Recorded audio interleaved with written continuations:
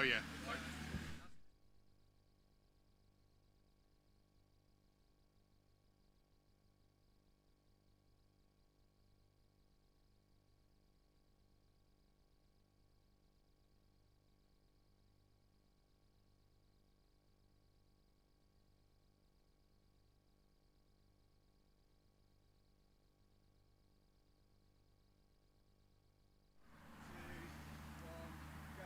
Good morning, everyone, and welcome to day 2 of the British Autograss series down here at Stroud. Slightly different weather conditions this morning. A little bit of rain in the air. I think it's going to be hit and miss throughout the day. I think there's a little bit more heavier stuff late afternoon. So I think the order of the day is to get the racing on as soon as we can and get through our racing. Yesterday, we thought the track was going to be a challenge for some of these drivers, and it didn't disappoint with the hill from down turn 1 into turn 2 and then around that back straight and then climbing up the hill.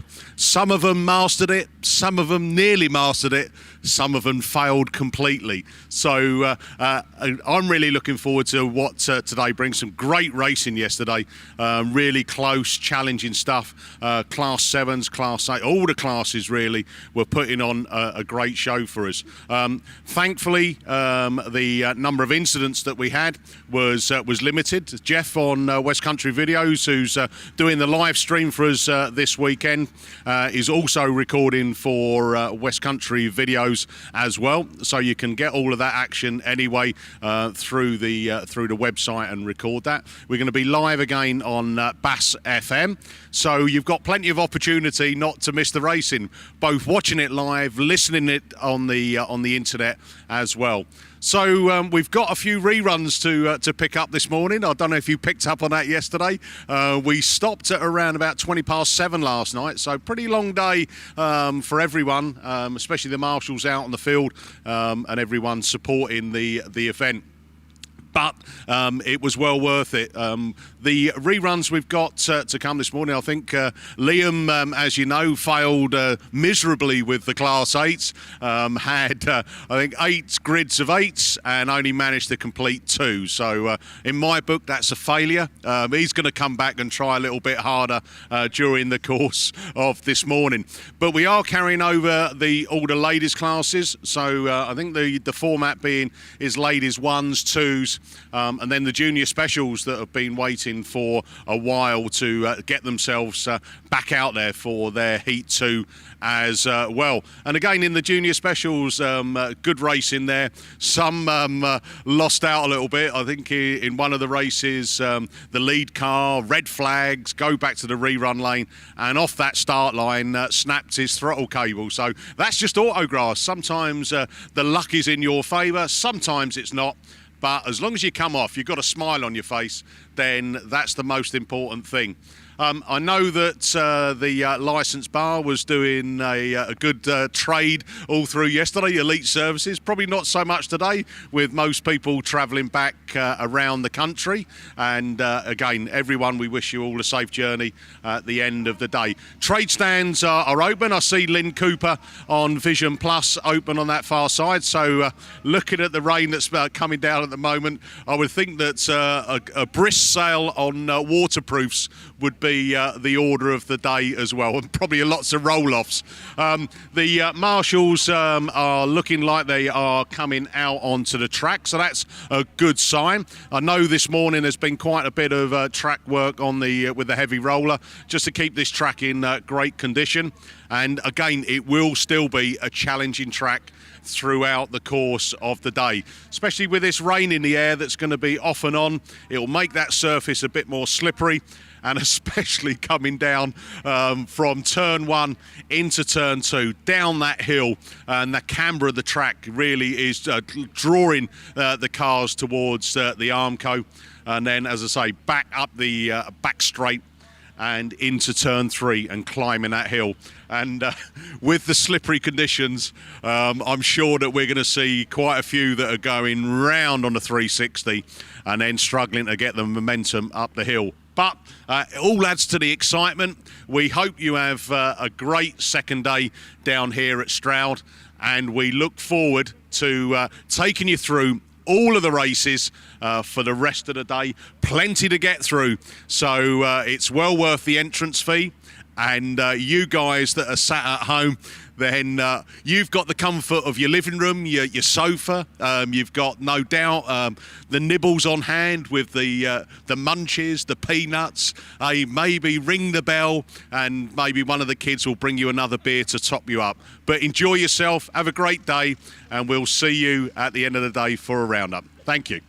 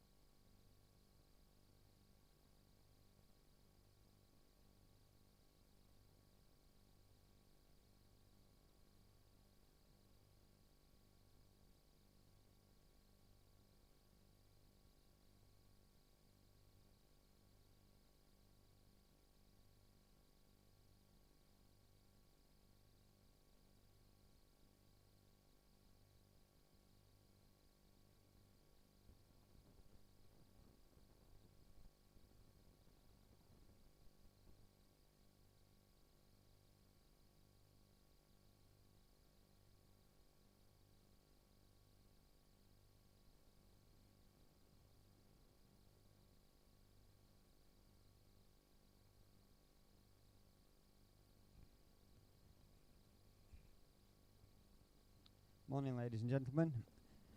A quick run through for you. Ladies specials this morning's running order. I'll starting with ladies class 1s, junior specials, ladies class 2s, 3, 5, 7, 9. After the ladies 9s, we'll be having the men's 8 reruns, men's class 10 second heat, men's stock hatch and F600s second heats, and then starting with ladies class 4, 6, 8, 10 second heats, and then we'll be moving on to the third set of heats. So that's ladies 1s, junior specials, ladies 2s, 3 ladies 3s, 5s, 7s, 9s, and then starting with men's reruns and classes that didn't run yesterday, and then on with ladies even numbers. Thank you. That works pretty well. Got a nice sound to it.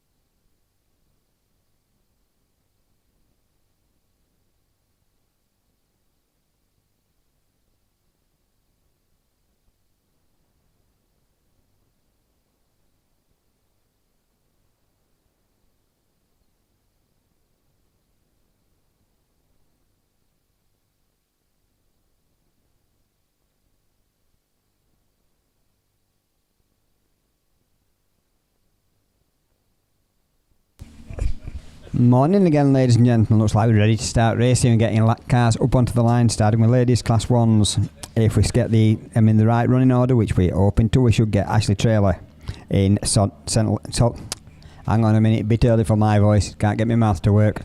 Solway 274 coming out on lane 1.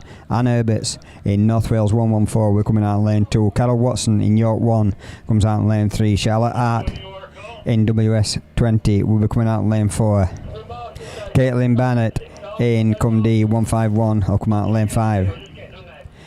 Fair Steventon in NS89 will be coming out in lane 6, and right on the outside in lane 8 is Claire Crompton in NS951, so that's 951 right on the outside.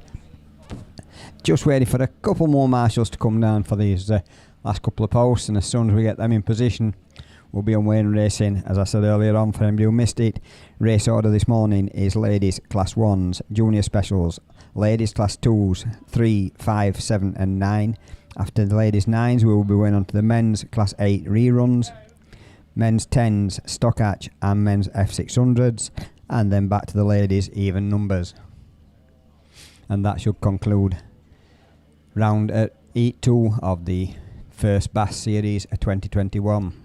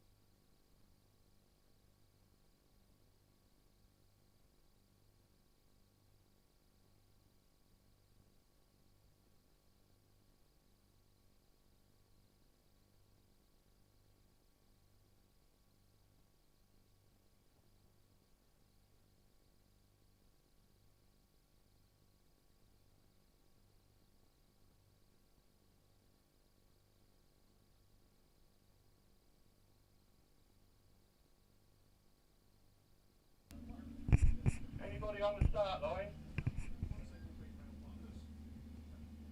Yeah, right. When you want to go. So looks like we're getting clearance. We've got in marshals. Can you send him out into the middle, please? Got marshals on all posts, so it looks like we'll be ready to go anytime. As I say, it's Ashley Trailer, Anne Herberts, Carol Watson, Charlotte Hart, Caitlin Barnett, Faye Steventon and Claire Crompton that's up there on the line. Yellow flags appearing round this field. But Marshall on post 1 finds his turn 1 finds his black flag, I think.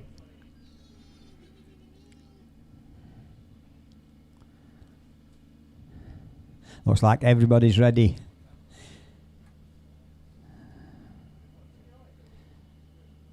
I don't know if anybody's out there watching live streaming this early, but if you are, welcome to the second day of the Bass.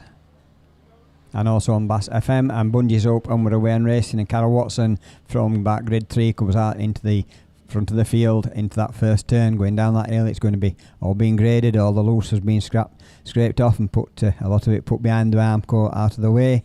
But it's Carol Watson that brings them round in Y1 with the North Shropshire 89 in that second position, and that's Faye Steventon in that one in that second position. Then it's Claire Crompton in the North Shropshire 951, but Claire's gone out a little bit wide as the Solway 274 of Ashley Trailer comes up into that third position, but Claire Crompton coming back as they go into the trade stand corner. So it's Carol Watson in Y1 that still leads it from North Shropshire 89, Solway 274, North Shropshire 951, WS20 and North Wales 214. Oh, a big bang in the panel work there, and looks like Ashley Trailer in the Solway 274.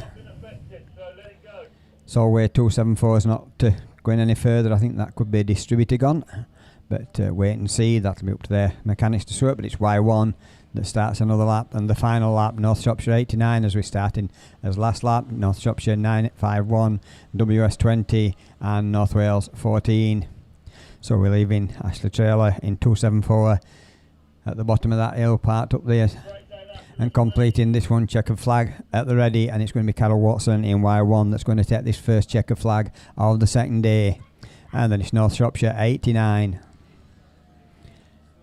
WS 951, WS20 and North Wales 114. So that's the first grid of the ladies class 1s. We've got on the second grid on the line, and it's Anna Baxter in Breed Nil 43 that's coming out in lane 1. Stacey Mills in LM 146 comes out in lane 2. Anna Moriarty in the North Shropshire 28 comes out in lane 3. Nia Jones in Typhy 352 comes out in lane 4.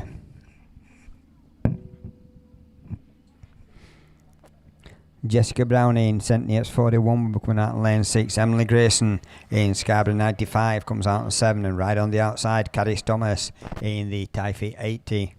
Just waiting for Ashley Trailer in Solway 274 to be recovered back up to the pits. Think that quad might struggle to get up that hill if it's a bit wet there. Nope, he's managing to take her straight back to the pits. I'm sure they'll get that car repaired to try and get out into the third set of heats later this afternoon. I think she's going to struggle to make the final. I can't remember what she did on her first run. So yellow flags appearing around this field as that one goes back to the thing. Bungees up and away and racing with race 2. Heat 2 of the ladies class 1s, and it's the St. Neots 41 of Jessica Browning that takes them into that first corner with the Scarborough 89, is it? Yep, no, 95, Scarborough 95, Emily Grayson. But St. Neots car's gone out a bit wide. Emily comes up on the inside, so it's St. Neots 41, Scarborough 95, TA 352, Breedon 43, North Shropshire 28, TA 80, and LM 146 is a little bit struggling a little bit. Looks like got problems on board. That's Stacey Mills, but no problems on board for the St. Neots 41 Jessica Browning as she brings them around for another time and asking. They're in that second place, still chasing hard is the Scarborough 95 with the TA 352 and Nia Jones in that third position. Then it's the Breedon 43 of Anna Baxter climbing that bank in, and we've got a battle on for that first position as Emily Grayson looks up on the inside of the St. Neots 41 of Jessica Browning, and now gets that lead position. Can she hang on to it coming around that corner down this bottom side towards this last lap flag? So it's the yellow flag with the black cross tells them one more lap to go. So it's Scarborough 95, St. Neots 41, TA 80, then it's Breedon 43, North Shropshire 28 of Anna Moriarty. So into that trade stand corner for a final time. Emily Grayson struggled a little bit for the first lap, but then got into the lead and is just stretching away from the rest of the field. St. Neots 41 in second place, TA 352, and that's the checkered flag through. TA 80, Breedon 43, and North Shropshire 28 completes race 2. Heat 2 of the ladies class 1s. That means we've got one more race to go, and that'll be the TA for the race 3, which brings out Ellen Burton in TA 14, Lucy Wickham in Penau 27, Laurie R. Davis in TA2, York 192, Leanna Morton will be coming out for Sophie Lewis in Atherstone Treble 2 will coming out in lane 5, Ella John in PhD 6 will come out 6, and Victoria Tilson comes out in lane 7 in St. Neots 296, and they're going along the top straight towards the trade stand corner. It's the PhD 6 that takes them straight into the lead, goes straight into the lead. That's Ella John as she goes into that trade stand corner, but she got two other cars on the outside of her who's going to get the best run around this corner, and it's Ella John in PhD 6. No, it's not, it's TA2 that comes up into the lead. That's Laura Davis that comes out to the outside, but PhD 6 battling back again and gets the lead going up that hill onto that top straight. We've also got another one up there. Who's that one? That's the Atherstone Treble 2, I think, Sophie Lewis. So Atherstone Treble 2s, I've just heard on the radios, we're going to pick a green flag up for contact, but it's now Atherstone Treble 2 that leads it from TA2, PhD 6, Penau 27 of Lucy Wickham, but there's not a lot between these four. But Atherstone Treble 2 is up in the front of the race at the moment, Sophie Lewis, but she's going to get docked 2 places for a bit of contact on one of the earlier laps, but she's still battling to try and keep that lead position. So it's Atherstone Treble 2 that leads it from TA2, PhD 6, TA 14, Penau 27, St. Neots 296 and York 192 as they're all on to the last lap. No, we've got red flags on this one because we've got cars. Also the problems down here, so we'll just let the marshal sort that one out.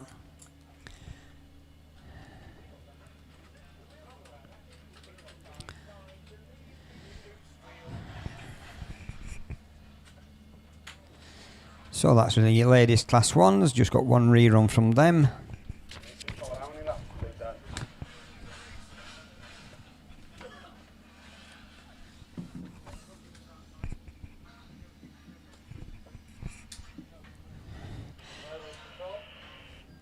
So we've got single seaters, Mummy's Little Darlings up there. So these is between, remember these, anybody who's new to Autograss, if you're watching it on live streaming and you've never seen it, the cars that's on the line at the moment, the little single seaters, these are 1200 engines in the back of these cars, and they're purpose built for Autograss, and they're driven by juniors between the ages of 10 and 16. So that's what's on the line at the moment. Looks like the medics are just talking to the driver down there, not too concerned.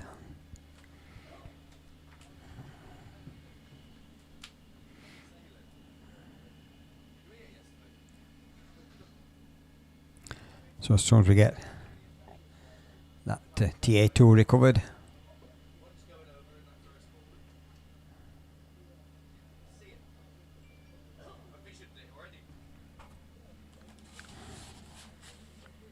so TA2, Laurie R. Davis climbs out of the car under her own steam, puts a thumb up to her supporters up the field. Yeah, TA2 will be excluded from the race. Everybody else will have repair time. Everyone is taking the last lap back. I take it from the result and go one lap back. So it looks like we're going to take a result from that one, excluding TA2.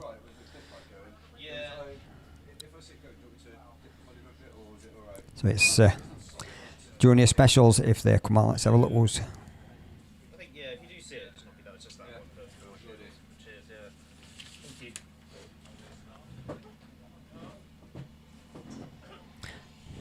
Digit Plantair, I don't think I mentioned them yesterday. Apologies to the Powells for not doing that, but Digit Plantair that's sponsoring these junior specials. And coming out in their first race will be Daniel Smith from Lud 40, lane 1. Brandon Young in Evesham 223 coming out in lane 2. Alex Hines in Breednell 5 comes out in lane 3. Riley Lindsay in PhD 8 will be coming out in lane 4.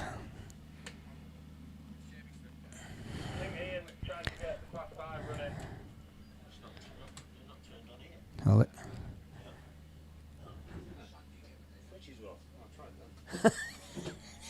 I'm not going to say a word.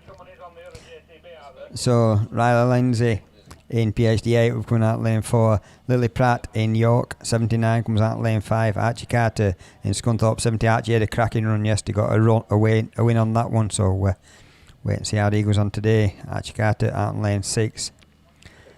Tilly Clark in Bradford 210 will be coming out 7. And Harry Wild in North Wales 21 will be coming out in lane 8, right on the outside. Looks like we're needing something a little bit more manly than the quad to get this car that's trying to climb that hill. Looks like the marshals pushing it and the quad are going to get it going. Yeah, once they get it moving, he's going to manage it, get it off. So once we get them two cars out of the way, we'll be away with this Digit Plantair sponsored junior specials. 5 races of these, so they've got a lot of racing to try and make the top 8 to get into the finals.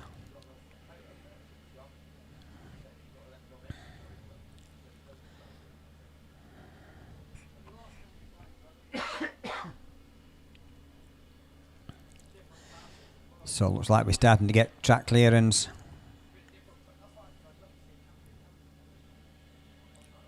Did you get that for the last race? Yeah, we did.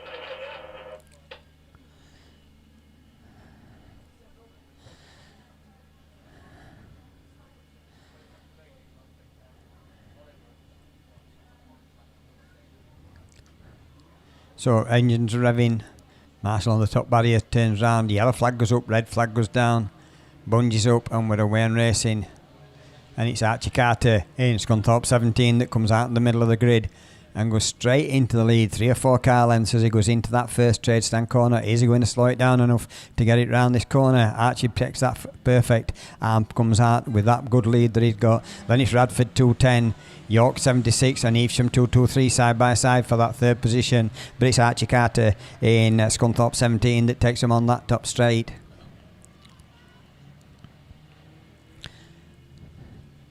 battle on for that third position, but the leader in second place away and clear at the moment. Nobody looks like they've got an answer for that Scunthorpe 17, and in that second position it's the Radford 240. 210, sorry, off Tilly Clark, so Tilly Clark in that second position now, well clear. But nobody's got an answer for this leader. The others all now getting well stretched out. We'll go through the rest of them as they come through this time to see the yellow flag with the black cross tells them one more lap to go, and it's Scunthorpe 17, Radford 210, Evesham 223, Breeden 05, York 76, North Wales 21, and last but not least is the PhD 8 of Riley Lindsay. So coming around this time it's going to be Archie Carter in Scunthorpe 17 that's going to take it. Radford 210 of Tilly Clark in that second place. Third place is going to go to the Evesham 223 Brandon Young. Then it's the Breeden 05 of Alex Hines. York 76 Lily Pratt. And last but not least is the PhD 8. So that completes the first race of these junior specials.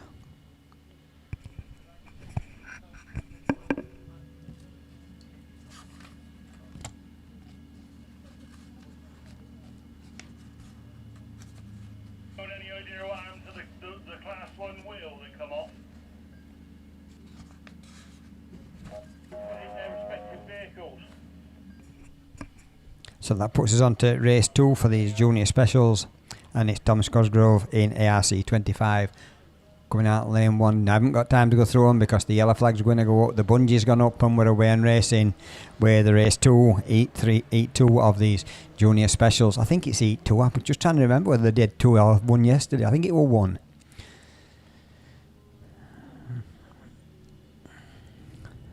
They're all coming around, they're all keeping under control, but it's that Border County's 114 and SS2. Kirsty Bartlett in that second position. Border County's 114. Callum Stead, so it's Callum Stead that stretches that lead 3 or 4 car lengths as they go up that top straight towards that trade stand burst. Kirsten Bartlett then in that SS2 in that second position. Sliding down this hill and coming through, and then third position. Then we've got TA32, Evesham 121. Remember, all these cars are being driven by somebody who's not old enough to hold a licence on the road. They're all between 10 and 16 year old. As they stretch up that top side into this trade stand corner, they're going to see the yellow flag with the black cross when they come around this time.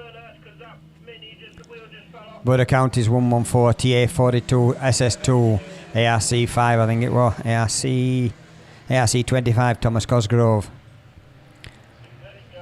So Border County's 114, Callum Stead on that top straight into that trade stand corner for the final time, and it's checkered flag at the ready.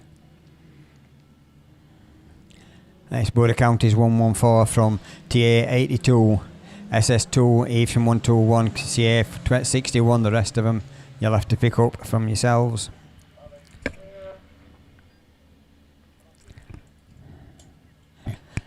So moving on to race 3, and a quick mention from the marshals. Apparently the Mini that had the accident in the previous race, its wheel had come off for no apparent reason, so please, it looks like we've got somebody tampering in the pits.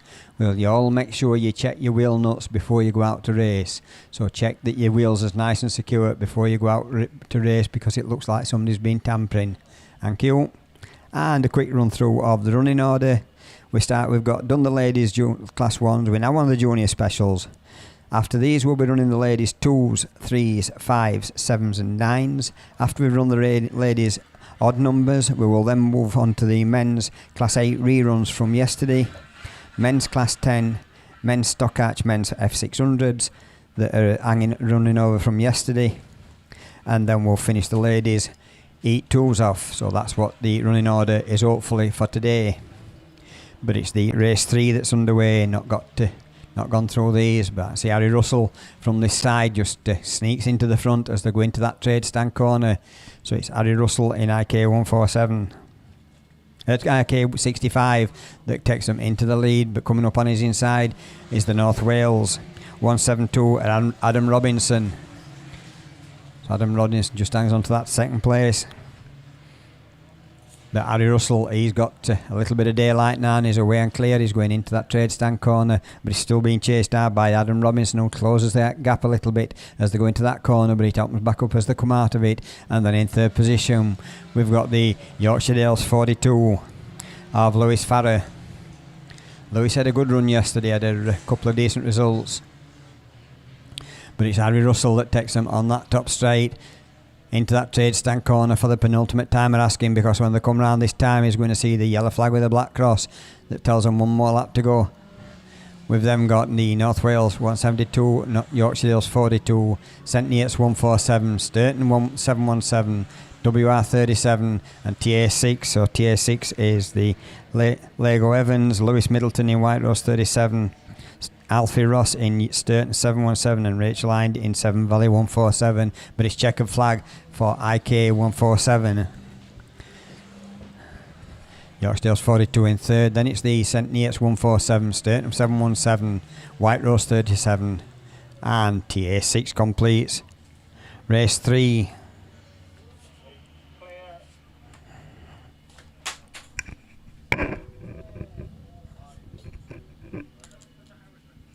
So that's race 3 completed. That means we're moving on to race 4. Callum Barker, or Callum had a cracking day on his first run yesterday. They did have two, not with his, then he had got it stopped and had to have a rerun, and then on his second run his throttle cable snapped as he went off the line, so he didn't get any points yesterday. But it's Callum Barker in Scarborough 50 that comes out in lane 1. Troy Altby in Scunthorpe 161 comes out in 3.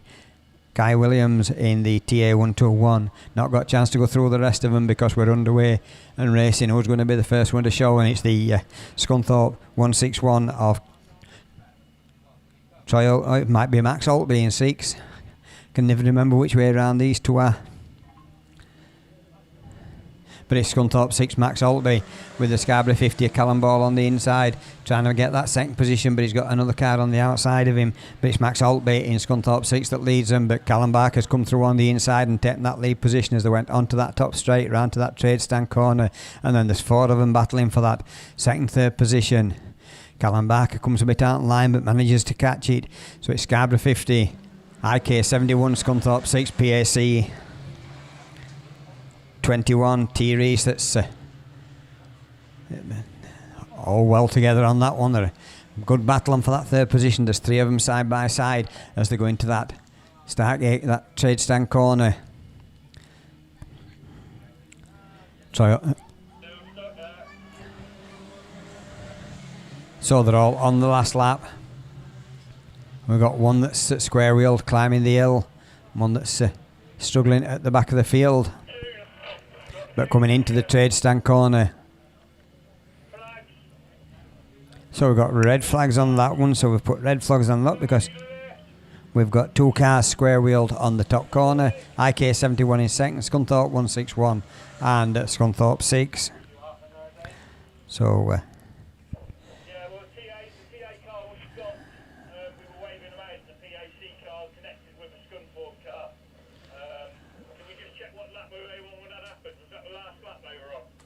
so that completes race 4. Whether we get a result, that'll be up to the marshals and the officials. We then move on to race 5, 5th and final race for the junior specials. William Bradford in Border Counties 115 will coming out in lane 1. Georgia Beatley in North Wales 39. Archibald Stewart, LM39, comes out lane 2. Owen Bradford in Border Counties 116 comes out in 4. Aaron Richardson in Pennine 6 comes out lane 5. Kian Lewis will be coming out in lane 6 in treble 6. And Sydney Lomax in North Wales 199 comes out in lane 8.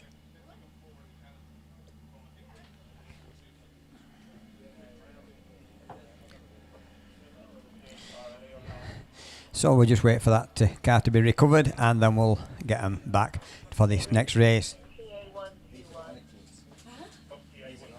I know, he said 10 and 16. Some of them look tiny in that car, don't they? Bless them. I was like, oh, wait up for him, he's right behind him.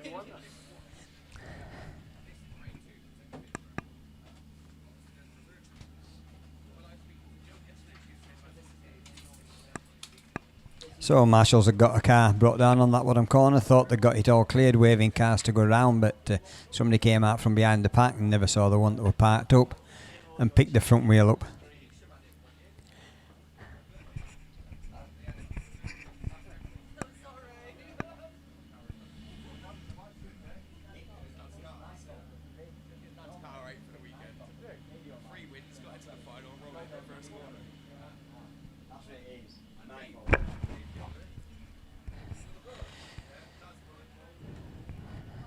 So race 5, two of the William and Owen Bradford battling together. So they're going to cheer for Bill. Who are you going to cheer for? This is going to be a real problem for you. So again, the teleporter into the centre of the field, ready for if we have any more problems. Hopefully we won't. We've got this race 5 ready to go. So yellow flag goes up, bungee goes up.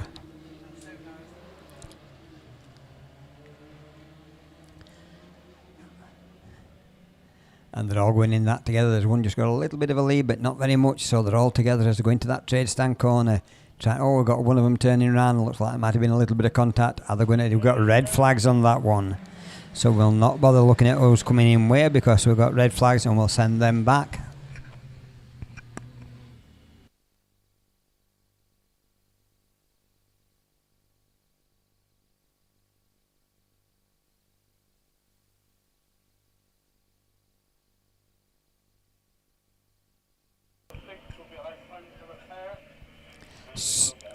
That one was classed as a first corner incident. Everybody back in the rear run, and the one that's got damage at the back has got time to repair. So don't know where it is, but they will get time to repair. I think it's Kian. I think it's treble 6 Kian.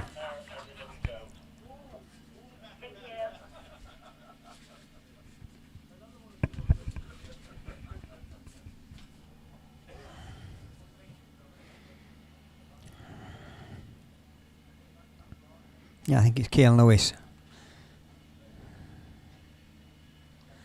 That's going back on the back of the quad. His car will go back on the teleporter, and they'll try to do the best to get that repaired. Might just be the tie arm that's snapped on that, because the back wheel goes in all directions.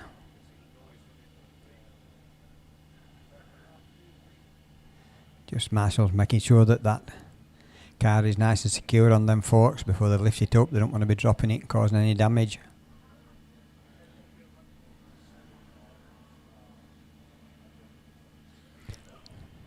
And then we'll be moving on to ladies class 2s.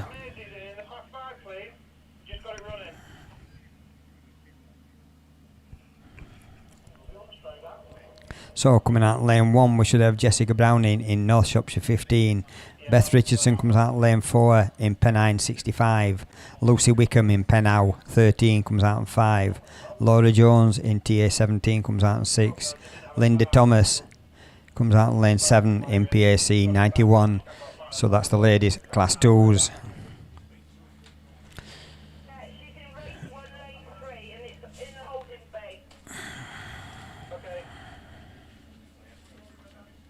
And class 2 sponsored by I've lost Fleet Care Services for the series and Amron Traffic Management for this weekend.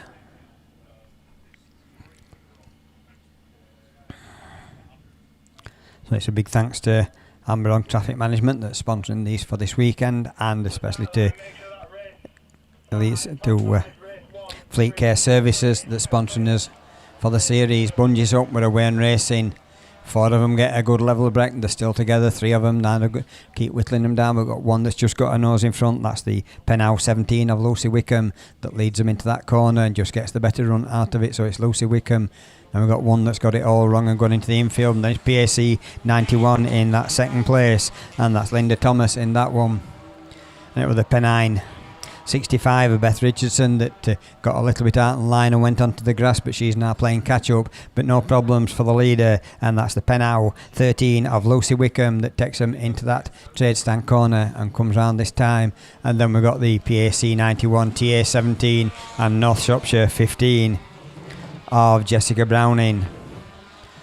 So Jessica Browning chasing hard, but she's in 4th position, but it's back up at the front, and it's the Pennow 13 of Lucy Wickham that takes them round the trade stand corner for the penultimate time, because they're coming round this time to see the yellow flag with the black cross. So it's Pennow 13, PAC 91, TA 17, and North Shropshire 15, PAC 17 is Laura Jones, and North Shropshire 15, Jessica Browning. And we've not mentioned is the TA 17 of Laura Jones. But it's checker flag at the ready, and it's Pennow 13 that takes the checker flag. PAC 91, North Shropshire 15, and TA 17 in 4th place.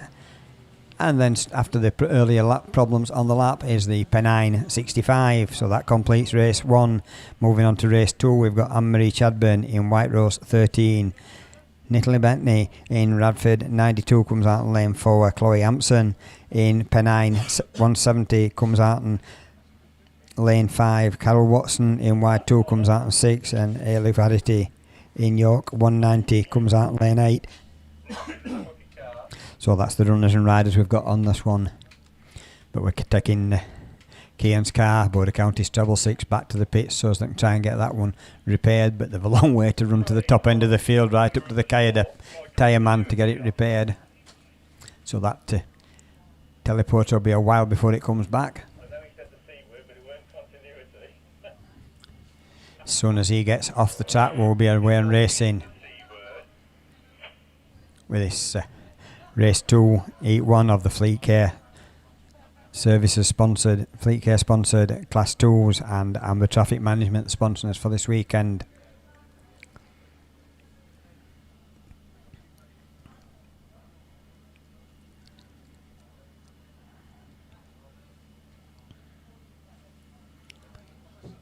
So it's right, that's clear. We should be ready. Bungee's going up. We're away and racing.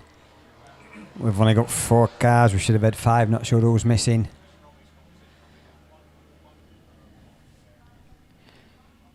$13.92. Carol Watson just gets a little bit of a knock, but she's side by side with the Radford 92. But it's 92 that's just got her nose in front. White Rose 13. Anne-Marie Chadburn in that 3rd position. Carol Watson there. Radford 92 and Nicola Bettany got that lead position. Looks like she's stretching away. Anne-Marie Chadburn looking to move up on the inside, but Carol Watson just keeps her nose out in front as they come round this time. Carol Watson coming out a bit wide. Anne-Marie Chadburn on the inside getting into that 2nd position. York 190. Ailey Verity in that 4th position, but it's the Radford 92 and Nicola Bettany that takes him up onto that top stripe, but she's gone a little bit out on line and everybody's caught up. Anne-Marie Chadburn look up on the inside in the White Rose 13. Carol Watson sticks it tidy on the cones and tries to get back up on the inside, but it's still the Radford 92 from White Rose 13, York 2 and York 190.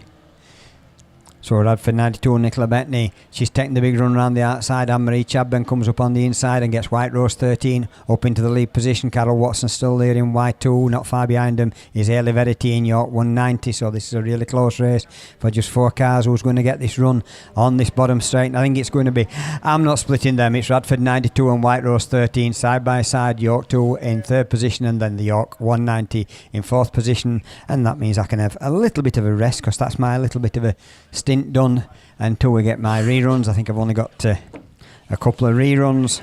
I've got one in ladies class 1s and one in the juniors, I believe, and when we get them back later on we'll be back with you. But at the moment we're going on to 3, so that means for the first time this morning it's Mr. Liam Williams. Yeah, thank you very much, Paul. So good morning to everybody trackside and those watching live and of course on Bass FM as well. We are already away then with your ladies class 3s, of course the 1 grid to come your way, and it's the heat winner from the first round of qualifying at Leeds, Jade Russell from Becky Shaw. There you 1 and 2. Nicola McKenzie running in 3rd in the Pennow number 3 machine, but as I say that, she runs out wide and it looks like it's the Carmarthen car, Catherine Bainan, that moves through. The ones making up the order, Typhy number 8 off the pace, Naomi Davis in Typhy 1 and Gemma Fullard in Radford number 70. But on to another circuit, Jade Russell it is. in Yorkshire Dales 86 that leads the way, looking to make it 2 wins out of 2. Becky Shaw, I think, picked up a black flag yesterday, so no points on the board for her at the moment. So she's looking to try and hold on for second. She's obviously going to try and get a win, but it's last lap flag this time. It's Jade Russell, Becky Shaw, Catherine Bainan still running in third in the Carmarthen number 3. Nicola McKenzie going out very wide in the Pennow number 3 machine, and that allows Typhy 8 of Louise Jones to just sneak through. Oh, little bit of contact towards the back, but they keep it going as the checkered flag's coming out. Your race leader has slowed right down. Becky Shaw's going to go for a last-minute challenge around the outside. It's a dash to the line. It is Yorkshire Dales 86 that takes it. Becky Shaw takes second. Catherine Bainan in third. Nicola McKenzie takes fourth from the Typhy 8 of Louise Jones, Typhy 1 of Naomi Davis, and Radford 70 of Gemma Fullard. So, well, I'll tell you what, they were problematic yesterday, but no problems getting through that one this morning. Brilliant stuff there from the ladies' Class 3s. That concludes them for their second round of qualifying. That concludes me. Easy morning's work so far. 1 race, 1 completion. I've got a lot of reruns to come your way a little bit later on, though. So I'm done for a moment. I can relax. So we've got Class 5s on the line. You've heard him this morning waking you all up, which I'm sure was a horrible feeling for most of you trackside, to be honest. But for the first time to do some commentary on the racing today, it's over to Mr. Mickey B. Yeah, thanks very much, Liam, and a very warm welcome to this day 2 of the British Series, Class 5. So, sponsored this weekend and the series by B&J Race Engines, brings out race 1, South Somerset 7, Lindsay Pittman out of lane 7, Nicola Jesse, York 44, lane 6, Rhiannon Smith, South Somerset 36, lane 5, Shauna Stedman, Evesham 777 out of lane 4, Maisie Phipps in Stroud and District 14, lane 3, Sarah Bateman, Stroud and District number 1. So that's how they're running on this one. Who's your money on? That's lane 1, by the way. Yesterday, people didn't really think it was the best one. There's been some good starts out of there this morning, and fair play to the guys who've worked tirelessly when we finished racing last night and early this morning as well, out with some the track work with a heavy roller, and the track is in great condition for day 2. Still the challenges of the incline down from turn 1 into turn 2, and then that hill climb going up from 3 to 4.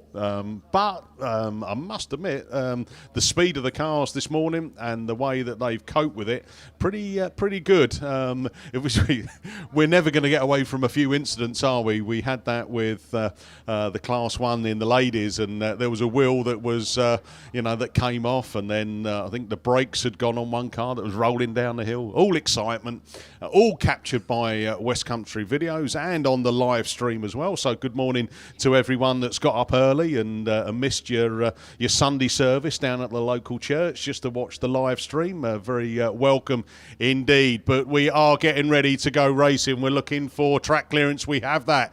We get the bungee lifted. Let's go racing. And who's got the best of the starts as we bring it up there? Whoa, Bateman's had a good flyer coming out of that grid 1. I said that it was an early one as they're bringing it round turn 1. Turn 2, Bateman leads it then. Leads them up into that hill climb. Stroud and District 14. Next to show in there, that's Maisie Phipps. Maisie Phipps going up there, the 777. Shauna Stedman. Then it's Nicola Jesse. South Somerset 36, Rhiannon Smith. Work to do at the back. Nicola Jesse now looking to make up a place as she comes into turn 1 down the hill. South Somerset 7's got a problem on board. That's Lindsay Pittman. She's out of this one. But it is Sarah Bateman, Stroud and District 44.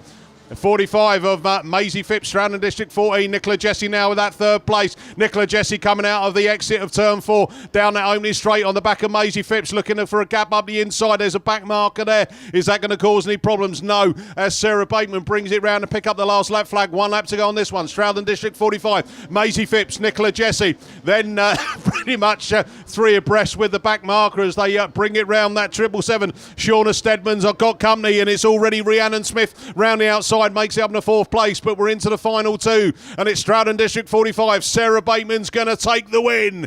Bateman takes the win. Who's going to get second? It's a chase for the line. Stroud District 14, Maisie Phipps from Nicola Jesse. From Stroud the South Somerset 36, Rhiannon Smith. 777 machine, Shauna Steadman.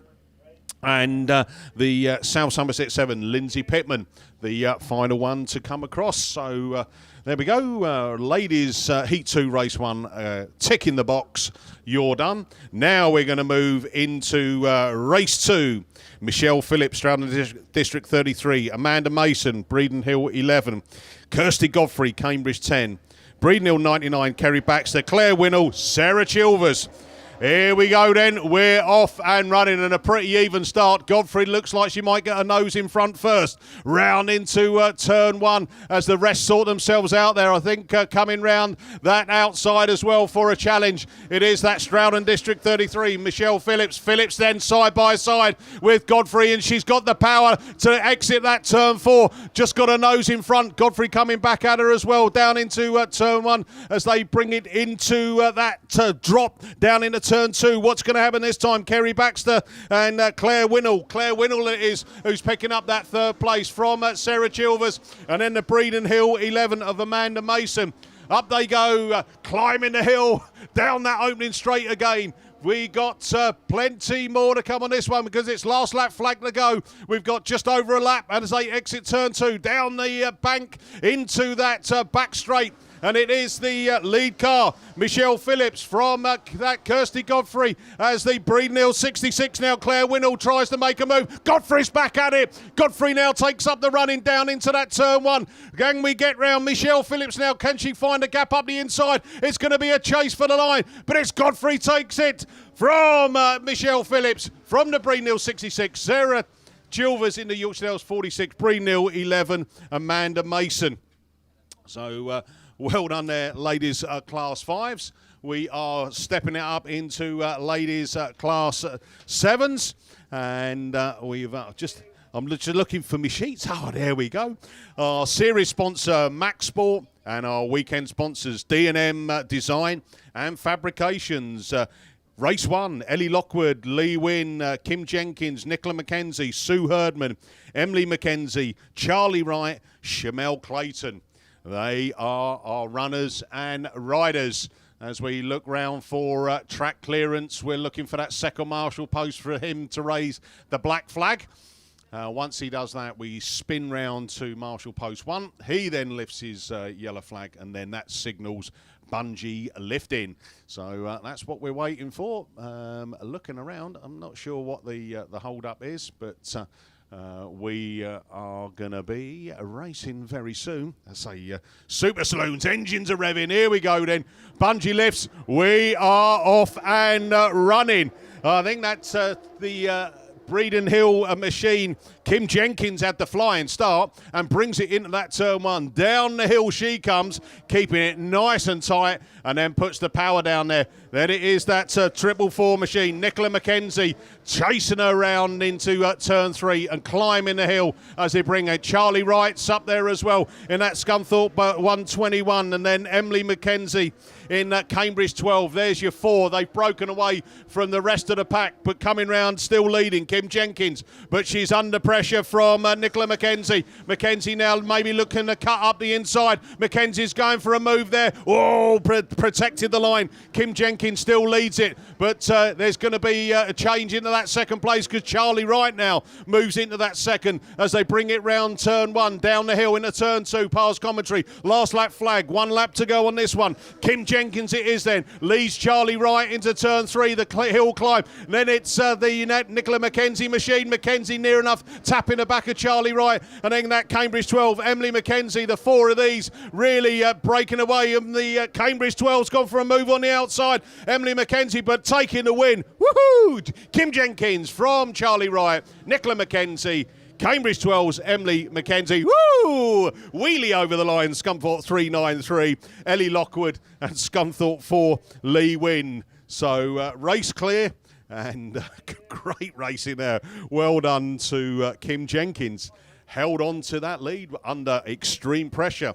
Here we go then, race 2, York 18, Michelle Barrett, Ali Ashmore, Kelly Matthews, Julie Hawthorne, Fenny Howe, Alice Bevans, Kenzie Adams and Michaela Dance. All the 2 sisters are out. The parents are now got hands in the head going, oh, let it be clean. They're best of friends as well, so I'm sure it will be. Michaela Dance, can she make it 2 out of 2? She's coming out of that dreaded lane 1 though. What is going to happen on this? Can Alice get a good run in that PAC 53? Michelle Barrett, York 18, coming out of lane 8. Ali Ashmore, Scunthorpe 514, lane 6. Kelly Matthews, Invicta Kent 427. That went well yesterday, lane 5. Radford 176, Julie Hawthorne, Fenniel, lane 4. And Kesney Adams, Border Counties 26, out of lane 2. So that's where they're all positioned as we wait for that all-important track clearance for our Heat 2, Race 2 of the Ladies Super Saloon Class 7s.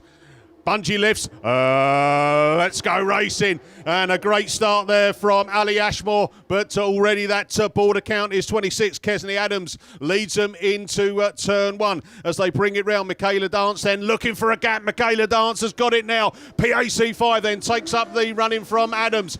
PAC 53, Alice Bevans tucks into that 3rd place. Ali Ashmore's just climbing a hill behind them as it's all getting mixed up as they come through this time. PAC Machine still leading. PAC 5, Michaela Dance then. She's extending her lead, but the sisters behind her. Sisters doing it for themselves. Alice Bevans into that 2nd place. She climbs the hill as well. Ali Ashmore makes a move up the inside of Invicta Kent 427. Kelly Matthews there side by side as they bring it round. Radford 176, problem on board at the back. Julie Hawthorne, Fenny Howe, but we've got red flags. Oh, dear me. I think I've just heard BC 26, the reason for the stoppage. We'll get that confirmed, but I was doing okay. I was thinking there'll be a nice steady 2 Class 5, 2 Class 7s, and I've got a rerun already. So, but good stuff, though. I enjoyed the racing. Up on the line, we are going for ladies' Class 9s, and it's back over to Mr. Lover, Paul Glover. You took me by surprise. I ain't got my paperwork ready either. I thought he'd got a bit more to go. I thought he'd more races than that. Anyway, Class 9s. Casey Gunn, Chloe Richardson not going through them because we've got Bungie up and racing. Who's going to be the first ones to show? They're all getting tangled up. But a little bit out in line, actually. Katie Adaman in that Y6 in that 3rd position, moving up on that inside. Who's the first one on this front bit? But it's Katie Adaman in that Y6 that comes through with the North Shropshire 98 of Ashley Traylor in that 2nd position. So Ashley a little bit out of line but gets it recovered. Then we got one of the Pascals, Jade Dyke Pascal in Ediford 150 in that 3rd position, but it's Katie Adaman that brings them down this bottom straight. Sits it on its back wheels as it comes that corner. North Shropshire 98, Ediford 150, PhD 1, Yorkshire Dales 45 is Angie Chilvers, PhD 1, Sadie Lindsay. So Sadie Lindsay clear on her own in that 4th position, but it is Katie Adaman that's showing them the way around this track as she sees the yellow flag with the black cross. North Shropshire 98, Ediford 150, PhD 1, Yorkshire 45, Pennine 115, then 29, Evesham 29.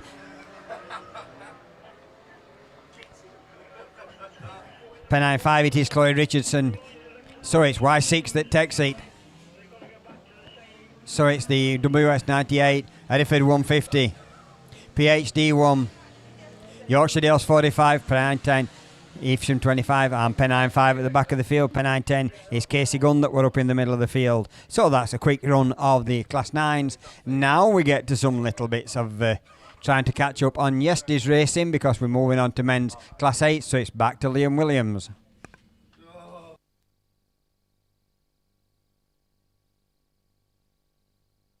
Right then, yeah, cheers, Paul. So we are going back to the men's racing for their 2nd round of qualifying. Just the 6 reruns to come your way of men's Class 8s, and we're going to have to pick them up as they go. This is a rerun of race 2 from yesterday, and we are already away and gone. And who's the first one to show? Tommy Chadwick it is.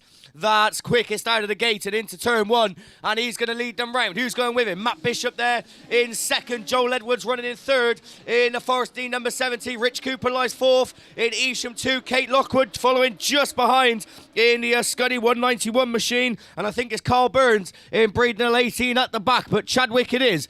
That leads them round once more. 151. Bishop still there in second. The race is on for the minor places. Kate Lockwood dropping back in Scunny 191. She's found herself now at the tail end of the field, but at the front, no problems for Tom Chadwick in 151 as he comes round to complete another lap. 2 more to go for him. Matt Bishop still chasing him hard in Yayton Sudbury 73. It's all getting a little bit tighter in the middle of the pack. Third looks safe with Joel Edwards. Kate Lockwood's on an absolute mission as she looks to get back to fourth, but Rich Cooper fights back round the outside as Kate storms back up on the inside line. It's last lap flag. No, it's not. We got 2 more to go as Chadwick under pressure now from Bishop, who looks up the inside in Yayton Sudbury 73. They're virtually side by side down the far side, but it's Chadwick that just about has his nose in front in North Shropshire 151. As he comes round, this time it is last lap flag. 151, 73. There you 1 and 2. Lockwood had a brilliant drive to get herself back up to third in 191 from Rich Cooper, Carl Burns, and problems for Joel Edwards in the Forester Dean number 70 as he starts his final lap. It's checkered flag at the front. It's Tommy Chadwick, North Shropshire 151, holds off to take a brilliant win from Matt Bishop in Yayton Sudbury 73. Kate Lockwood takes third, Rich Cooper in fourth, Carl Burns in fifth in Breednell number 18, and problems in the end for Joel Edwards in the Forest of Dean number 70, who comes round and completes it all. So that is race 2 of your men's class 8's done, and I tell you what, if we can keep it like that for the next 5, then I'll be very happy and my throat will be very grateful, because don't forget we have of course got semi-finals of your men's class 8's to come a little bit later on, so we are looking for the top 16 point scorers. This then should be a rerun of race 3 down there on the line, and just trying to pick some of the cars up. So just trying to see if this is race 3 or not, because they probably will throw one in just to confuse me, but I think Ash Hall is down there on the line, so if that is the case, then it is race 3. I think this one going without Dan Ray in Scunthorpe 52. So Ian Littler in St Neots 55. Dan McKenzie, heat winner in round 1 in Cambridge 44. Ash Hall, as I said, in St Neots 60. Tim Russell in Invictus Kent 19. Tom Harris in Carmarthen number 1. Jack Sharp in York 96. And Jacob Hallenby in York 81. They should be the ones that are down there on the line. As I said, I think Dan Ray, unfortunately, missing from this lineup in Scunthorpe 52. But as I said, Dan McKenzie, a heat winner in Cambridge 44. So he'll be looking to make it 2 wins out of 2. He's coming though from the inside grid, so he's got to get it in and get to that first corner very quickly to try and get it out of it in that first place position. And look at him, he's taking a very tight line, just drifts out a little bit, but it's Russell that leads from McKenzie. Carmarthen number 1 and Tom Harris runs third. Ash Hall on the inside in St Neots number 60. Then we go to Jacob Hallenby in York 81, and I think the one at the back is the Jack Sharp machine, but at the front it's still Tim Russell that leads the way. Mackenzie's hunting him down in Cambridge 44, Carmarthen 1, St Neots 60, York 81, and Jack Sharp in York 96. A change for fourth as Ash Hall moves up on the inside. Jacob Hallenby went out very wide and has lost a lot of pace as we look back to the front. Losing no pace is Tim Russell in Invictus Kent number 19. As Tom Harris gets it round in Carmarthen number 1. So can he get it going? We're going to continue with the racing, and it's going to be Tim Russell that leads them round once more. Tom Harris just gets the car going and moves out of the way. Brilliant as they come round with 2 more to go. It's Russell from Mackenzie. We're going to keep our eyes on those 2 as they go up the hill. Third and fourth is Ash Hall and Jacob Hallenby. Tom Harris a lap behind. So Jack Sharp it is the next one in York 96. But it looks like they're coming round now for the final time. Can Russell hold off? It certainly looks like it. IK19 takes a brilliant win. First and a second for Dan McKenzie in Cambridge 44. Ash Hall snatches third. Jacob Hallenby takes 4th, and Jack Sharp finishes in 5th in the York 96 machine. So 2 races we had scheduled, 2 races we have complete, as race 3 makes its way off the circuit. And look at this, who would have thought we'd be seeing this so early in the morning? Water Bowser's coming out on track to give the track a little bit of a soaking before we go racing with race 4. Beresford Chassis and Components, your sponsors for the men's Class 8. And we will be seeing Jeff Beresford a little bit later on in race 5. But as I said, race 4 down there on the line gives us a chance to go through the runners and riders. So lane 1 should be Dan Barnard in Scunny 181. Had problems yesterday with that car. I know Alice didn't take it out in the ladies 8, so whether he's down there remains to be seen. Graham Moss, another one who had problems yesterday. White Rose 53. Dave Evans in Cumdy number 6. Phil Talbot in Solway number 2. Anthony Ross in Sturton 77. But looking to the line, I think Anthony Ross isn't actually down there. He looks to be in the grid behind. So I'm going to take a wild guess and say that this is actually a rerun of race 5, because I think I can see Matt and Jeff Beresford on the outside grids. So Paul's got the binoculars and he's saying yes. So I told you they'd throw something in to confuse me, didn't I? It don't take much, mind, I will admit that. So there we go. This is a rerun then of race 5. So I tell you what, this is a cracking heat. Matt Beresford's down there. He had a win yesterday in North Shropshire 155, as did Tom Lewis in Border Counties 55.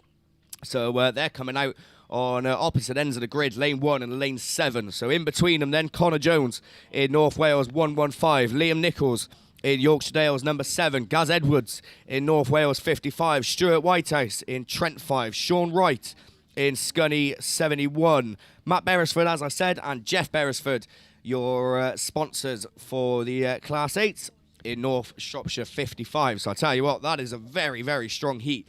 Sean Wright doesn't appear to be down there on the line, so there we go. So just hearing from Paul that the car is badly damaged. So unfortunately, Sean Wright won't be down there. He had a 3rd yesterday as well, so I'm sure he'll be absolutely gutted. Who done what yesterday? As I said, Beresford, Matt Beresford and Tom Lewis, they both had a win, so it'd be interesting to see them two going at each other. Stuart Whitehouse had an absolute miserable first run in Trent number 5, as the car had issues aboard and didn't make it round the track hardly. I think he did limp across the line and pick up 8th place points.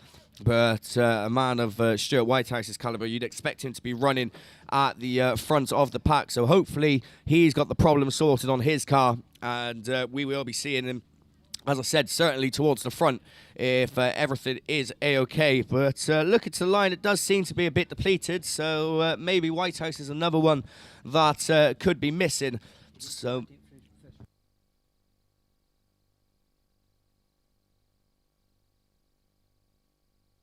there we go then. Yeah, just hearing that Stu Whitehouse isn't out, as he didn't come out for the first time of asking yesterday, as we are away though, and it's the 2 heat winners I think that lead the way. It's Tom Lewis and Beresford as they go into turn 1. Tom Lewis gets it all wrong and finds himself last in Border Counties 55, so it's Matt Beresford that leads the way. Gaz Edwards then in 55, battling it out with GB on the outside in North Shropshire 55, and then another 55, Tom Lewis it is, in 4th in the Border Counties machine. And I think Connor Jones makes up the tail end of the field, but your race leader getting away, a wheelie there for Jeff Beresford in 3rd, but it's Matthew that leads the way. Gaz Edwards running in a very respectable 2nd in North Wales 55. Tom Lewis is on a charge, he's back to 3rd in North Shropshire 55, leaves Jeff Beresford behind him in 4th, and Connor Jones still playing catch-up in North Wales 115, but a few more to go.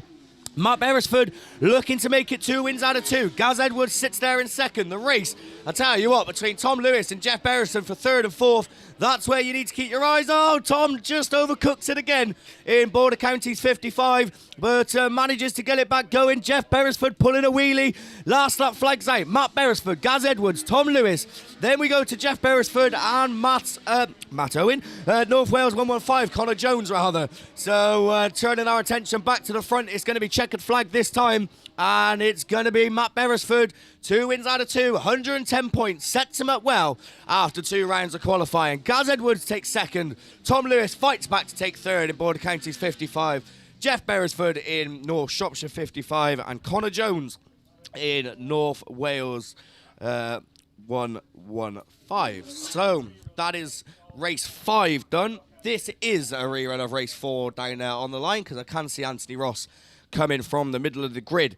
So this is the one with Graham Moss, Dave Evans, Phil Tolbert, Anthony Ross, Geraint Herbert, Craig Dodd, Zach Yeardley in Sturton 691.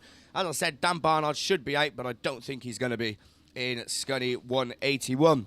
So, race 4 on the line, and yellow flag goes up. Bungee lifts. We're away and racing with Class 8s. Oh, it's a messy start. Rossi got it all wrong in Sturton 77, but they do manage to stay on 4 wheels, which is a bonus for Class 8 boys, I think, as they go into turn 1. Who's it going to be that leads the way? It's the Cumdee number 6 machine that pops out in front. It's Dave Evans that leads them round as they go up the top turn down the straight for the first time after the corner. Someone getting it wrong. Graham Moss it is towards the tail end that just got it a little bit sideways, but at the front, Cumdee number 6 still leads the way from the second place machine. Dodd runs second in North Wales number 9. Zach Yeardley in third in the Sturton car. Dodd's gone out mighty wide. He's pushed on, and that's allowed it to all change for second and third as the North Wales 79 machine of Geraint Herbert starts coming through. But at the front, it's another lap down for your race leader. Cumdee number 6 it is of Dave Evans. The race really on for second. Zach Yeardley is on the outside line. Geraint's on the inside line. Someone else coming to get into the mix. I think that's Phil Tolbert in the Solway car. Graham Moss and Anthony Ross follow with Dodd unfortunately at the back. But it's last lap flag. Your race leader isn't going to be caught in Cumdee number 6. Zach Yeardley now looks to have secured seconds in Sturton 691. Phil Tolbert's up to third, and he's on a charge, I tell you. In Solway 2, he's round the outside. He's up to second. We've lost North Wales 79, who gets it square-wheeled, but it's checkered flag. It's going to be Dave Evans, Cumdee number 6. Takes a brilliant win. Second, oh, Phil Tolbert, I think, just from Zach Yeardley. Graham Moss from Anthony Ross. Then we go to the North Wales machine of Lee Dodd rather, in that minor places along with the North Wales 79. So race 4 done and dusted. I'm getting all confused here. Looking at, I've got R's all over the sheet and a couple of ticks. So we're getting through them. 2 more to go of your men's Class 8. That's a rerun of race 7 on the line, so no time to go through the runners and riders. Heat winner Anthony Reid is out in this one in the White Rose 150 machine, so keep your eyes on him. I think Ross Shepherd should be in this as well. He's another heat winner in South Somerset number 3. They're the ones to watch, but it's Kenny Smith on home soil that leads the way. Ross Shepherd slams on the brakes in South Somerset number 3. Anthony Reid running in third. Wes Hathaway 4th in the Breed Hill number 1. Barker looks to move up to 5th in Eastern 25, but has to slam on the brakes as we turn our attention back to the front. Kenny Smith having a good run here. Goes out wide. Oh, there's contact at the back. Someone's facing the wrong way. I think it's Stephen Drayton in South Somerset 25. Someone's got a wheel off as well as they go down the far side for another time. But unfortunately, it's the final time in this race, because for the first time today on Class 8s, we see red flags. So I'll tell you what, that was shaping up to be an absolute cracking race, but unfortunately the red flags do come out. Stephen Drayton finds himself square-wheeled in South Somerset 25, and I think the one is Joe Williams as well in Border Counties 88 that also find himself coming to grief. So problematic run there for your men's Class 8s, and race 7 will return into the rerun lane, and we'll be seeing them a little bit later on, as I think Joe Williams looks to have a wheel off in the Border Counties 88 machine, so he is going to need some assistance to make it back into the pits. It looks like Stephen Drayton is just going to be told off with the quad bike. So as I said, problematic, but we got one more to try and get through in your men's Class 8s.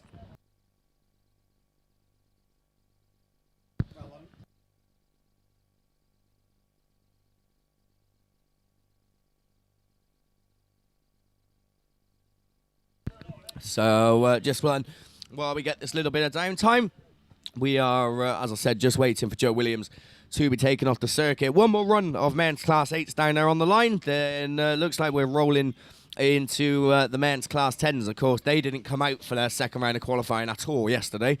So they'll be looking to pick up their points for Heat 2. But sticking with the Class 8s then, race 9. The final race should be down there on the line. I'll tell you what, it looks like there's quite a few of them missing in this one. We should have James Dorset in North Shropshire 292, Jake Harden in PhD 25, Ian Phipps in Stroud 12, Matt Stratton in Evesham 15, James Heselton in York 75, Mick Moss in White Rose 8, and Thomas Browning in St Neots 41. But looking at that grid, I reckon there's at least 3 or 4 cars missing out of this. So I know Jake Harden is down there because he's coming from oh no, that might not be Jake Harden because that's the outside grid. So that's Thomas Browning in St Neots 141. He's definitely down there. Matt Stratton I can pick out in Evesham 15. He's also down there. York 75, James Heselton is also down there. I think I can see Jake Harden just on the inside grid in the PhD 25 machine. So it looks like it's the middle that is a bit depleted. I think Ian Phipps might be out of this one because I can't quite see him. And just trying to keep our eyes on it. I think Mick Moss is also missing. So there we go then. So if that's the case, then it should be Thomas Brown and James Heselton, Matt Stratton, Jake Harden, and maybe James Dorset. But as I said, I can't quite see that lane 1. So obviously a few drivers missing out of this one. We've seen a few depleted fields already this morning. Obviously, people do pick up damage as the weekend goes on, especially Class 8s, because they don't know how to behave themselves. They get a little bit too excited, as they proved yesterday. That's why I'm staring at a sheet that has 6 reruns written all over it. So, but to be fair to them, they've done all right this morning. Don't jinx it, touch wood. One more to go, and let's see if we can get through this one cleanly. We're away. We got 5 cars out there ready to do battle. I'll tell you what, 4 of them come off the line virtually simultaneously. That's a big word for a Sunday morning. So we're away. Matt Stratton it is. That's thrown the car in Evesham 15. He had a win yesterday. Can he make it 2 out of 2?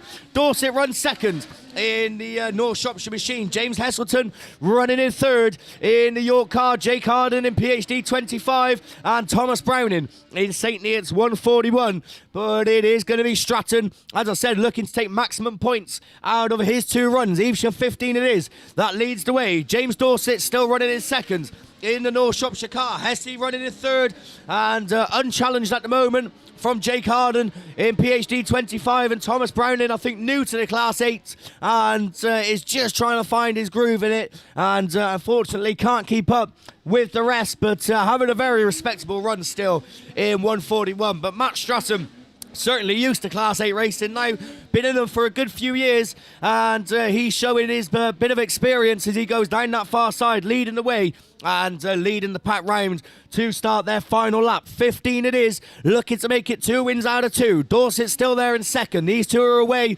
from Hesse in third in York 75. Jake Harden isn't going to give up, challenging for that 3rd place position, but he needs to find some more speed. Thomas Browning still in St Neots 141, but his checkered flag is going to be 2 out of 2. Matt Stratton takes the win in Evesham at 15. Second goes to James Dorset in North Shropshire 292. Hesse takes third in 75 from Jake Harden in PhD 25 and Thomas Browning in St Neots 141.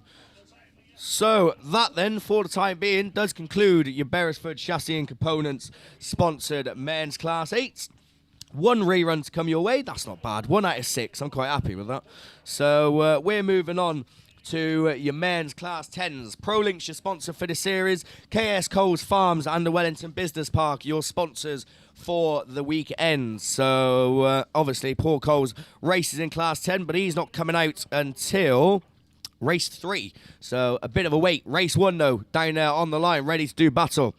We have Phil Cooper in ARC6. Had a miserable run yesterday. I think shredded a tyre and picked up 8th place points. Chris Ellis joins him. Darren Grasby's down there. Vinnie Gibbons should be down there, but I don't think he is in Leewood 170 after heavy contact yesterday. Luke Bennett in North Wales 62. Darryl Smart in North Shropshire 77. Nick Williams in Mountain 60 and Phil Young in Evesham 23. As the Class 10 boys get off the line, Bennett it was who had the best of the start in the North Wales machine as he slows it right down in turn 1. They're all getting a little bit crossed up, but it's Bennett and Smart. They're the two that come out on top. Grasby runs in third. Nick Williams, though, on the inside in Melton 60. Where's Cooper? He's down in about 5th, but he will certainly start picking them off. And as I say that, he moves up to 4th. Chris Ellis starting to move up as well in South Somerset number 6, but at the front Luke Bennett unchallenged in North Wales 62. Grasby runs second, but Cooper's at the inside. There's contact. Cooper's up. Oh, Grasby's up, but they both come back to earth. But Cooper with problems again in ARC 6, and guess what? Red flags on men's Class 10s. Well, problematic, boys. So race 1 will have to make his way into the rerun lane. There was contact between Phil Cooper and Darren Grasby. Both of them got up in the air, but managed to come back down. Phil Cooper just isn't having the best of times in the Class 10 this weekend. He's certainly running better in the Class 7, but as I said, first heat he shredded his tyre. Second heat finds himself going up in the air, but we'll have to wait and see about any confirmation on that one, and of course once we do, then we will let you know. So race 2 should be down there on the line. Leon Parnell in Athelston 9, Kelly Bishop, Yate and Sudbury 37, Barry Ashmore in Spalding 514. Phil Rogers absolutely stormed his first heat yesterday in PhD number 2. Sam Burbage in Sturton 40. Mark Griffiths is down there in Severn Valley 2. Mark had the second yesterday. I think it was actually Billy who beat him. So keep your eye on those two. Paul Harris in Carmarthen 2 and Ben Herdman in Radford 207. So that's your lineup for race 2 of your men's Class 10s. And it looks like we got track clearance. We're away. Keep your eyes on Phil Rogers. As I said, stormed this first heat. Oh, he got cars up in the air. Sparky's lodged on top of Phil Rogers, I think, in Severn Valley number 2. Mating season's arrived early in Autograss as red flags are out. As I said, Mark Griffiths just lodged up. I think it is Phil Rogers he's on top of. in the most professional way possible, as marshals are out there with the red flags. Phil is out of the car in PhD 2.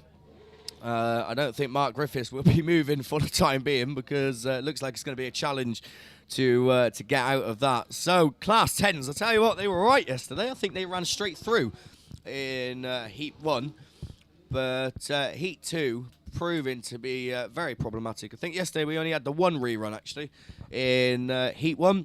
Heat 2, 2 races, 2 reruns. So there we go. That's how it goes sometimes.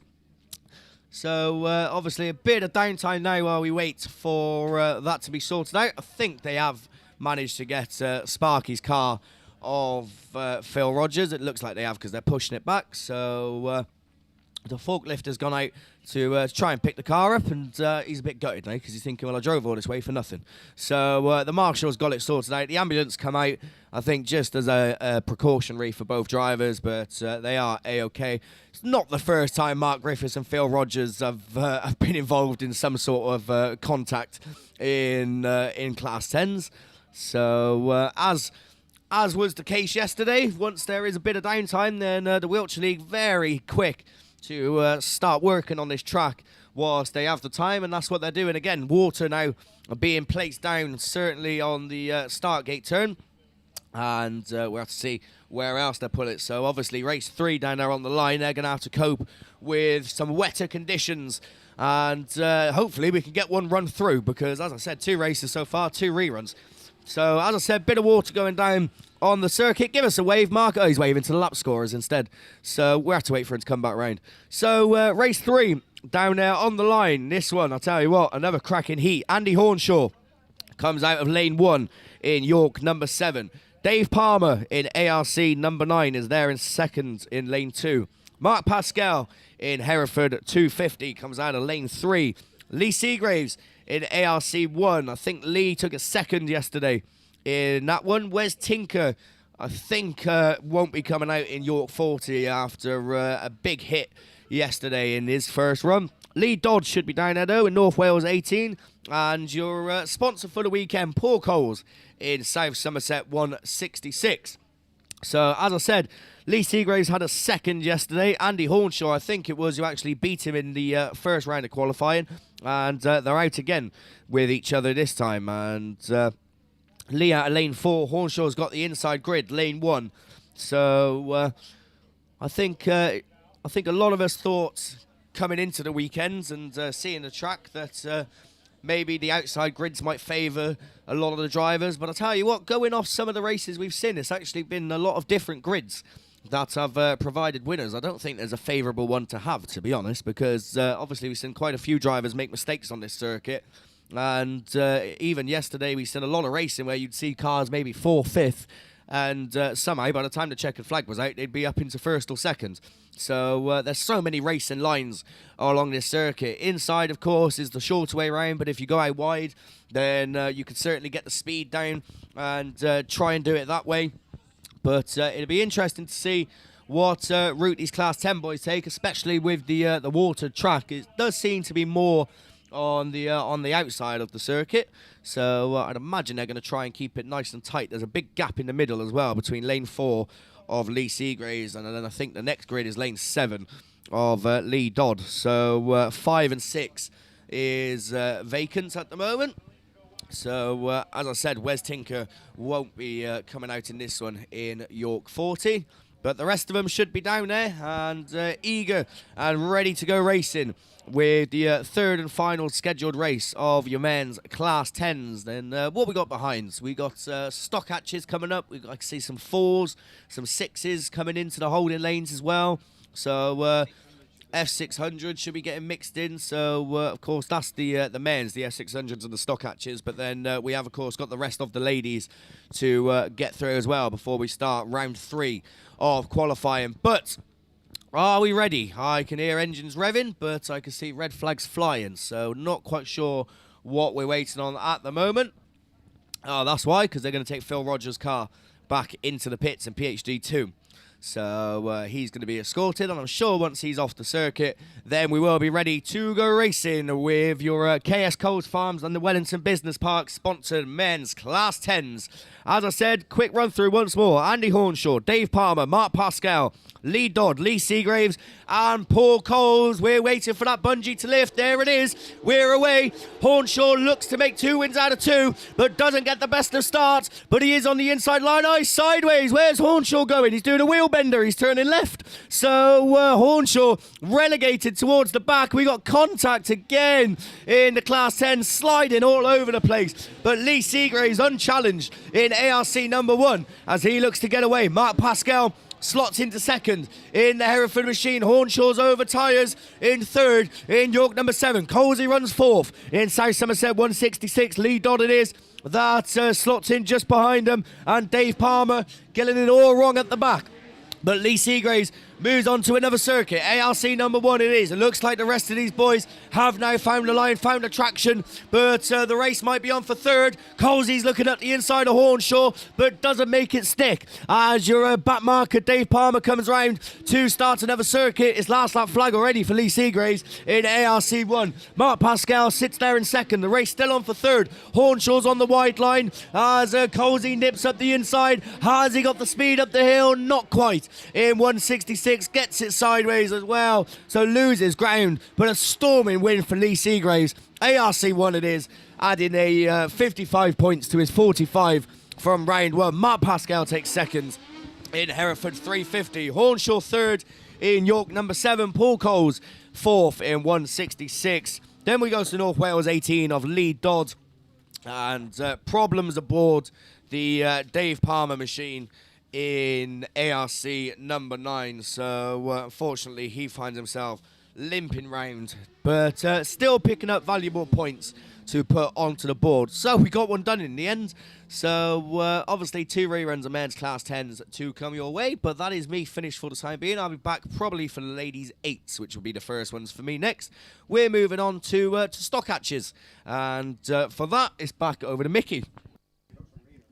Yeah, thanks very much, Liam. Into stock hatches, Heat 2. Only one grid of the stock hatches this weekend down here at Stroud.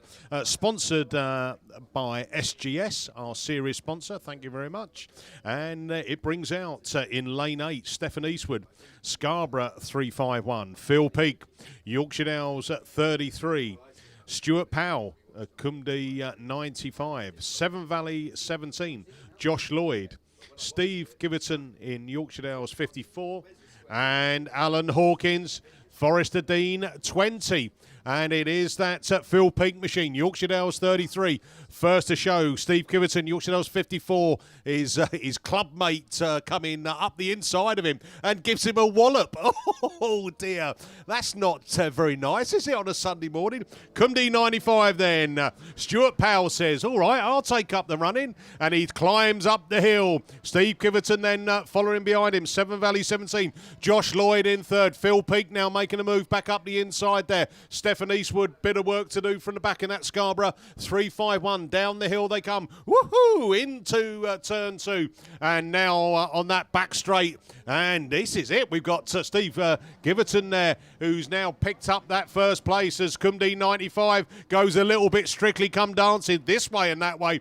And that's scrubbed off the pace, and that's allowed that Severn Valley 17, Josh Lloyd, to pick up that second place as they bring it down into turn 1 again. Still leading the way, though. Yorkshire Dales 54, Steve Giverton.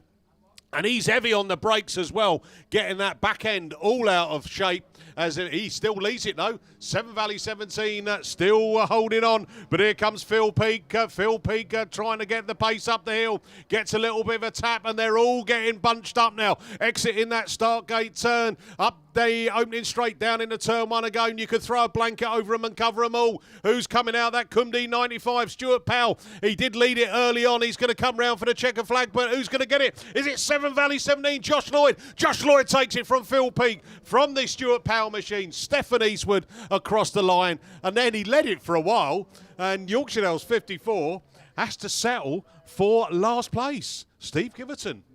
Hey, that was a bit of a swapping and changing, but there you go. Competitive stock hatch racing. That is what we expect to see.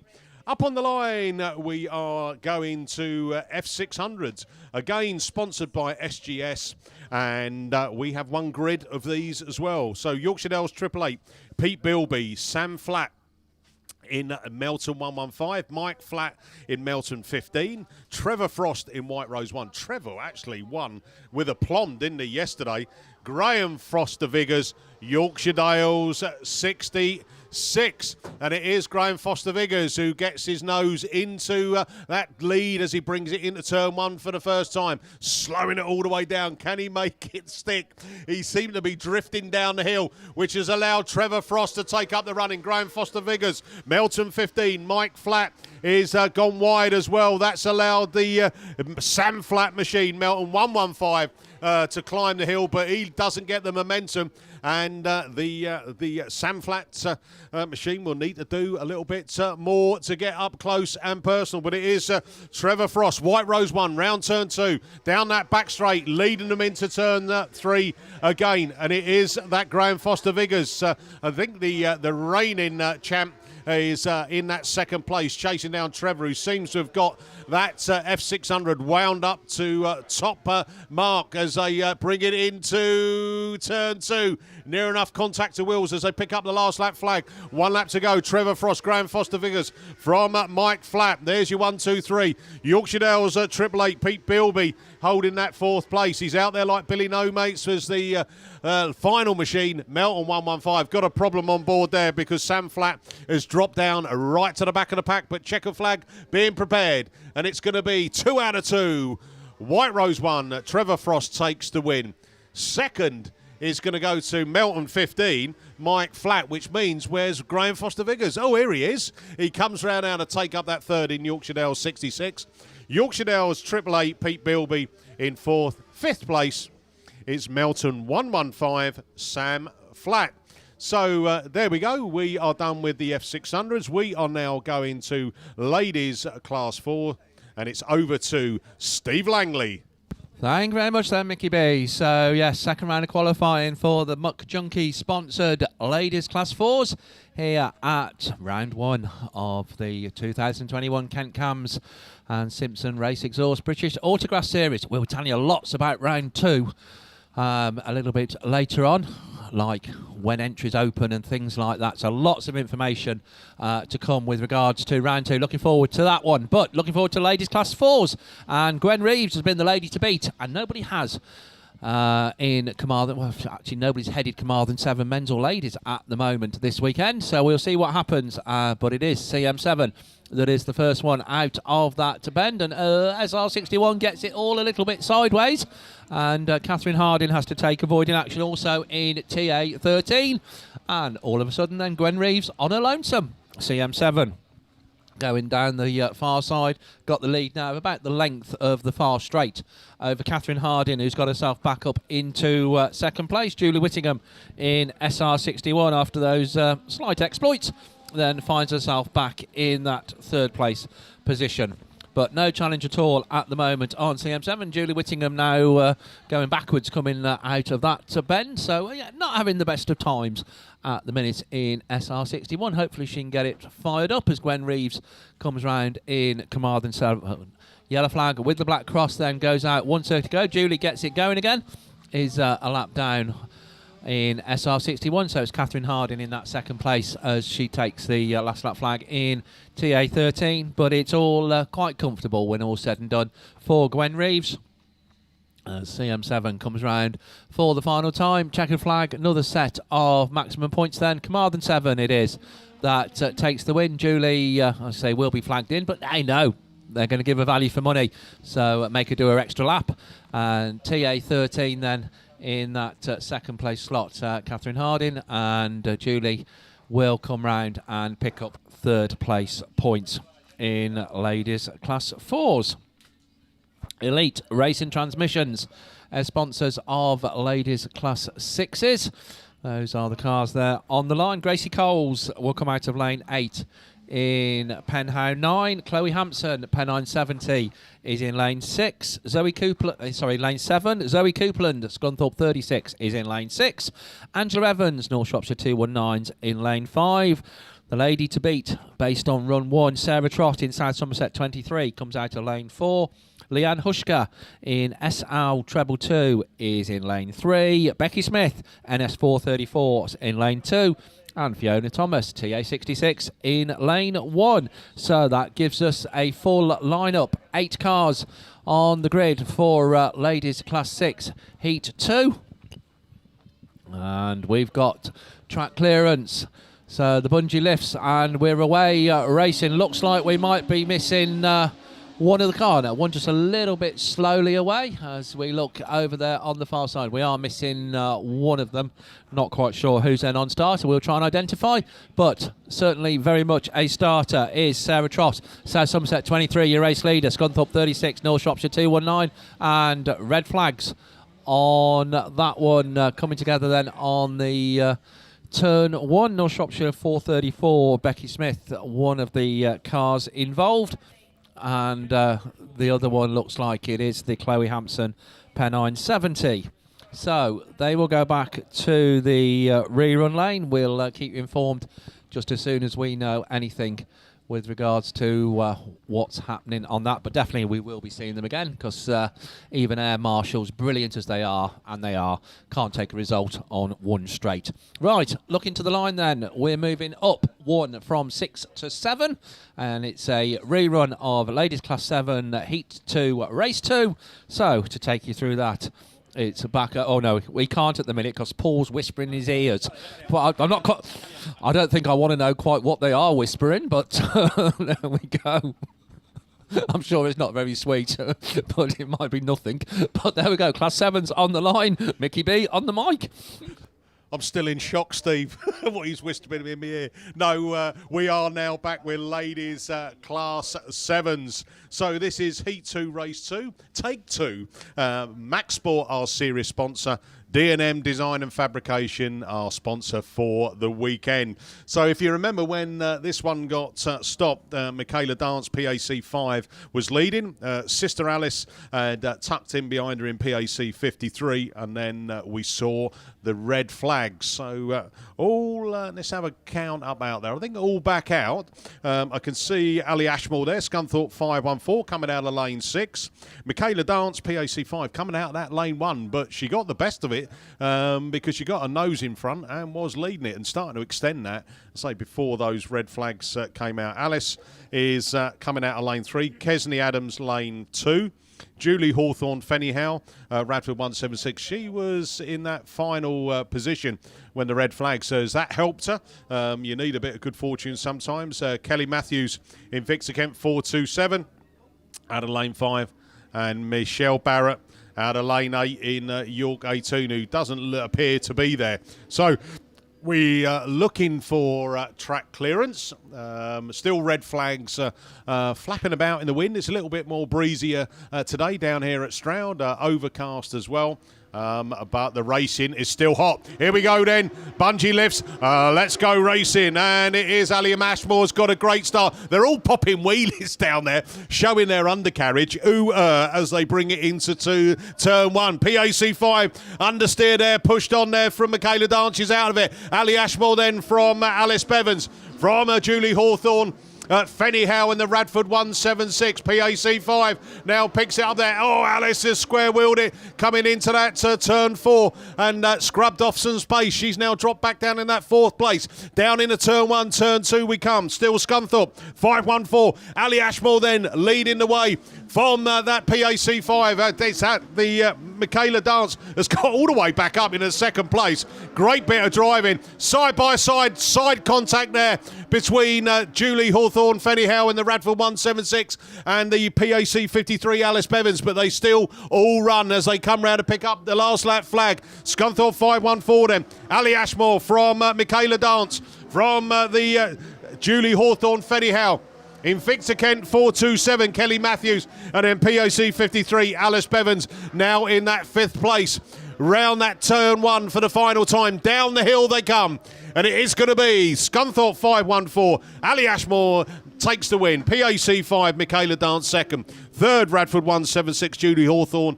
Fennyhow.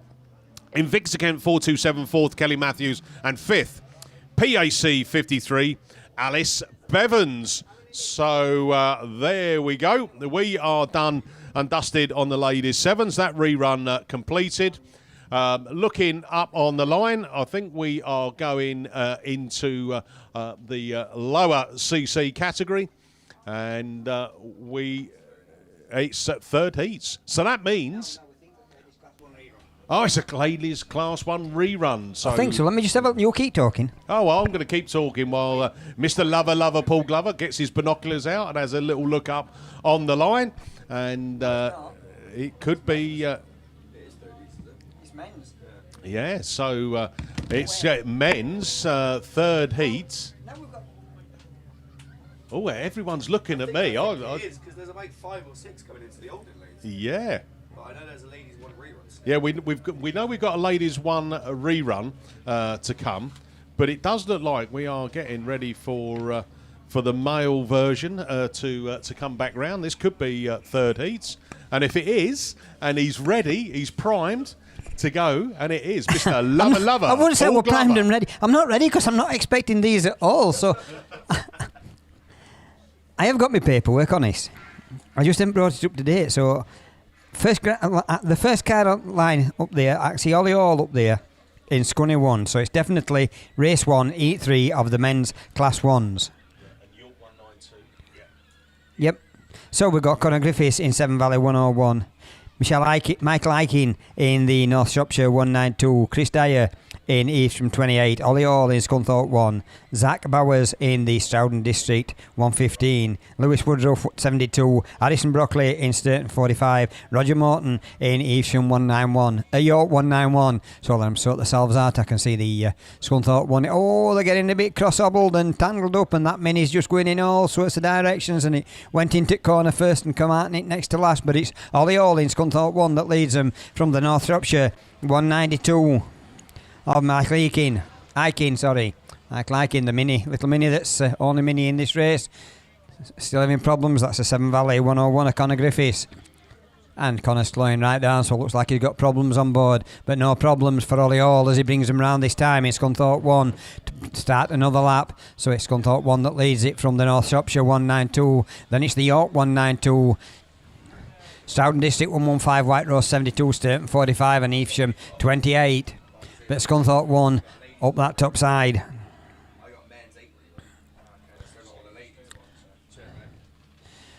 So Scunthorpe 1, Ollie Hall coming around this time. We're going to see the yellow flag with the black cross as the Seven Valley 101 limps round with a puncture on the front wheel, trying to hope for a rerun, but I don't think they're going to get it now. But it's Scunthorpe 1 that takes them round that far corner up onto that top straight. So it's Ollie Hall that still leads it from the North Shropshire 192. Michael Aiken chasing him, a bit away is Roger Morton in the ARC 1 York 192, sorry. So it's checkered flag for Scunthorpe 1, North Shropshire 192, York 192. Sturton 45 come through into that next position. Stoughton District 115, White Rose 72 alongside the 28, Evesham 28. So the ones we didn't mention there were Chris Dyer in Evesham 21. Jordan said, can you put that out, the running order, so everyone knows, because they keep asking. Right then, running order.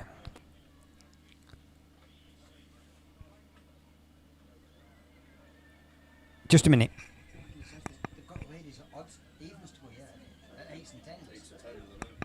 So the running order at the moment is men's class 1s, men's class 3s, 5s, 7s, 9s, 8s, third set of 8s, junior saloons, 2, 4, 6, 8, 8 semi-finals and 1 semi. That's why they brought the men's ones up, because of the semi-finals.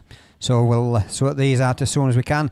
Not got a chance to go through these runners and riders. I'll go back to that list when I've got a chance after this race. But it's the Eddyford 20 that leads it from WS 90 and the NASA 97.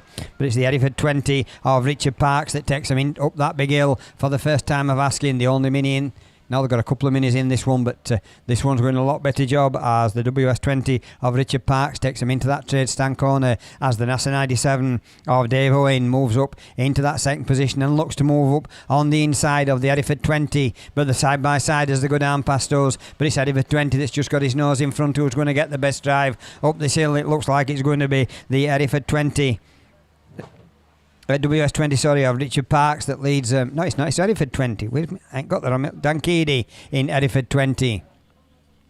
So it's Eddyford 20, but he's going out wide and he's losing a lot of ground on that one. That puts the NASA 97 alongside him. Not far behind him is the W90 that's chasing hard. So the WS90 of Adam Saunders. But that NASA 97 trying again up on the inside. Dave Owen side by side with the Eddyford 20, Dan Keady, but Dan Keady has to settle for second place at the moment. It looks like he's going to switch back to the inside, gets on the inside, the side by side again as they come on this bottom straight. WS 90 switches onto the inside, but it was the NASA 97, Eddyford 20, and the 90, WS 90 in third position. Didn't realise they were on the last lap, so that completes that one. They've thrown me all out and kilty on this one. We're just throwing these cars at me. So back to the list. According to this, we're going to men's 1s, men's 3s, 5s, 7s, 9s, 8s, third set of 8s, junior saloons, 2, 4, 6, 8 semis, 1s, semis, stock arch, F600, junior specials, ladies 1, 3, 5, 7, 9, 2, 4, 6, 8, 10, and F600s. But the ladies F600 is mixing with the 8s, so we'll not have a race for them. So it's the Scunthorpe 25 of Ian Ullathorne in lane 1, Wayne Price in SR1, it comes out in 2, Ashley Lutchworth in the North Shropshire 113 comes out in lane 3, Andy Kelsey in Evesham 102 comes out in lane 4, Tom Blair in Pennow 6 comes out in lane 5, Callum Woodward in Atherstone 83 comes out in lane 6, Tom Herbert in Stoughton District 31 comes out in 7, and Dylan Tyrrell in the North Wales 28 will be coming out in lane 8. Just getting the track markers repositioned on that trade stands corner. I'll try and catch up, honest. I would normally, on the third set of eats, be telling you who's in what position, but I've not sorted them out this morning because I didn't think they were going to come this quick. They've chased running order on us, so Bungees up and we're away and running. Stowden District straight into the lead, so that must be Stowden District 31 of Tom Herbert. That takes him into that trade stand corner with the Evesham 112 in that second position. 102 of Andy Kelsey. Andy Kelsey gets that second position. Scunthorpe 25. Ian Ullathorne. Then a battle on for that third position. But the Stowden District 31 of Tom Herbert leads them on that top straight with the Evesham 102 in that second position of Andy Kelsey.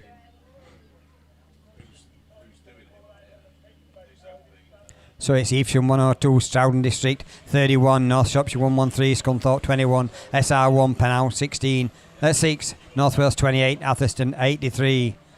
But it's the Evesham 102 that leads them, Andy Kelsey, into that trade stand corner. But coming up through on the inside is the Stowden District 31 as they come round this time for the yellow flag with the black cross. So it's Stowden District 31 from Evesham 102, North Shropshire 113, Scunthorpe 25, SR1, Pennow 6, North Wales 28 and Atherstone 83. But back up into the lead and chasing away from the pack is Tom Herbert in that Stowden District 31 with the Evesham 102 in that next place of Andy Kelsey. It's Scunthorpe 25, Ian Ullathorne in third position, checker flag at the ready, and it's Stowden District 31, Evesham 102, Scunthorpe 25, North Shropshire 113, SR1, Pennow 6, North Wales 28 and Atherstone 83 at the back of the field, so that completes that one.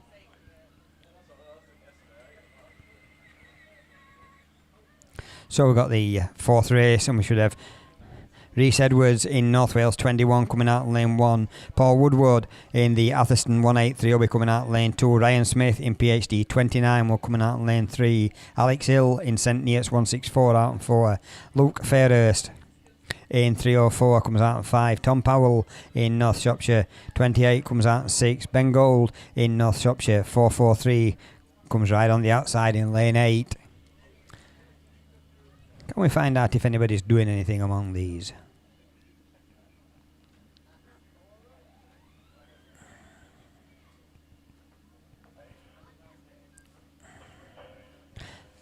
Alex Hill in St Neots 164 is in the 16th position, so just inside the cutoff for the just outside the cutoff route. Yeah, no, just inside the cutoff for the semis, so he needs a good result to keep him up there.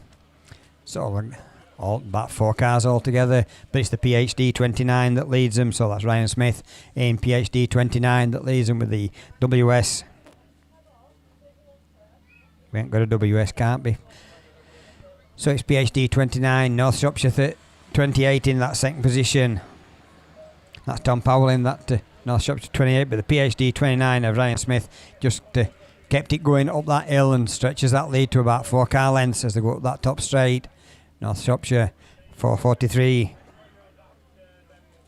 of Ben Gold in that third position, but he's just dropping back to 4th as North Wales 44 comes up on the outside of him, and that's Rhys Edwards. But the North Shropshire 28 now moves up on the inside and get that lead position, but he's side by side with the PhD 29 and Ryan Smith. So Tom Powell and Ryan Smith side by side as they go into the trade stand corner for the penultimate time, because when they come round this time they're going to see the yellow flag with the black cross, and if these two make a mistake, just behind them in third place is Ben Gold in 443, North Wales 44, St Neots 164 could have done with a bit better result, Atherstone 183.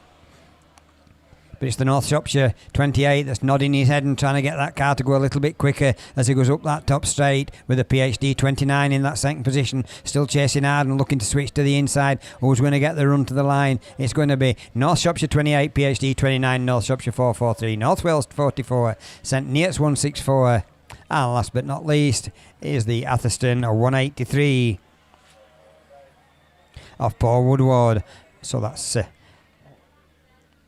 moving us on to race 5. Race 5 should have Sam Howard in Stowden District 48, Jim Bob Johnson in Scarborough 49, Michael Stoughton in North Wales 91, Jamie Hussey in the Scarborough 223, Jordan Robson in Spalding 26 comes out at 6, Charlton Price in Seven Valley 10, will be out in lane 7.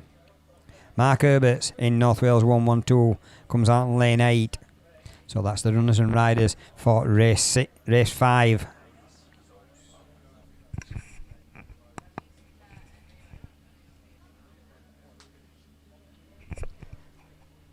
Yellow flag goes up, bungee goes up, and race 5 is underway. Fairly even. Brecco's going to be the first ones to show. Actually, James Hussey in that Scarborough 223 on the inside. I think Jim Bob Johnson's just behind him, but got one coming right out wide, trying to take the run round the outside. And on the middle, we've got Spalding 26 that gets that lead position. Seven Valley 10, it was that took the run around the outside, Charlton Price. But it's Spalding 26 and Jordan Robinson that leads them up the hill, with James Hussey and Scarborough 223 in that third position. And it's up that top straight. We've still got that Spalding 26 and Jordan Robinson in that lead position. Seven Valley 10 not far behind of Charlton Price. Then it's 223, Scarborough 49, North Wales 119, North Wales 197, and a Strouden District 38, Sam Ward on the inside trying to pick that second to last place up, but it's still the Spalding 98 that leads them up that top straight for the penultimate time, because when they come round this time they're going to see the yellow flag with the black cross. As Jim Bob Johnson gets amongst it in Scarborough 49, trying to move around the outside of the Seven Valley 10 and his teammate of Scarborough 223 of James Hussey. So Jim Bob Johnson moves up into that third position. Can he get any further up the field as he gets his nose alongside Seven Valley 10? But there's no problems at the moment for the Spalding 26 of Jordan Robinson as he takes him round that corner. So who's going to get this one? It's going to be Spalding 26 that takes it from Scarborough 49, Seven Valley 10, Scarborough 223, North Wales 119, North Wales 97, and Strouden District 48. Moving is on to race 6. Race 6 should bring out Mark Stevenson in North Wales 164, Mark Watson in York 123, Sam Doddridge in the 515 Forest, David Jones in the TA 18, Peter Watson in York 1, Darren Aiken in North Shropshire 92, and Harvey Parker in Ludd 85 right on the outside. So it looks like we're ready to go. Yellow flag's gone up, bungee's gone up, and who's going to be the first one to show? Mark Watson in 123 on the inside.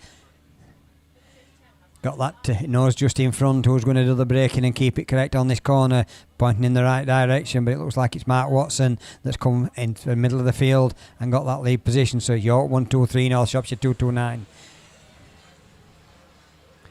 York 1 on the inside. Peter Watson trying to move through, but he's having to settle for fourth place as the North Shropshire 92 in that North Shropshire 92. Darren Aiken on the outside, but losing a position, dropping back to third place as Mark Watson in York 123 still leads them on this bottom straight. Second place now we've got the TA 18 of David Jones. So David Jones just hanging on to that second place from the North Shropshire 92 of Darren Aiken, with Peter Watson not far behind in Y1. So it's yellow flag at the ready this time, so Mark Watson's going to see that he's going to get maximum points if he can keep carrying on as he is. And then we've got the TA 18, Y1 goes up into third place, North Shropshire 292, Ludd 85 got all the work to do from the back of the field, and that's Harvey Parker in that one. No, he's not. We've got 515F, that's Sam Burbridge that's struggling at the back of the field. But it's Mark Watson that leads them into the trade stand corner for another time of asking, and the final time, because it's checker flag at the ready. Can he hang on to this lead position? York 123, TA 18, York 1, North Shropshire 292, North Wales 164, Ludd 85. And then a little bit of a gap until we get back to the 515 Forest at the back of the field. So we'll move on to the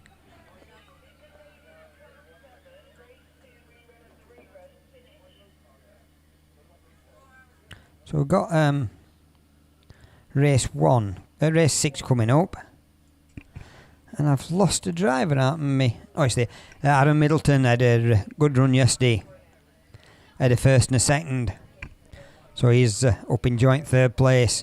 But we've got Adam Middleton in White Rose 21 comes out in lane 1. Mick West in Scunthorpe 132 comes out in 2. Rich Owen, North Wales 51 out in 3. Lindsay Allen, she were having a good run yesterday, comes out in lane 4 in Pennine 37. Sam Green in York 32 comes out in 5. Josh Woodward in the Atherstone 82 out in 7. And Alex Fretwell, he had a decent run in his second run yesterday, did Alex in Sturton 52. So yeah, yellow flag's going to go up on that first corner. Bungees up. Alex Fretwell gets a good run from the outside, but it's Lindsay Allen that comes through from the middle of the field in that Pennine 37 with the White Rose 21 of Adam Middleton in that second position. Adam looking to keep it tidy on the corners and keep it in lead, but not manage it because it's Lindsay Allen in 37 from Adam Middleton in White Rose 21. With the North Wales 51 on the outside of him, and it's Rich Owen in that 51 that's got that that second position. That puts Adam back to third. Then we've got Alex Fretwell in the Sturton 52, but it's Lindsay Allen that leads them round this time. So it's Pennine 37 that still leads from North Wales 51, and we've got a green flag coming out to somebody. Looks like it might have been Adam Middleton in the White Rose 21 that's just picked a green flag up. Nicky will let me know if he has anything for definite, but it's Adam Middleton in 21 that's just picked a green flag up, but it's still Lindsay Allen that leads them as they come round to see the yellow flag with the black cross. Tells them one more lap to go. 51 still hanging on there. Rich Owen still trying to find a way around Lindsay Allen. Adam Middleton in 21 got that third position on track. Going round the outside of him is Alex Fretwell in the 51. I'll mention the other two, Mick West a little bit in 5th place, and the other two down the field when they come round next time. But it's checker flag at the ready this time, and it's going to be Lindsay Allen that's going to take the win. 37-51, Sturton 52, and White Rose 21 side by side. Scunthorpe 132, 182, and York 32. So York 32 is Sam Green, and the Atherstone 182, Josh Woodward. Didn't mention them. So that's 7 out and 7 for them Class 1s. So that's them completed. Looking up to the line, we've got specials, them junior specials rerun. Oh, the Class 8 reruns. Well, if they're single weight seaters, they're going to be reruns, aren't they? Well, there is that. I got ladies 8s as well yet, though. Yeah, thank you, Paul. So just looking to the line, they are definitely Class 8s. Whether they're men's or ladies remains to be seen. We got a rerun of race 7 of your men's Class 8. And looking to the line, I think that is it. Because I can see Kenny Smith. It's very hard to miss that fluorescent pink machine. So this is the final rerun of your men's Class 8s. Then race 7. It is. Third time lucky, hopefully. Stephen Drayton in South Somerset 25. Wes Hathaway in Breednail number 1. Joe Williams in Border Counties 88. Anthony Reid in White Rose 150. Kenny Smith in Stroud 41. Russ Shepherd in South Somerset number 3. And Mark Barker in Evesham 25. Russ Shepherd and Anthony Reid, heat winners in the first round of qualifying.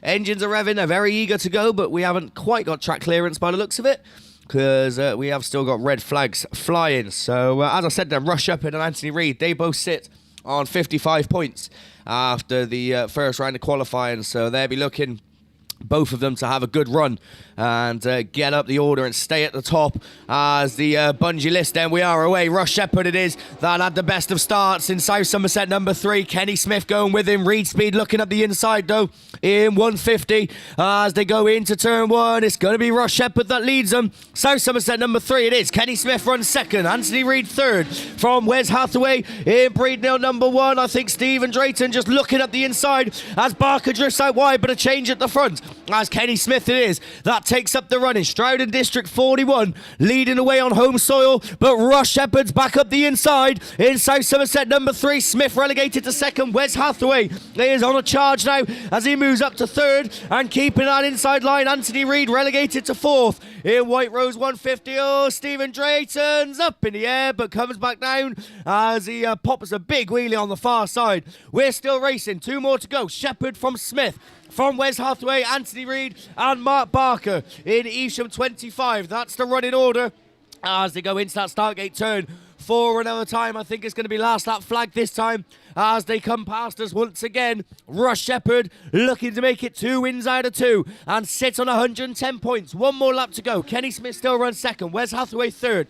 Anthony Reid running in fourth. That'll be a first and a fourth for him. So could be better, but he'll stay in contention in the White Rose 150 as the checkered flag gets made ready this time. Rush Shepherd keeps it nice and tight. Kenny Smith goes for a last-minute charge, but Rush Shepherd wheelies over the line in first. Kenny Smith takes second. Wes Hathaway third. Anthony Reid takes fourth. Mark Barker in fifth in Evesham 25. And Stephen Drayton in South Somerset 25 comes round to complete it all. And that is all of the reruns of your men's Class 8 done and dusted with. Well done me, eh? Who'd have thought we'd get this far? Not me, I'll tell you. So, big thank you to Beresford Chassis and Components for their sponsorship. We're going to stay in rerun mode by the looks of it, because that is a rerun of men's Class 10s. And it is a rerun of Race 1 down there on the line. So, Pro Links, series sponsors, KS Coles Farms and the Wellington Business Park, your sponsors for the weekend. So the Class 10s proved to be a little bit problematic in their first time of asking about, well, I don't know, about half hour, 40 minutes ago. So hopefully they've all managed to keep a level head this time, and hopefully we can make it to that checkered flag. But as I say that, the water bowser comes past, so that's going to make things just that little bit more interesting as we wait for a bit of water. So who we got coming out then?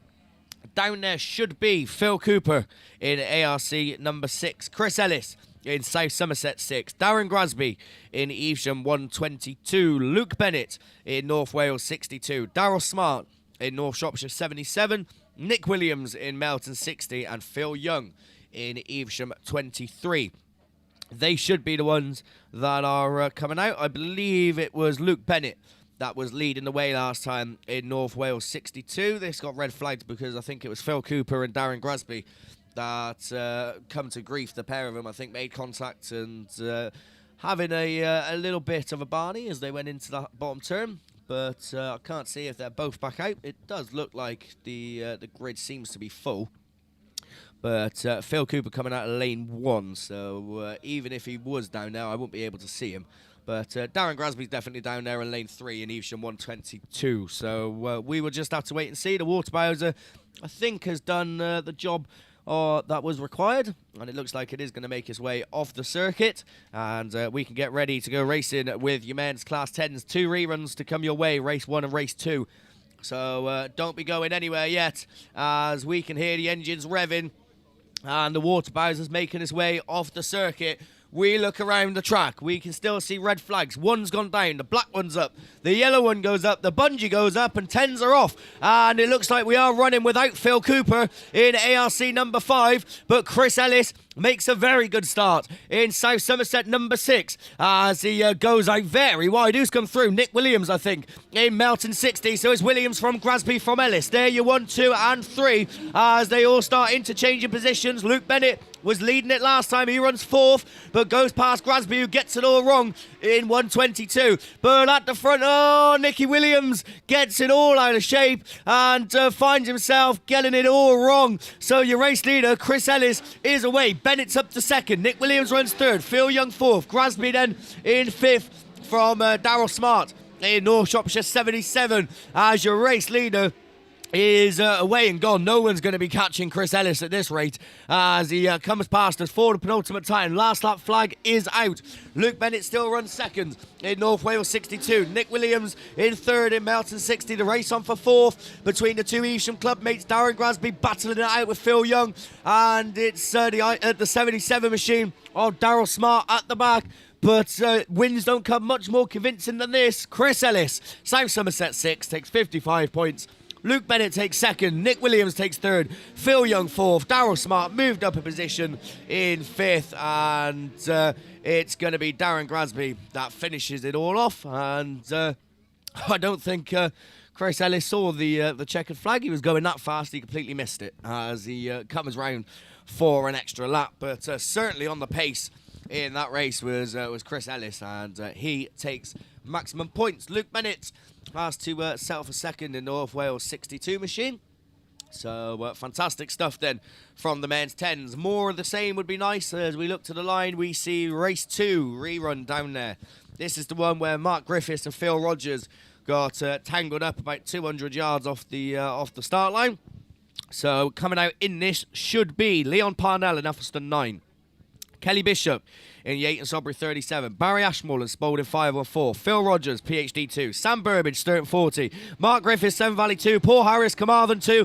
And Ben Herdman in Radford 207. Bishop didn't get the best of starts in the Yate and Sudbury machine, but they all make it into turn 1 safely. Who's going to pop out? Billy's coming straight through on the inside. Someone threw it in. It's Mark Griffiths in Severn Valley 2, but Ben Herdman it is. That leads the way in the Radford machine. He's gone out wide and Sparky's up the inside in number 2. Herdman runs second. Burbage in fourth. In third, rather, in Sturton 40. Phil Rogers in fourth in the PhD number 2. He's got work to do. He had a win yesterday, but not going to take this one. Sparky it is. That leads from Herdman. Burbage. Then Barry Ashmore's up there now. Phil Rogers, Parnell, and the Carmarthen 2 machine. And last but by no means least, Kelly Bishop in Yate and Sudbury 37.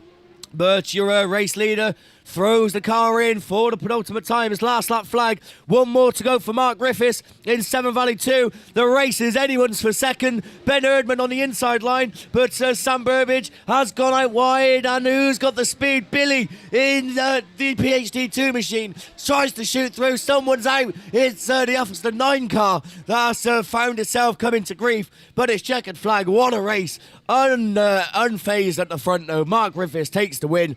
Herdman takes second. Phil Rogers takes third. Sam Burbage in fourth in Sturton number 40. Problems for Kelly Bishop, but she does come across in fifth in the Yate and Sudbury 37 machine. And Leon Parnell, after getting the front end up, comes across as well. And problems for, I think, Barry Ashmore is just limping around the circuit in the Spalding 514 machine.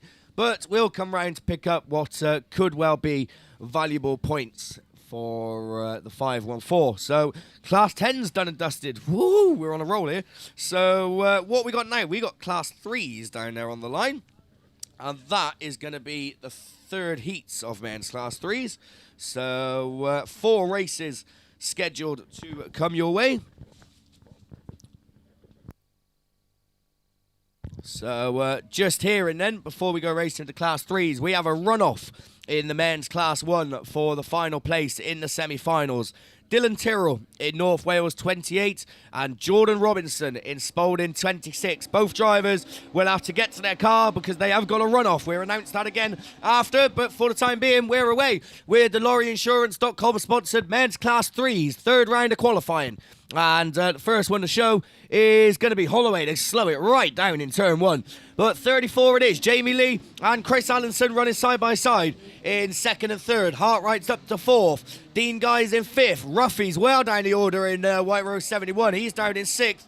And the Trent 44, John Farrer, at the tail end of the field. But these Class 3s just seem to be cruising it round at the moment, as Phil Holloway it is that leads them round once more. 34 from Chris Allenson in the Yorkshire Dales machine. The race on for third is Hartwright now looking up the inside of Jamie Lee, but Jamie shuts the door in his face in North Wales number 1 as they go down the far side for another time. Dean Guy there in fifth. Steve Woodruff well down the order, as I said. Had a good day yesterday. I think he had a first and a second, but not having it all his own way this time. He really needs to start picking up the pace to try and get himself in that top 8. But someone that looks like they might be sneaking into the top 8 if they manage to stay out in front and book their place in the final. Phil Holloway it is in Eastern 34. We'll be seeing him a little bit later on. Chris Allenson takes second. Jamie Lee takes third. Wayne Hartwright fifth. Dean Guy sixth. Well, Steve Woodruff is 7th and John Farrer comes across in 8th. So Phil Holloway all but confirms his place in the final a little bit later on. Don't know if we can say the same about Steve Woodruff, White Rose 71, a first, a second and a 7th. So we'll have to wait and see. It obviously depends on what all the other drivers do. So race 2 is down there on the line. Marion Rowlands, Dave Faulkner, Tom Hall, Horace Jones, Rich Lee, Ollie Fernio, Adrian Davis and Adam Saint.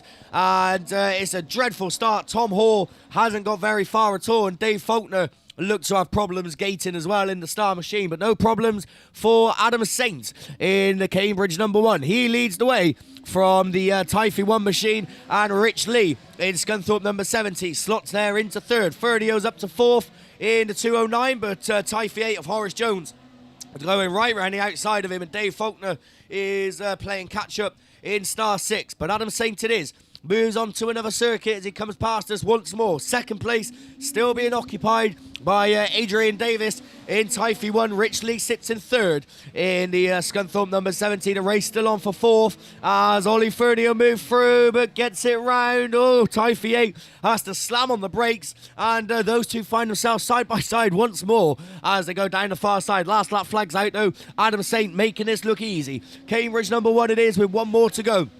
Typhy 1 of Adrian Davis safe in 2nd. Rich Lee's got 3rd secured. Typhy number 8 of Horace Jones comes across with Ollie Ferdio and Dave Faulkner coming round now to start his final lap.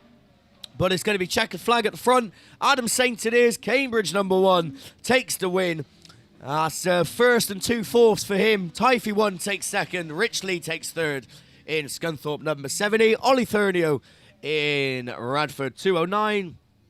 Horace Jones in Typhy 8, and as I said, problems aboard the Dave Faulkner machine in start number 6. So hasn't been his weekend, unfortunately, but does come across the line to still pick up some points to put towards his tally. So again, problems on board for Tom Hall.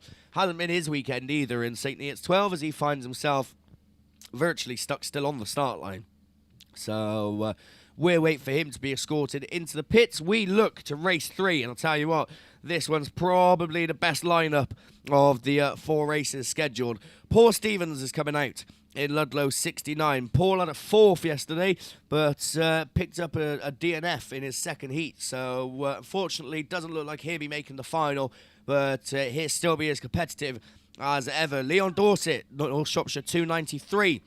He's coming out. He had a win and a miserable run. So I think a 1st and a last for Leon. So consistency hasn't been his strong point this weekend.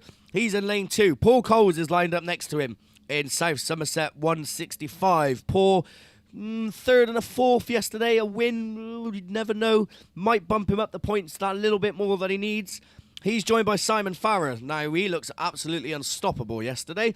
Yorkshire Dales 24, 2 wins out of 2. And he'll be looking to book his place in the final as top qualifier. Andrew Empson, another one who looked impressive yesterday. A 2nd and a 3rd for Andrew in Stroud 208. Michael Bailey didn't have the best of days in Typhy 31. And they're joined by Pete Bott in Stroud 47. So you have to say, out of the drivers in this, there's at least 4 of them that could make their way into that final a little bit later on. But it's Dorset that leads the way. Farrer's in 2nd in the Yorkshire Dales 24. Paul Stevens, Andrew Empson, Pete Bott, Paul Coles and Michael Bailey are the ones that follow. So Simon Farrer looks like he is beatable after looking unstoppable yesterday, because he runs in 2nd with Leon Dorset occupying that 1st place position in the North Shropshire car and bouncing it round that corner as there's a change for 2nd as Empson moves up the inside as the 2 retro machines fighting it out for 2nd and 3rd. Farrer's relegated. Botty's up to 4th in the Stratton District 47. Oh, Paul Coles comes to grief and Michael Bailey gives him a tap up the backside as they go down into that turn for the penultimate time. Empson's through on the inside. Stroud 208 occupies the lead, but Dorset's fighting back. Oh, there's contact. Dorset's round in the North Shropshire machine. So it is Empson from Farrer. Everyone manages to avoid Leon Dorset, who finds himself stranded on that corner.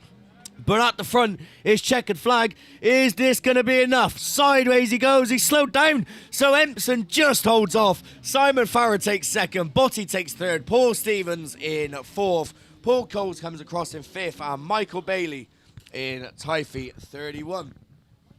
So Simon Farrer will certainly be in the final. 2 wins and a 2nd. Andrew Empson, that might just be enough for him, you know. A 1st, a 2nd and a 3rd. I think that sets him in good stead to be in the final a little bit later on as well. So I'm pretty much certain we'll be seeing both of those drivers coming out in the top 8 a little bit later.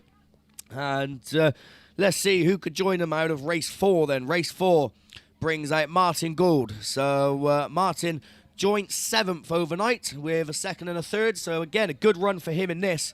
Will book his place in the final. He's joined by Matt Lloyd, Quamdi 85. A brilliant day for Matt yesterday. 2 seconds, another one that just needs a solid run to book his place in the final. Gary Wickham is down there in Penhow number 3. Didn't have the best of days yesterday. A 5th in his first heat, and unfortunately didn't pick up any points in the second round of qualifying. Vince Foucher in North Wales at number 3, another one who unfortunately won't be making the final, but still racing, as I said, for British Autograss Series points and pride as well, of course. Richard Northway's down there in Scunny 306. Rich had a 7th and a 3rd yesterday, so probably too much to ask for him to get into the final a little bit later on. Dylan Hughes will be joining them in Typhi 22. Now, Dylan had a 2nd and a 3rd, so he was actually joint. He's joint with Martin Gould, so those two will be in competition to get in the final a little bit later on. And finally is Russ Tinker in the York number 4 machine. So again, don't think Russ will be making the final a little bit later on. He didn't accumulate any points in Heat 2, but I'm sure he's still going to go out there and give it his all. So as I said there, Martin Gould, Matt Lloyd and Dylan Hughes are the ones in this to keep your eye on there, the top point scorers out of this race.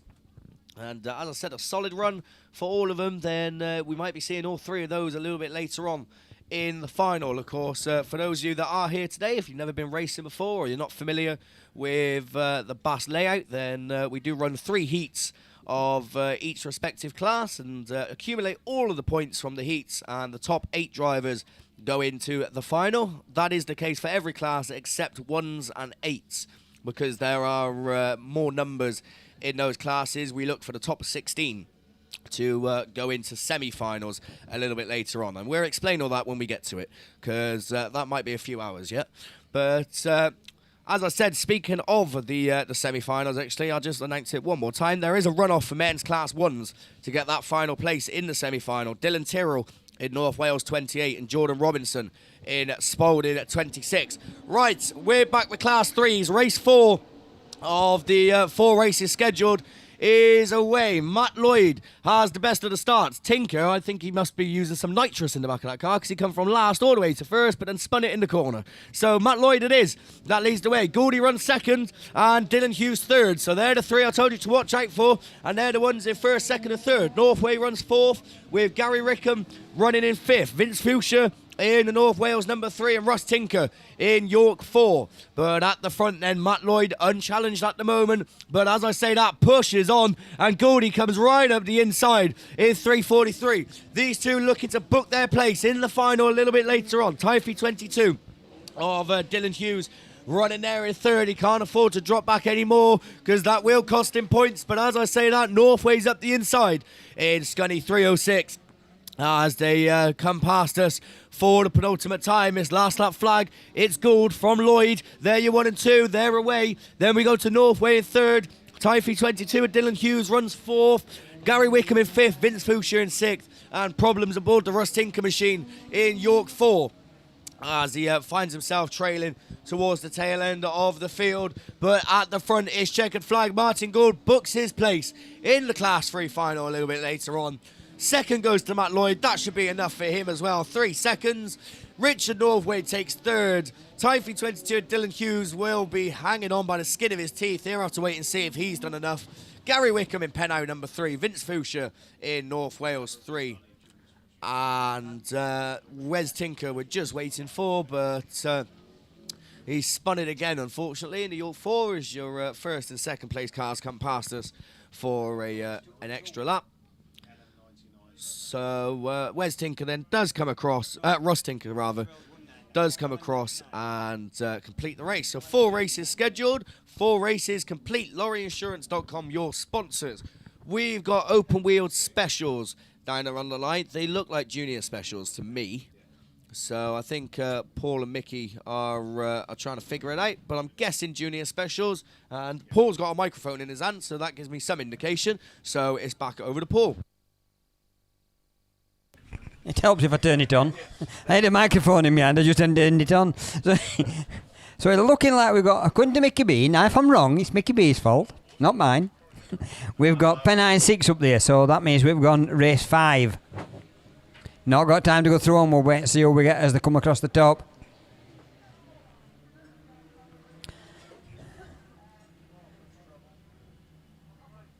Go on that top straight into that trade stand corner. Oh, we got 2 of them climbing. It might not end this one. Yeah, we've got one that's square wheeled, I think, but it's Border County's 55, and we've got red flags on that one. So that one didn't go very far, did it? Oh, and I ain't got my other rerun either yet. So what we got online now?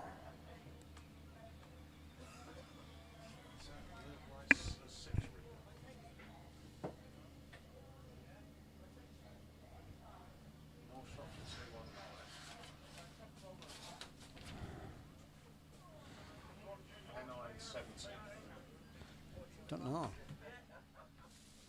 Steve got a rerun.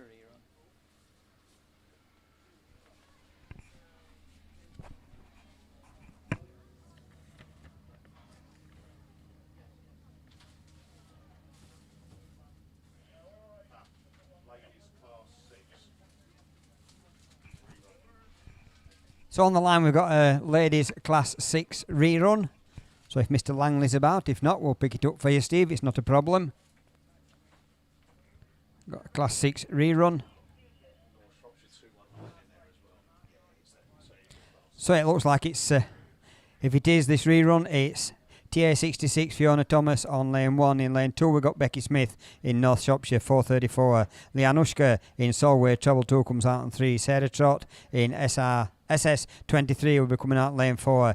Angela Evans in North Shropshire 219 will be coming out 5. Zoe Copeland in Scunthorpe 36 will be out 6. Chloe Hampson in the Pennine 70 out 7. And right on the outside is Grace Coles in Pennow 9. So, thought we'd have had Mr. Langley here by now when I've gone through them, but he must be busy on other things, so looks like he'll have to put it with me for another race. Looks like just got one of the junior specials that's recovering themselves, and they're trying to pick one up on the trade stand corner as well.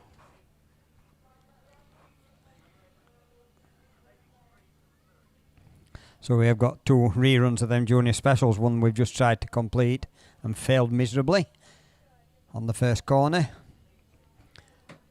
Not sure how far Steve got with this these ladies class 6s before we had to have a rerun. Remember, we've got all these trade stands over there, and looks like we're going to be getting that car into the centre of the field. So if he goes into the centre of the field, then we'll be away and racing with this rerun of these ladies class 6s. Fiona Thomas, Becky Smith, Leanushka, Sarah Trott, Angela Evans, Zoe Copeland, Chloe Hampson and Gracie Coles, all up there waiting to do battle.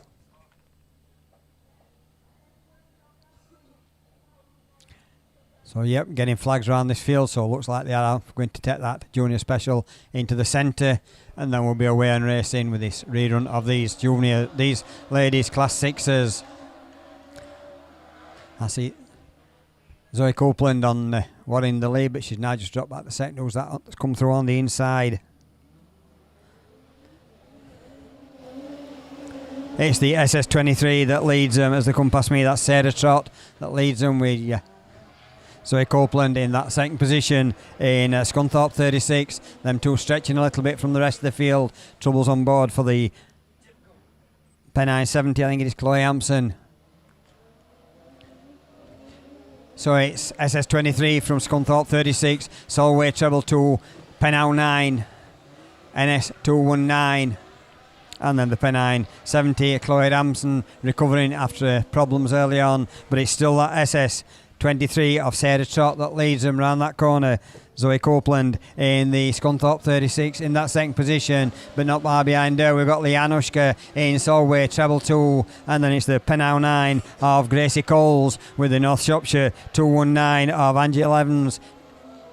But up on that top straight, all these cars getting well stretched out now. So it's a checker flag at the ready, and it's going to be the SS23 of Sarah Trott that takes it from Zoe Copeland in 36. Then it's Leanushka in Solway Treble 2. Just going to hang on is the Penhouse 9 of Gracie Coles with the North Shropshire 219 of Angela Evans, and last but not least is the Pennine 70 of Chloe Hampson. So that completes them 9s.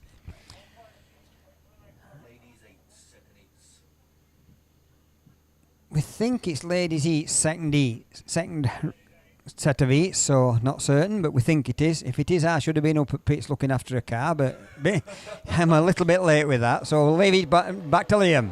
Yeah, cheers, Paul. So we are away then with Heat 2, Race 1 of your ladies' Class 8s. And Beth Tompkinson it is that gets the best of the starts going into Turn 1. Scunny 51. Ellie Lockwood follows her in Scunny 191, but Ellie's just overcooked it. Abby J. Bennett comes around the outside. So is Tompkinson, Bennett, Lockwood, Claire Cockrell running in that fourth place position, but look at the race at the front. Beth Tompkinson and Abby J. Bennett go out mighty wide, and Ellie Lockwood plays catch up, and she's in the mix now in Scunny 191. So it's the three of them battling it out. Abby J. just gets it wrong, so Tompkinson from Lockwood is your 1 and 2. Abby J. Bennett third, Claire Cockrell runs fourth, Hilary Frost in fifth in the F600. And Taylor Jade Pascal at the back. But look at this as Ellie Lockwood shoots through in Scunny 191. Beth Tompkinson relegated to second as the last lap flag goes out. 191 from 51. Abby J. Bennett holding off third from the North Shropshire 55. Oh, Ellie Lockwood gets it round. Beth Tompkinson collects her. Abby J. Bennett gets in the mix. There's no red flags. Well, there's 1, 2. There we go then. So that's going to be interesting because Ellie Lockwood was the one leading the race and she just found herself getting in trouble going into that corner, and Beth Tompkinson collected her. Abby J. Bennett had nowhere to go, but they were on their final lap, so we're going to have to wait and see with a result on that one because, as I said, that was a bit of a weird one because, as I said, it was Ellie winning, so we'll just have to wait and see on that one. So Class 8 doesn't matter whether it's men's or ladies, equally as entertaining as each other and equally as problematic as well. So put it this way, it's not the first time this weekend I've had to write 2 hours next to my races. So they find themselves going into the pits. We got race 2 down there on the line. So race 2 should bring out Vicky Appleton in Scarborough 2, but she's not coming out because she had problems yesterday and doesn't look like she's down there on the line. As I said, we have lost quite a few drivers from the first round of qualifying. Sharon Barker is down there though in Evesham 25. Kelly Reid in White Rose 150. Ruby Emerson, another one who had problems yesterday, but she is down there on the line in Scunny 199. Ellie Himes in Breedendale 14. Sue Nichols in Yorkshire Dale 7. And Laura Macker in Yorkshire Dale 74. Laura had a win.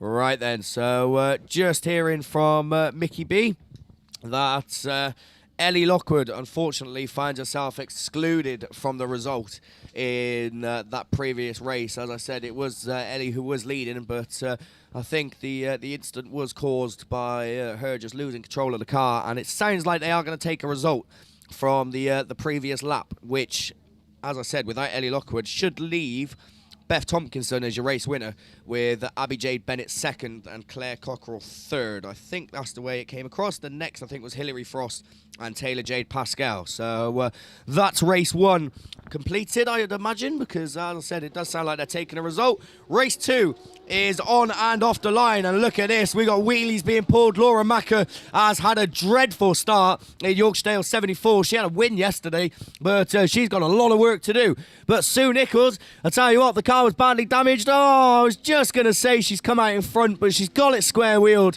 in Yorkshire Dale's number 7, so it's all changed as it's Kelly Reid that leads the way in 150. Problems for Ruby Emerson. Problematic race this, as Kelly Reid gets away. Sharon Barker slots through into second. Then these two have left a big gap between themselves and Laura Emerson in the Ruby Emerson in Scunny 199. She's got it round, so Laura Macker now moves through in the third place position, and Sue Nichols gets it up to fourth in Yorkshire Dale 7. So are we going to have any more surprises and spins in this one as we look to your race leader? No problem whatsoever for Kelly Reid in White Rose 150. One more lap to go. One more for Sharon Barker and Laura Macker. There you 1, 2 and 3. Sue Nichols runs in fourth with Ruby Emerson at the tail end of the field in Scunthorpe 199. So looking to the front, we might get a change for second because Laura Macker's on a charge here, but it's checkered flag. It's going to be Kelly Reid that wins second. Oh, Laura Macker snatches it off Sharon Barker in Evesham 25. Sue Nichols takes fourth in Yorkshire Dales number 7.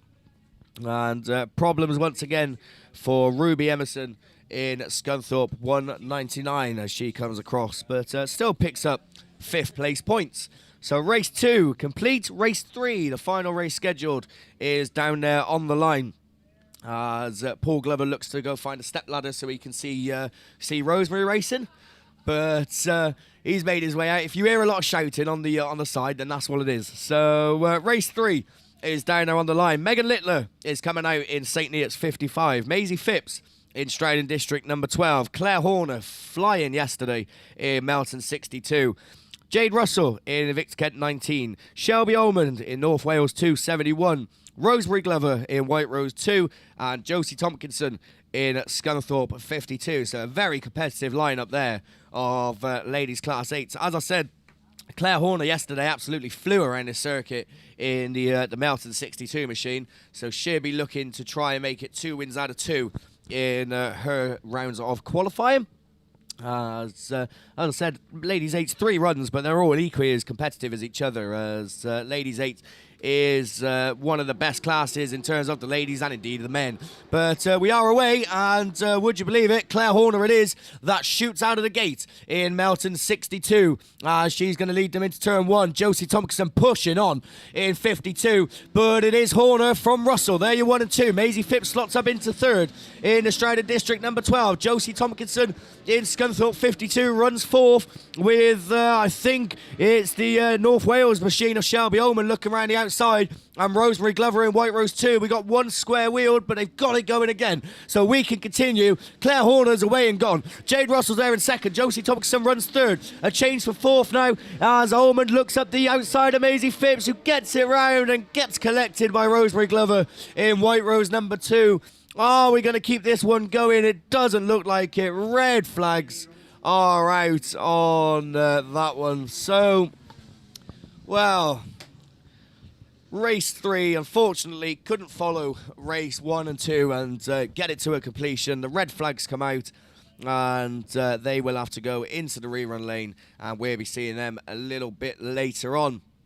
So, Paul's just rummaging around commentary now, thinking how much money he's got to spend to get the car repaired. So I think both drivers are okay. It wasn't too heavy. So just looking then around the circuit. Obviously, we're going to have to wait for these cars to be taken off.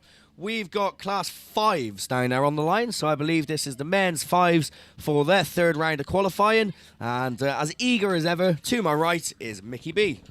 Yeah, thanks very much, Liam. Men's Class 5s, B&J Race Engines, our series sponsor.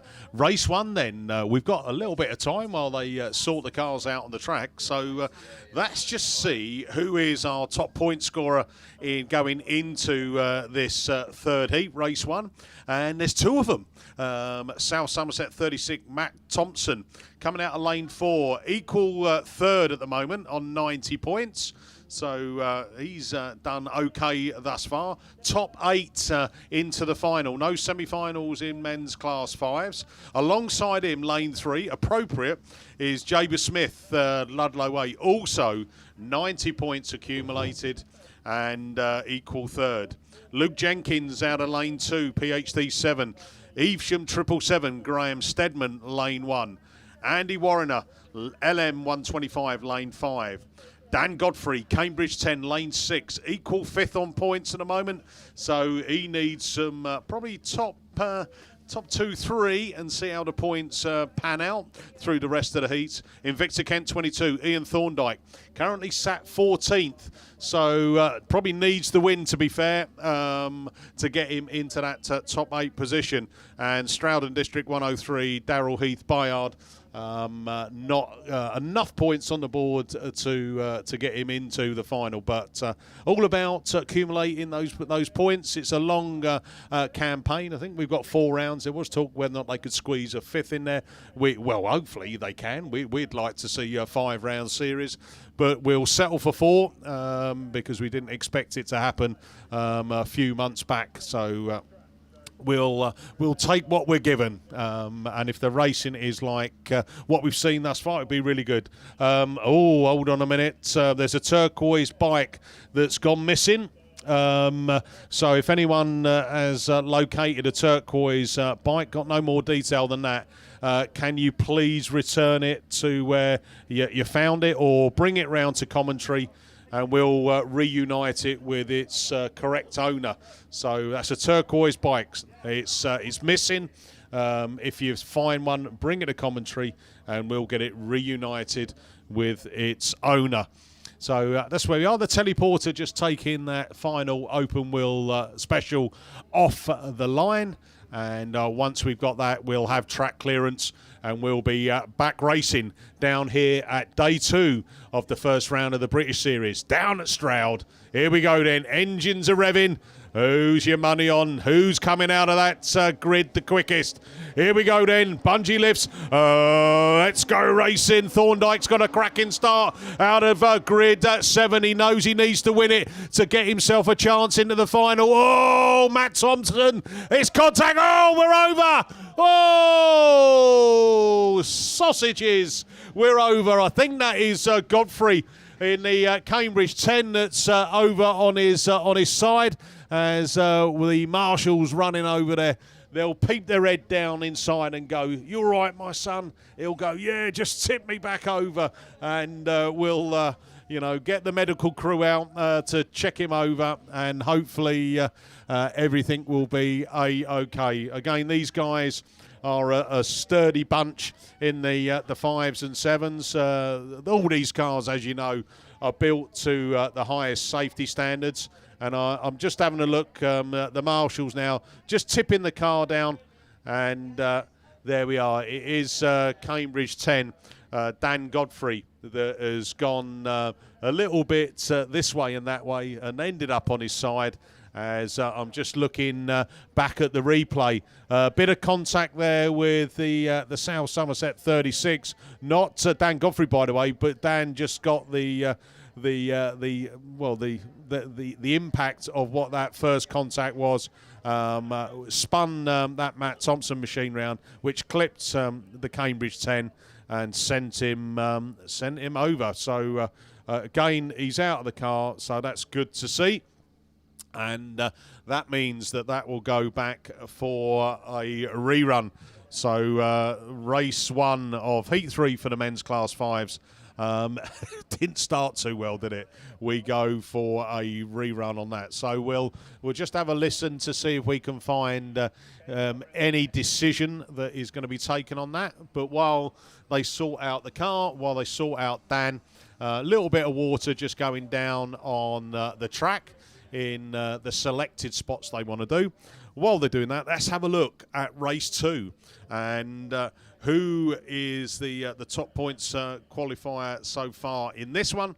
And it is Evesham 9, Charlie Holloway, currently second in the points chart, just underneath the top point scorer, Dan Lodge, who's in Scunthorpe 212. Dan comes out in the... Let's have a look at where Dan is coming out. I'm just picking him through. Yeah, Dan comes out in race 4. But in this one, Charlie Holloway then out of lane 3, 91 points accumulated.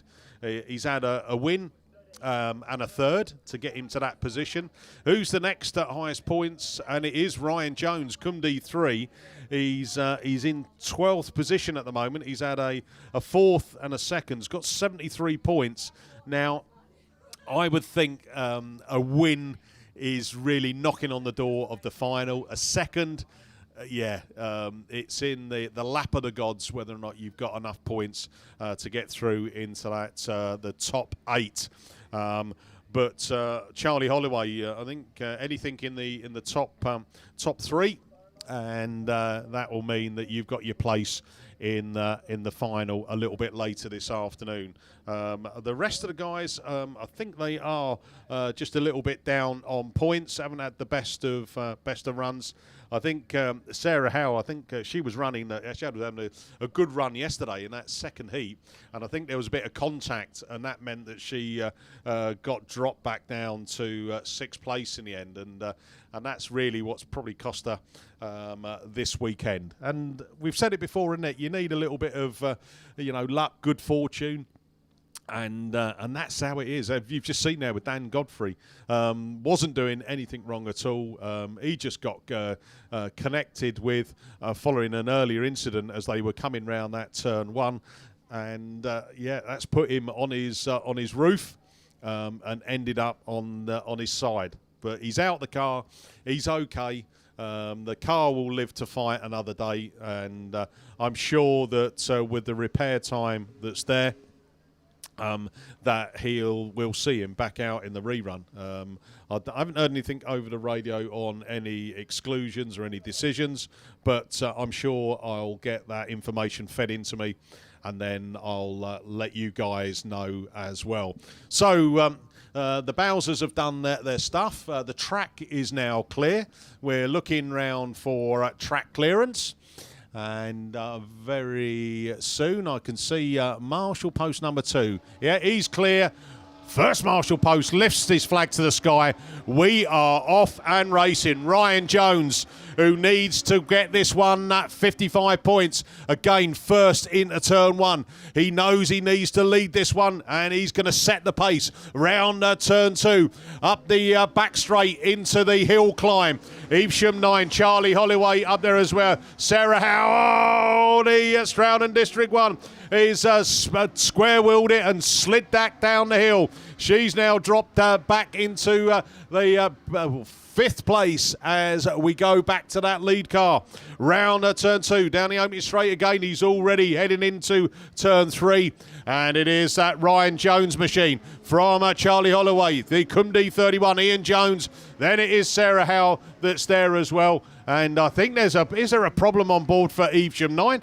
I don't know, they just seem all to have slowed down. Sarah Howell is round again, really problems on board for that. The white man who hasn't got an issue at the moment is Ryan Jones. He is away with that one as he brings it a bit tight into turn 3, but he's up the bank okay. Charlie Holloway in that second place from Ian Jones third.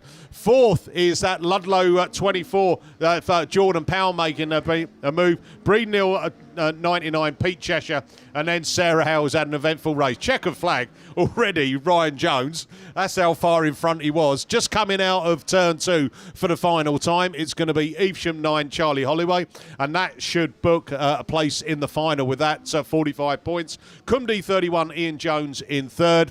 That's your weekend done, but good effort. Ludlow 24, Jordan Powell over as well. Your weekend's racing done. Breednil 99, Pete Cheshire. And Stroud and District 1, Sarah Howell. I think what we would say is that that is probably not the best start to your Bass Challenge, but that's it. They go back into the pits. We'll see, I think, Ryan and Charlie possibly out in that final bit later. Race 3 then, Jordan Stead, Les Grice, Tom Evans, Joe Doddridge, Colin Hadley, Chris Winnell, Kieran Cobb. Chris Winnell currently equals 7th. Kieran Cobb is equal 10th. So coming out of grid 1, Invicta Kent 75. Can you get yourself into that second place and see how the points pan out? Chris Winnell, you're right on the cusp of in that final. But you can't rest on your laurels. You need to be in at least top 3.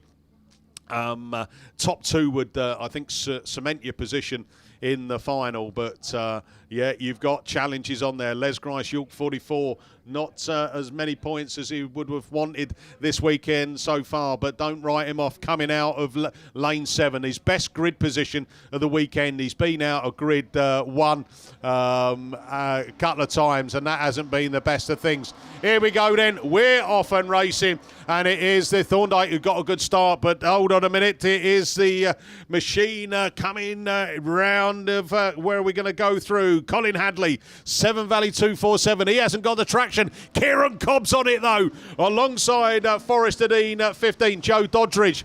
And it is Kieran Cobb that leads them up the hill. Les Grice there as well. Les here holding that second place as they come up that hill. Down the opening straight they go. Kieran Cobb then needs maximum points to try and get himself into the top 8 for the final. And he knows it, and he takes it nice and slow round turn 2. Down the hill he comes into turn 3 to climb the hill. So it's Kieran Cobb from Les Grice. From that Forrester Dean 15, Joe Doddridge. Then Chris Winnell in the 66 machine. As we've got one square-wheeled climbing up the bank and out of this one. And it is that South Somerset 7 of Tom Evans. He's pulled into the middle now. Kieran Cobb picking up the last lap flag from Les Grice 2nd. Forrester Dean 15, Joe Doddridge. Breeden Hill 66, Chris Winnell. Dropping back down to Jordan Stedding. Border count is 33. And it is the 33 machine. Comes up the inside of Winnell. Winnell didn't want that at all. Kieran Cobb slowing it down again. Les Grice still holding 2nd. Round turn 2 for the final time. Checker flag at the ready. Kieran Cobb takes the win. From Les Grice, York 44. Forrester Dean 15 of Joe Doddridge. Then it's Chris Winnell. Then Jordan Stedding. Border count is 33. Severn Valley 247. Colin Hadley. And the final car just making its way. Tom Evans, he had that spin out going into turn 3. That rubbed all the speed off the car. And that means that he's coming over the finish line now to finish off in that South Somerset 7. So well done there, and well done to Kieran Cobb. He went into that race equal 10th, 55 points. That does put the cat amongst the pigeons. Here we go then, race 4. Colin Thorndyke, currently 5th. Tom Ellis, currently equal 10th. Colin Chilvers, equal 7th. Dan Lodge, top point scorer, 110 points, 2 out of 2. Jason Saunders, equal 7th. Oh my life, there's so much on the line for these guys. Everyone wants those maximum points. Who's going to get it though? It's going to be an interesting first corner. Tom Ellis, Stroud and District 33, he definitely needs maximum points. He had a win in his second heat, so he knows how to do it. Here we go. We are off and racing, and an even start as they come up there, but it's Jason Saunders in that Wessex 1 machine. Shows them into turn 1. Down the hill they come. Woohoo! But it is Saunders still holding on, but here comes Colin Thorndyke in Victor Kent. Then it's Lodge, then it's Bateman, then Chilvers in the 45 machine. Up the hill they come, round the turn 4. Pushing down, it's now a new leader in Victor Kent 2. Colin Thorndyke, equal 5th on points. Top points here will put him into the final. Round turn 2, he's extending his lead from the Scunthorpe 212. Dan Lodge, he doesn't need to win it. He's already got enough points. He just needs a top 4 finish. Then we get Jeff Bateman in that Stroud and District 45, the shiny wrap machine, the chrome wrap in that. The 3 of them are pulled away, as it is Colin Chilvers, the man who had the attachment shaved off to make himself go faster, in 4th place, but it's still Colin Thorndyke. 1 lap to go on this one from Lodge, from Bateman, from Chilvers, from Ellis in that 33 machine. Ellis now looking to come up the inside there. Saunders has dropped back 1 as well. But eyes back to the top 3. Round turn 1 for the final time. Down the hill they come into 2. Checker flag at the ready. In Victor Kent 2. Colin Thorndyke takes the win from Lodge in 2nd. Bateman 3rd. Chilvers, then Ellis, then Saunders. And that final car to come across the line will be Breeden Hill 11. And that is James Mason. So there we go, men's class 5s. I've got 1 rerun to come. Back up on the line, we are going to ladies class 10s for their heat 2. And it's back over to Liam. Yeah, cheers, Mickey. So, yeah, I think these are ladies' class 10s down on the line. That would make sense, as that is the class that is left standing. I think that is Heidi Dealey down there on the line in lane 5. So, who else is coming out then? Becky Faulkner in North Shropshire, number 6. Lucy Smart in North Shropshire, 77. Claire Horner in Melton, 60. Ali Ashmore in Spalding, 514. Heidi Dealey in Typhy, 99. Jill Grasby in Evesham, 122. And Jodie Pascal in Hereford, 250. Claire Horner, we seen her take a convincing win in the 8. What could she do in the 10? We're away with the ladies' class 10s. Jill Grasby it is that had the best of the starts as they go into turn 1, but someone's shooting through on the inside. She gets pushed out wide. Claire Horner didn't get off the line, so she's playing catch-up as he come past us for the first time. Ali Ashmore it is that leads the way. Second is anyone's, but it looks like it's Grasby at the moment, just from Becky Faulkner, who runs there in 3rd. Lucy Smart in 4th. Heidi Dealey down the order in Typhy 99 with the Hereford 250 machine of Jodie Pascal and Claire Horner after earlier problems right at the tail end of the field. But Ashmore moves on to another circuit. Grasby still there in 2nd. The race still on though for 2nd, 3rd, 4th and 5th as it all changes. Lucy Smart goes through. We got 3 cars piled up. Becky Faulkner and Heidi Dealey and Jodie Pascal. They find themselves square-wheeled. And not for the first time for me today. It's time to say red flags. So another rerun for me. I've got a ladies 8 rerun, I think, still to come as well. So that is the ladies class 10s done with for the time being. Moving on, it's the moment a lot of you have been waiting for. It's 3rd heats and it's men's class 7s.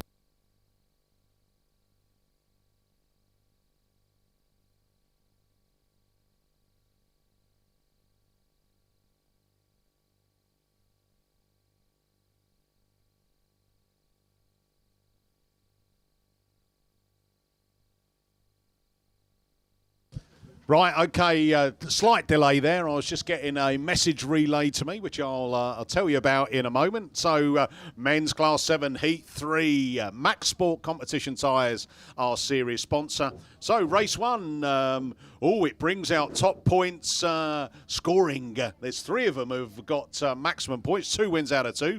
Andy Holtby, Scunthorpe 61 out of lane 5. Alongside him is Phil Cooper, lane 4. He's currently equal 6 on points, so he's going to be looking for big points as well. Rhys Griffiths, Radford 212. He's got a win and a second coming out of lane 2. Jake Lee, Scunthorpe 12 out of lane 3.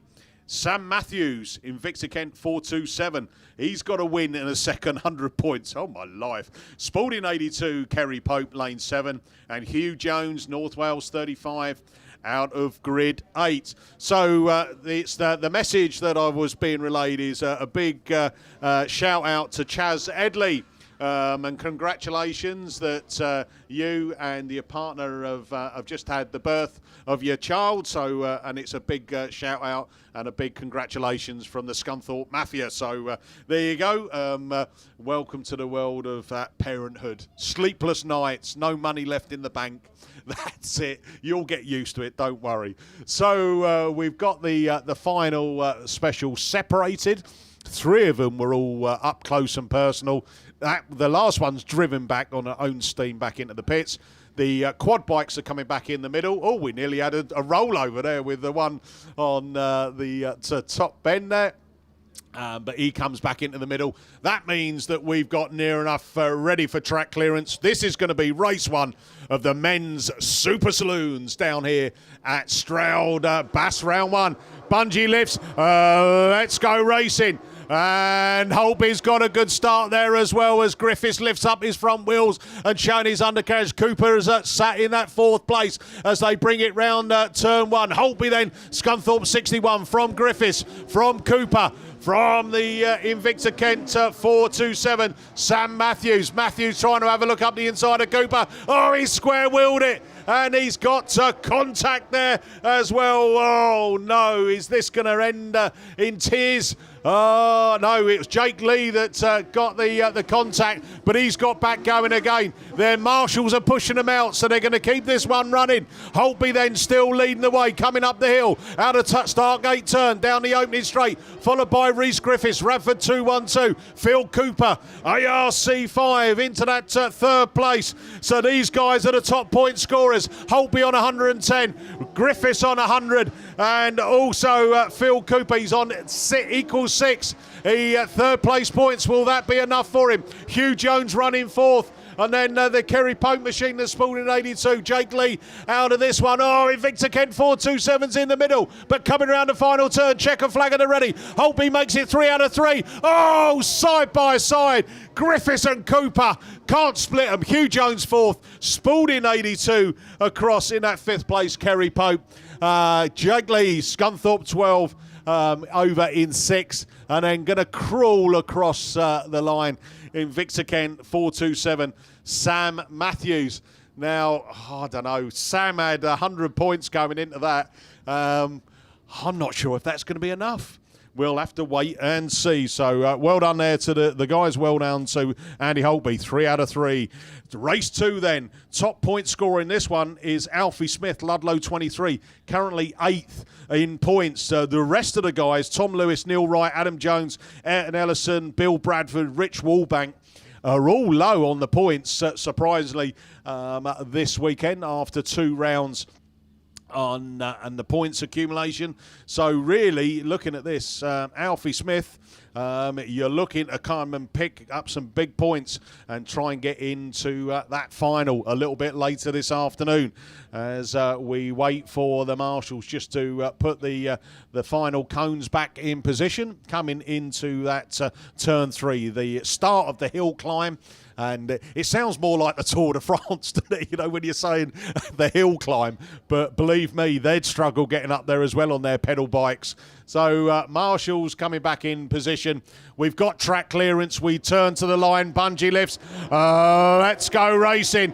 And who's got the best of the start? Right, I think, had it in there as well. But here comes that 14, Ayrton Ellison. Ellison there's a bit of contact, a bit of muscle flexing going on. While all that's going on, Bill Bradford says, I'm coming through. Border count is 15. Then we go to Tom Lewis. Border count is 66. The two home lads climb up the hill in first and second. Scunthorpe 5-1-4. Rich Wallbank running fourth place, has followed Wright as well. He was early leader, but he's dropping back. Hold on a minute. Guess what? Red flags. Ah, dear. Slow it down, fellas. That one's going to have to go back to rerun. And... oh, no. Here we go then. Here's the news.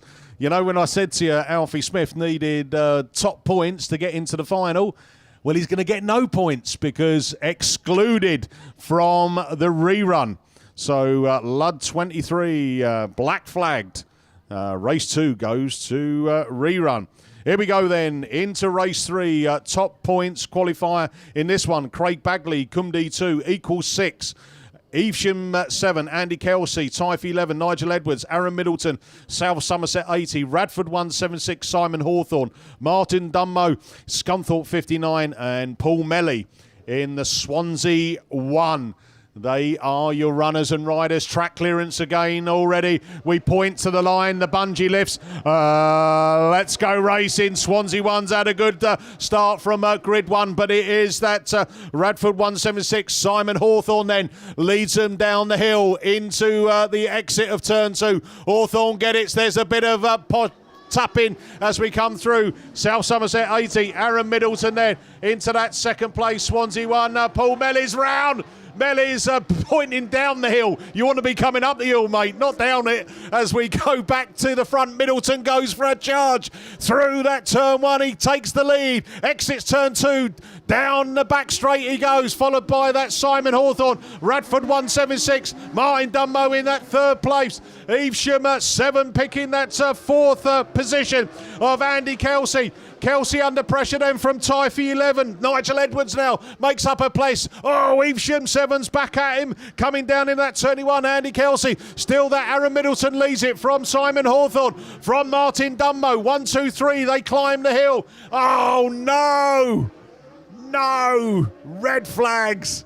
And as I turn my head back up to turn 1 and 2, Typhy 11, Nigel Edwards, the front of the car is all crunched up, and I'm looking who else has pulled into the middle.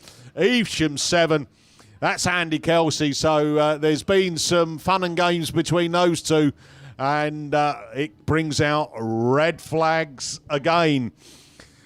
Oh, dear me, this is like a little bit of deja vu, a bit of Groundhog Day, because yesterday we started with a clean run, and then we kind of then started to get a number of reruns clocking up in the Super Saloons, especially with the third heats.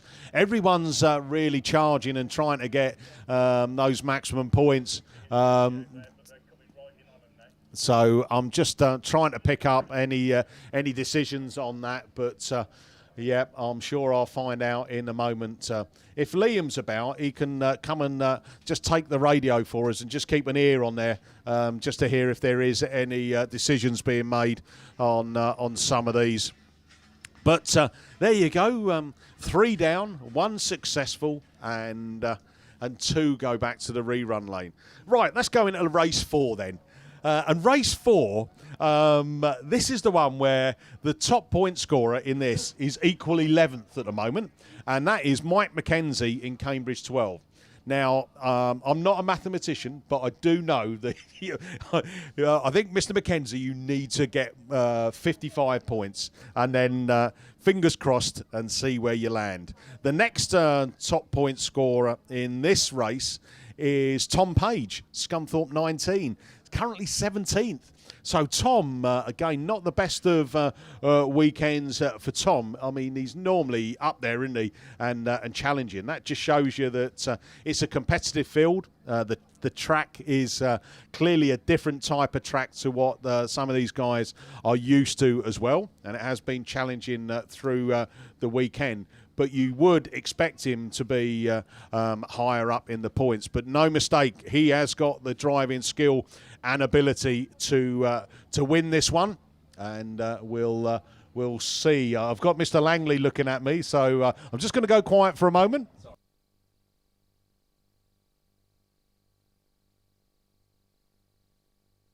So this is an urgent message. Jody Bowen, if you can hear this, can you make your way round to race control? Jody Bowen, round to race control as soon as possible, please. Thank you very much. So, yeah, we were back on this race 4. So, Seven Valley 6, Jodie Faulkner coming out of lane 7. Darren Adams in Border Count is 26 out of lane 6. Oh, there we go. I'm just taking you back one, and it's going to be... it's the message I've got in front of me goes, all go, but... There is a but, and a big but. South Somerset 80, Aaron Middleton excluded from the rerun. So race 3, all back in, bar Aaron Middleton, South Somerset 80 excluded. So I tell you what, it's all thrills and spills going on. The earlier race 2, that was Ludlow 23, Alfie Smith, who got excluded from that one. But race 4, I'm sure these boys are going to be nice and clean, and it will get finished. Where else we got? Matt Richards, Evesham 555 coming out of lane 4. We also have got Clive Williams, Typhy 113 coming out of lane 2. Brendan Ellison, by the way, got that outside grid, York 219. And lane 8, is that going to be kind for him? Who knows? We shall wait and see. Bowser is off the track. We've got track clearance. We look for the first marshal. He spins round. Bungee lifts. We're off racing down at Stroud. And the Border Count is machine. The first to show. Darren Adams, can he hold it into there? Tom Page is coming at him in that Scunthorpe 19 machine as they bring it out there. It is Page there. from, it's the Evesham 555. Matt Richards now. Richards found a gap and climbs the hill in second. Cambridge 12 making a move as well. Mike McKenzie. McKenzie needs bigger points than third or fourth, and he's dropped back down to fourth as Darren Adams pulls into that third position. Oh, we've got a spinner. Matt Edwards spun it round in the Evesham 555. He's now drops back further down the pack as we go to the two lead cars as they climb the hill. It's Tom Page, Scunthorpe 19, Cambridge 12, Mike McKenzie. I told you McKenzie needs big points, and he's heard me because he's charging down now. Round turn 2, last lap flag being shown. Tom Page, Scunthorpe 19 leads it from McKenzie in the Cambridge 12. Then it is that border count is 26, Darren Adams. York 219, Brendan Ellison in fourth. Then we got that Severn Valley 6, Jodie Faulkner. And the Evesham 555, Typhy 113. But round turn 1, turn 2 for the final time. Tom Page, Scunthorpe 19 wins it with a wheelie. Mike McKenzie second. Border count is 26. Darren Adams in third. Then it's Brandon Ellison. Mike McKenzie, Brendan Ellison, Jodie Faulkner, Evesham 555 of Matt Richards and Clive Williams in Typhy 113. So excellent stuff. Well done, Tom. You were sat 17th on points. I'm not sure if that's going to be enough to get you into the final, but a good effort there. Mackenzie in that second place in Cambridge 12. His 45 points can be enough. We'll tell you when we get the final sheets. Race 5 then. Matt Manning, Wayne Yeardley, Carl Mosley equal 9th. Chris Bell, Andy Hornshaw equal 11th. White Rose 20, Ian Stevenson. Cumdy 9, your top point scorer. 2 wins out of 2. I told you there was 3 of them. And Cameron Mills comes out of lane 1. I don't think he's overly impressed by that. But if you're quick enough, then doesn't really matter what grid you're coming out. We will see if Cameron Mills, can he make it 3 out of 3? Cole Mosley has been on that pace all the way through, hasn't he, this weekend? He's had a second and a third. Can he make it a Ted Rogers and a 3-2-1? Mosley's got a good start. Mills has got a good start as well as they bring it into that first important turn. Stevenson's got a bit square-wheeled. He's rubbed off some pace. Mosley's coming through contact with Cameron Mills. Mills and Mosley side by side. Hornshaw in that third place climbing up the hill. Manning goes for it as well. Stevenson, then the Wayne Yeardley machine as they bring it down that opening straight. Leading into turn 1, Cole Mosley, the king of sideways, Scunthorpe 82. Round turn 1, turn 2. Up down that back straight, followed by Cameron Mills, Cumdy 9, Hornshaw, York 78, Matt Manning, Wayne Yeardley, then it's Stevenson. The final marker is the North Wales 86 machine. He's out of this one. There's Chris Bell, but eyes back front. Mills has got the lead back again. Down into turn 1, down the hill they go. Woohoo! For the penultimate time because it's 1 lap to go. Cumdy 9, Cameron Mills from Cole Mosley. Scunthorpe 82, Mosley up the hill, getting up close and personal. Can he get them pace on? Down the opening straight again. Down into turn 1 for the final time. Down the hill to go. Cumdy 9, Cameron Mills then leads it round into turn 2. Mosley's on a charge back at him, but it's Cameron Mills takes it from Cole Mosley. Third place goes to Hornshaw. Manning in 4th. Then it's Wayne Yeardley in 5th, Sturton 69. Ian Stevenson in White Rose 20 in 6th place. And that final car, I don't think is going to make it background. It was the North Wales 86 of Chris Bell. Way, that's what we call Cameron Mills. 3 out of 3. How greedy is that? Cole Mosley, equal 9th going into that. 45 points. Will that get him into the final? We'll wait and see. Race 6 is on the line. Liam Evans, he's your 3rd top point scorer. 110, unbeaten. Andy Jefferson, Archie Bentley, Mark Jenkins, Phil Barliman, Dan McKenzie. We are off and running. Jenkins got a good start, but also Dan McKenzie. That 444 machine. First to come round turn 1 and down the hill. They're near enough all side by side. Bentley has contact, but it's Andy Jefferson comes through. Yorkshire Dales 21. Barliman's having a go. Evans is up the outside as well as they come up the hill. Oh, Jefferson's wheeling down the opening straight, getting a little bit sideways as he turns it into turn 1. Barliman's following round. Barliman looking for a gap up the inside, but Jefferson holds him him off. Jefferson, Barleyman, then it's Evans. Hold on a minute. The Cambridge 444. Mackenzie's back at him. Evans up the inside. Barleyman scrubs off some pace. Evans up the inside of him. Coming out there. Contact with Barleyman. Barleyman stopped on the turn of 4. Oh, Bentley's turned it round as well in the exit into turn 3. But they're still leading it with a 1 lap to go. Jefferson, Yorkshire Dales 21 from Liam Evans, North Shropshire 120. Can Mackenzie, Cambridge 444 as they climb up the back for the final time. Barleyman's got it going again. He's going to go. Bentley's running round the outside, but it's checkered flag. Yorkshire Dales 21. Andy Jeffson, big wheelie over the line. Followed by North Shropshire 120, Liam Evans. Cambridge 444, Dan Mackenzie. Archie Bentley's a lap down as he crawls it around. And Phil Barleyman, Pennine 23, is going to come across and pick up that 4th place points. That was a Class 7 race full of thrill spills, tapping, excitement, swapping and changing in places. And that is exactly what we like. Up on the line, it looks like we're going for a It's a runoff. And so for the runoff, it's going to be over to Mr. Lover, Paul Glover.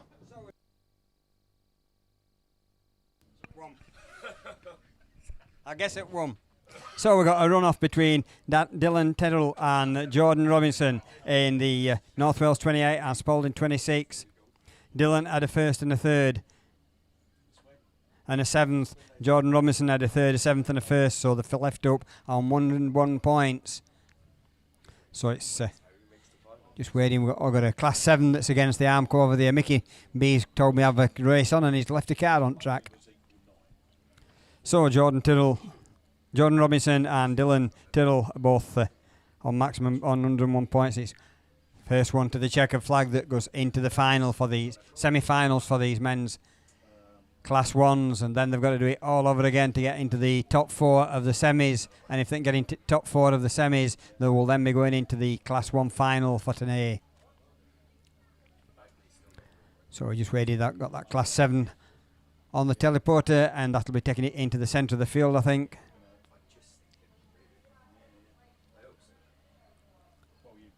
Then as soon as that gets into the centre of the field, we'll be off with this runoff, and then actually behind Class 8 runoff for the ladies. So it'll be back to Liam after I've finished my little bit.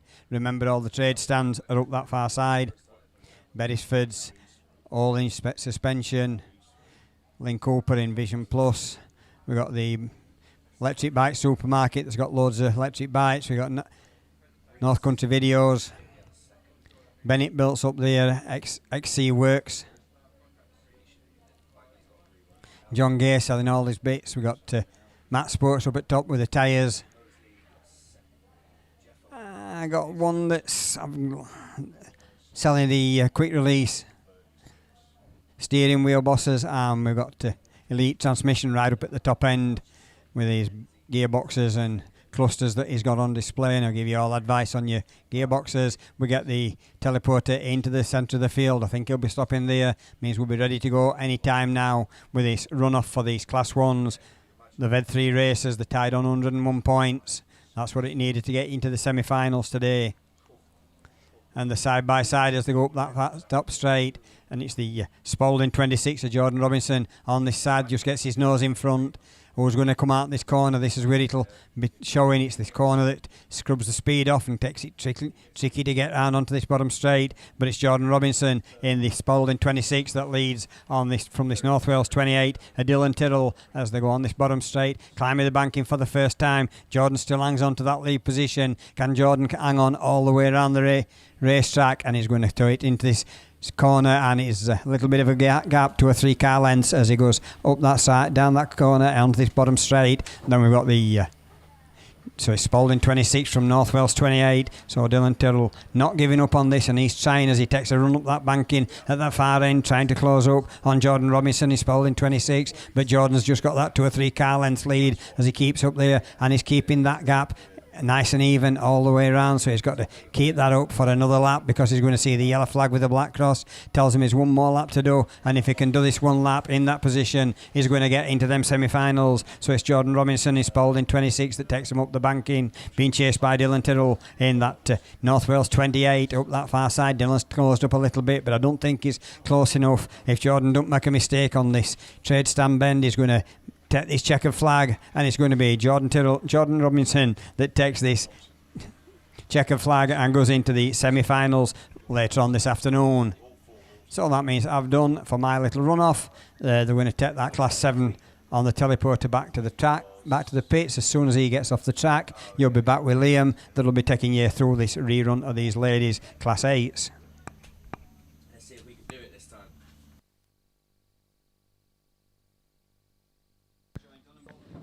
Right then, yeah, cheers, Paul. So the rerun of your ladies' Class 8 is down there. I think this is a rerun of race 3, but could be wrong because I ain't got a sheet in front of me, but I'm sure we'll pick them up as they come past. This is the one where Rosemary Glover come to grief on this bottom bend. I think this is the one with Claire Horner and Jade Russell coming out in it as well, because I think they're the ones that are lined up next to each other. So I'll tell you what, it's going to be a fascinating watch. It's a bit of a depleted field. Not many ladies are out there. We've lost a couple, of course, due to damage. But I'll tell you what, like I said, still going to be as fast and competitive as ever as the Jenkins machine gets taken off the circuit. And we're just waiting for track clearance. We've still got some red flags flying around as the equipment makes its way into the middle. One makes its way off the track. Now we've got track clearance, yellow flag ready to go, and I built it up for no reason because it's not ready to go.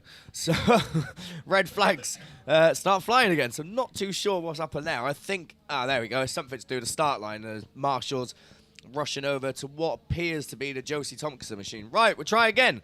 Are we ready to go this time? Yes, we are. There we go then. So ladies' Class 8s are up and away. And Claire Horner it is that makes the best of the starts once again in the Melton 62 machine. Oh, Jade Russell's climbing cars, but comes back down. Rosemary's in second in White Rose number 2 as Josie Thompson looking around the outside in Scunny 52. Jade Russell in the Victor Kent 19 right on that inside line and has got the speed. Rosemary Glover goes from second to fourth as Josie Thompson and Jade Russell went straight past. But Rosemary Glover fights back. At the front, though, Horner it is. That leads the way from Russell, Josie Thompson, Rosemary Glover, and St. Neots 55 is there at the tail end of the field with work to do. But Melton 62 leads the way once more. Last lap flag coming out this time as Claire Horner throws the car sideways into the bend. One more to go. Jade Russell hunting her down, but she's not going to catch her in the Victor Kent 19. Josie Thompson in Scunny 52 sits there in third. Rosemary Glover in White Rose 2. St. Neots 55. That's the running order as they come past. I think that's going to be the order they finish as well, because it's checkered flag, no positional change. Claire Horner takes the win in Melton 62. Russell in second, IK 19, Scunthorpe 52, White Rose number 2, and St. Neots 55 comes round to complete it all. So that is your ladies' Class 8s completed. We've still got specials on the line, but I don't know what they are because I can't quite see. They look like men's Class 9s to me. There we go. So I think they are Class 9s. So Paul Glover makes his way back into commentary. And to take you through the Class 9s, it's back over to Paul.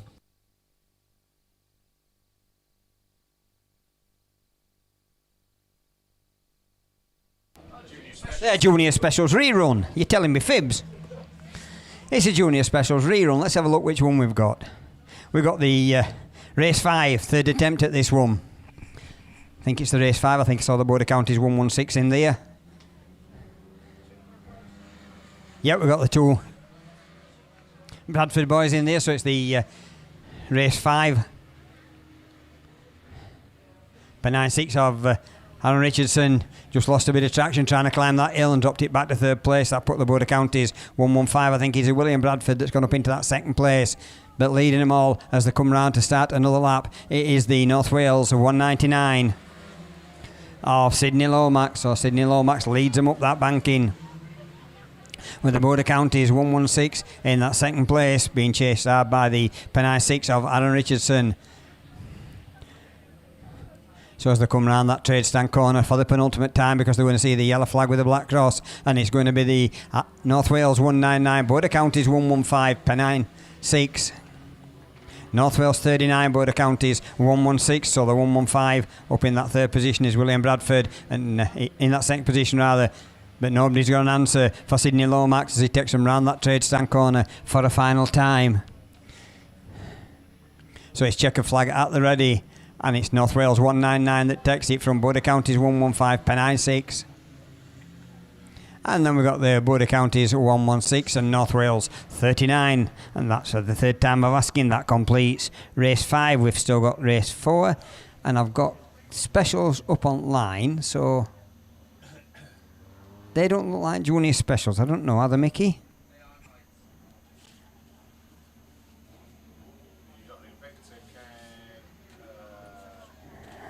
Invicta Kent 121. Yep, North Shropshire 12, Tom Powell. So it looks like we're moving on to Heat 3 for these men's Class 9s. And Bungees up and away and racing once I've found my paperwork. So,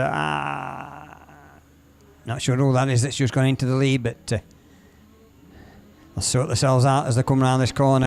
And it is Deck Trailer in North Shropshire 98 that leads them. And he's being chased hard by the Border Counties 34. And instead, I think it is that's in that second position. And then it's IK 121 of Stuart Taylor in that third slot. But it's Deck Trailer in North Shropshire 98 that brings them round for another time. And then we've still got that Border Counties 34, IK 121, and then on his inside. Oh, I was just going to say he's got one on his inside, but we've got him turning around in all directions. So one that just pulling up into the points positions, and North Shropshire 12 problems coming out the corner. But it's last lap flag for Deck Trailer in 98, and then it's the Border Counties 34, IK 121, York 6 of Russ Addyman. Then it's the Stoughton District 22 of Archie Rose, Radford 252, Mike Bluck in that one. But it's checker flag at the ready, it's Deck Trailer that takes it. Second place goes to the Border Counties 34. Then we've got IK 121, York 6, IK 121, Stuart Taylor. I don't think I mentioned him during the race. And then it's Mike Bluck in Radford 252, and the Stoughton District 22 of Archie Rose. And last but not least, I think his steering wheel's just come off. Oh, well, this is permanent come off, or whether it's just come unfastened, I'm not sure, but I think he'll need recovering. If he needs recovering, it might need a teleporter because he can't steer it. So North Shropshire 12, Tom Powell will need a teleporter to get him off because his steering wheel's just come off, I think, and it must be the boss that's come off the end of the steering column because he can't get it back on. I can't just put it back on. So that puts us on to race 2. Mark Barker in Evesham 26 should be coming out in lane 1. Gavin Pittman in SS 81 be coming out in lane 2. Travis Kirk in North Shropshire 65 will be out in lane 3. Jimmy Smith in Lod 80 will be coming out in 5. Carl Dyke Wickfield in the Edifed 150 will be out 6. Scott Aldridge in Stoughton District 27 will be out 7. And Lord of Labour in the SS 12.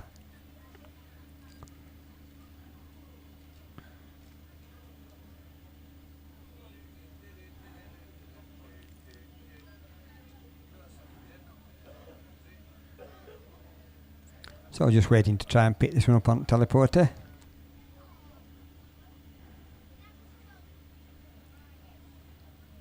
Then we'll be on with race 2.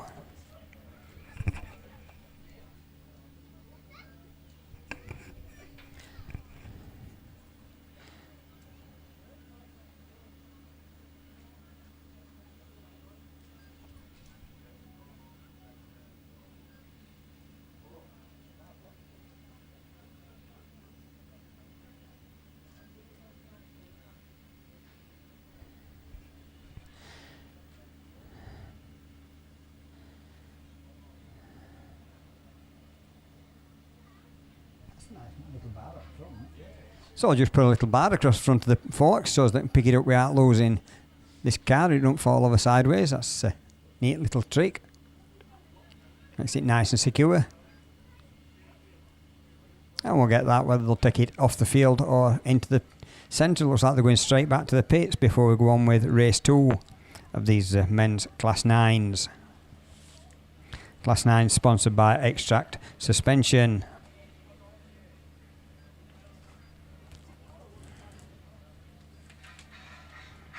So Extract Suspension that's kindly sponsoring a series for these Class 9s.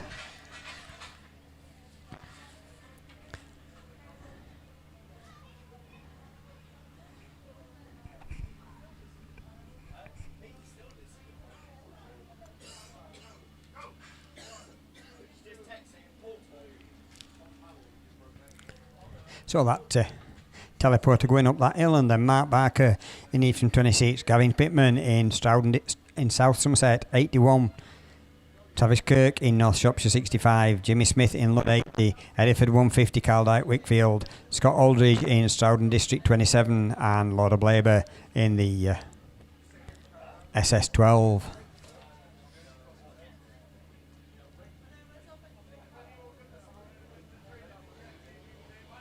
So that's the teleporter out of the way. I think we'll be all ready to go more or less straight away as soon as he's clear. Yellow flags start going up. Man on the top post turns round. Red goes down, yellow goes up, and we're away and racing. And Scott Aldridge from the far side, but on next to Scott Aldridge is Carl Dyke Wickfield, I think it is, in the Hereford 150. But Scott Aldridge, Carl Dyke Wickfield, if it is him, is pushing straight on. Mark Barker's there in that 26. North Shropshire 65 comes through as well, and that's Travis Kirk in that one. So it's not Hereford 60, it's the 65, North Shropshire 65 of Travis Kirk that leads them up that top straight, and then it's the Evesham 26 and Mark Barker in second place. Mark Barker comes through and gets that lead position. Third place we've got the SS 12 of Lord of Labour. So Lord of Labour trying to move up into that third position, but don't quite manage trying to hold that third position, from Scott Aldridge, who were trying to come up on her inside but didn't manage it. So it's Evesham 26 Mark Barker that starts the final lap, still being chased by the North Shropshire 65 of Travis Kirk. Scott Aldridge again tries to come up on the inside, but Lauder's got that plenty of power down on that SS12 and gets up that top straight into this trade stand corner for the final time. We've just got one that we've not mentioned, but it's going to be Mark Barker in Evesham 26 that's going to take it from Travis Kirk, loses out and gets third place as SS12 comes through, takes that second position. Then it's the Stroud District 27. I think that must have been, not sure who that was. It might have been Jimmy Smith that were in that last position that I never picked up on. But we've got race 3 down on that line. Have we going straight off? Looks like we may be going straight away, so we've not got time to go through runners and riders. So who's the first one to show?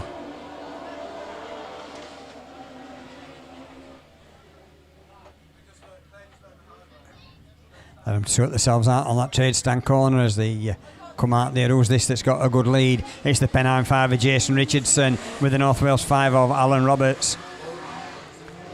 Alan Roberts in that second place. He's chasing hard, but away and clear is the Pennine 5 of Jason Richardson as he takes him into that trade stand corner for another time. We've got one square wheel down here on this corner. Is he going to move it? Are we going to get us face? Red flags. Didn't get it moved in time, so PhD 3 Paul Arden had just got through to second place, and we've got red flags on that one, so we'll send them back to the pits and we'll try with them a little bit later on.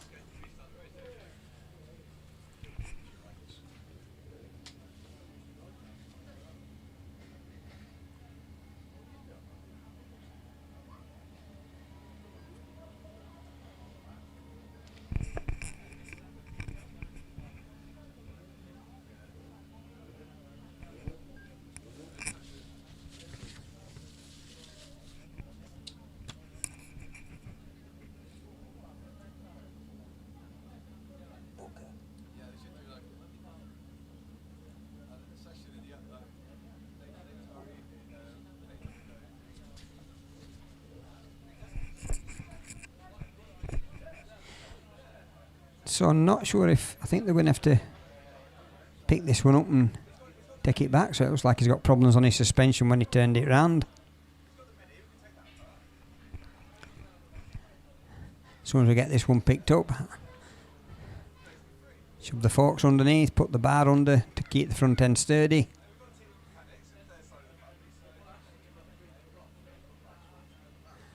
Then they'll pick that up and take it away. I think they'll go straight up in out of the track onto the pits.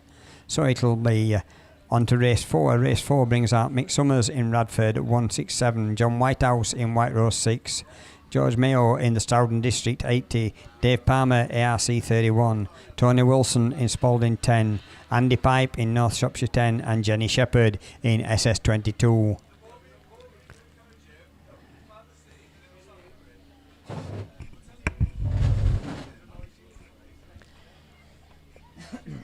So that's cars coming back up to the pits, up the hill as soon as he's gone through the gate.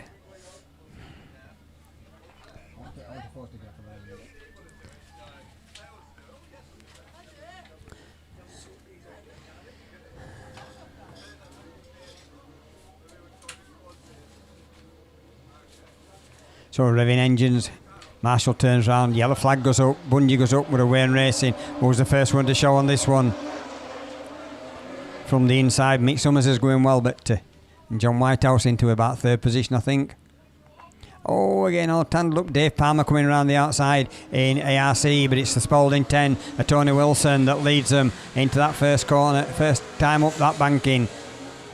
John Whitehouse in White Rose 6 getting a little bit out line, but gets the power back down and goes up that top side in that 3rd position. But it's Dave Palmer that's chasing Tony Wilson as they go round that trade stand bend. So it's Tony Wilson in Spalding 10 that still leads it. ARC 31, White Rose 6, Radford 167, SS 22, Jenny Shepherd. All the work to do from the back of the field. We've got one that's square wheeled near the arm cut at the far side, but out of the way, so they'll let this one run as they come round this time. It's the yellow flag with the black cross, tells them one more lap to go. Tony Wilson slides it down that hill under full control in Spalding 10, ARC 31, White Rose 6, Radford 167 and SS 22, but it's still Tony Wilson that's being chased by Dave Palmer. John Whitehouse can't make any impression on him in 3rd place, not far behind John Whitehouse. We've got the Radford 167 and Mick Summers, but Dave Palmer's close right up on Tony Wilson, but can't do anything about it because he gets a face full of dust as he chases him down the straight. So it's Tony Wilson, Dave Palmer, John Whitehouse. And that completes Class 9s, and we've got a rerun of Class 5s on the line. Yeah, thanks very much, Mr. Lover, Paul Glover. We are back to men's Class 5s. Heat 3, Race 1. It's the rerun. B&J Race Engines are series sponsor. So let's have a look down there. Who was in there? Well, we had Matt Thompson, didn't we? South Somerset 36 and Jaber Smith, Ludlow 8. They are equal 3rd on points at the moment. Both got 90 apiece. So that's not bad, is it, for your efforts thus far? Dan Godfrey, the Cambridge 10, he was over on his side. He was going to come out of 5. Let's just have a look up there, because can we see...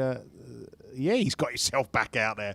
I thought he would. He's a hearty soul, isn't he? He's back out. He's equal 5th on points, so definitely wanted to be back out and vying to get into some bigger points. Ian Thorndike in Victor Kent 22 out of lane 7, 14th on points. So Ian needs really maximum points and then just see what happens. But, yeah, Luke Jenkins in it, Graham Stedman, Darryl Heath, Bayard as well. Here we go, track clearance. Bungie's going to lift. Let's go racing then. Who's got the best of the start? Thorndike got another flying start out of grid 7. Isham 777. Graham Stedman up there as well. Luke Jenkins, PhD 7, was making a charge, but he's gone down the bank and he's dropped further down the pack. As we go back to the lead cars, still is going to be that Ian Thorndike machine in the Invicta Kent 22, leading away in a comfortable lead. Dan Godfrey, who was on his roof and on his side, is now up into that 2nd place, down turn 1 and into turn 2. So Thorndike from Godfrey, from the 777 Stedman, then Jenkins, South Somerset 36, Matt Thompson, Stroud District 103, Darryl Heath Bayard, And then that final car, LM125, and the Warriner. So back we come. Last lap flag already. Invicta Kent 22. Ian Thorndyke then. From Cambridge 10, Dan Godfrey second. Third, Evesham 777, Graham Steadman. Fourth now is that South Somerset 36, Matt Thompson. PhD 7, Luke Jenkins, also on that opening straight, but coming round final turn. Checkered flag. Cracking win there. Invicta Kent 22, Ian Thorndyke takes it. From Dan Godfrey, Cambridge 10. Evesham 777, Graham Steadman. South Somerset 36, Matt Thompson. Luke Jenkins, PhD 7. And then last two across the line, Darrell Heath Bayard in Stroudon District 103, LM 125, Andy Warriner. So there you go. That is your Class 5 men's Heat 3 done and dusted. We will be getting our final sheets shortly. So up on the line, we are going back for open wheel specials, and for the third time lucky, it is over to Liam to take you through the men's Class 8s. I don't want to do this anymore. Can I go home? It's let's see how we get on with these 8 races scheduled. So obviously we have lost a couple of drivers from yesterday. So at least that's one race less than what I had the first time round. For those of you wondering why the 8s are on the line, it is because they have, of course, got semi-finals to run a little bit later on. So the plan is get them out as quick as possible, get all 8 races done straight through with no red flags, and then wake up from our dream. So hopefully we get them done. As I said, they want to get them ready and pick out, don't forget, the top 16 in the men's Class 8s, because we will be running semi-finals. So it's not about the top 8, it is about the top 16. And I'll tell you what, looking at this sheet of the drivers we have, and seeing some of the drivers that are just outside of that top 16, to be honest, you could probably run quarterfinals as well with men's Class 8. So competitive. So looking to the line, I don't think that's actually race 1 down there. So they've already tried to throw me in the mix and confuse me, because that looks to be race 3, which is down there on the line, simply for the fact I can see Mitch Wells coming out of lane 8 in the Invicta Kent 356. So not too sure why the change is, but we will run with it. So race 3 brings out Wes Hathaway in Breeden Hill number 1, Joe Williams in Border Counties 88, Kevin McBride in Solway 4, looks to be back out there after taking a tumble yesterday afternoon. He's joined by Richard Cooper in Evesham number 2, Matt Bishop in Yate Sobbury 73, Jeff Beresford, your sponsor, in North Shropshire 55, Tom Lewis in Border Counties 55, and as I said, Mitch Wells in Invicta Kent 356. They're the ones down there ready to do battle, and they're seeing this track get absolutely soaked by the water bowser. So the Class 8s will be sat down there. Normally I'd say sat down there looking where to go into the first corner, but they can't see the first corner from the start line. So their guess is as good as anyone's, I think. But we are getting ready to go racing with your men's Class 8s. Race 3, Tom Lewis, joint 10th. He needs a good result. Matt Bishop just inside that top 16 in terms of the points. So he needs something positive to keep him going and keep him in there. Rich Cooper, joint 19th, along with Mitch Wells. So work to do for these drivers as we leave the line with the first race of men's Class 8s. And Tom Lewis it is. That's the quickest one out of the gate in Border Counties 55. He stayed on the dry line as GB comes through in second. In North Shropshire 55, Wes Hathaway runs third. In Breeden Hill number 1. Look at this. Oh, we got carnage already. As Jeff Beresford goes sideways. Matt Bishop slams into the side of him. And guess what that means? Red flags on your men's Class 8s. I'm so shocked. I can't believe it. So, unfortunately then, that's not the best of starts for the men's Class 8s. As I said, Jeff Beresford, I think, just hit a wet patch. Got it very sideways. Matt Bishop, it was, that piled into the side of him in Yate Sobbury 73.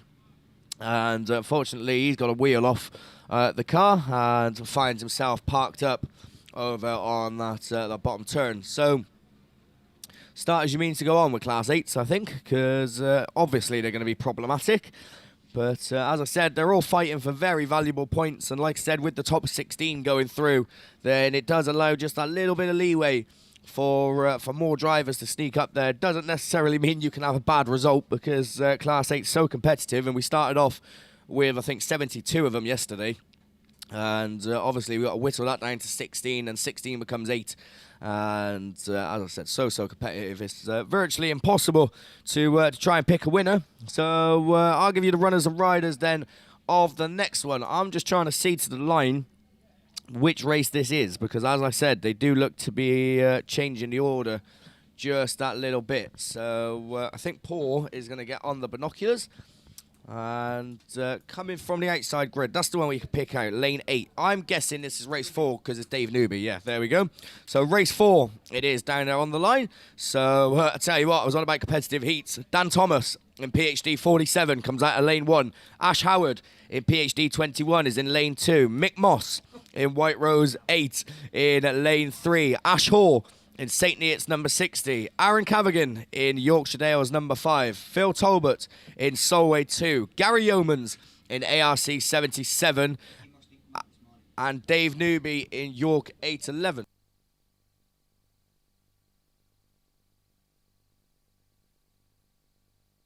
Right then, so just getting ready to go, as it looks like we're getting closer to having track clearance. Dave Newby's the one to keep your eye on in this, because he looked flying yesterday, a first and a second. So a decent run keeps him in that top 16 and books him in the semi-finals. But don't discount Dan Thomas, because he's the first one to show in PhD 47. Storms out. Ash Howard rolls with him in the PhD 21 machine. But it is going to be Thomas that leads the way. Talbot runs second. Ash Howard third. Newby running in fourth in York 811. He'll want to start picking him off as he goes along to keep his place. Ash Hall just gets contact there, as I think Phil Talbot it was that got it sideways. Can we keep this one going as we look back to the front? The cars are moving, that's good. So Dan Thomas, Ash Howard, Phil Talbot, there you 1, 2, 3. Newby still runs in 4.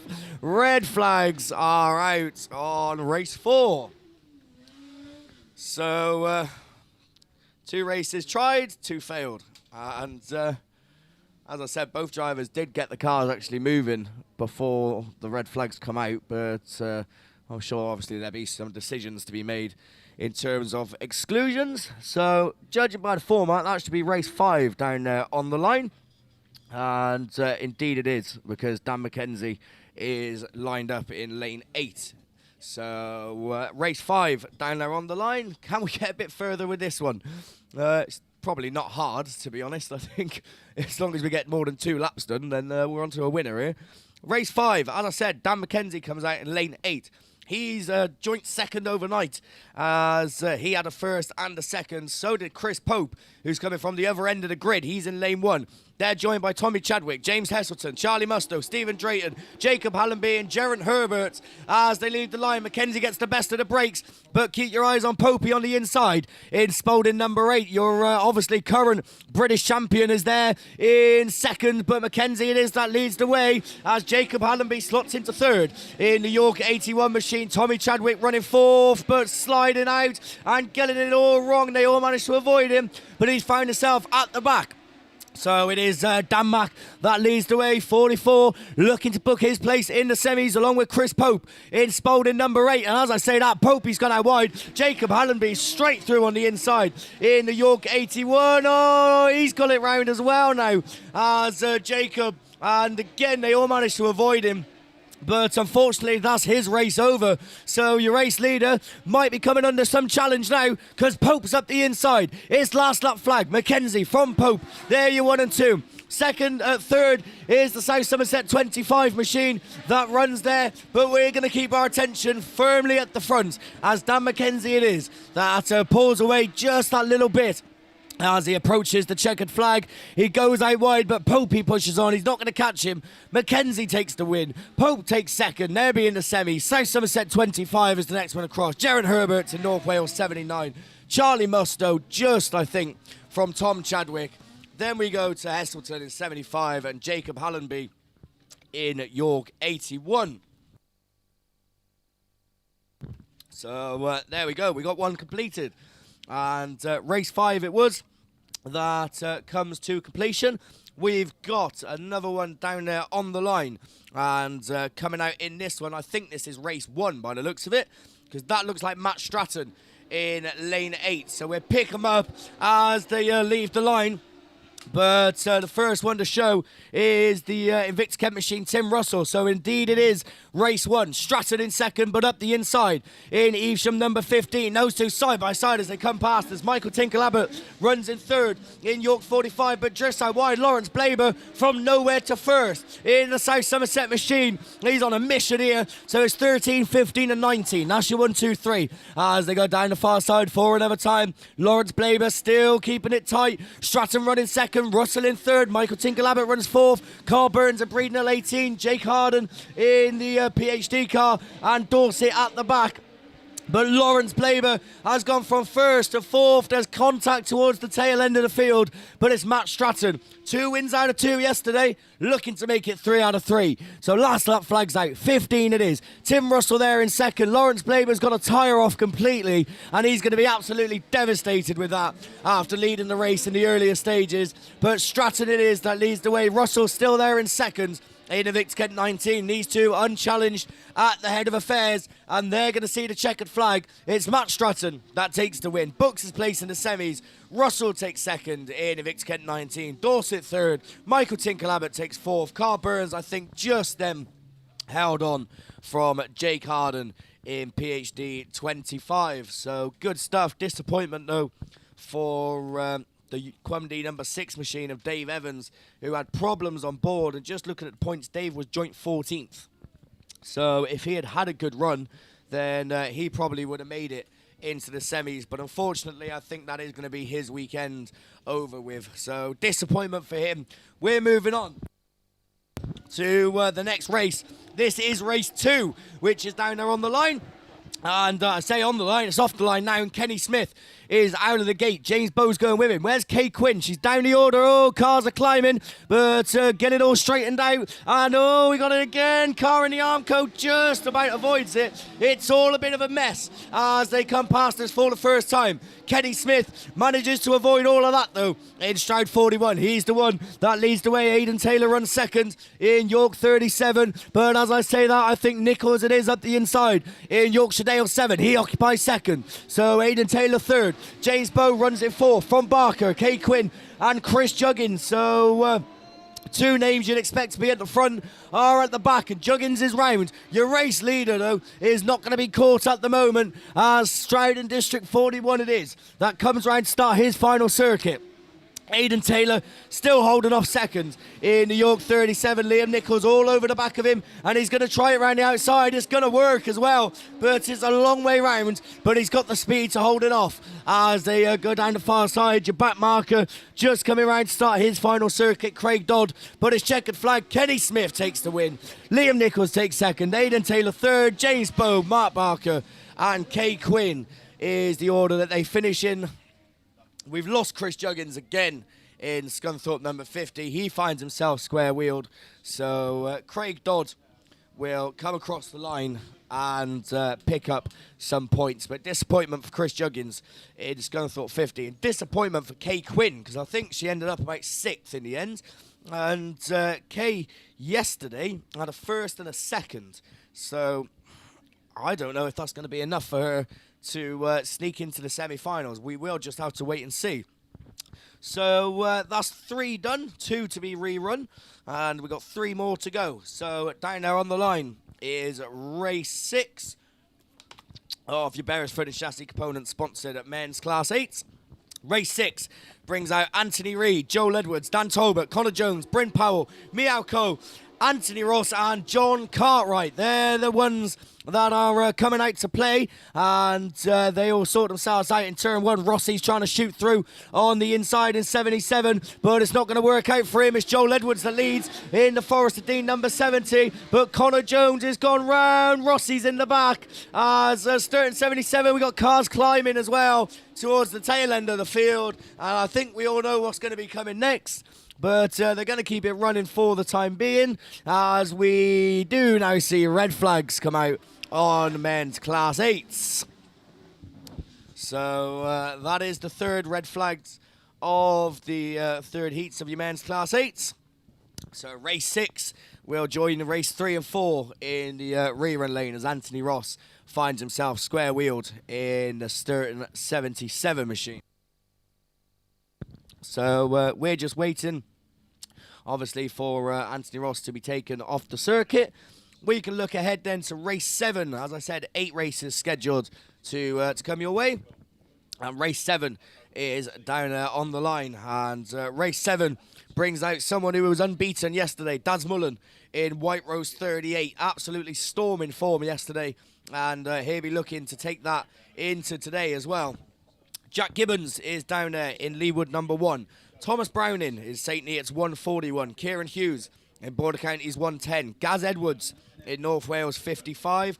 Dan Ray in Scunny 52. Tom Harris in Carmarthen number 1. And Zach Yeardley in Sturton 691. So, looking at the points, as I said, Daz Mullen, top of the shop, 2 wins out of 2. So, a good run will book his place in the semis. Jack Gibbons, joint 10th at the moment. So again, a solid run should keep him in there. Gaz Edwards just missing out at the moment, joint 17th in North Wales 55. So realistically, he's going to need a win to give him any chance.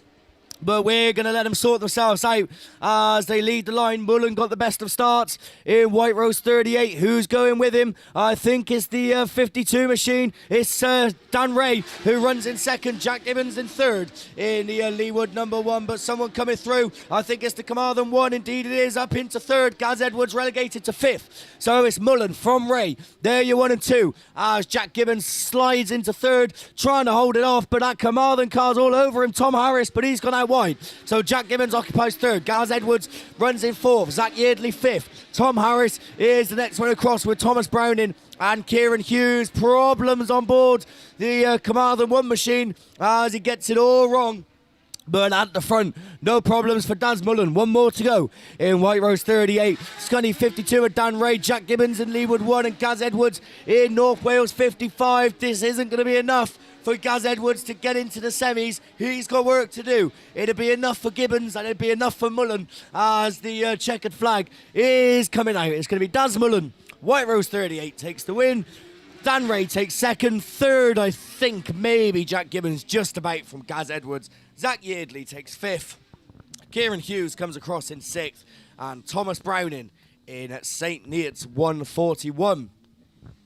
So, good stuff from your men's Class 8s. Race 8 is down there on the line, the final race scheduled. But we do, of course, still have 3 reruns to come your way.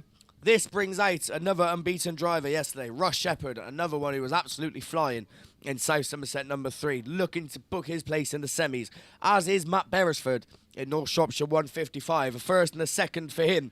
Kate Lockwood, Craig Pyle, Graham Moss, Phil Goodenough, Jack Sharp, and Gethin Lewis are the ones that go with him. Russ Shepherd makes the best start in South Somerset number 3. Can he do what Daz Mullen did and make it 3 wins out of 3 in the heats as he goes into turn 1? Where's Beresford? He's about 4th or 5th. But it is Russ Shepherd at the moment from Graham Moss. There you 1 and 2. Jack Sharp runs in third, but it is going to be Beresford up the inside, who now takes up third as Jack Sharp relegated. Phil Goodenough is looking to mount a challenge, and for some reason, I'm not too sure why, but we got red flags on race 8. So, not too sure what's that about. There we go, there's a car over the hill. So, I said we couldn't see over there, but thankfully we have got the TV with the camera in Coventry. And Craig Pyle in Wessex 666 seemed to be stranded somewhere in the distance over there.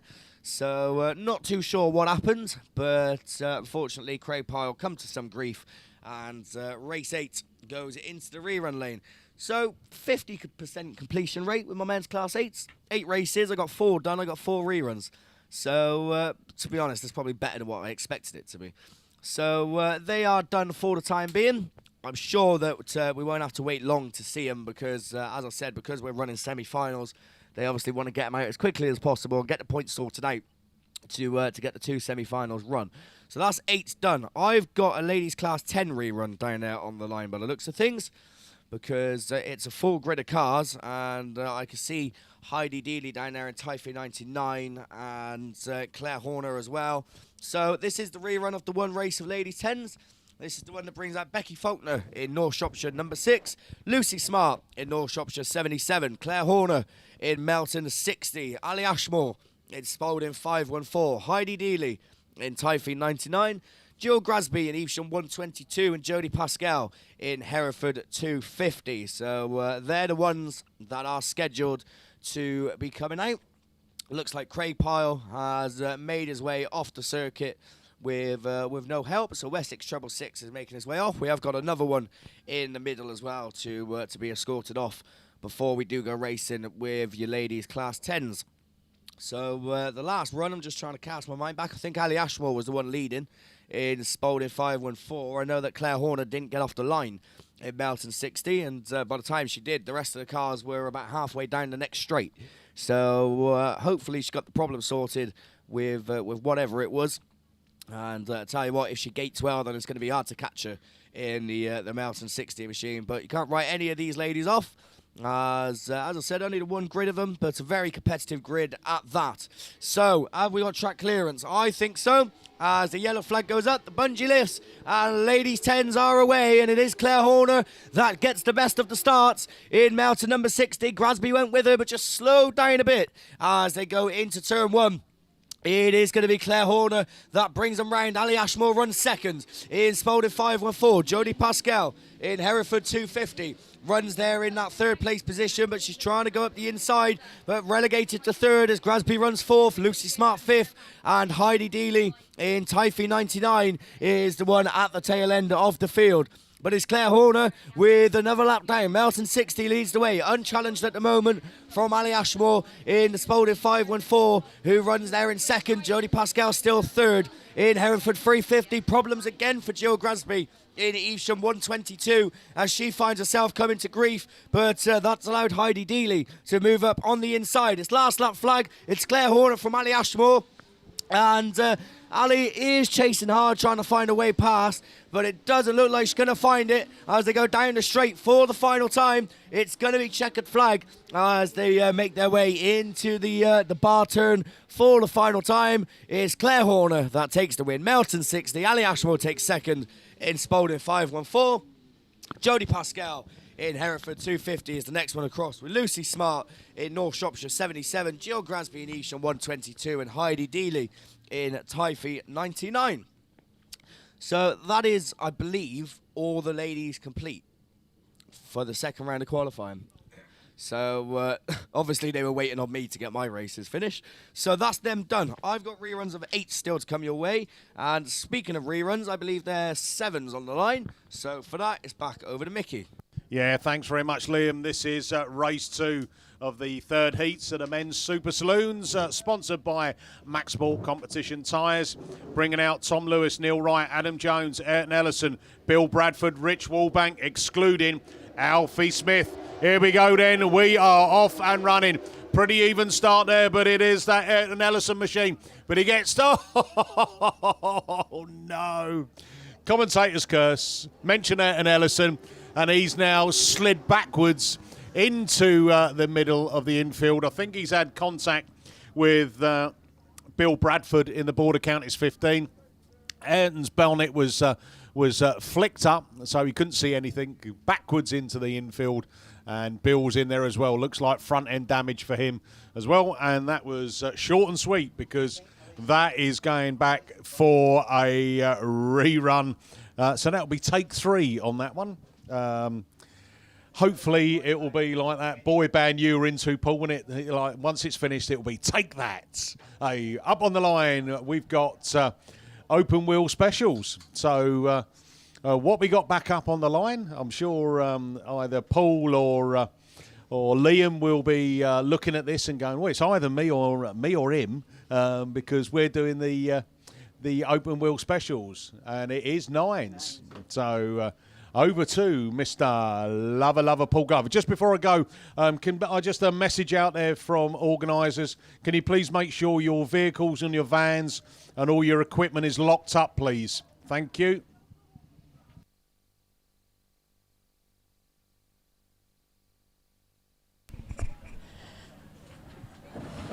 Trying to sort my paperwork. You know, when you get to this stage of a weekend in here, you get in your semi-finalists, you're getting your finalists, and you're getting your third set of heats. You're trying to sort all your paperwork out, and it takes a bit of doing. So, nice seat 8. Now, listen, I'm not certain, but I think it happens.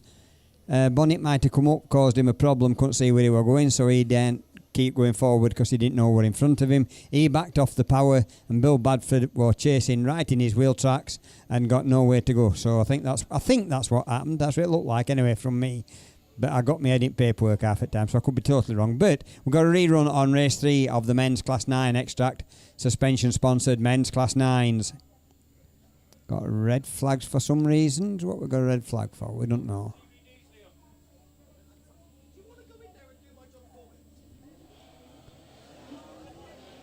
So bungees up, we've just got 4 of them left running. Who we're going to get the first ones to show on this? Sort themselves out as they go into that corner. I should expect PhD1, I think he were in there. But it's the Pennine 5, Jason Richardson, PhD1 in that 3rd position. But Jason Richardson in Pennine 5 leads them out in that corner. He was being chased by Alan Roberts, but Alan's being passed by the PhD1 of Steve Lindsay. So Steve Lindsay up into 2nd place, lugging a move up on the inside. Steve Lindsay takes the lead. Jason Richardson's and the side by side with the wheels interlocked, but it's Richardson that has to back out on that one. So it's Steve Lindsay and PhD1 that leads him. Alan Roberts comes up on the inside, gets that lead position, followed through by Jason Richardson in Pennine 5. But as we come round this time, it's North Wales 5, Pennine 5, North Wales 1, 2, 4, and PhD1. North Wales. North Shropshire 10, I think it must be Andy Pipe that's in there with them. But as we come round this time, checkered flag out the ready, it's going to be North Wales 4 that's going to take it, Pennine 5. North Wales 24, and PhD1, so the North Wales 24. Might help if I looked at the right list. North Wales 4 of Alan Roberts that won that one. North Wales 1, 2, 4. Sean Roberts that were the last one to finish. So that's completed my Class 9s. We've got... Oh no, the single seater that's on the line is one of the 9s that didn't get off. There's some more Class 7s behind him. Yep. So we're back to Mickey. Yeah, thanks very much, Mr. Lover, Paul Glover. We are back with Men's Super Saloons Race 3. So this is the one that got stopped. Aaron Middleton, South Somerset 80, excluded from the rerun.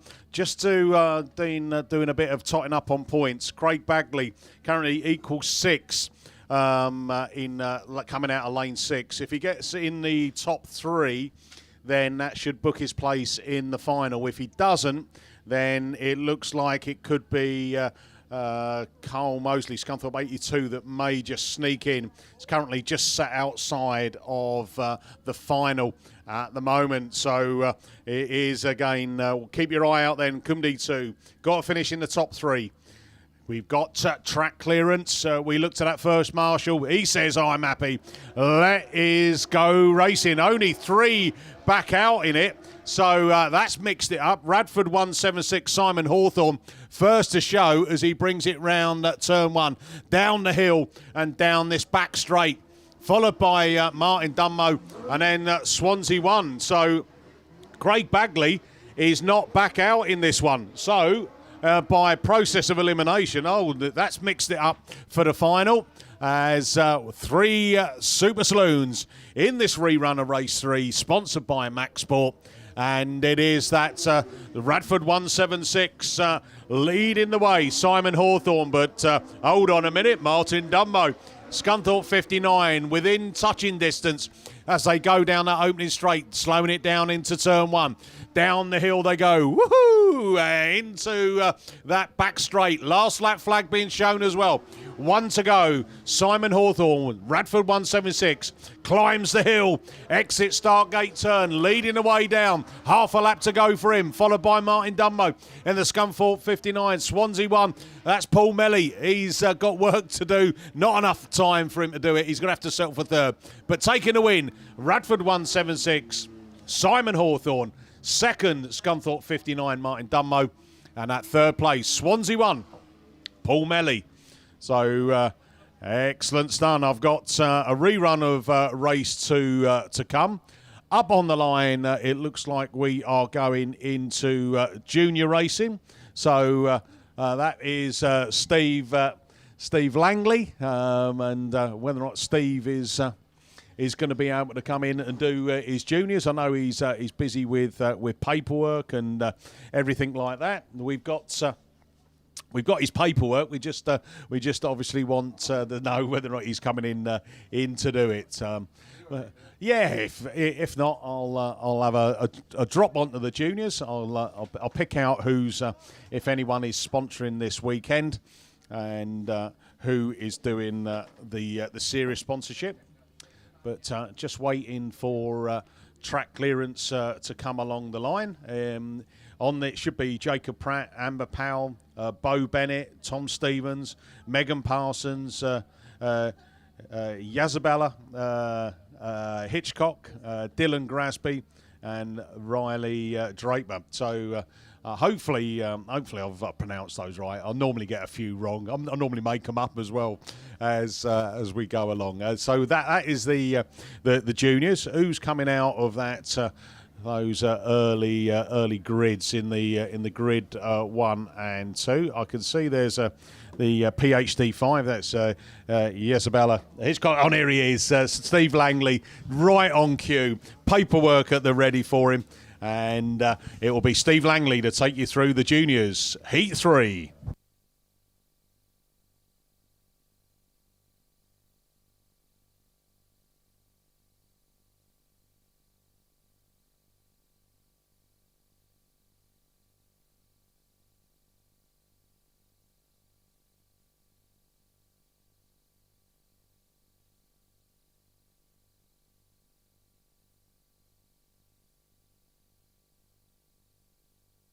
Right, thank you very much then, Mickey. Apologies for the just-in-time arrival. So, there we go. Right, Shropshire Designs, sponsors of the juniors. As we look for track clearance, we'll be underway. So this is their final opportunity, obviously, to get points towards a place in the top 8 of today's final.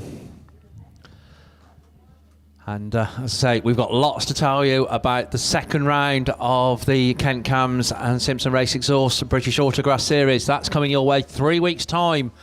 We're all heading off to North Shropshire, but it is juniors then away from the line. And who gets the best of the start? I think it's Tom Stevens in 55 that's just about the first one to show, from Bo Bennett in Breeden Hill 33 in that second place slot. But the Wessex 255 car been right on the pace all weekend. Slots into second place. Running in fourth then, the Ludlow machine of Megan Parsons. PhD 5 on the inside. North Wales 52. Amber Powell at the wheel of that one. Dylan Grasby in Evesham 120, racing there with the White Rose car of Jacob Pratt in 122. But switching to the bank, they're coming down back towards us. It is the Ludlow 55 car, WS255. That's the 1-2. A little bit of a gap then back to Bo Bennett in Breeden Hill 33. PhD 5 still runs in fourth. North Wales 52. Amber Powell running it all on their own in that fifth place slot. Dylan Grasby having a good run in the Evesham 120 car, climbing the bank over there on the far side. But look at this battle now for the lead as the last lap flag goes out on the outside. Then is the Riley Diaper car, the WS255 on the inside. Long time race leader Tom Stevens in Ludlow 55. That's the 1 and the 2. Breeden Hill 33 I think might have to settle for third, but we're watching them go along the top bank for the final time. It's all going to be sorted out on the final bend. Ludlow 55 it is that I think has got just enough momentum. Going to come round. Tom Stevens takes the win. WS255 cracking drive though in second place. Bo Bennett comes third in Breeden Hill 33. Fourth will go to Amber Powell in North Wales 52, finishing just ahead of Isabella Hitchcock in PhD 5. Dylan Grasby in Evesham 120 and the White Rose 122 machine of Jacob Pratt. Race 2 then of the 3 races in this third and final round of qualifying as the Ludlow 19 car of Megan Parsons completes race 1. Race 2 brings out Leighton Whitaker in Scunthorpe 702. Will Evans in Tivy 7. Lewis Middleton, he's looked quick this weekend, in White Rose 21. Bo Chamberlain in 22F. Iestin Jones in Tivy 15. Maddie Owen in North Wales 51. Gareth White in Cumdee 133. And William Tull in Stroud 15. Those are the cars that we're expecting. Looks like we might have at least one non-starter. 6 of them leaving the line, 8 of them we were expecting. I think William Tull, one of those non-starters. But bringing the field back round towards us, Lewis Middleton it is in White Rose 21. The Tivy 7 car of Will Evans tucks into second place. Bo Chamberlain runs third in 22F. Running in fourth then, Maddie Owen in the North Wales 51 car. Then comes the Tivy 15, and another car just making a move then around the outside. I think that's Leighton Whitaker in Scunthorpe 702. So I think it's William Tull and Gareth White that are our 2 non-starters in this one, but very much a starter, very much looking to book a place in today's junior final. White Rose at 21 it is then that motors on. Lewis Middleton as that race leader, trying to make a move up the inside. Bo Chamberlain in 22F, but just has the door closed on him by Will Evans in TA7. Those two running the third and second as they go down the far side. Still everything to play for, but our race leader puts a gap of a couple of car lengths, I think, between himself and the rest of the field as the last lap flag goes out. Crouched over the steering wheel, if you can crouch over the steering wheel when you're only about 3 foot tall anyway. It's Lewis Middleton in White Rose 21, just urging that Mini on down the far side. TA7, Will Evans in second place, but having to battle hard still to hold off Bo Chamberlain in 22F. But it's going to be another race win for the flying young Middleton. Lewis Middleton takes it in White Rose 21, TA7 just from 22F. Tivy 15 then in that fourth place. Scunthorpe 702, Leighton Whitaker, and completing it all is North Wales 51. Maddie Owen at the wheel of that one. So, Lewis Middleton booking a place and a high qualifying place in today's final. Don't forget the drivers will get choice of grid position based on their qualifying position for the final. So the higher up that list you can get, the better your choice of grids. And looking to try and get a place on that 8-car final grid is Hannah Lewis in Athelston 212, Maddie Tilson in St Neots 16, Grace Williams in Cambridge 142, Charlie Williams in Cambridge 42, Reese Tipton in Ludlow 1, Will Duggan in Cumdee 190, and Thomas Hawthorne in Radford 76. A group of 7 drivers collectively known as Race 3, Heat 3 of the Junior Saloons. So once again we're just looking for track clearance. We can see red flags waving very much on the start line, so not quite sure if we have an issue there or a bungee problem or something, but whatever, then it will very much, I'm soon sure, get sorted out. So 6 cars we can see up there now from the 7 we're expecting, so not quite sure if one of them may have a problem on board. We got some what have we got? Oh, we've got some more finalists. So men's class 9 finalists. Have we got time to do them? Yeah, we might have, just about. Right, qualifiers for men's class 9. Top qualifier, the only unbeaten class 9 this weekend. 3 wins out of 3 for Deck Trailer in North Shropshire 98. Joining Deck in the final very quickly, because I think we're ready to race. BC 34, Ian Stead. Spalding 10, Tony Wilson. Evesham 26, Mark Barker. Pennine 5, Jason Richardson. IK 121, Stuart Taylor. Stroud 27, Scott Aldridge. And North Wales 4, Alan Roberts. Those are the Class 9 men's finalists. Well done to them, one and all, particularly Deck Trailer. 3 wins out of 3. Right, Ludlow 1 then, Reese Tipton goes down the far side. He's looked quick this weekend as well, hasn't he? Without a doubt. As they go into that. Oh dear, problems in turn 1. They all go into it. Unfortunately, one of them has an excursion upside down. I think that might be Hannah Lewis in the Athelston 212 car. But the marshals very, very quickly in attendance to sort that out.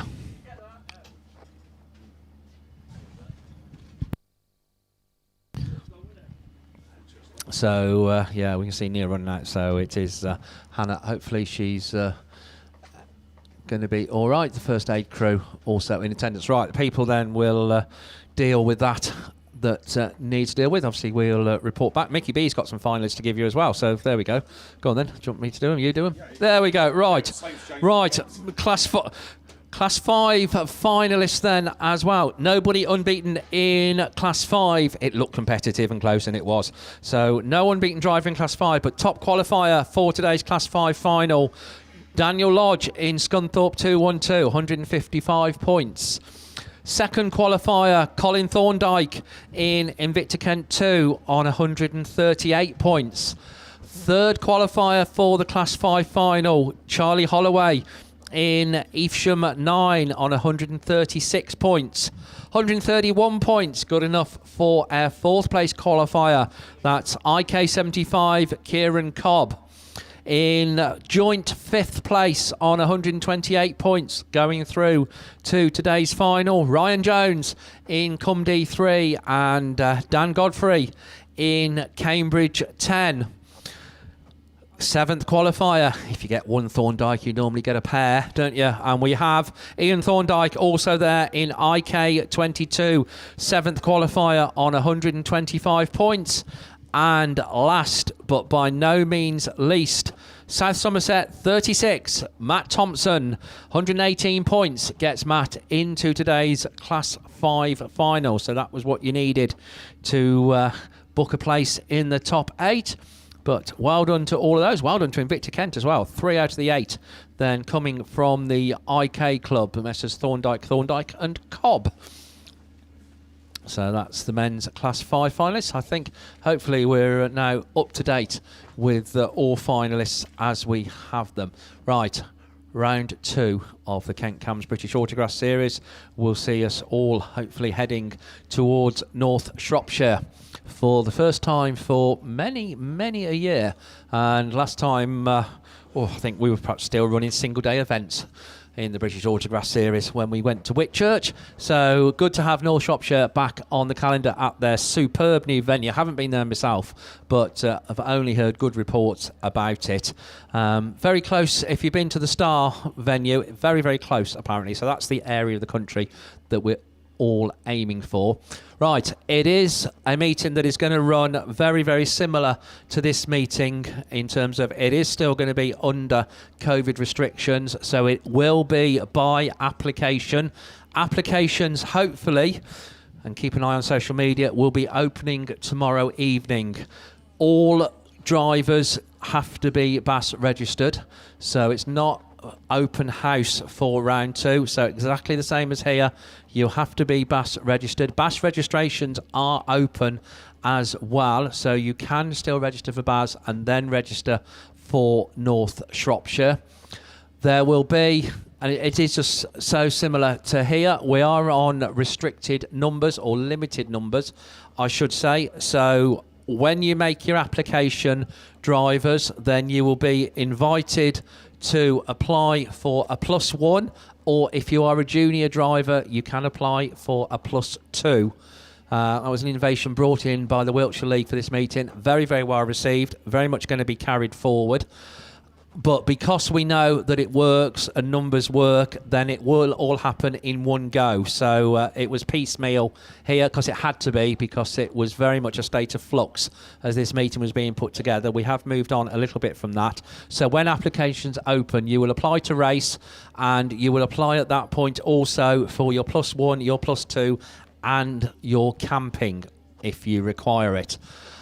Once those applications have been received, processed, and we look at the total numbers that we have that wish to race and come along, have to build in also trade stand numbers, officials, etc. It's all part of the total that will be allowed on site at that point, if, and realistically it will be, if that's a position that we haven't reached venue limits, then there will be applications for general admission, and it will initially be applications for general admission, and then if, and you know, this is where you'll start and get a little bit more risky, if we haven't got up to venue numbers, then there will be general on the day admissions, all subject to track and trace, etc., etc. But the safe thing to do initially is competitors. As I say, when it opens, which hopefully will be tomorrow, but we will actually we're just putting the final bits in place. We will publicise it. It will be Facebook and internet pages, etc., etc. How to apply. Then it will be a very similar application process, payment, once again, PayPal, bank payments, etc. Different details, obviously, to this meeting. I'm sure Stroud would very happily take all the money for North Shropshire. Not quite sure North Shropshire will be quite so pleased. So very similar process, but when you do your application, it will be, yes, I want a race application, yes, I want my +1, or if you're a junior, yes, I want my +2. Don't have to have them, but you're entitled to them. And yes, I want my camping. And yeah, that's going to be round 2 of the British Autograss series. Sorry, me waffling on. Liam's waiting for a rerun. Yeah, thank you, Steve. So this is the rerun of the men's Class 8s. Of course, the third round of qualifying. Trying to get them done so we can pick out the top 16 to go into the semi-finals. And look at this. Ash Howard it is, just about, in PhD 21. That occupies the lead from Dan Thomas in PhD 47. Newby's in third. In York 811, Dave Newby, 2 wins out of 2 yesterday. But struggling here as he sits in that third place position. As Ash Howard it is, that still leads him round, but Dan Thomas right up the inside in 47. Newby's in the mix in 811. Ash Howard runs 4th. Ash Hall runs 4th in St. Neots 60 from 77, and Talbot in number 2. But what a race we have on at the front as Dan Thomas shoots into first place in PhD 47. Ash Howard goes out wide and Newby's in on the inside. Last lap flag it is as Ash Howard goes from 1st to 3rd, and Dave Newby is on a charge as we keep our attention fixated at the front. Ash Howard back to 2nd in PhD 21, but it's going to be Dan Thomas that leads him round for the final time, and he's going to hold off and take the win. 47 it is. Ash Howard 2nd, Dave Newby 3rd, Ashley Hall takes 4th in St. Neots 60, Dan Talbot in Solway number 2, and problems on board the ARC 77 machine, who finishes at the tail end of the field. So Class 8's then back out and proving that when we do get them done eventually, that they give us a fantastic spectacle of racing. So that was the rerun of race 4. 2 more to come your way, and look into the line, that looks like a rerun of race 6, because I can see a few of the cars down there that are scheduled to come out in that one. I don't know if I think we're just going to have the forklift truck come out onto the track. I don't think there's a car square wheeled over on the far side. So race 6 rather, down there on the line. Anthony Reid coming out of lane 1 in White Rose 150. Joel Edwards in the Forest of Dean number 70. Dan Talbot in Solway number 6. Connor Jones in North Wales 115. Bryn Powell in Ludlow 4, Mialco in Quumby treble 3, Anthony Ross in Sturton 77, and John Cartwright in ARC 76. They're the runners and riders coming out in this one, and Anthony Reid will be looking to have a good run to try and get himself up into the top 16 a little bit later on, as will the rest. But we are away in racing, and it is, I think it's Bryn Powell who had the best of starts in Ludlow number 4. Where's Reid? He runs at about 2nd or 3rd on the inside line. Joel Edwards getting it all crossed up, but at the front it's Bryn Powell from Reid. Talbot round the outside in the Solway machine, and Connor Jones mixing it in as well in 4th in the North Wales 115. As they go down the far side for another time, Bryn Powell looking to try and get away here as we look at 2nd. I think we've lost someone, because someone's dropped right out of it as Connor Jones comes through with Anthony Reid. Forest Dean number 70, Joel Edwards, Quumby treble 3, and the 76 at the tail end of the field. So the one that we lost was Solway number 6, but he's got it going again, and it's last lap flag this time. Bryn Powell, can he hold off for one more lap? Connor Jones is right there with him. Anthony Reid with work to do in 3rd. Oh, Bryn Powell's round. Your race leader is out of it as he gets it round. He just couldn't hold on for one more lap, so that allows Connor Jones to come through into 1st. One more corner to go. Reid's up the inside, but Connor Jones holds off. North Wales 115 takes the win. Anthony Reid takes 2nd in White Rose 150. Then we go to the 76 machine and Quamdi treble 3. Solway number 6 is the next one to come across of Dan Tolbert. And big disappointment for Bryn Powell, who was leading the race for the whole way until the final lap. Found himself getting it out of shape and finishing up at the tail end of the field. One more rerun to come your way. Race 3 it is that should be on the line, but that doesn't look like it to me, because that looks like we're missing someone. So even the cars that are down there doesn't look to be the ones that I've got on my sheet. So we'll have to wait and see with this one. It might be a rerun that's might be race 8. There we go. So race 8 it is off the line, because it's the one with Beresford and Shepherd, and we got contact. 3 cars, final cell square wheeled, and red flags are out once again on your men's class 8. So we found out the right race, and unfortunately it didn't make it past the first corner. So 3 cars in amongst the mix there. Gethin Lewis is one of them in Border Counties 40. I think Craig Pyle as well then. So Craig Pyle had problems earlier, I think, and problems again this time. And Jack Sharp as well. So yeah, Craig Pyle in a pile up. So there we go. Finds himself square wheeled at the bottom. And Jack Sharp's got his car going again in York 96. But unfortunately, the other two, Gethin Lewis and Craig Pyle, are going to need assistance.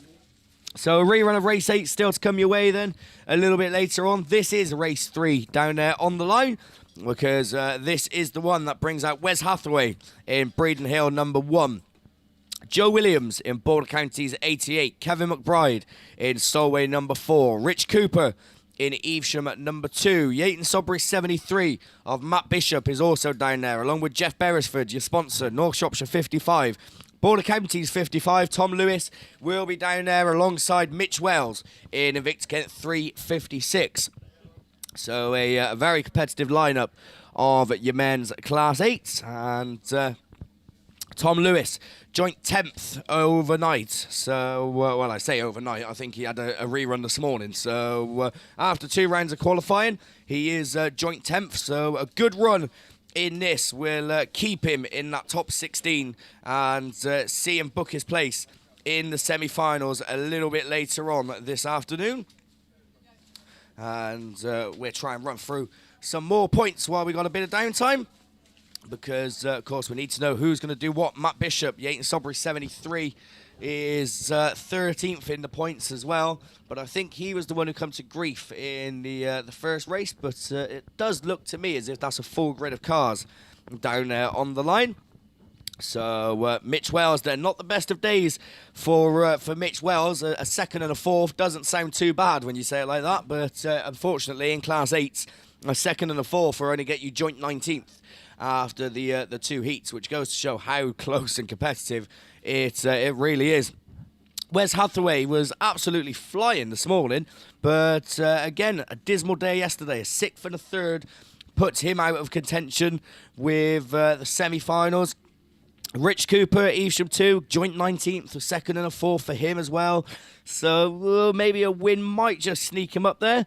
But he will just have to wait and see, because, as I said, so close and competitive. Jess Beresford, well down the order, joint 27th overnight for Jeff. So realistically, I don't think he's going to be able to get himself into the semi-finals a little bit later on.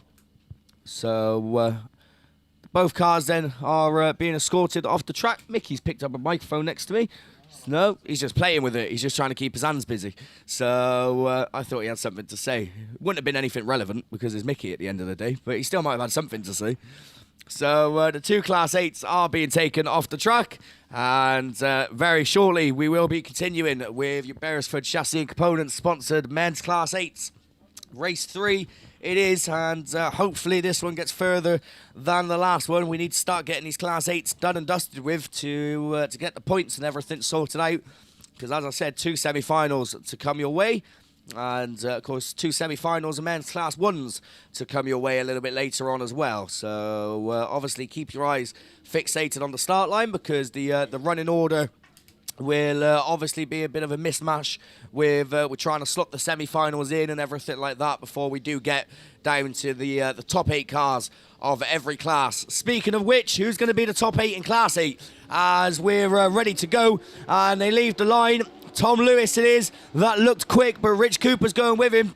It looks like Mitch Wells had a dreadful start in Vic Kent 356, so he finds himself with work to do. But at the front, Tommy Boy it is. Lewis leads the way from Bishop, from Cooper, and Wes Hathaway in breed no 1. Wes is over the tyres, but it doesn't benefit him at all as he slows down, but then shoots back up into 3rd in the breed no number 1 machine. Mitch Wells picking him off now at the tail end of the field, but at the front, Tom Lewis it is, trying to pull away. Bishop runs 2nd, Hathaway 3rd, Beresford from Cooper. Then we go to Mitch Wells, Border Counties 88, while Joe Williams and Kevin McBride at the back of the pack. The race is on for 4th as Rich Cooper moves up the inside of Jeff Beresford in North Shropshire 55.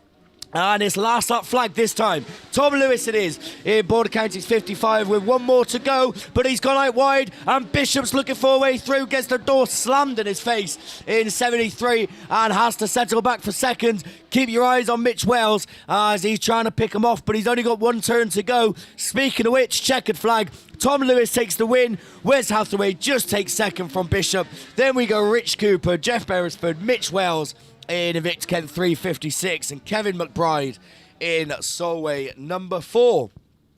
So we had to wait a while to get it done, but it was worth the wait by the time it did get there. So brilliant stuff from men's Class 8. Just a 1 more rerun to come your way a little bit later on. That is, of course, race 8.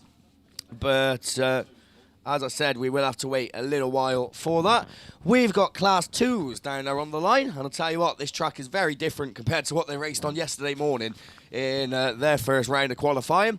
So, Class 2s, this could get a little bit scrappy, and to take you through them, it's over to Paul.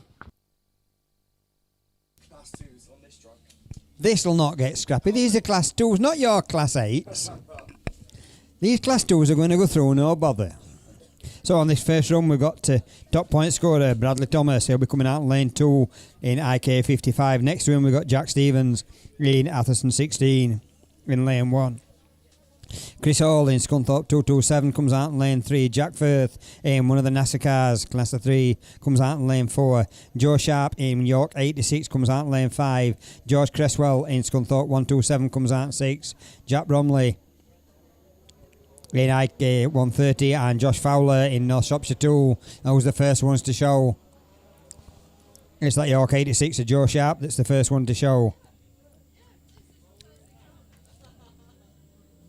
So Joe Sharp gets a cracking start, comes out in the lead.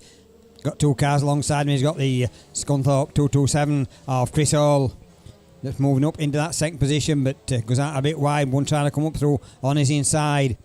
But it's still the York 86 of Jack Sharp that takes him into that trade stand corner. Still a battle on for that 2nd place, rubbing a panel work, but it's the Scunthorpe.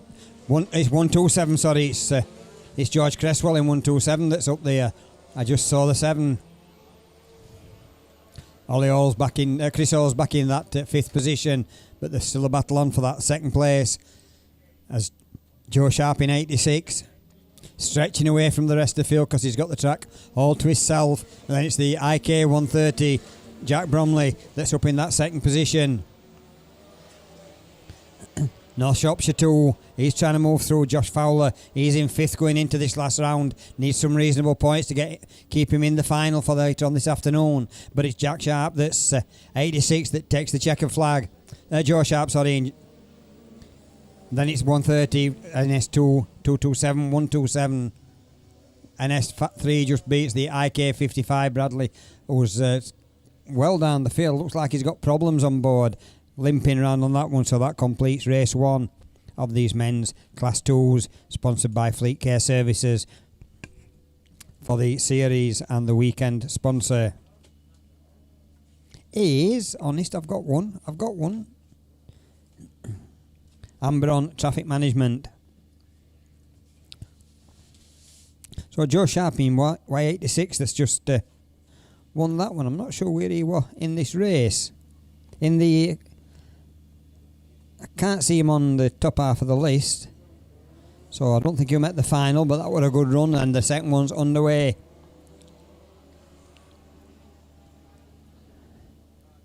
I think that could be Scarborough 17 that's on the inside in that second position. Trying to keep it tidy and chases around on this bottom straight. But it's the Lud 15 that leads it. It's Ollie Stevens in Lud 15. Scarborough 17, JD Farrer. He's clear now in that second place, so the first and second two cars are away and clear, going into that trade stand bend for another time, but it's still the Lud 15, Ollie Stevens from the Scarborough 17, Penhouse 14, North Wales 171, Pennine at 65, I think it is, yep, 65, Stephen Heath. North Wales 71 that's in there as 171 is Andrew Wild. But no problems for Ollie Stevens in Lud 15 as he comes round here this time, sees the yellow flag with the black cross, still being chased by JD Farrer, and then it's the Penhouse 14 in third place, that's Daniel Jones in that third position. Now we've got a battle on for that fourth slot, but they're all climbing that banking for a final time. But there's no problem for Ollie Stevens, he's away and clear. JD Farrer's got a bit of company on board, but I think he might just hang on to that second position as the checker flag, and it's Lud 15 from Scarborough 17, Penhouse 14, Pennine 65. And that completes race 2 for the men's class 2.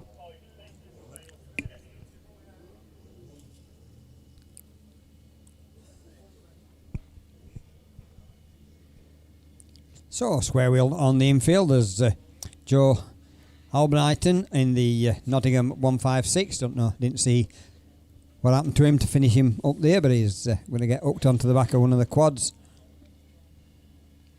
Teleporter coming back into the centre of the field for the next time is needed. And then we'll move on to race 3. Race 3 should bring out Lud 99, Amber Powell, out in lane 1, Tom Pipe in North Shropshire. 94 comes out in 2. Brad Ellison in York 16, who's 6th, joint 6th coming into this.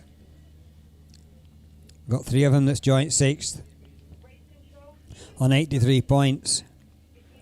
Then we got Penhouse 13, Gary Wickham in lane 5. Jordan Hancock in Atherstone 48 in lane 6. In lane 7 we've got Kieran Griffiths in 7 Valley 201. Kieran had a good run on the first one yesterday, but this morning's run, the second run, apparently he got a puncture. Ash Robinson in Spalding 43, who was the first one. See the Spalding 43 up at the front. Oh, we're getting all sorts of different shapes going into that corner, and I'm not. No, looks like they're going to let it run. And it's the Radford 48 from Lud 99 in York 16.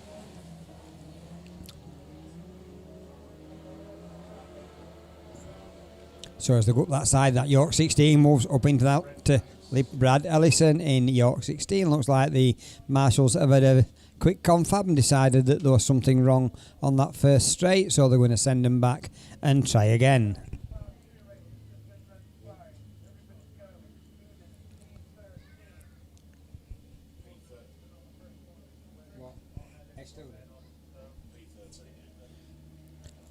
So Gary Wickham in Penhouse 13 is excluded from the rerun, so he'll not be taking any further part in the next one. So in race 4 we've got Matty Barber in Atherstone 36. Got Gareth Stokes, Pennine at 87. He's joint top point scorer at the moment. Peter Watson in Y2 comes out in lane 3, out in lane 5. We've got Shane Jenkins, who's joint 9th, so he needs a good result in Radford at 205. We've then got Dan Owen in North Shropshire 15, joint 3rd, so a reasonable result for him, and he'll be in the final. Michael Furby and Ashley Farrow on the outside. Who's going to be the first one to show as they go up there? They're all close together as they go into that corner. Can they keep it facing in the right direction? A little bit of swapping of paintwork, but nothing too serious as we come around this time. And it's the Radford at 205. The Shane Jenkins, who needs a good result because he's joint 4th, but he's gone out a bit wide, comes back, switches back to the inside and gets it back past JD Farrer, I think that is, in that Scarborough. 249. but it's the 205 of Shane Jenkins that leads them. And we're getting a bit of pushing around that corner. JD Farrer gets picked up, and it's Atherton 36 that moves up into that second position. Matty Barber. Matty's 15th, so he'll need a really good result. Oh no, JD Farrer. He's got problems on board, rolls to the infield, but no problems for the Radford 205. Shane Jenkins as he takes him round that trade stand corner. And again, swapping a paintwork as they go down for the rest of them. Last lap flag. And it's Pennine 87, Atherton 36, North Shropshire 15, York 2, Atherton 47. And then the square wheeled Scarborough 249. But the Radford 205 who got away at the start. Shane Jenkins is going to get maximum points on this. That should get him into the final for this afternoon. So it's checkered flag for Radford 205, Pennine 87, Atherton 36, North Shropshire 15, York 2, and Atherton 47. And that completes race 4.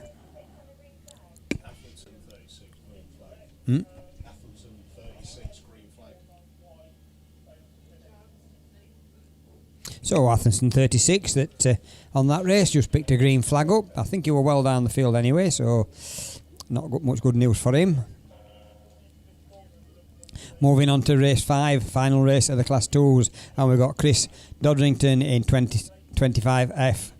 Arton Lane 1, Carl Verity in York 190. Arton Lane 2, Nigel Bishop in Radford 8. He comes Arton Lane 3. Coming Arton Lane 4, we've got Ian Harvey in Cumdee 63. Sam Begley in York 143. Comes Arton Lane 5. Neil Moore in White Rose 32 will be Arton 6. And right on the outside is Sam Woodward in Atherton 82, Arton Lane 8.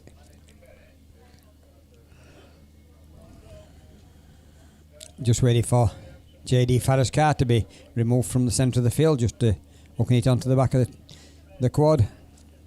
Had a bit of a coming together on this trade stand corner, and then petered to an halt as he were trying to get round that, up that banking.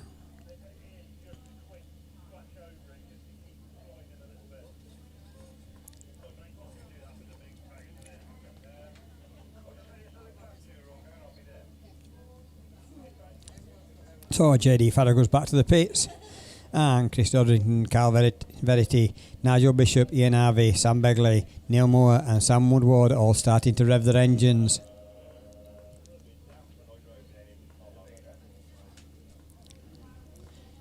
Marshall turns round, yellow flag goes up, Bundy goes up, and who's the first one to show? Sam Begley gets a good start, but 2 or 3 in front of him. Then the 25F from lane 1 of Chris Dodrington comes up straight up the inside and gets that lead position going into that trade stand corner. So it's the 25F for Chris Dodrington that leads them, but he's got the Cumdee 63 not far behind him of Ian Harvey. So Ian Harvey trying to go around the outside as Chris Dodrington hangs on to that lead position in 25F, but no he don't, because the Cumdee 63 of Ian Harvey goes round the outside and gets that lead position going into that trade stand corner with the Radford 80 Nigel Bishop. He's not far behind him either. Then we've got the White Rose 32 in that 4th position of Neil Moore.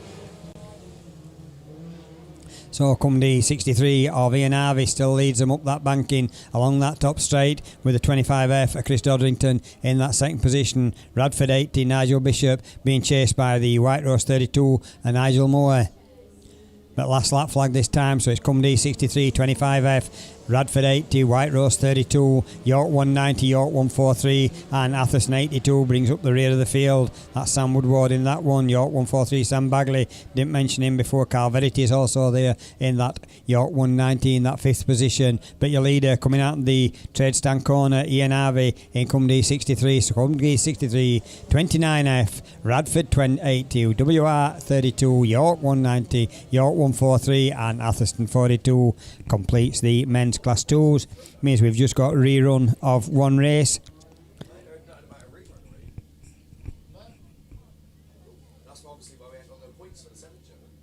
Yeah, thanks for that, Paul. Up on the line, we've got men's Class 7 rerun. And I did have this race ticked down as being complete, but it's back up on the line. It's race 6, bringing out Liam Evans out of lane 8, Andy Jefferson out of lane 7. Andy had won that one, but yeah, it's gone back to the rerun lane, so he's got it all to do again.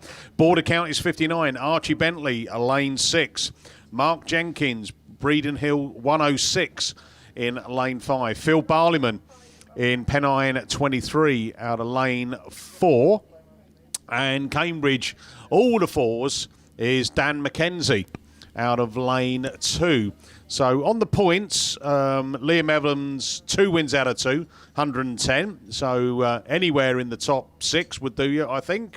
Andy Jefferson, equal 9th. So first or second, and if you could repeat what you did last time with 55 points, that'll do you nicely. Archie Bentley, equal 11th. So really Archie is looking for maximum points on this one. And Phil Barleyman, equal 14th. Well, nothing but a win will do.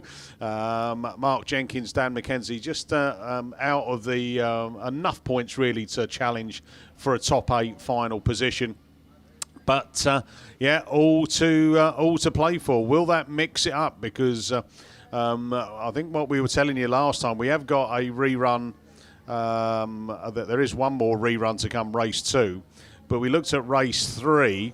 Where there's only 3 of them came out, which didn't bring Craig Bagley, and we thought that might have got us our top 8 finalists. But with this being a rerun as well, it will mix it back up. So that's where we are. Max Sport Competition Tyres, our series sponsor for the Super Saloons, both men and ladies. And yeah, a bit of water going down onto the track. I'm sure these Class 7 rear wheel boys are excited about that, seeing all of that going down on the surface. It's a bit of a quick sprinkling. I think coming into turn 3, just a couple of bits picking up off the track, so they're looking to get the cars just sliding across that piece of the track and keep it in as good condition as we can, because still plenty of racing to come down here at the second day of the British Series number 1. And engine starting to rev. Still got red flags as we got a recovery vehicle going in the middle. We've got track clearance. Bunge's going to lift. Let's go racing. And it is Archie Bentley's got a start in the middle there, but it's Andy Jefferson. Yorkshire Dales 21 first into turn 1. Can he get round there? There's been water put on this track. Barleyman's coming up the inside. Barleyman takes up the running from Jefferson. Jefferson back at him. Jefferson's right in the loose stuff. Oh, shoots right across the track. The water's caught him out. Barleyman says thank you very much. Bentley goes with him in that second place. Liam Evans in North Shropshire 120 in third place. Then we go Mackenzie in the 444 machine, hanging in the 4th place. How appropriate. Jefferson's back at him as he comes out of that turn 2, side by side with Mackenzie. Back up to the lead car, climbing up the hill. It is Phil Barleyman, Pennine 23, leading it from Archie Bentley, Border Counties 59, North Shropshire 120. Liam Evans, there's your 1, 2, 3. Down the hill they go. Oh, Jefferson's gone in a different direction on the brakes in a turn 1. He's out of this one. How cruel can that be? That it is. Last lap flag being shown. Up the hill they come for the final time. It is Barleyman from Bentley from Evans. There's your 1, 2, 3 as they bring it down into turn 1 for the final time. Round into 2. Oh, there's contact. Bentley's round, but Barleyman takes the win. Pennine 23. North Shropshire 120. Liam Evans in second. Third, it's going to be Mackenzie in the Cambridge 444. Then it's Archie Bentley, Andy Jefferson, Yorkshire Dales 21, and Breeden Hill 106, Mark Jenkins. I told you these boys wouldn't like that water coming down on the track, and Andy Jefferson came flying into turn 3, caught that water, and just skated all the way through. Yeah, he'll be cursing his luck. Especially when that previous race was finished. He had won it, but not anymore. Class 4's on the line, and it's going to be back over to Mr. Steve Langley. Thank you very much then, Mickey. So, yeah, Class 4, Hugh Jones, the man to beat. 2 wins out of 2 for Carmarthen 7. And he's up against Adam Henley, Katie Benson, Otis Williams and Rob Lancaster. So 5 Class 4s, 5 very competitive Class 4s is Hugh Jones' unbeaten record about to go. As Adam Henley, he's had a first and a second so far. It's second in the points chart. So if it finishes in this order, that will leave both of those on equal points as they go down that far side. 2 wins in a second. Rob Lancaster currently sits 5th in the points chart, so a nice 3rd place will be okay. Thank you very much. Adam Henley comes past us as the race leader. York treble 7 it is. Hugh Jones in Carmarthen 7. Rob Lancaster in Radford 47, running in 4th. Katie Benson in Scarborough 92, and Otis Williams in Tivy 13. Otis currently sitting 3rd, so probably well done enough for a place in today's 8-car finals. We just got to knock 10 down to 8. York treble 7 though, on to his last lap he goes. Adam Henley, Hugh Jones in Carmarthen 7, Rob Lancaster in 47, Scarborough 92 and TA 13. Means all 5 cars are onto their final circuit. The closest battle at the moment really is for 4th place, with Katie Benson in Scarborough 92 holding off the challenge of Otis Williams. But here comes Adam Henley. York treble 7 takes the race win. Hugh Jones 2nd in Carmarthen 7. Rob Lancaster 3rd in Radford 47. Katie Benson holds on to 4th in Scarborough 92, and running in 5th, Otis Williams in Tivy 13. So that was race 1, Muck Junkie, British Autograss Series sponsor. Race 2 brings out Dorian Davis in Tivy 12, currently sits 4th on 90 points. Stephen Roberts in North Wales 66, currently 10th, so good run. He can certainly book a place in the final. Tony Appleton in Scarborough 4, sitting joint 6th on 64 points. Graham Whittington sits 9th in SR 61, and Jamie Williams in Mountain 58 also sits joint 6th. So everything to play for all of these cars out there. As I say, we're looking at 8 from 10. Jamie Williams wants to be one of those 8, without a doubt.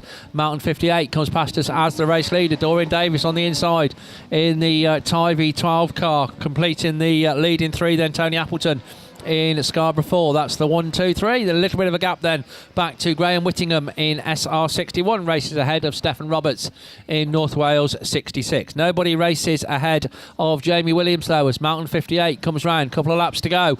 Dorian Davis in Tivy 12.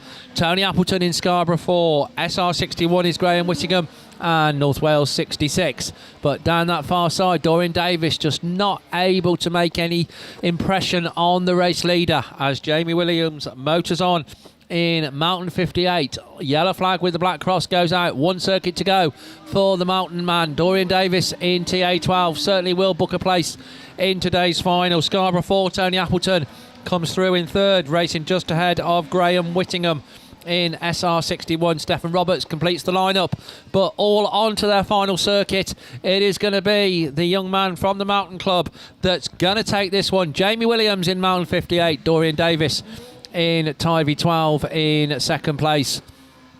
3rd just goes to Tony Appleton from the hard charging Graham Whittingham in SR 61, and completing it all, Stephen Roberts in North Wales 66. That was men's class 4s. Next time we see those, it will be the top 8 in today's final. We move on though without any further ado to the Elite Racing Transmission sponsored Class 6s.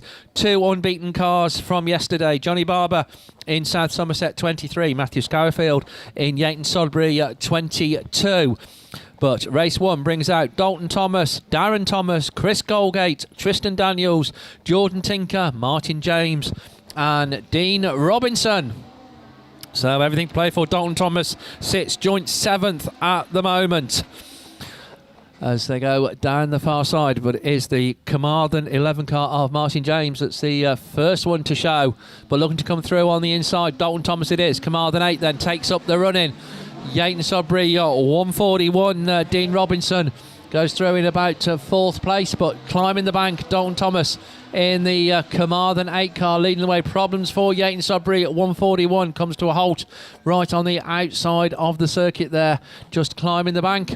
Dalton Thomas comes back round towards us. Martin James still runs 2nd. Running in 3rd is Jordan Tinker in York 35. Tivy 36 then.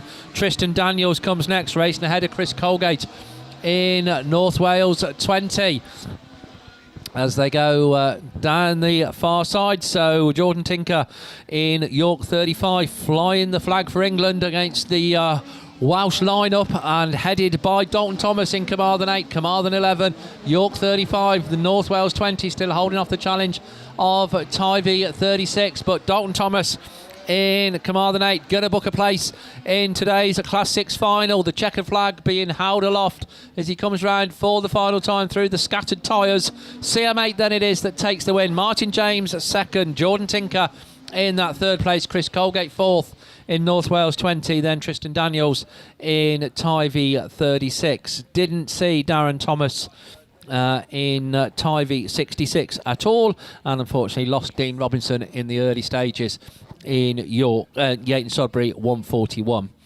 Race 2 then brings out Darren Bryan in Scarborough 41, Simon Mills in Leewood 46, Alex Hay in York 24, Sam French in Spalding 284, Andy Russell in IK 64, and Joe Kendall in Yayton Sudbury 69. I think it's fair to say everything to play for quite a few of the cars that are out here in this one, but certainly within striking distance of the final. Alex Hay currently sits 11th in York 24. I think he's about the highest. Oh no, Darren Bryan currently sits 3rd in Scarborough 41, so he's certainly the highest. Good runner from him, and he can book a place in today's final.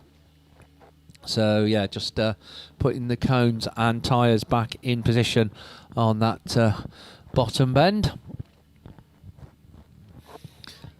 So it's an interesting track, full stop, but certainly an interesting bottom bend there, because drivers are saying, and not condoning that they're scattering tyres, because they shouldn't be, but drivers are saying that they go into it blind from the start line just due to the camber of the circuit. That's what the fluorescent cone is on top of that pile of tyres, if you wondered. That's a corner indicator. And as a couple of drivers have said to me, it's the first time they've ever had a target to aim for going into the first bend.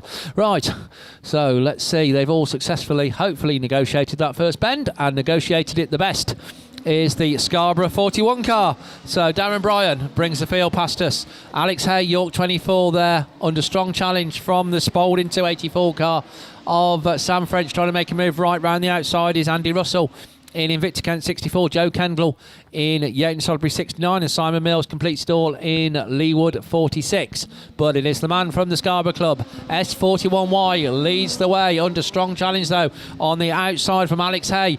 Alex gets it upside down and just got a little bit too close on that top bend, and York 24 unfortunately finishes parked up on his roof, climbing the bank there. So Alex Hay providing us with spectacular action, not the sort of spectacular action that he would have wanted here at round 1 of the 2021 Kent Cams Simpson Race Exhaust British Autograss Series. Very quickly, the marshals and first aid crew in attendance. Big thank you to our first aid team. Well, very, very big thank you to our marshals as well, but to our first aid team. And as you can see, or a lot of you can see, Alex is out of the car in York 24. So the important thing is he's okay, and the car very much of secondary importance. I know it's easy for me to say that, I haven't got to fix it, but no, it is, as the marshals will look to get it back on its wheels. As I say, Alex, I suspect, might go off with the first aid team just for precautionary purposes. It is the recommended practice, as Y24, a little bit of a battered Y24, just get put right way up. So Alex's main concern will be to have a look, most drivers are the same, have a look round and just actually see what the literal damage is. But, hopefully not too bad. But race 2 of the Class 6s will head back to the rerun lane. And just whilst they're sorting that out, then we can have a look in advance at race 3. Brings out Mickey Manning in Evesham 5, joint 13th at the moment. Didn't have a good run in the first round of qualifying, had a 6th. Followed that up with a very good second place yesterday.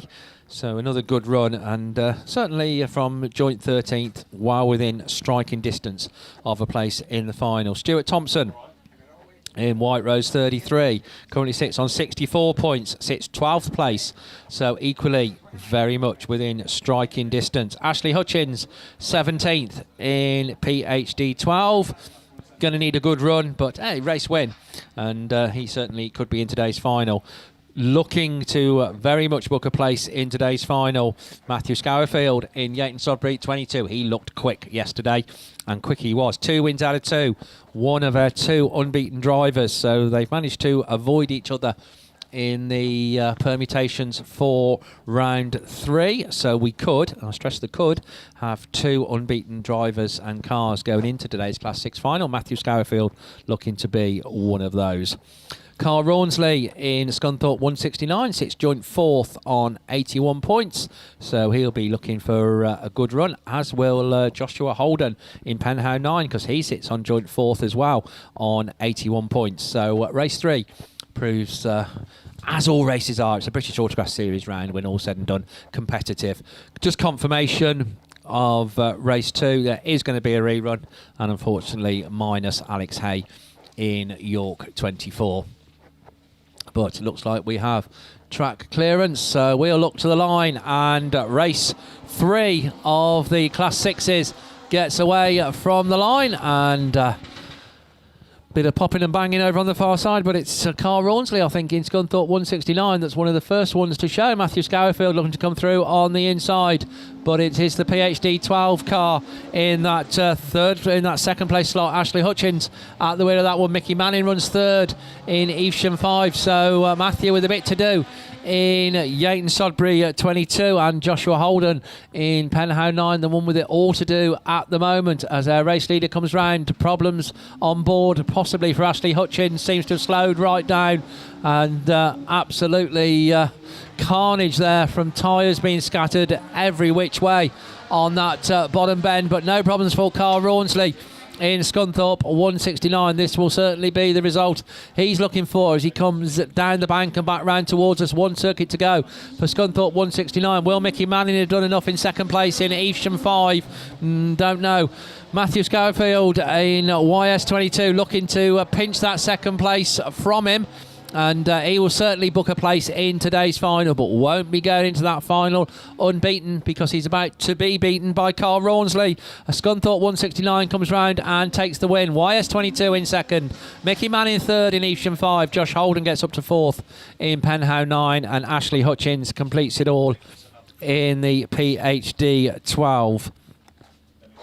So we've got some finalists for Class 4. We might have time to do that because, yeah, they're picking up the debris and carnage that's tyres, cones, bits of cars and everything else off the bottom bend. So qualifiers then for the Class 4 final. Joint top qualifiers, nobody unbeaten. 155 points, both for Hugh Jones in Carmarthen 7 and Adam Henley in York 777. Also in the Class 4 final, Dorian Davis in TA12. He's 3rd qualifier on 135 points. 4th place qualifier, 119 points for Jamie Williams. 5th place is Otis Williams in TA13. He's on 112 points. The 6th qualifying slot occupied by Rob Lancaster in Radford 47 on 102 points. Tony Appleton in Scarborough 4, 100 points, gets Tony into the final. And joining Tony from the Scarborough Club also Katie Benson in Scarborough 92, 8th qualifier, but it matters not. She is in that all-important top 8. So Katie Benson will be in today's final. 92 points got you into the Class 4 final. And the good news from Katie is she doesn't have to stress and worry about what grid position to pick, because she'll just get what's left. So there we go. See, there is an advantage in qualifying 8th. You don't have, it removes decision out of your life, which has got to be good. So there we go. Trying to put positive spin on everything. Right, race 4 then of the Class 6s. Elite Racing Transmission sponsors: Ben Gadsby, Pennine 7, Stephen Parsonage, North Wales 146, Sam Gould in North Shropshire 434, Johnny Barber in South Somerset 23. Can he retain his unbeaten record? Richard Jones is also there in Cum D279, and Jordan Hampson in Pennine 70. So good lineup here. We've just seen Matthew Scourfield have to settle for second. Well, he didn't settle for it, but have to have a second. What can Johnny Barber do? As South Somerset 23 gets away from the line on the inside. Right on his outside, though, is Sam Gould. And it is the 434 car that comes round as the race leader, Jordan Hampson, Pennine 70 in that second place slot. Then comes Johnny Barber, but climbing the bank over on the far side, Stephen Parsonage. It is in North Wales at 146 that's a race leader from the Pennine 70 car. The two Pennine cars then racing together as Ben Gadsby comes through next, just ahead of Johnny Barber, but nobody at the moment races ahead of Stephen Parsonage. He was 9th at the overnight stage, so a heat win, and indeed probably a heat second, will, I'm sure, be enough to book him a place in today's Class 6 final. But he wants to take a win, and he's well on course. He's got one lap left to go. Under strong challenge, though, from Jordan Hampson in Pennine 70. Then comes Ben Gadsby in Pennine 7. Johnny Barber, I think, will be in today's Class 6 final, but he's not going to be unbeaten. South Somerset 23 runs in 4th, running in 5th, Sam Gould, and completing it all, Richard Jones in Cum D279. But here's the checkered flag, and it's going to be Pennine 70 that pinches it on the last lap from North Wales 146. Pennine 7 then in 3rd, Johnny Barber 4th. 5th place goes to Sam Gould in North Shropshire 434. Then Richard Jones in Cum D at 279. So long time race leader Stephen Parsonage in North Wales at 146 has to settle for second in the end. I think that will be enough to get him through into the final. Jordan Hampson will certainly be there in Pennine 70. One rerun to come of Class 6s, but they look like it's Class 6 plus 1, which in my maths means we're on to 7s. Back to Mickey B.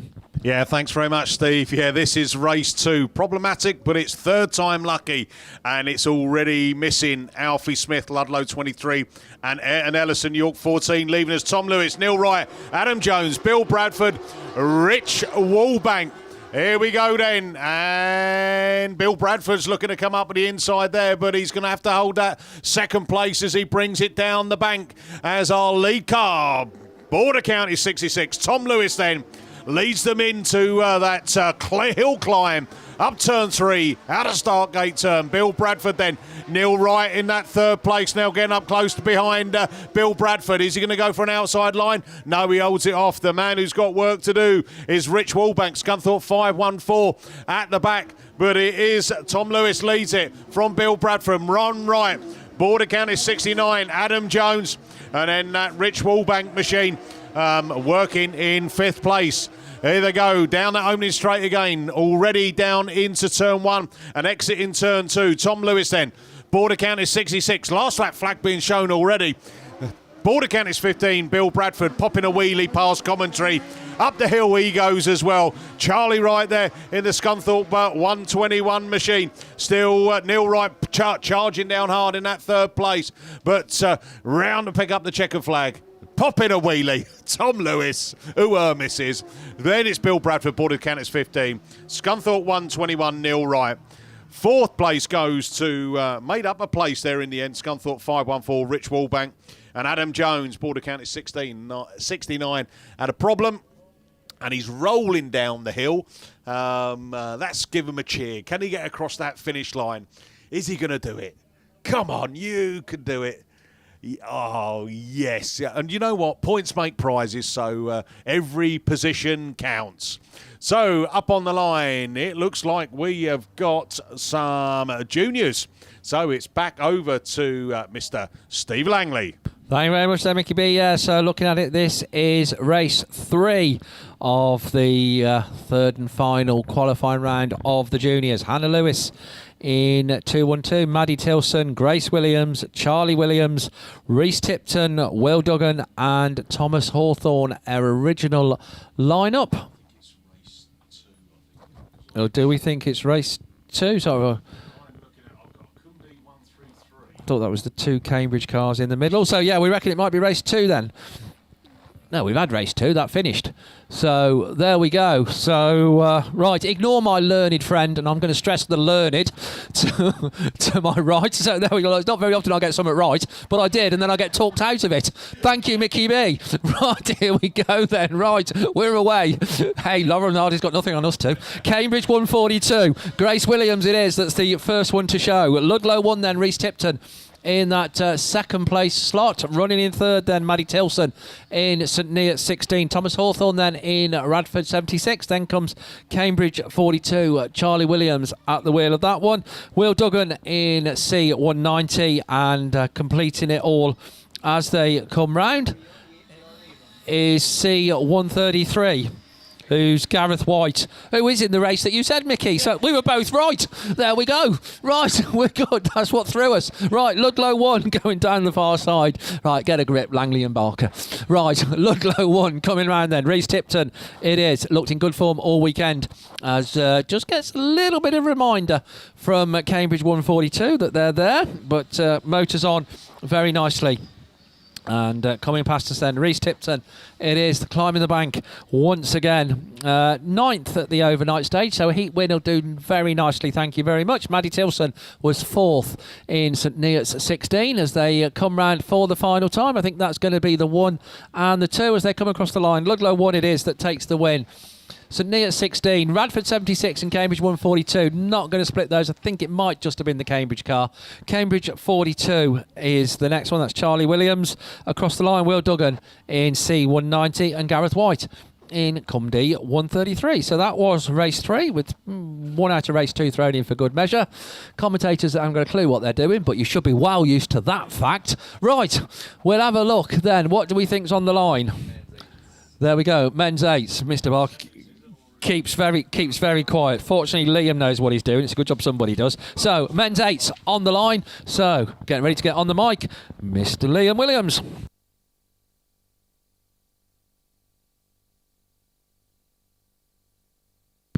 Right then, yeah, cheers, Steve. So this is the rerun of race 8. Third time lucky, hopefully, for these Class 8 boys. Russ Shepherd then has the best of the starts once again in the South Somerset number 3 machine. Who's going with him? Someone's coming right round the outside. I think it's Beresford in 155, indeed it is. And he takes up the running. So Beresford it is from Shepherd. Shepherd on the inside. Kate Lockwood running third in the Scunthorpe 191 from the White Rose 53 of Graham Moss. There in that 4th place, Craig Pyle, Phil Goodenough, the ones behind, and Jack Sharp at the tail end. But Ross Shepherd, South Somerset number 3, leads the way. Matt Beresford running in a very respectable second, but he's got work to do if he wants to get up and snatch that first place. I'd imagine both of these drivers will be in the semi-finals a little bit later on, but of course they are still racing for British Autograss Series points as Kate Lockwood looks to come through to second, but it's last lap flag, no positional change at the moment. Russ Shepherd's away and gone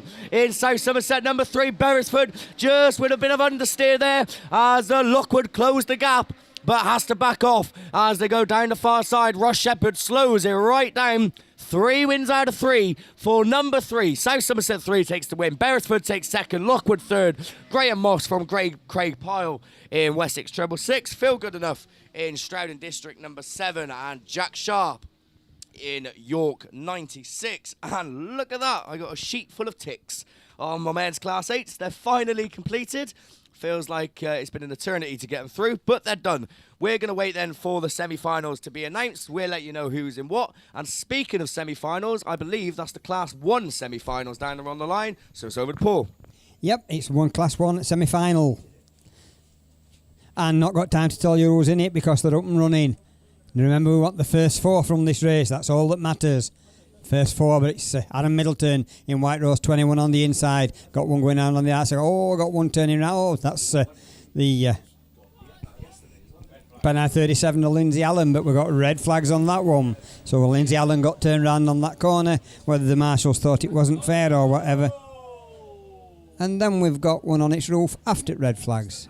NASA 97 goes up on its roof. So that's Dave Owen in that one.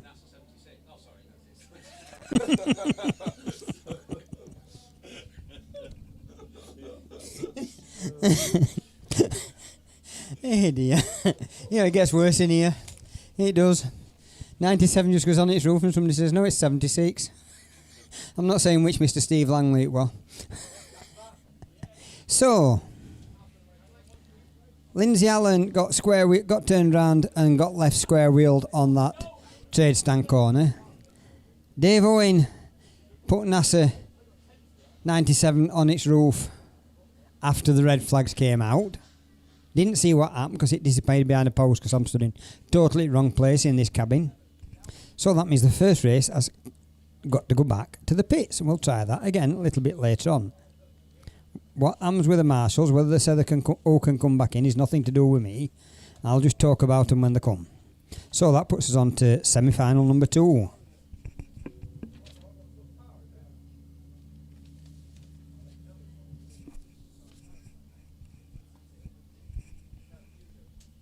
And these Class 1s sponsored this weekend by PWL Engineering. They'll offer a design and fabrication services specialist in motorsport fabrication. Cater for a number of Autograss classes and general repairs, it says. List of services they offered: 3D computer aided design and prototype, laser cut components, roll cages for Class 1 Yaris's also available in kit form, and they do repaneling and general fabrication work. So if you're interested in them, have a look at them on Facebook or Instagram. PWL Engineering, that's kindly sponsoring the men's Class 1s this weekend. Series sponsored for the Class 1s.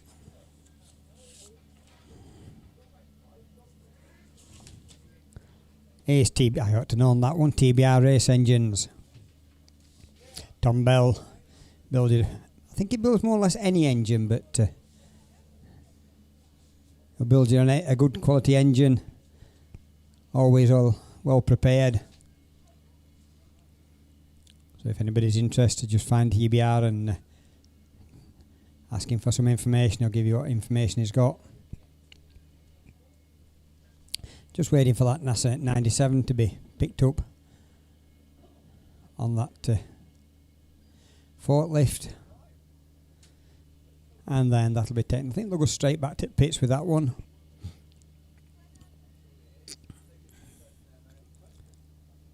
Marshall's studying the track down here on the exit of the... Happy birthday. Happy birthday. So I'm not sure what we're waiting for, what these marshals are in the middle of the track for down here, but I'm hoping that I don't know there's any work to be done on it. We're getting that car. Looks like we might be getting a drop of water down before we start with this second one, but if they do, when they do start it, we'll have in no particular order, well, they're in numerical order as far as I can get them, so they're not in the points order, but it's WS20 of Richard Parks, Spalding 26, Jordan Robinson, PhD 29, Ryan Smith, North Wales 51, Rich Owen, WS90, Adam Saunders, York 127, Mark Watson, York 123, Mark Watson, and then the York 129 of Roger Morton.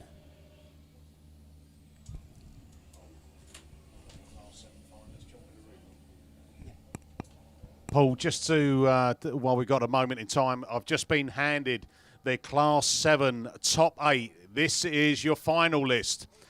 Unbeaten, there's 2 of them. Cameron Mills, Cumdee 9, Andy Holtby, Scunthorpe 61, both on 165 points.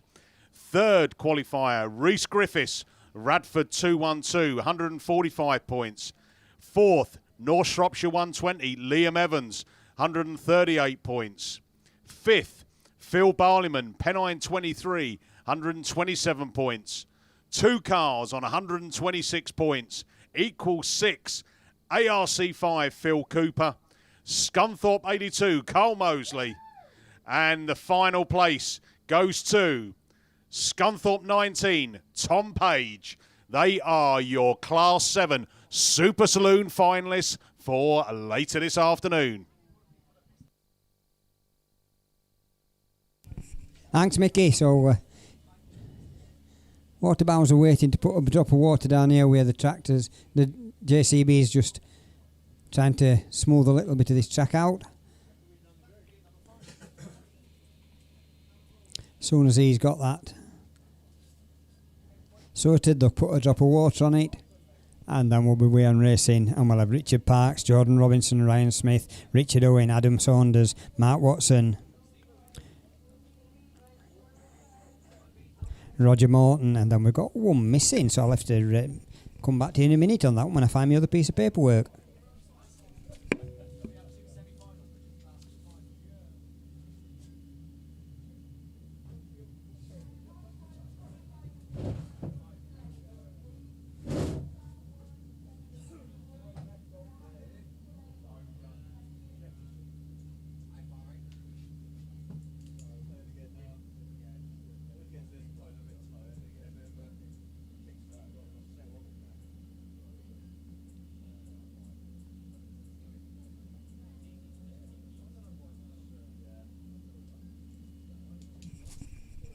Just realised I was missing off that list, so it's Michael Aiken that I was missing in North Shropshire 192. So you needed 101 points to get in here. We had to have a run off between Dylan Tyrrell and the Jordan Robinson, and Jordan Robinson won that one and got through into the second run off that's on the line now, just waiting for this bit of track work to be done. We had two that got through on maximum points. That were Dan Keedy, on 155 points, or 2 wins and a second. That were Dan Keedy, Ryan Smith. Tom Herbert as well, but got through on 2 wins and a final. 2 wins and a second to get into this final, so 155 points. And we got 2 on 145. And so on till we get down to the last two, the 101 points. So anything less than 101 points and you did not make this final. So just having a little bit of water to put down on that exit of that bend, which is going to make interesting coming down that hill, just to try and blend that little bit in that they've just graded. And as soon as the Bowser, I think, is going straight back to his parking place now. As soon as he gets back to there, we'll be away and racing with the semi-final number 2 of the men's Class 1s, sponsored by TBR Race Engines and PW Engineering, your weekend sponsor.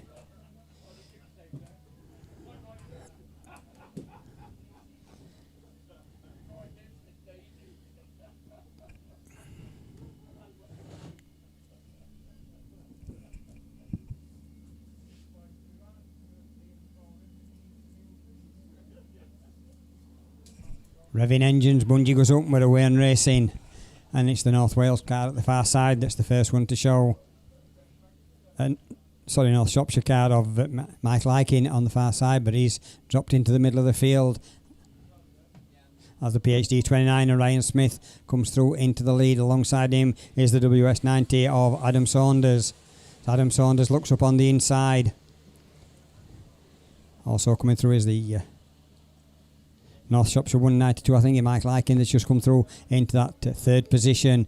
Mark Watson in York 123 is in that valuable fourth position, because it's only the top 4 that matter.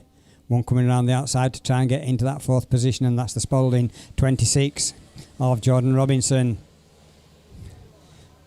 It's Mark Watson that still hangs on to that fourth position, but there's no problems for the WS90 of Adam Saunders up in that lead position. Behind him we've got the PhD 29 of Ryan Smith that's been chased by the North Shropshire 192 Michael Aiken. Them 3 a little bit clear, but not enough to sit on the laurels. And then it's Spalding 26 now that's up into that fourth position, but he's got the got WS20 of Richard Parks trying to come through on his inside, and Richard's got that fourth position as they're on that top straight. They're coming around this time to see the yellow flag with the black cross. So who's going to get that fourth position, because they keep changing it, but there's no problems for the leaders as WS90 of Adam Saunders, PhD 29 Ryan Smith, North Shropshire 192 WS20, Spalding 26, White Rose 123, York 192. And then the North Wales car at the back that's struggling a little bit but trying to hope for a rerun is the North Wales 51. But into the final turn, and it's the WS90 that's going to take this checker flag first. PhD 29, NS 192 and WS20, the last that's to qualified for the final. So Liam's sat down at the side of me, so I'm going to guess that we've got Class 10s on the line. Correct. Right then, yes. Cheers, Paul. So, Class 10s are down there for their third and final round of qualifying. 3 races scheduled to come your way. ProLinks, your sponsors for the series. KS Coles Limited, of course, your sponsor for the weekend. So, no one unbeaten in the Class 10s throughout the first 2 heats. So, certainly all to play for in this final round of qualifying. Race 1 will bring out Darren Grasby in Evesham 122, Leon Parnell in Athelston number 9, Kelly Bishop in Yayton Sudbury 37, Phil Young in Evesham 23, Dave Palmer ARC 9, Andy Hornshaw York 7 and Sam Burbage in Sturton number 40. We're away with race 1 of your men's Class 10's third heat, and Hornshaw's the quickest one out of the gate. Someone's round as they go through turn 1 and out turn 2. Someone else is round. There's contact as well, but we're going to let them sort themselves out. Hornshaw is away and gone as he looks to book his place in the final a little bit later on. Grasby's round. Burbage is into the side as they come to carnage as well, and I don't know if they're going to get it going, but red flags are out straight away on your men's Class 10s. So I'm sure everyone else has seemed to be doing all right on commentary this weekend. It just seems to be me, especially today. I think yesterday I wasn't too bad, but another rerun for me this time. So Class 10s find themselves going into the rerun lane. We've got, I don't know if we're going to have enough time, so we'll just keep them for a minute. Class 10s then we'll stick with for race 2 down there on the line. Luke Bennett in North Wales 62, Phil Rogers in PhD number 2, Nick Williams in Melton 60, Paul Harris in Carmarthen number 2, Barry Ashmore in Spalding 514, Paul Coles in South Somerset 166, and Chris Ellis in the South Somerset number 6. Luke Bennett then a third and a second yesterday. Earlier. Chris Ellis a 5th and a 1st. So they'll be looking to have good runs to keep themselves in that top 8. Watch out though for the car coming from the middle, but who's going to be the first one to show? Bennett looked quick, but he's not going to lead the way because it's Phil Rogers that's going to take them into turn 1 and throughout turn 2. Number 2 it is. Bennett runs second and Ashmore in third in 514. That's the running order. Nick Williams finds himself in 4th, but at the front Ashmore's looking to mount a challenge as Phil Rogers drifts out wide, but manages to tuck it back inside. So number 2 still leads. Ashmore's on a mission, but he's put too much on it this time as he goes from 2nd to maybe 5th as he drops back. So Nick Williams moves up to 2nd. Luke Bennett runs 3rd. Ashmore and Chris Ellis battling it out, but Ashmore's back up the inside and into 3rd place. Chris Ellis now runs through to 4th, but looking to get up the inside of Ashmore in the South Somerset number 6. It's last lap flag. Phil Rogers leads the way. Nick Williams runs 2nd. Bennett runs 3rd. Ashmore from Ellis, from Paul Coles in 166, and Paul Harris in Carmarthen number 2. That's the way they go on to their final circuit. Coles, he's gone. He's round in 166, but at the front is checkered flag. Phil Rogers, PhD number 2, takes the win from Nick Williams. Luke Bennett takes 3rd. Ashmore in 4th. Then we go to Chris Ellis in 5th, and Paul Harris in Carmarthen number 2. Disappointment for Paul Coles in South Somerset 166, who comes across the line still picking up some points for his British Autograss Series campaign, but unfortunately that is the last we will see of him in the 10 this weekend. So race 3 brings out some very big names. Phil Cooper has had a disappointing weekend in the 10, and I think he's only sitting on, 27 points. So Phil Cooper's got a lot of work to do. Ben Herdman's down there. Daryl Smart is joining them. Lee Seagraves in ARC1. Mark Griffiths joins them along with Lee Dodd and Mark Pascal. So Mark Griffiths, a 2nd and a 1st. He'll be looking to book his place in the final a little bit later on. Ben Herdman, a 4th and a 2nd. So a good run for him will put him in the final along with Mark Pascal, who is level on points with him in Hereford 250. Lee Seagraves, 9th at the moment, needs a win to secure his place in the top 8. And Daryl Smart is just behind him. He's in 10th, a 2nd and a 5th. So this one really is all to play for, because I think virtually every one of these drivers could get into that final a little bit later on. Lee Dodd probably the one that wouldn't be able to make it into that top 8. But don't discount him because, of course, as I said, still racing for points over the course of the series. But Mark Griffiths certainly looks like the one to watch. Your highest point scorer after the 2 rounds of qualifying, sitting tidy on 100 points. Phil Rogers has obviously just booked his place in the final in PhD number 2. I think Luke Bennett probably might have just about done enough to get in there as well. Chris Ellis, though, we'll have to wait and see whether he'll be able to move up. And, of course, with the rerun of race 1, we still have the likes of Andy Hornshaw and Sam Burbage, etc., to come out. So, of course, it does depend on your results, but it also depends on everyone else's results as well, because if something goes wrong for them, then it might give you your chance just to sneak through and get up into that final. Right, we've got a bit of downtime for the time being. Speaking of finals, we've got semi-finals for men's Class 8s. So the top 16 drivers have come through to us, and I say we got downtime, and I'm just about to read them out, and I think we're actually getting ready to go racing. So I think we will hold off with them for the time being. But we're going to go back with the 10s. Race 3 is off the line. Seagraves looks quick in ARC number 1. Cooper's there as well in ARC number 6 as they go into turn 1. This depleted lineup. Someone left on the line. Well, Sparky was left on the line in Seven Valley 2. He's playing catch-up now, a first and a second. He's really got to get up the order to secure his place. Seagraves leads. Cooper runs second. Someone's round at the tail end of the field. I think it's Ben Herdman in Radford 207, but at the front, it's coming round to complete another lap and book his place in the final. Lee Seagraves it is. Cooper running in second. Mark Pascal third, from Darryl Smart running in fourth.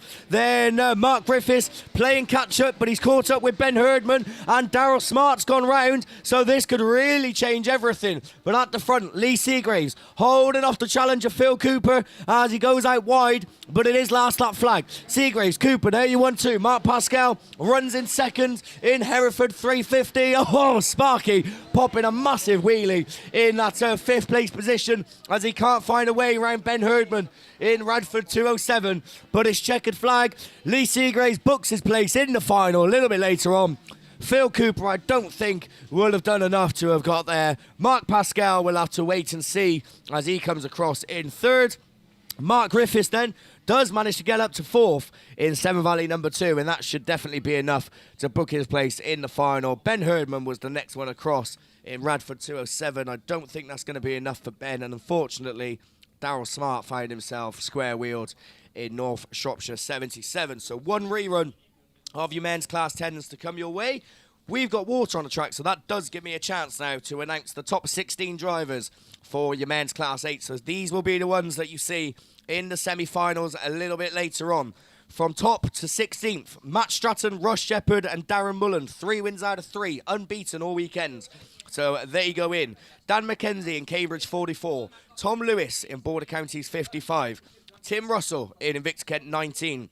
He's joined by Matt Beresford in North Shropshire 155. Spalding 8, Chris Pope, your current champion, goes in. Dave Newby in York 811. He's joined by Kenny Smith in Stroud 41 and Anthony Reid in White Rose 150. Jack Gibbons in Leewood number 1, Matt Bishop in Yayton Sudbury 73, Aidan Taylor in York 37, Ash Howard in PhD 21, and scraping in with 6 points to spare, Kay Quinn in Scunthorpe number 9. They're the top 16 Class 8s that we will be seeing a little bit later on in the semi-finals. We've got stock hatches down there on the line, and to take you through that, it's back over to Mickey. Yeah, thanks very much, Liam. We've also, just before I read these guys out, we've got the junior finalists.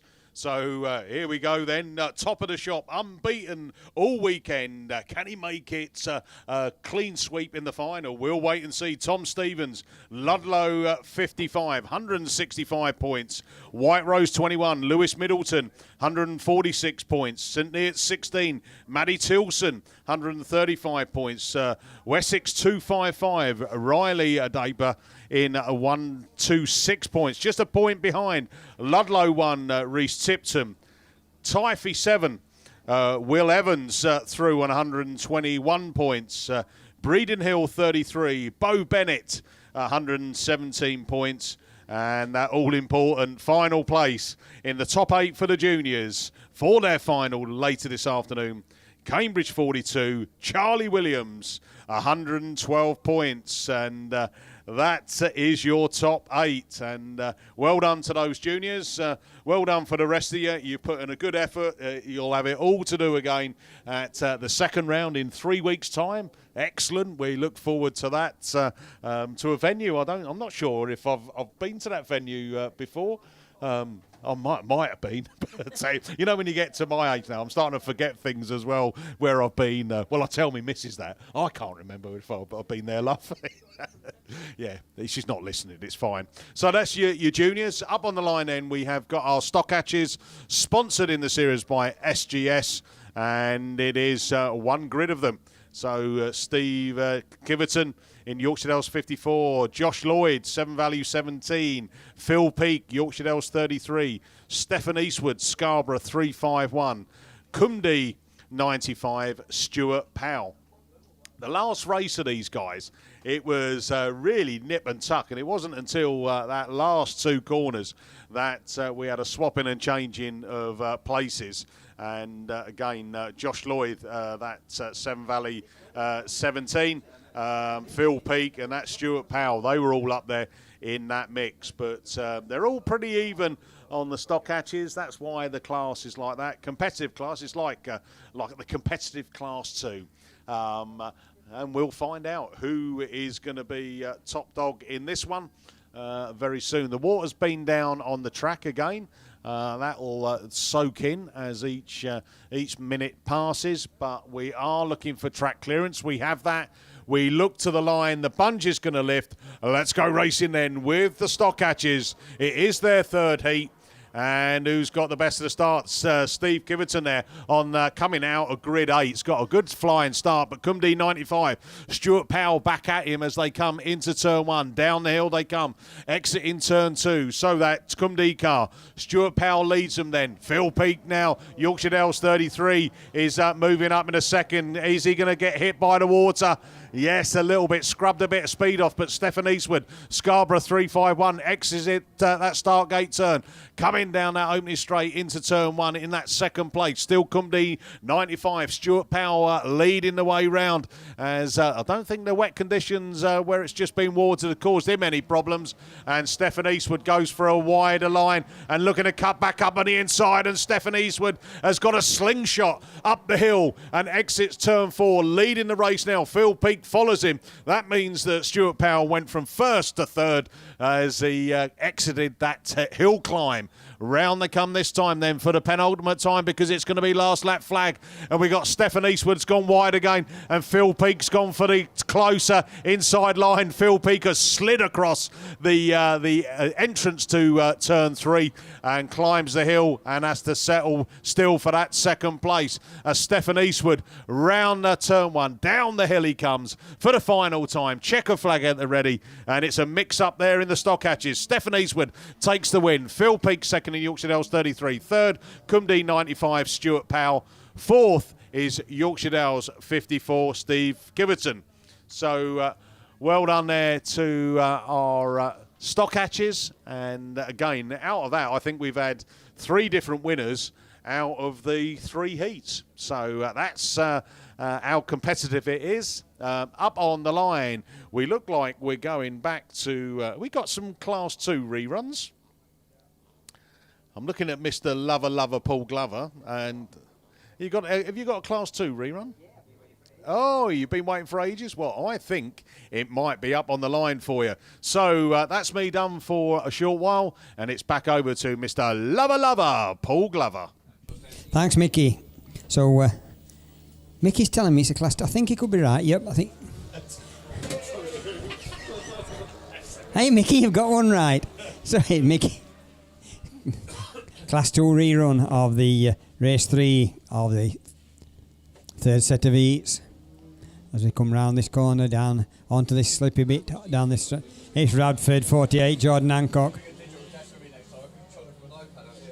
So it's Jordan Hancock in Radford 48 that leads it. with the Seven Valley 201 of Kieran Griffiths getting into that second position. So Kieran trying to close up. Kieran's got one on the outside of him. That's one of the Spalding cars, I believe. No, it's not, can't be. We'll get his number when he comes round, but it's a big change now as Kieran goes into the lead. Bradford 48.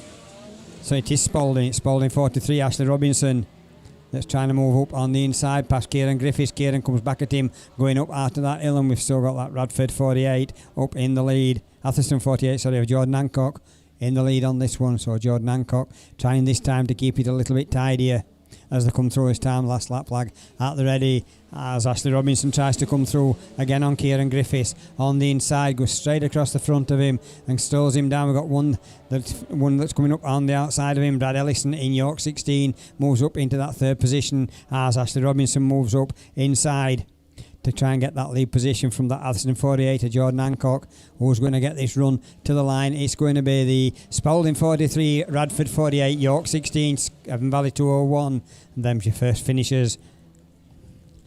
And we've completed Class 2s. These yours, Steve? We think, we'll not ask Mickey, we'll look. I think that's the best thing to do. Steve? Yep, Class 6s, so it's back over to Steve. Right, thank you very much then, Paul. So yeah, it is. It's a rerun of race 2 of the final round of qualifying of the Elite Racing Transmission sponsored Class 6s. Apps Media, your meeting sponsor. I say Elite Racing Transmission, your British Autograss Series sponsor. Running without Alex Hay. Unfortunately, Y24 tipping up on that bank earlier on, but hopefully that should leave us Darren Bryan in Scarborough 41, Simon Mills in Leewood 46, Sam French in Spalding 284, Andy Russell in Invicta Kent 64, and Joe Kendall in Yayton Sodbury 69. Darren Bryan looking best place after the first 2 rounds of qualifying. Scarborough 41 sits in a very nice third place in the qualifying points chart on 83 points. Looking down, Simon Mills, wasn't his day yesterday. Had a good run in the second round of qualifying, but only picked up a 7th in run 1. So his 55 points currently puts him 18th on the points chart. Spalding at 284. Looking down how Sam French did yesterday, he's 19th in the Spalding 284 car. Andy Russell in IK64 certainly didn't have a good day yesterday. Andy Russell in Invicta Kent 64.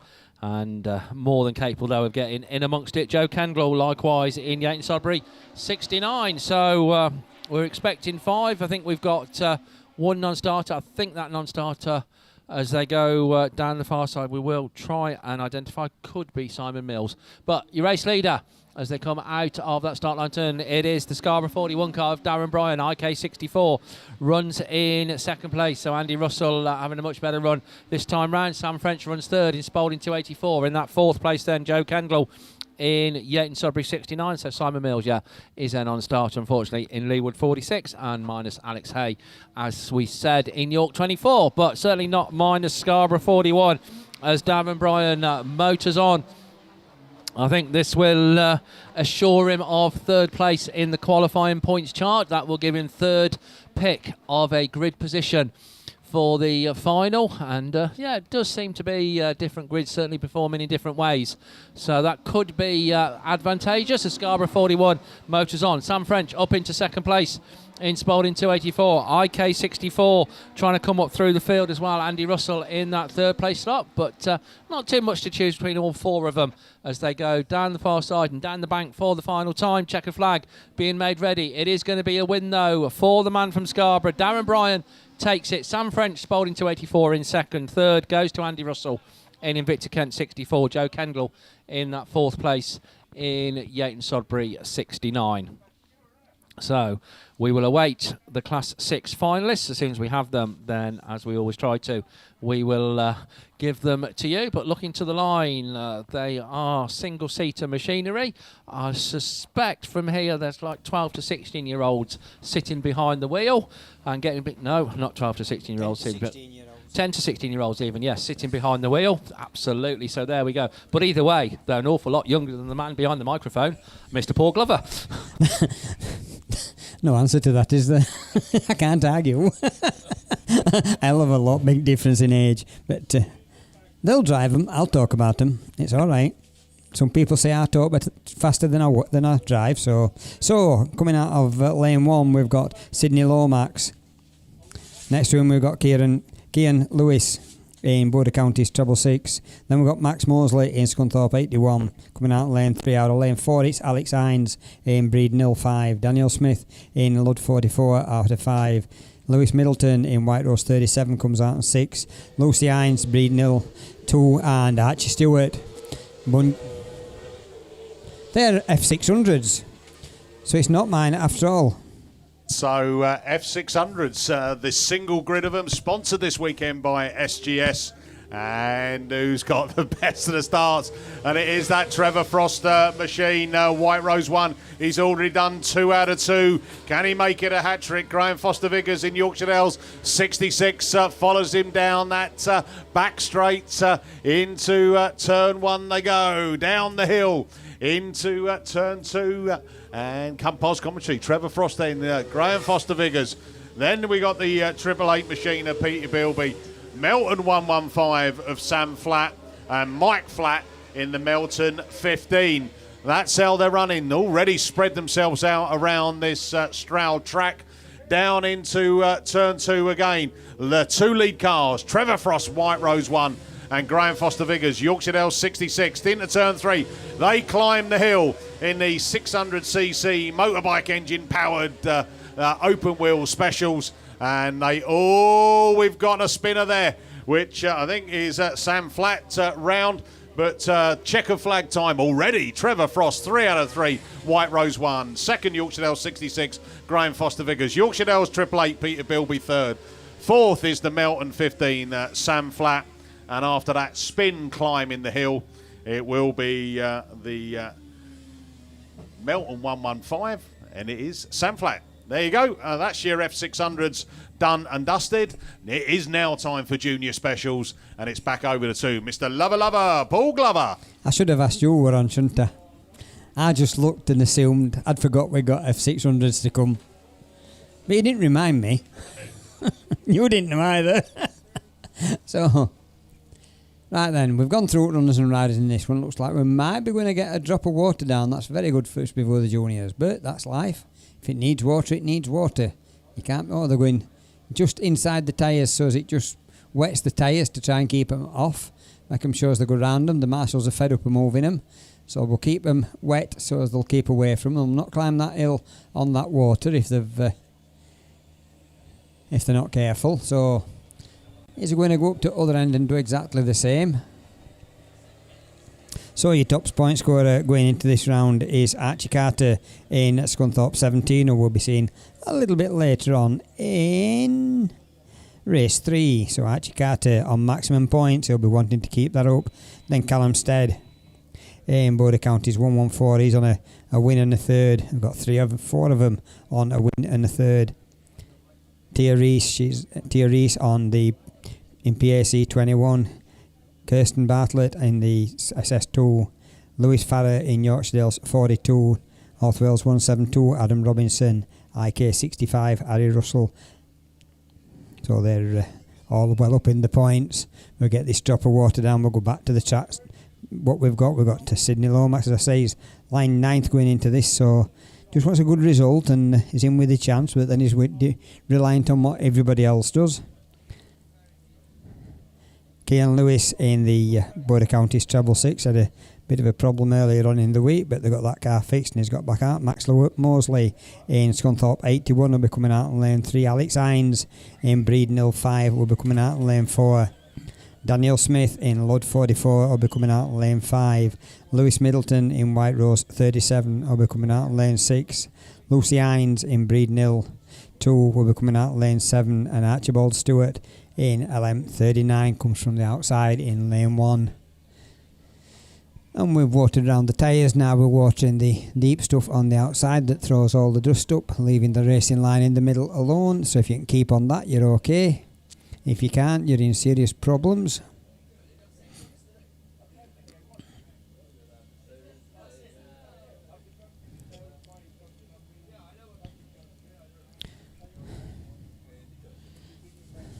Don't forget we've still got these trade stands and looking across there.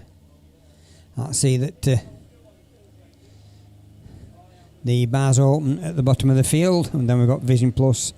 Muck Junkie, is that it, or is he going to slow down and water that end, or is he going straight off? It's like he's going to water that end. We've got Muck Junkie up there selling your cleaning products and your toilet products for motorhomes. We've got SC Works, West Country Videos. They did have some free videos yesterday. Still got some free videos from 2016, 2017, and if you want to go up and see them up there, but you can only have a maximum of 2 per person. Pick which you want. Elite Racing Transmissions, Go Racing Engineers that does quick release steering buses, Bennett Built Motorsport, Race Shocks, GB Engineering Limited, Mick Gardner Racing, and the Electric Bike Supermarket are all up there on that end. And at the top end we've got Max Sports Competition tyres, bungees up, and we're away and racing with race 1. I thought the bows were still on field, but we'll let them sort themselves out. I think that's Max Mosley that's in second position as they go into that corner. In fact, they're looking to come up on the inside. And if I've got it correct, it's Max Mosley that leads it, but going on the outside, it's the Lud 44 with the 81 on the inside. Lud 44, that's Daniel Smith in that one. And we got 2 of them tangled up. Can they get it back going and get away on their own? But it's the Lud 44 Daniel Smith that leads Max Mosley into that trade stand corner for the second time of asking as the red flags come out, and we'll send them back to the pits and try again with them a little bit later on.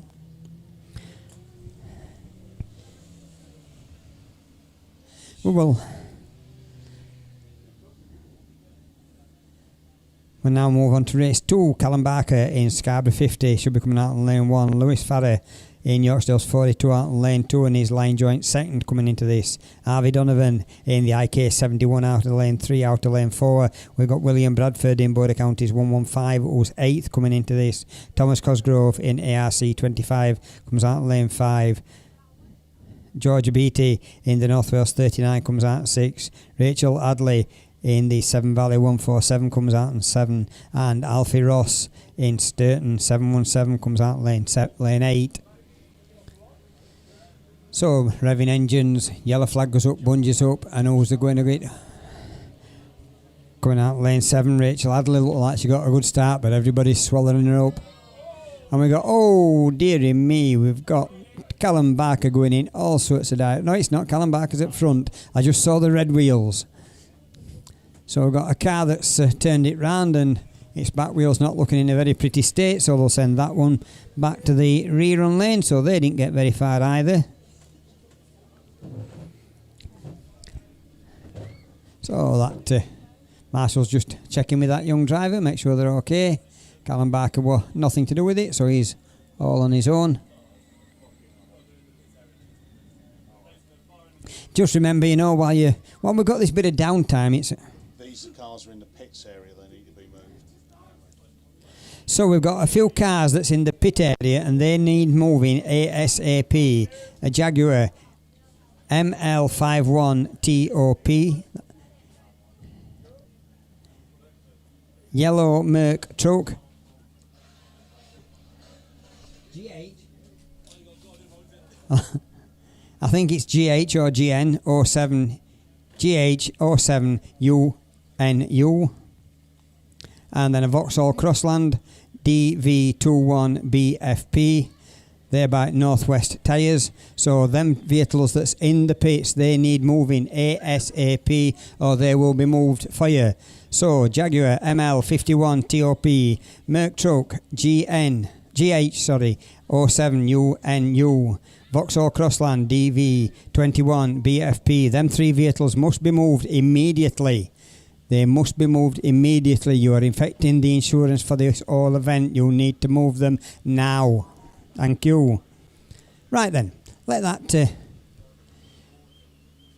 car get picked up across there while they're sorting that one out. We're getting a JCB on to check that there's been no damage done when them cars were jumping up and down. And we've got Riley Lindsay in PhD 8 who will be coming out in lane 2. Next to Riley, we've got Thomas Lloyd in the TA 42 coming out in lane 3. Thomas is lane 11th coming into this. Kia Williams in the TA 121 comes out in lane 4. Finley Emerson in Scunthorpe 197 comes out in lane 5. Max Albee in Scunthorpe 6 comes out in lane 6, and he's line joint 9th coming into this. Alongside him is his brother Troy Albee in Scunthorpe 161, who's joint 11th coming into this race. And your leader so far this weekend on 2 wins out of 2 each is Archie Carter in Scunthorpe 17, and he's coming from right on the outside in lane 8. So just let this JCB look at what he needs to do down here and get that other forklift back to the centre of the field, and then hopefully will not be very long before we away and racing with race 3 of these junior specials, and hopefully third time lucky we can get this one to conclusion.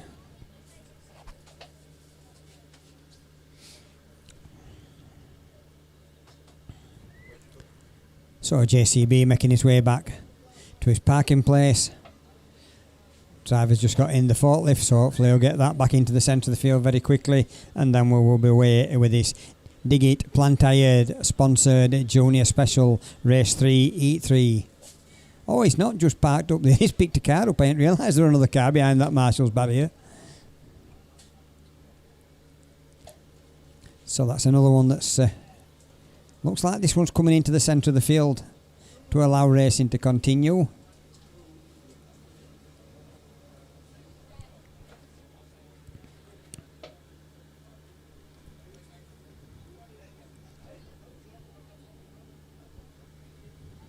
Soon as that gets into the centre of the field, I think that will be track clearance. Starting to get yellow flags.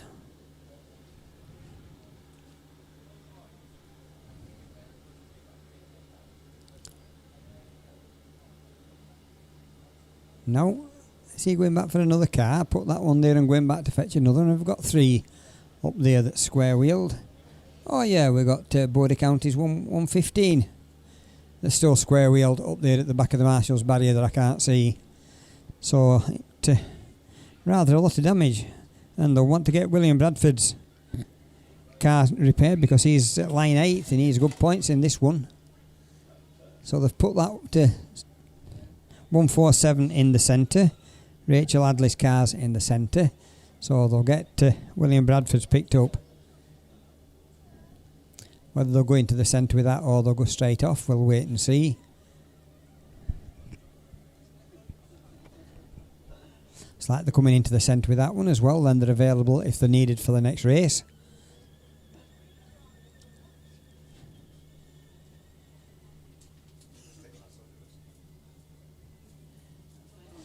Now I think we might be ready to fail to race. To keep hiding these cars, that's 2 lead behind that marshal's barrier up at top end.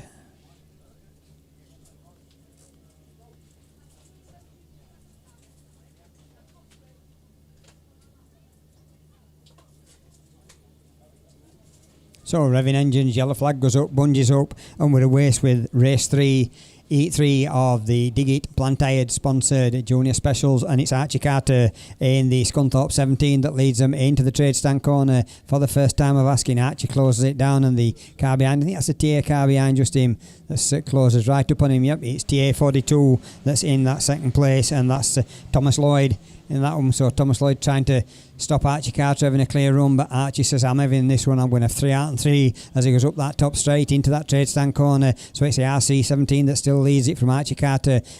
With Archie Carter in that one, and then Thomas Lloyd in TA 42. Finley Emerson in that third position, looking to move up on the inside of the TA 42 and gets that second place. Oh, one of the Mosleys coming through as well. Max Maltby tries to come through and get that next place, and that's put the TA 42 out of this one, parked up, and yet again we have got red flags, so we'll send them back to pits, get that little lot repaired, and we'll try again with them. I think there could be a good wait for these junior specials coming back. Hang on a minute, we've got a black flag coming out, and it has gone to Max Maltby. So Max Maltby came in a little bit heavy, slid across, and it TA 42. I don't think there was any malice in that incident, but it was his fault. So because it was his fault, he's being black flagged, so he'll not be taking any place in the rerun. That means he's in 9th place going into this final, so into this last set of heats, so he's just lost his chance again into the final. That TA 42 of Thomas Lloyd That'll go back and be checked over in the pits, and hopefully they'll get that repaired and back out for the next run. These others that's been taken off on the forks, these will need time to repair as well. So that puts us on to race 4. Brandon Young in Evesham 223 comes out in lane 1, lining joint 15th. We've also got Lily Pratt in York 76 out in lane 2. Lego Evans in Typhy 6 comes out in lane 4. Tilly Clark in Radford 210 comes out in lane 5. Coming out in lane 6 we've got Aaron Richardson in Pennine 6. Harry Russell in IK 65 who's line 7th coming into this, comes out in lane 7.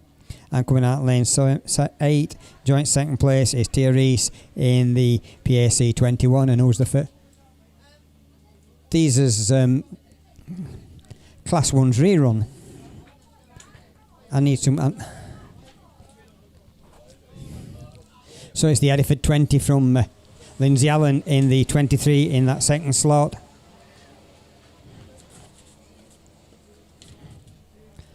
I thought I'd done with my Class 1s. I ain't got any paperwork.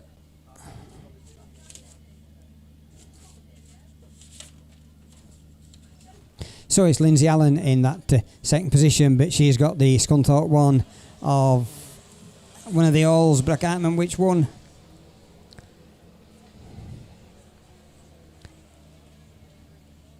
It's the semi-final for the Class 1s. Sorry, I'm sorry about this.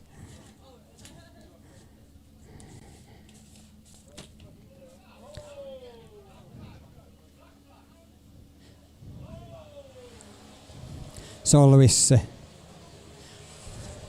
Aaron Middleton gets a little bit out and shape on that one, and I've lost a lot of paperwork. So coming into the lead, it's the Hereford 20 of Ollie Hall that leads them into this one. Ollie Hall in Hereford 20 is being chased by Lindsay Allen in Spalding Pennine 37, North Shropshire 28, 7 Scarborough 49, White Rose 21. So them's the 4, and Aaron Middleton in White Rose 21 picks a black flag up on that one, but he weren't in the first 4 anyway, so big apologies for that. I didn't know that were coming. I thought it was still on specials and I couldn't find my paperwork, so I usually have it all on my clipboard. For some reason it wasn't, so apologies for that. My fault completely, nobody else's.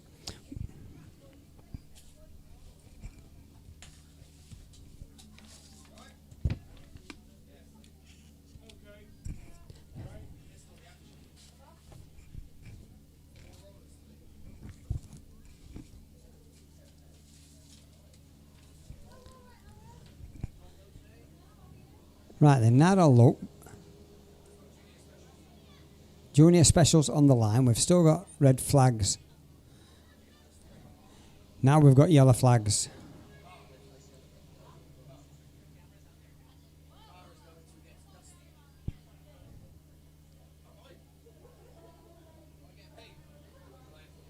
Now we're ready. Yellow flag's going up all the way around. Yellow flag goes up, bungee goes up, and we're away with the junior specials, race 4, Eat 3. And who's going to be the first one to show? It's that Pennine 6, I think it is, of Aaron Richardson, that's line 14th. So good result, could help, but not sure if it's going to be enough. But it's the PAC 21 and Pennine 6 side by side as they go into this one. It's Aaron Richardson in Pennine 6 on the outside. Then the 21, PAC 21, Tia Reese. Tia leads them up that top straight into this.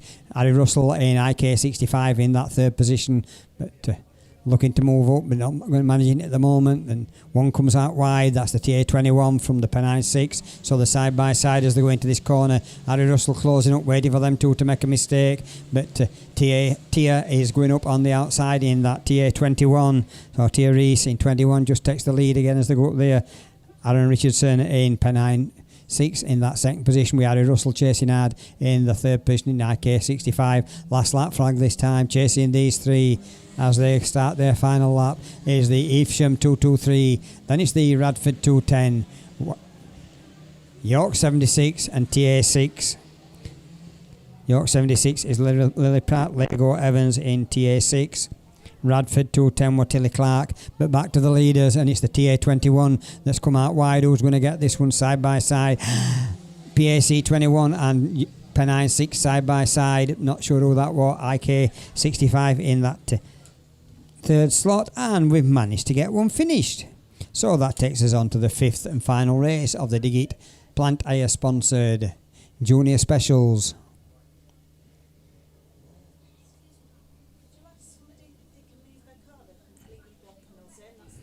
Can somebody please move their car? BL21DVD. Whereabouts is it?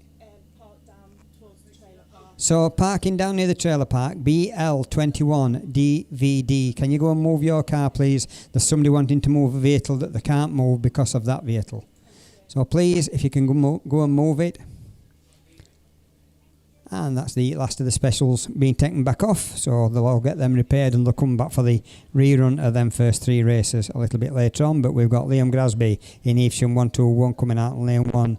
Melissa Bradshaw in Cambridge 61 comes out in lane 2. Adam Robinson, North Wales 172 will be coming out in lane 3 and he's in 6th coming into this. Harry Wild, North Wales 21 out in lane 4. Callum Stead, Border Counties 114 out of lane 6 and he's joint 2. Alongside him is Kirsten Bartlett in the SS2 who's also in joint 2nd coming out in lane 7, and Owen Bradford in Border Counties 116 coming out in lane 8. So let's just wait and see who comes where on this one.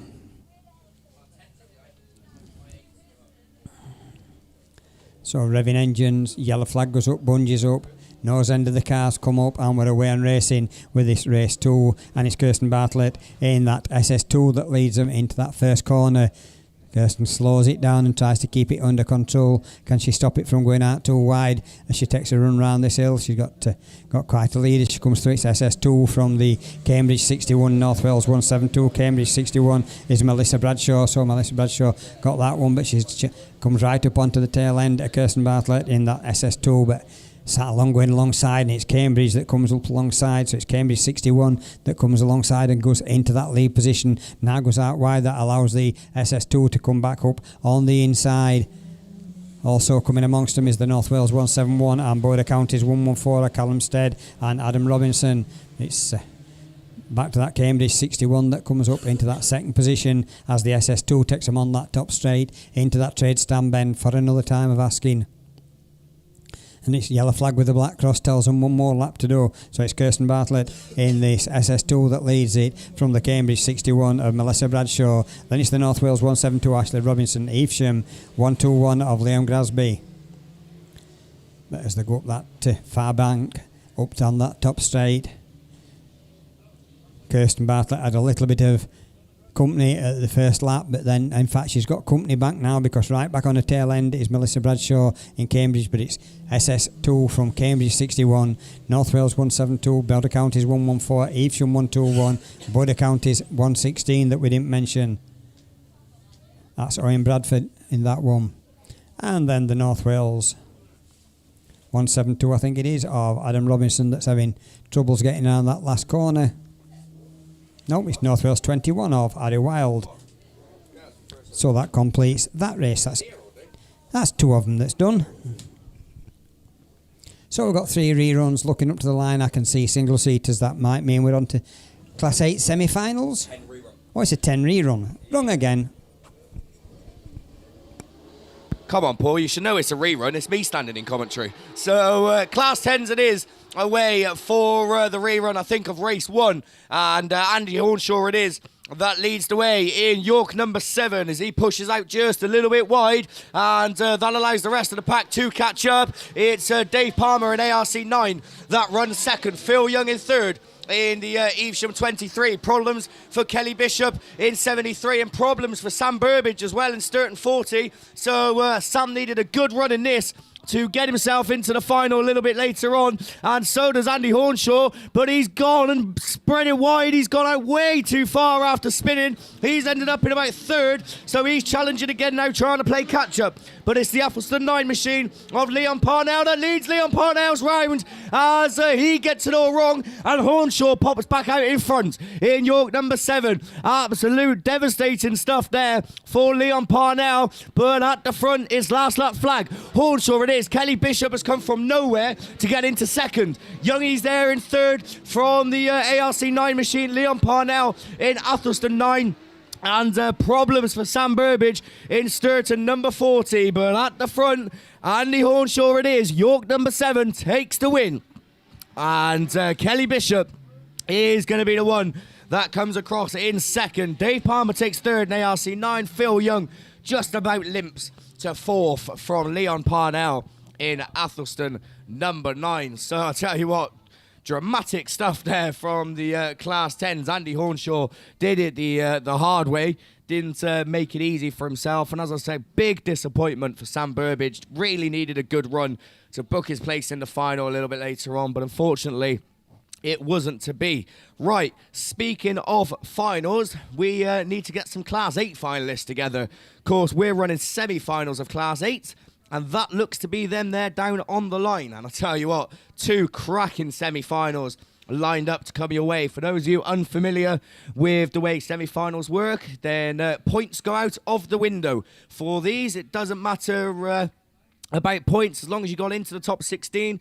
We are looking for the top 4 from each semi-final. So the cars that come across in first, second, third and fourth advance through to the final a little bit later on. Let's see how far we can get with it then. Semi-final number 1 of your men's Class 8. Matt Stratton is in there in Evesham 15. Daz Mullen in White Rose 38. Tom Lewis in BC 55. Matt Beresford in North Shropshire 155. York 811 of Dave Newby is joined by Anthony Reid in White Rose 150. Matt Bishop in Yayton Sodbury 73 is joined by Ash Howard in PhD 21. This is going to be exciting stuff. Our semi-final number 1 leaves the way, and it's a very level break. Mullen's got it round. That's going to be red flag straight away, as they didn't even make it to turn 1. Mullen it was that come into contact with someone over on the far side. I'm thinking that's Tom Lewis in BC 55, judging by process of elimination, because I think all the others have come past. So it is Tom Lewis and Daz Mullen that unfortunately find themselves square-wheeled over on the far side.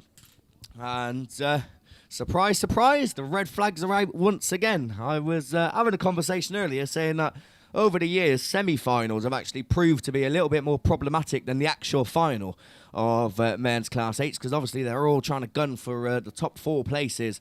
And unfortunately, a tangle up there. We'll let you know on any exclusions as soon as we hear the word. Of course, there's all to play for, so once we hear anything, we will let you know. Semi-final number 2, Russ Shepherd and South Somerset 3. Dan McKenzie, Cambridge 44. Tim Russell, IK 19. Chris Pope in Spalding 8. Kenny Smith in Stroud 41. Jack Gibbons in Leewood number 1. York 37. Aidan Taylor is joined by Kay Quinn in Scunthorpe number 9. Let's see if this one can make it the length of the straight. Don't forget, we are looking for the top 4 that come past.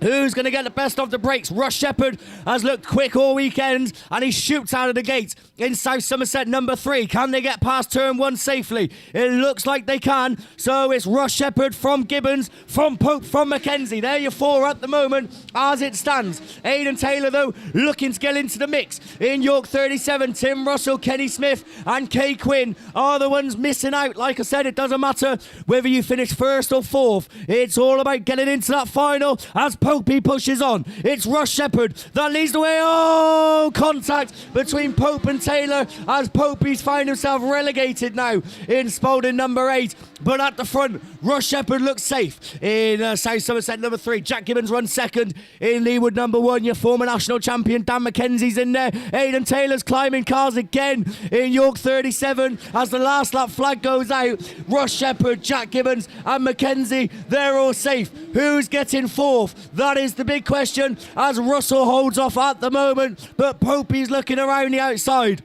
Oh, we got big contact at the front. Well, this is going to be very interesting. Russ Shepherd takes the checkered flag, but the reds come out. He was followed by, contact after the checkered flag as well. Class 8, what is going on? So, well, I think that, I don't think that's going to going to be resulted, to be honest, because we lost about 3 or 4 cars in the process of the last corner. Aidan Taylor was all over the shop for a couple of laps in York 37. Chris Pope, I think, is another one that has unfortunately ended up square wheel, and Jack Gibbons as well in Leewood number 1. Well, 2 semi-finals scheduled. We didn't quite complete one, because they were coming round to the checkered flag, but as I said, there was contact for the places in 2nd and 3rd. So it is going to be very interesting to see what happens with those men's Class 8. So at the moment, we still got 16 semi-finalists, and we haven't got one finalist as it stands. But like I said, once we get any information, then we will let you know. Paul is sat eagerly, or stood eagerly, with the radio in hand.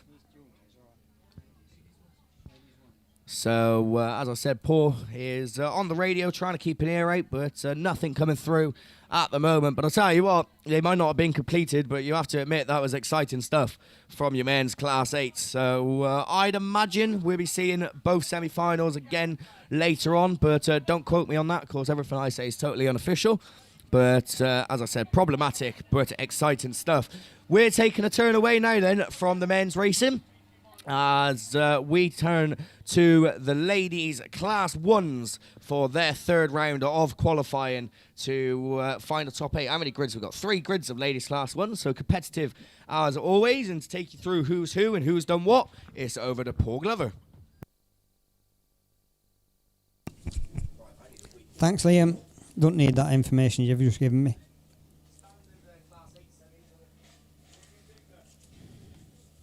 So, ladies Class 1s, I'm just looking for the points, but I've got ladies Class 1s, I've just waited for them to sort them Class 8s up there. Jack Gibbons looks like he's checked his car over and is happy to drive it back to the pits.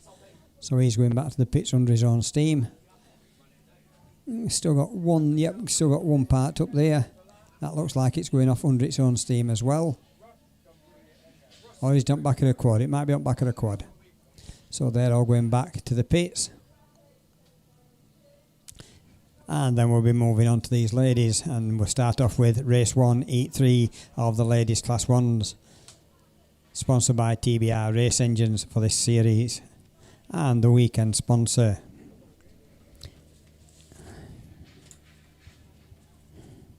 Is PWL Engineering. I don't mind. No. I'll give you a shout if you need it. Yeah, give me a shout. Yep. So we've got Nia Jones in the TA 352 will be coming out in lane 1. Victoria Tilson in St Neots 296 will be coming out in lane 3. Sophie Lewis in Atherton Treble 2 will be coming out of lane 4. Caris Thomas in TA 80 will be coming out lane 5. Claire Compton in the NS 951 will be coming out lane 6. Lucy Wickham in P27 will be coming out lane 7. Faye Steventon in NS 89 will be coming out of lane 8 on the outride on the outside. As we get a little bit of water down there, we might have a few finals. We've got men's Class 2 finals. These have come quickly after that last rerun. So we've got men's Class 2s. Top of the shop is Gareth Stokes in Pennine, 87. Then it's Ashley Robinson in Spalding, 43. Joe Sharp in York, 86. Dan Owen in North Shropshire, 15. Shane Jenkins in Radford, 205. Josh Fowler in NS2. Bradley Thomas in IK, 55. And Ollie Stevens in Ludd, 15. Also got men's Class 6s. Men's Class 6 finalies. In first place is Matthew Schofield in YS22. Then it's Darren Bryan in the Scarborough 41. Johnny Barber in SS23. Carl Romsley in Scunthorpe 169. Dalton Thomas in the CM8. In CM8. Jordan Ampson in Pennine 70. Stephen Parsonage in the North Wales 146. And Ben Gadsby in Pennine 7. I think that we're nearly not time to go, so I'll give you the Class 10s after this race, or when we get some more downtime, as we get yellow flags appearing around this field. It's like the marshal on the first post is ready. His red flag goes up, bungee goes up, and we're away and racing. I know who's going to be the first one to show on this one. Coming from the inside, it's the TA352 Nia Jones, but Nia lost a little bit on the second half of the straight as they sort themselves out on that first corner around that trade stand bend, but they're all keeping it facing in the right direction, nice and clean as they come round this time. It's the Pennow 27 that leads it of Lucy Wickham, so Lucy Wickham takes them up that banking for the first time of asking. Then it's the Atherton treble 2 of Sophie Lewis in that second position. Them two stretching away a little bit from the rest of them. St Neots, no, North Shropshire 951 Claire Compton trying to get through into that third position. And two of them that's getting tangled up and going out wide. Then we've got the TA 352 of Nia Jones. And somebody just picked a black flag up, but I'm not sure who. And it's climbing that banking and on that top straight for a second time into this trade stand bend. As they come through this time, it's still going to be the same people in the front. It's going to be the Pennow 27 from Atherton treble 2, North Shropshire 951, TA 352, St Neots 296, TA 80, and St Neots 296. I think it is at the back of the field, but up at the front it's still that Pennow 27 of Lucy Wickham that leads them round this time. North Shropshire 951 and treble 2 TA 352, St Neots 296, TA 80, North Shropshire 89. Looks like might have got problems. Monjo just slowed down on that last straight, so that slows that one down and finishes race 1, Heat 3 of these PWL engineering sponsored ladies class 1s. So we'll move on to race 2. Might not have time to go through these because I think we're going to be straight off. Let's give them a minute, see what's happening. Yep, we're going to be straight off with racing. Marshall turns round, red down, yellow up. And oh, two of them's not moved. They might be from the next race, that's why. St Neots 41 takes them into that first corner. Jessica Browning. So Jessica Browning leads them at the end of the first 2/3 of a lap. Then it's TA 14, Breednell 43, York 192, WS 20. But St Neots 41 of Jessica Browning leading them on that top straight with a TA 14 of Ellen Burton in that next position. So these cars getting a little bit stretched out, so there should be a nice clean race as the St Neots 41 from TA 14, York 192, Breednell 43, WS 20. So that York 192 of Leanne Morton moves up into that third position but goes out a bit wide. That allows the Breednell 43 of Anna Baxter to come back up on her inside. But it's still the St Neots 41 of Jessica Browning that's leading this one from the TA 14 of Ellen Burton, and then we've got the Breednell 43 now, got the York 192 alongside them. Last but not least is WS 20 of Charlotte Hart. But the leaders away and clear as the St Neots 41 of Jessica Browning goes round that top straight, round that trade stand corner for a final time, and she's going to get this checkered flag and get maximum points to help her with her into that final this afternoon. So it's St Neots 41, TA 14, Breednell 43 just gets it from WS 20 and York 192, and that completes race 2 of the ladies class 1s, sorry. And then we'll move on to the race 3. Coming out lane 1 we should have Ella and Ellie John in the PhD 6. Anne Herberts in North Wales 114 comes out in lane 2. Carol Watson in York 1 comes out in lane 3. Anna Moriarty in North Shropshire 28 comes out in 5. Emily Grayson in Scarborough 95 comes out in 6. And Stacey Mills in LM 146 comes from the outside in lane 7. As we did get one that didn't move off that line.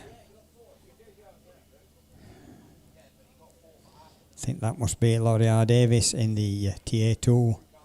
Yep, that didn't get off the line. So she'd going running fairly well this weekend, but no points on that race. As we look up, I think we've only got 4 cars in this race. We should have 6. So Yellow flag goes up and bungee goes up, and we're away and racing. Yep, we've just got 4 cars.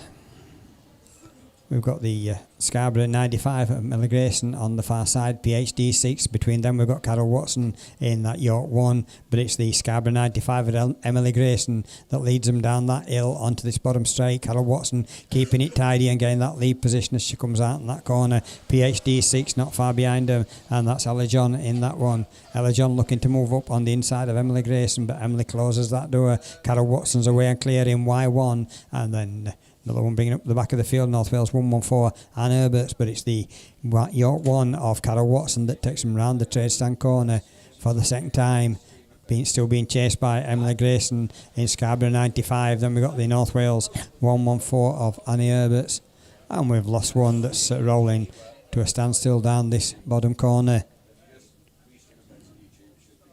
That's Ella John in that PhD 6, so Ella's not going to be happy with that. As Carol Watson comes round in York 1 to start the final lap, still being chased by Emily Grayson in Scarborough 95, and then the North Wales 114 of Anna Herberts, but it's Carol Watson that takes them up that banking onto that top straight, keeps that power on up that top straight. No answer to her as Emily Grayson loses a bit more ground going up there. Coming down, it's the York 1 of Carol Watson that takes the checker flag with Emily Grayson in Scarborough 95 in second place, and third but not least, third and last place it goes to North Wales 114, and square wheeled down on this finishing straight is the PhD 6 of Ella John. I was trying to think what that was then. Class 3's on.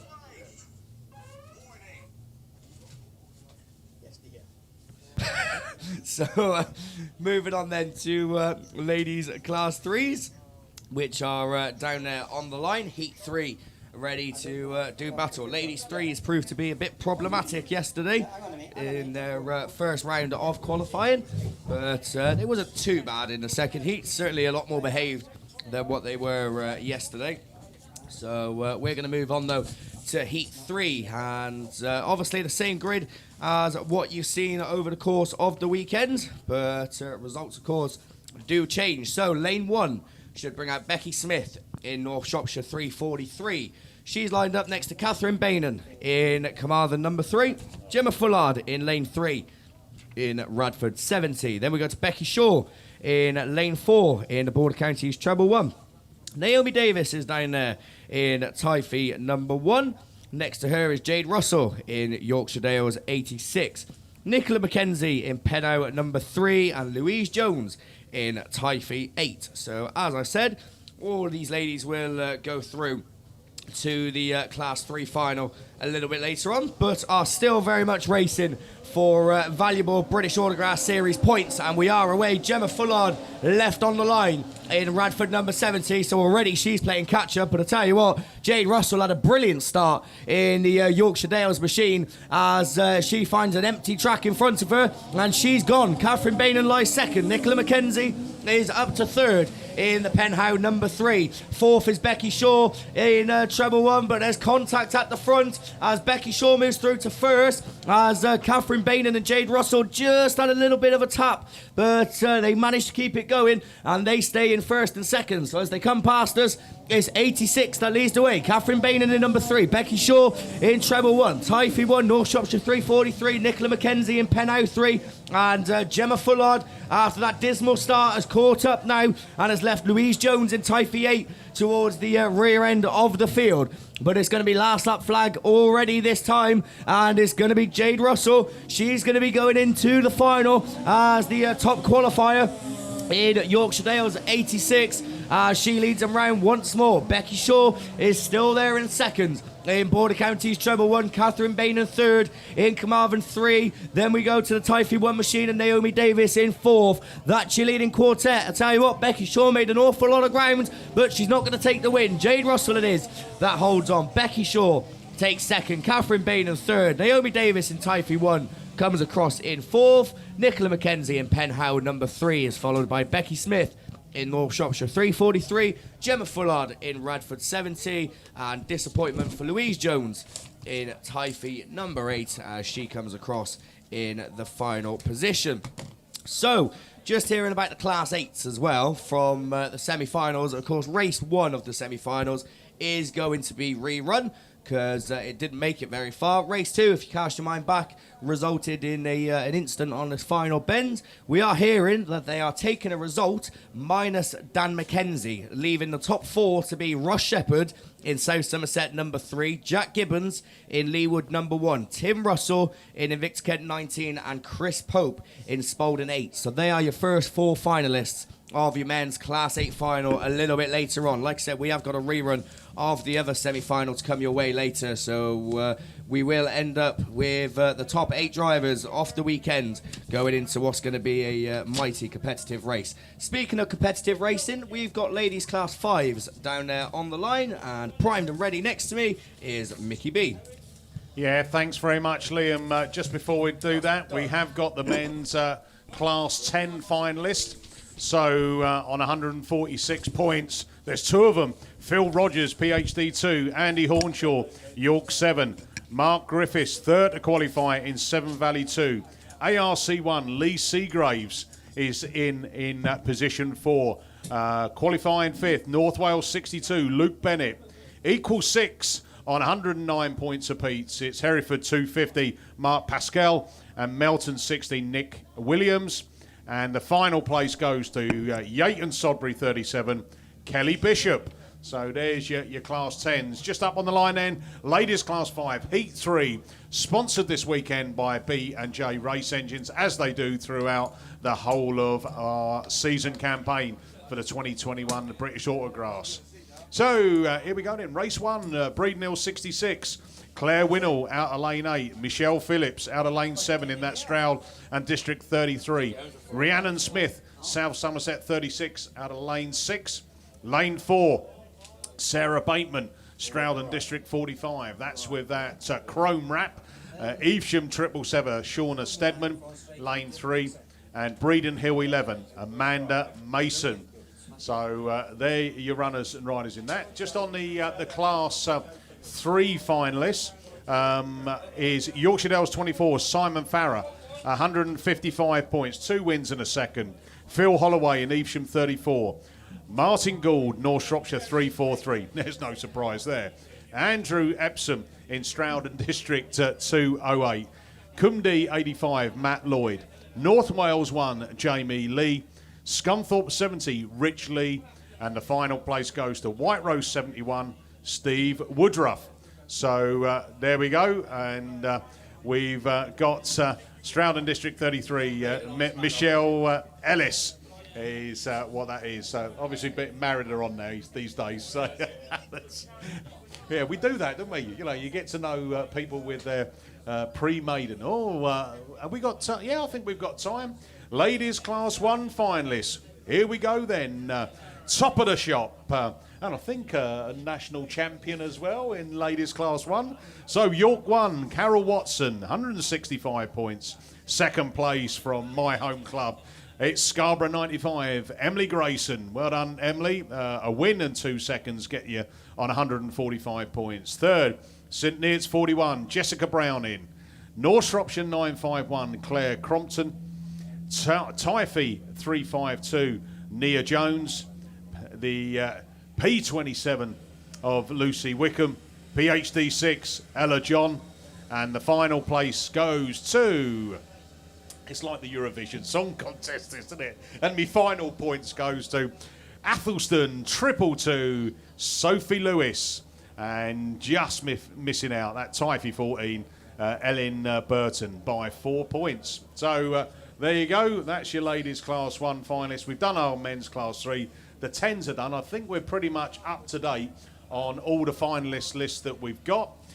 Once we get through the ladies' Class 5s, these two races in the Heat 3, then we'll know our top 8 for these ladies as well. And then after the ladies' 5s, we go into ladies' Class 7s, Super Saloons. So good racing there. I think we've got a rerun in a junior special still to... Oh, 3 junior special reruns, Mr. Lover, Paul Glover.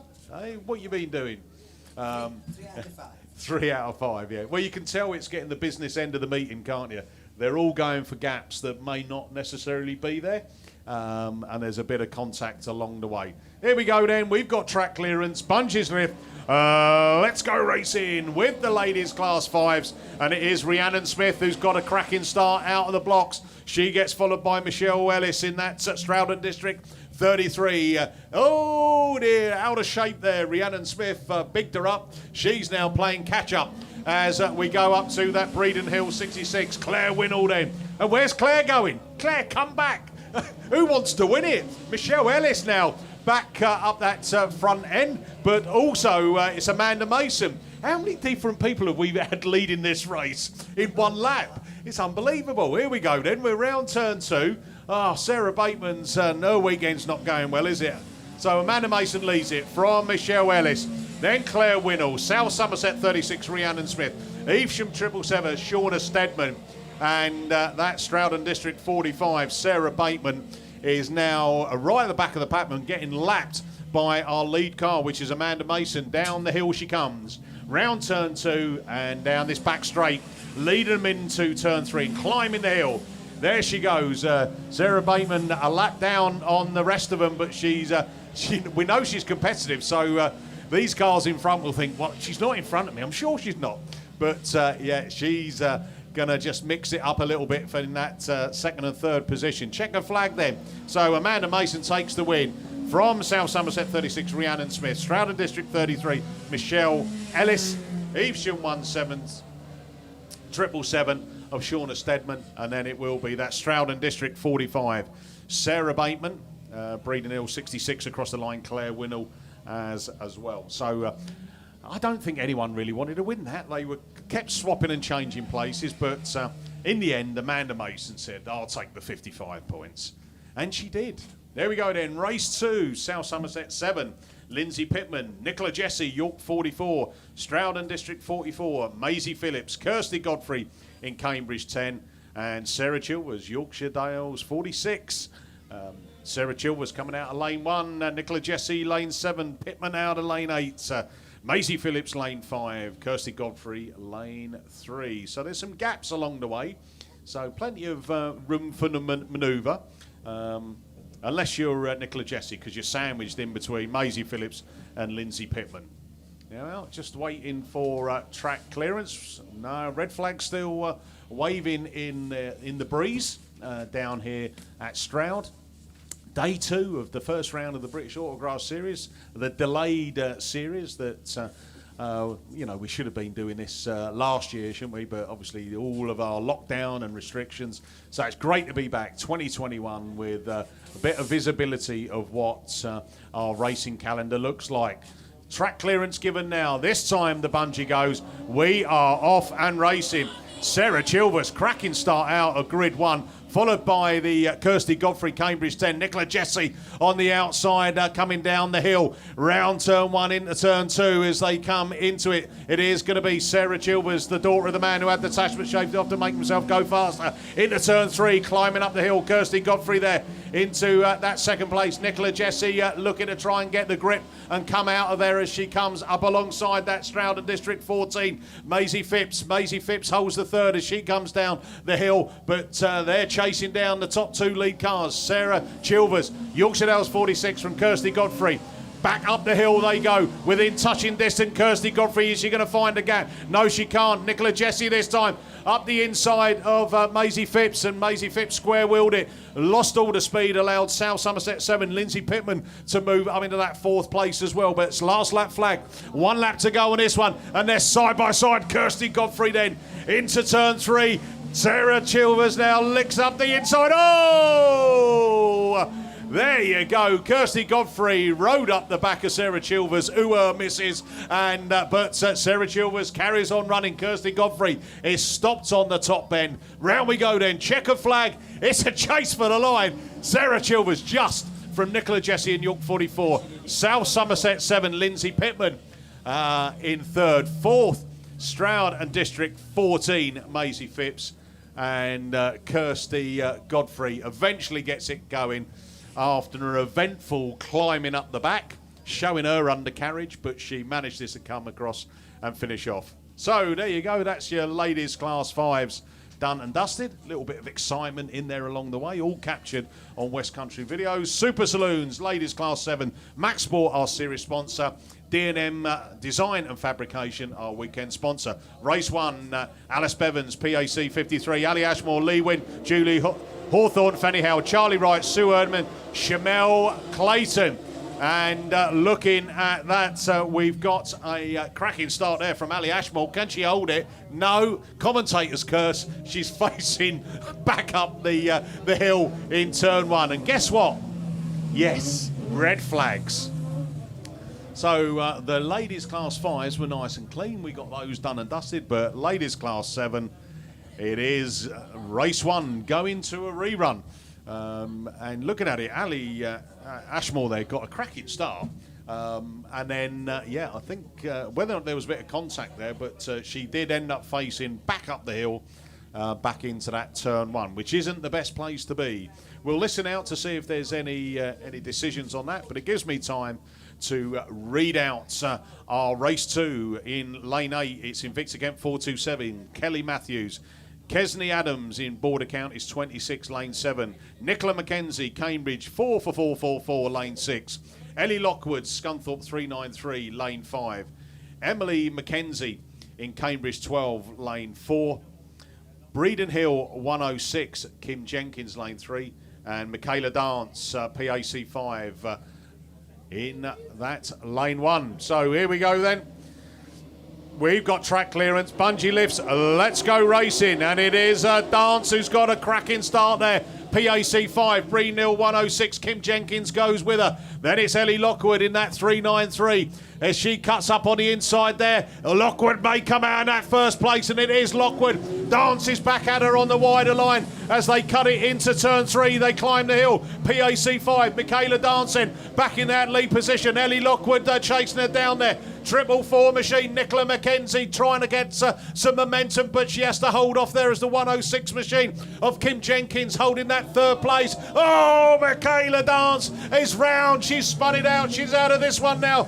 Ellie Lockwood then, 393 leads the way from Nicola McKenzie from the Breeden Hill 106 machine of Kim Jenkins. Then we drop back to Emily McKenzie in the Cambridge 12 as they bring it back round that hill into turn 2. Still that's Ellie Lockwood machine leading away from Nicola McKenzie. 444 McKenzie looking for a gap up the inside as they bring it down that back straight into turn 1. For the final time, because checker flag's being prepared. Scunthorpe 393. Ellie Lockwood's going to take it, is she? Yeah, from Nicola McKenzie from the Cambridge 12 machine. Emily McKenzie, Breeden Hill 106 across the line as well. Kim Jenkins as wow, the Michaela Dance was storming that when she came out of turn 2. Just got a little bit out of shape, and the 2 final cars there, Kesney Adams and that Kelly Matthews machine. So that is our Class 7 ladies. We got race 2 completed. Race 1 goes to a rerun. Up on the line, I can see that we've got men's Class 1s. So it's over to Mr. Lover, Paul Glover. Semi-final rerun. So we've got race 1 rerun. It's no win. They're single seaters. Oh, they're here. So Stroud District 31, Hereford 20, side by side as they come past me. Sorry about that. I looked at my paperwork, looked back up the start line, and I've got specials. So Hereford 20 of Dankidi in that second position, but it's the first 4 places that matter. Scunthorpe 1 is in third. He's in, and then it's the 37 of Lindsay Allen in that 4th place. So we've got Stroud District 31, Hereford 20, Scunthorpe 1, Pennine 37. Them 4 getting a little bit of daylight between themselves and the other 2 that's battling among themselves and losing a bit of ground, but they seem to have closed up on the 37 of Lindsay Allen. But it is that Stroud District car that leads them, 31 Tom Herbert, that takes them round that corner for another time. Hereford 20 of Dankidi still there in that second place, and then it's the Scunthorpe 1 of Ollie Hall Lindsay Allen's just lost 2 places on that time, so she's out in the top 4. Needs to work hard to get past them 2 at the moment. It's the Wessex, the WS that's in that second place, that 4th place. But we've got the first 3 away and clear, and it's the Stroughton District 31 of Tom Herbert that's going to come round, take the checkered flag. Hereford 20, Scunthorpe 1, and then North Shropshire 28 just gets it from the Scarborough 49. So North Shropshire 28, Tom Powell, he just managed to make it through. So them's your finalists for a bit later on today.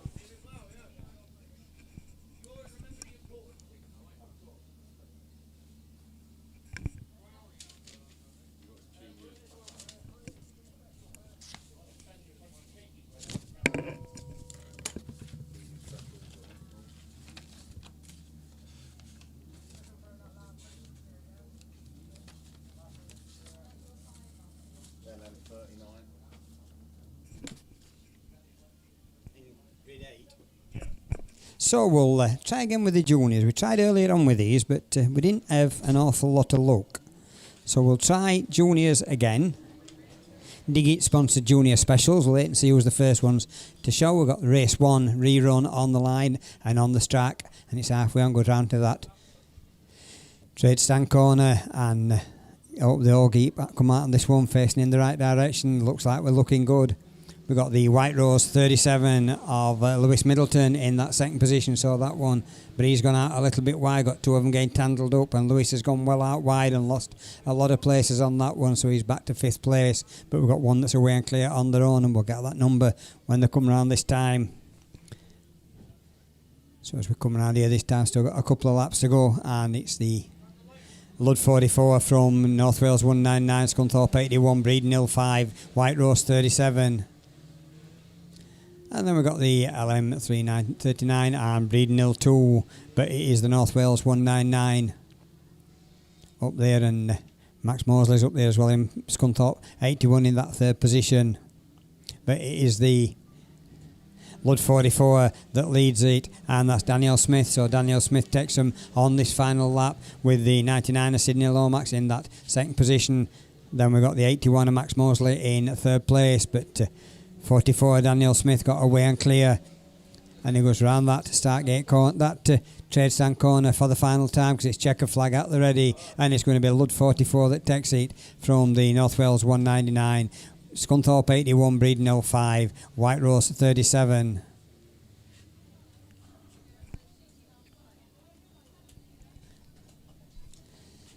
So next, and then we've got battle on for this one, but it's just the LM39 and Breeden Hill 2 that completes race 1, taking it on to race 2 of the Digit Plantire sponsored junior specials. Callum Barker in Scarborough 50 will be coming out in lane 1. Lewis Farrer joint second place going into this one in YD 42. Harvey Donovan in IK 71. William Bradford line 8th coming into this in Border Counties 115. ARC 25, Thomas Cosgrove, Georgia Beattie in the North Wales 39, Rachel Adley in Seven Valley 147, and Alfie Ross from right on the outside in Sturton 717. Think we're just about ready to go, not sure what's... Yep, looks like we're ready. Marshall turns round, red flag goes up, bungee goes up, and Rachel Adley got a flyer of a start then, but... got the others coming up to Callum Barker on this side, trying to get that lead position as he goes into that trade stand corner. Looks like he's got it, so it looks like it's Scarborough 50, but he's going a little bit wide, one trying to come up on his inside, but it's the Scarborough 50 that just leads it from the IK 71, ARC 25, Yorkshire Dales 42 of Lewis Farrer. He's switches straight back to the inside and tries to go up into second, but manages to get to 3rd.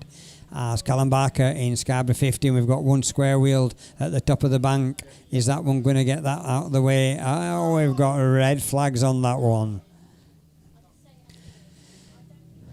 So Callum Barker has got to do it all over again, so we send that one back to the pits to try again a little bit later on.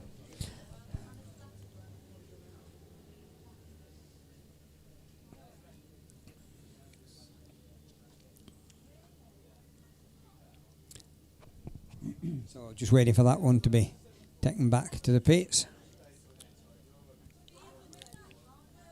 Rather a tricky position for that one to be left on the top of the bend. So race 3 rerun will bring out Riley Lindsay in PhD 8, out in lane 2. Thomas Lloyd in the TA 42 will be coming out in lane 3. Kia Williams in TA 121 will be coming out in lane 4. Finley Emerson in Scunthorpe 197 out in 5. Troy Altby in Scunthorpe 161 coming out in lane 7. And Archie Carter, your top point scorer, coming out of lane 8 in Scunthorpe 17. So Archie Carter were leading this one last time it was stopped. Can he do it again? As everybody's happy with that one, we turn around, Marshall's flag goes up, bungee goes up, and we're away and racing. And it looks like it's Troy Altby at lane 7 that got a good start on that one. One coming up on his inside, I think that might be Thomas Lloyd in TA 42, but it's Archie Carter that comes out in the corner in the lead with Finley Emerson in that second position, and then it's the Scunthorpe 161 at Troy Altby. But it's Archie Carter that's got Finley Emerson trying to come up on his inside. Archie Carter just hangs on to that one. Troy Altby and Scunthorpe 161 close right up onto Finley as well, but they've stretched out on that top straight. So go around that trade stand corner, it's still Archie Carter in ARC 17 from Finley Emerson in the Scunthorpe 197. Troy Altby in 161. Then we've got the TA 42 of Thomas Lloyd, PhD 8 of Riley Lindsay, but no changes in this lap I don't think, because they're all starting to stretch out on this as Archie Carter makes this race all his own and stretches up that top straight into that trade stand corner for a penultimate time, because they're going to see the yellow flag with the black cross. Still chasing hard is Finley Emerson in the Scunthorpe 197. Then it's Scunthorpe's 161 off Troy Altby, TA 42 of Thomas Lloyd, and last but not least PhD 8 of Riley Lindsay. But into the trade stand corner for a final time, checkered flag at the ready, and it's going to be 3 out of 3 for Archie Carter in Scunthorpe 17. Finley Emerson in the Scunthorpe 197 takes a good second place. Third place goes to Troy Altby in Scunthorpe 161. And then we've got the TA 42 of Thomas Lloyd.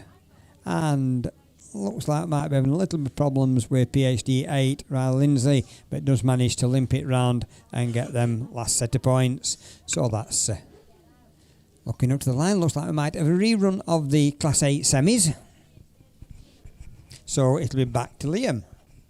Yeah, thank you very much, Paul. So this is a rerun of the first semi-final of your men's Class 8s.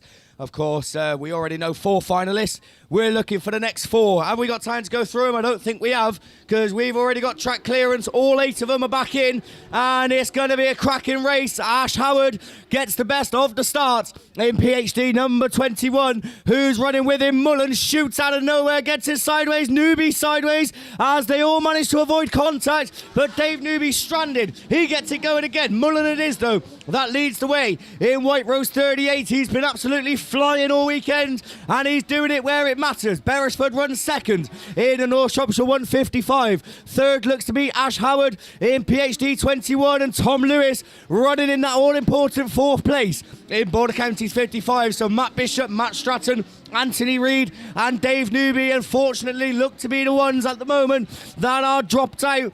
Dave Newby, big disappointment for him, because he's been on top form this weekend, but he's just hoping now for red flags, I think, to give him a second chance. This last lap flag, Mullen it is, that leads the way in the White Rose 38 machine. Matthew Beresford running second, Ashley Howard runs third, and Tom Lewis in 4th. Will that be the way they finish as the checkered flag gets held aloft? Mullen books his place in the final, so does North Shropshire 155. Ash Howard does as well, and Tom Lewis in Border Counties 55. They're the 4 that will join Russ Shepherd, Jack Gibbons, Tim Russell and Chris Pope in the final a little bit later on. So I tell you what a cracking matchup we have for your men's Class 8 final. That is going to be some race, even if it does take 27 times to try and get it run through. But we look forward to that a little bit later on. We've got Class 9s down there on the line, so it's back over to Paul.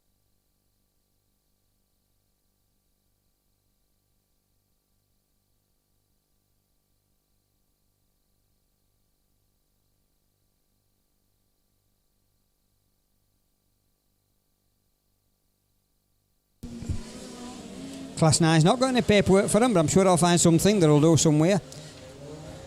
As I got that, I see Deck Trailer in that North Shropshire 98 in that second position. So I've got red flags on that one, because we've got one square wheel coming out in the exit of the banking. So it's... I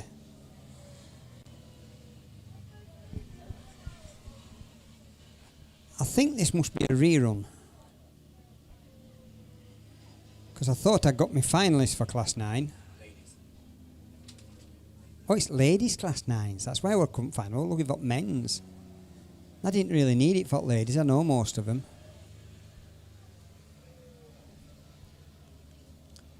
So we'll send them back. I'll sort my paperwork out. We're now on ladies Class 2s.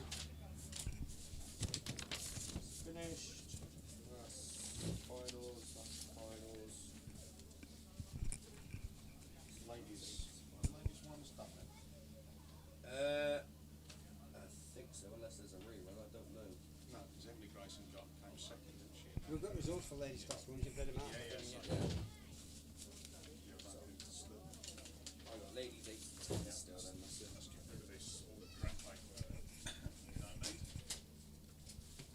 So we get, looks like we're going to have to pick one up there and take it off. As soon as that's gone, we'll be ready. So I'll just sort my paperwork out so I know what I'm doing. But we've got ladies class 2s up on the line.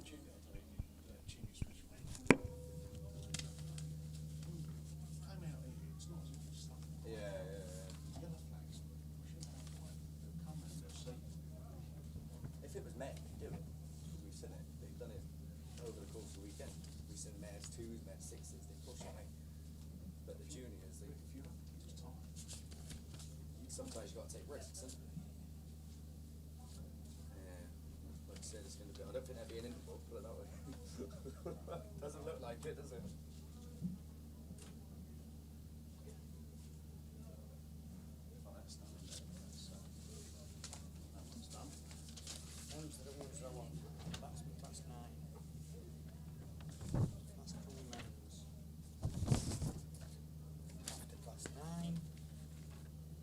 Specials, we've still got a rerun of them.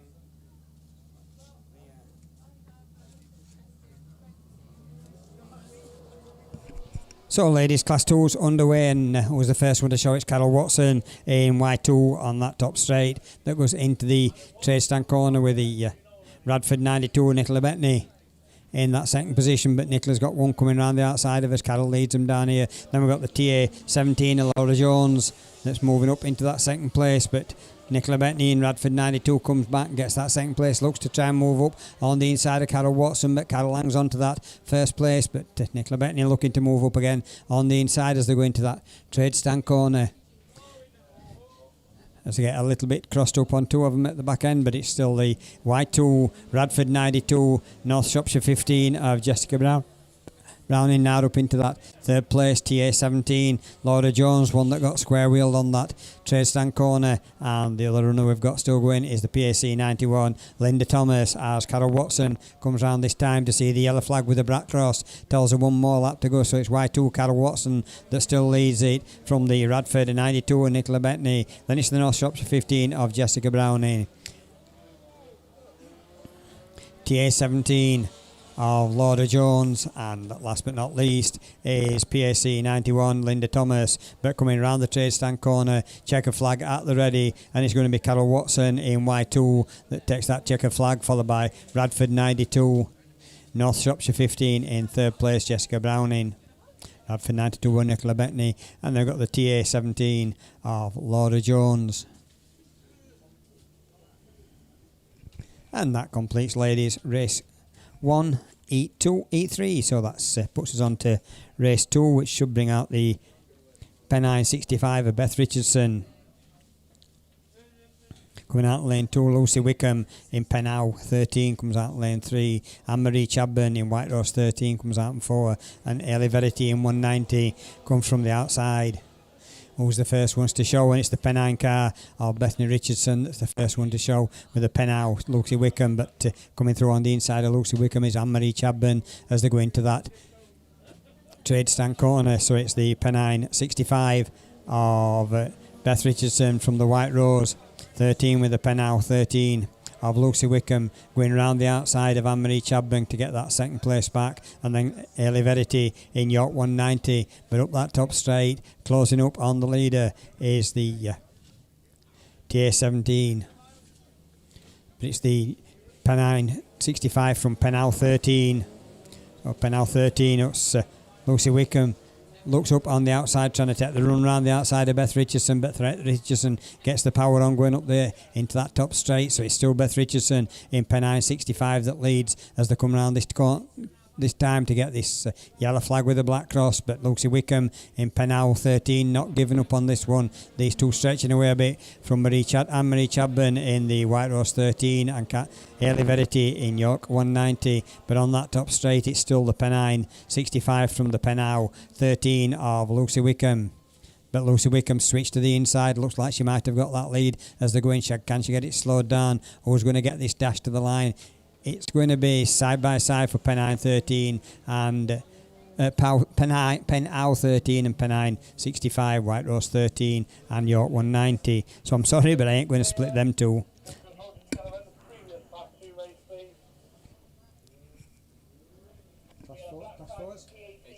Ladies Class 4, so it's back to Steve.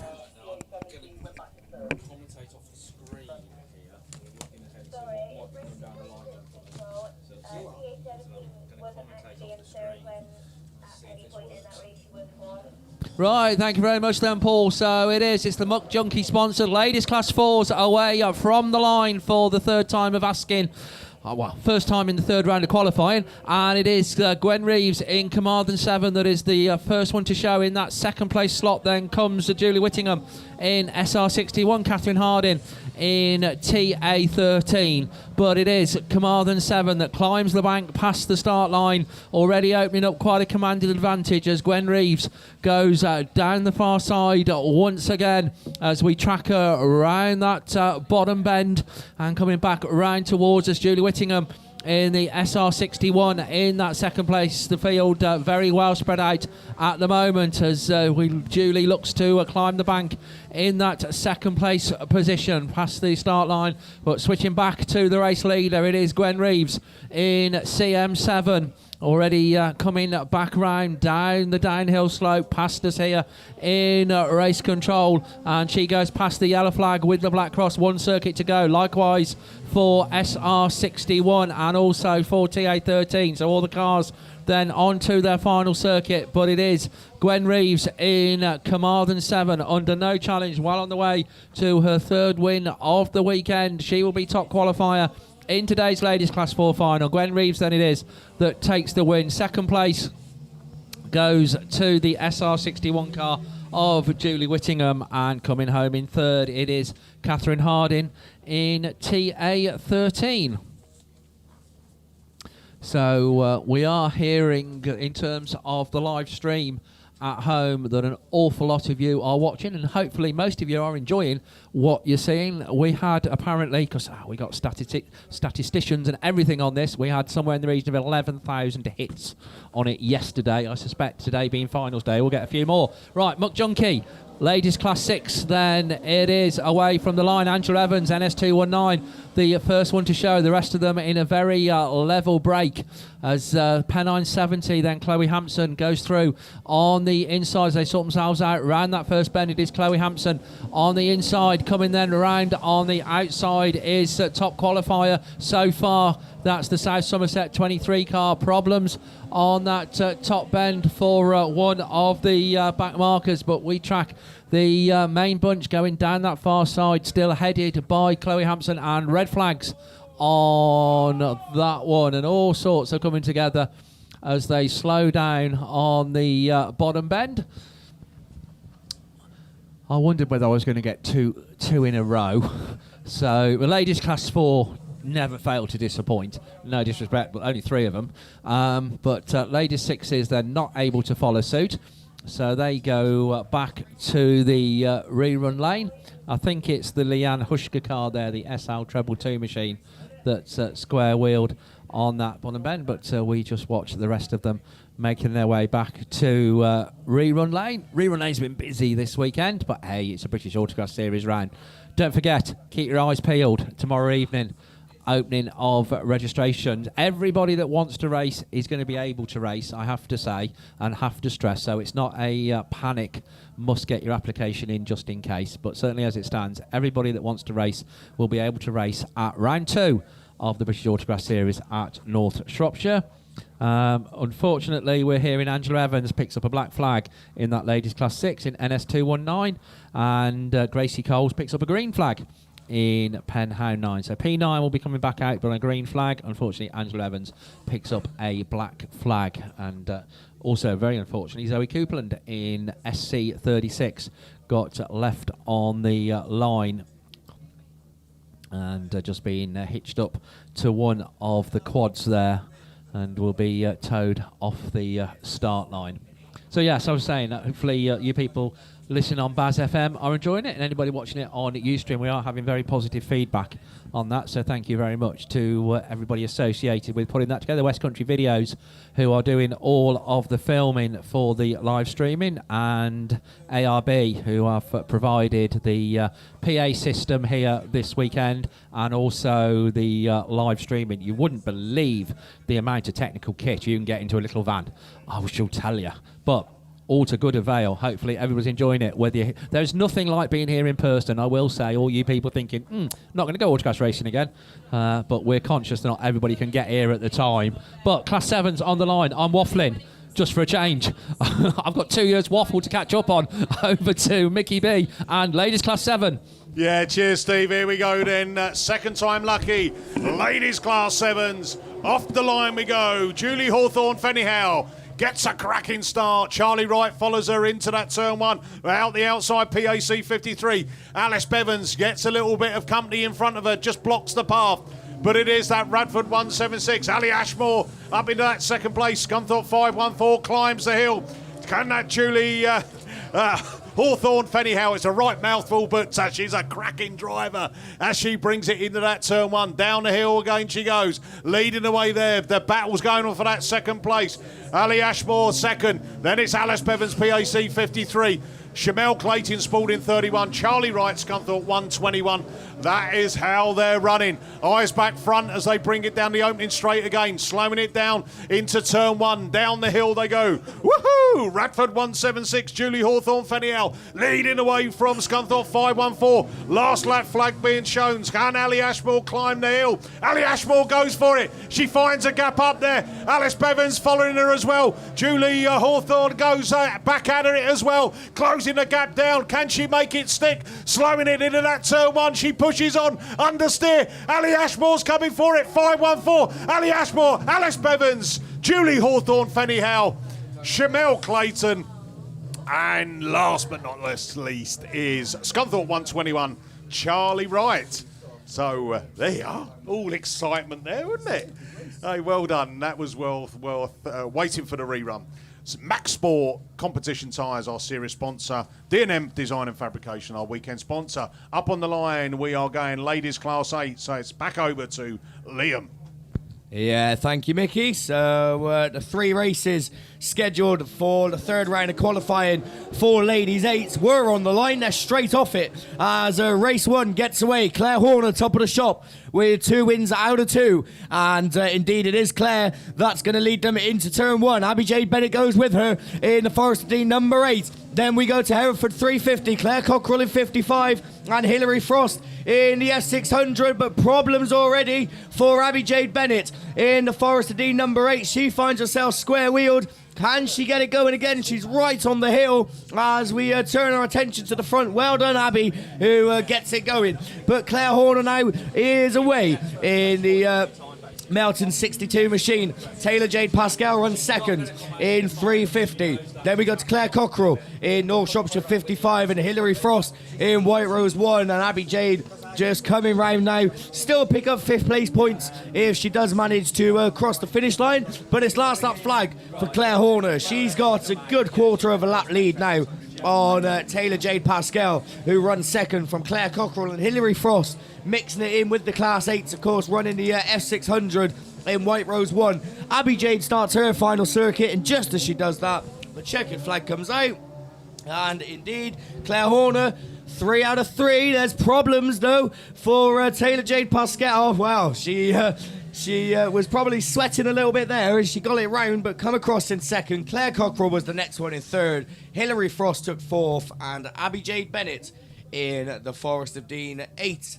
So race 1 done and dusted with Beresford Chassis and Components, your sponsors for the British Autograss Series of Class 8.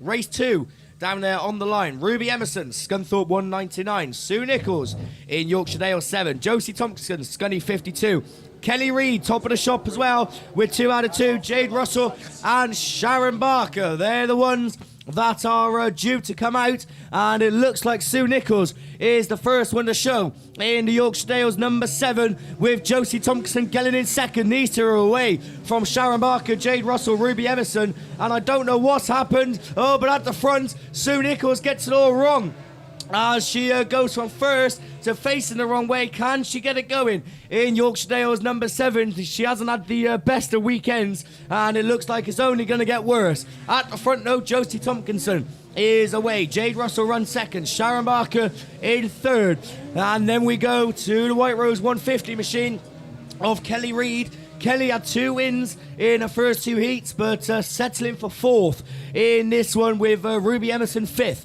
But it's last lap flag. Josie Tompkinson it is, with 1 more to go. Scunny 52 was 8th in the point standings after 2 rounds, and I'll tell you what, this win will certainly send her in to this afternoon's final.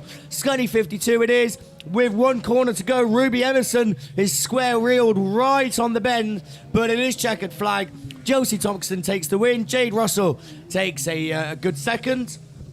Sharon Barker comes across in third in Evesham 25. Kelly Reid sticks a 4th next to her 2 wins, with Sue Nichols in Yorkshire Dale 7. And as I said, disappointment for Ruby Emerson, who finds herself square-wheeled on the bar turn. So problems aboard the Scuddy 199 machine, and unfortunately for Ruby, it's pretty much been like that for the majority of the weekend. But I'm sure she'll be back stronger than ever, and as I said, we'll be seeing them a little bit later on. We'll certainly be seeing Josie Tompkinson in the final in Scunthorpe 52, and Kelly Reid would definitely be joining her as well, and I'd imagine Jade Russell would have done enough in IK 19. So will anyone from race 3 be joining them? Beth Tompkinson, Ellie Lockwood, Rosemary Glover, Megan Littler, Laura Macker and Shelby Almond are the ones scheduled. Laura Macker looked quick out of the gate, looking to book her place in the final, as is Ellie Lockwood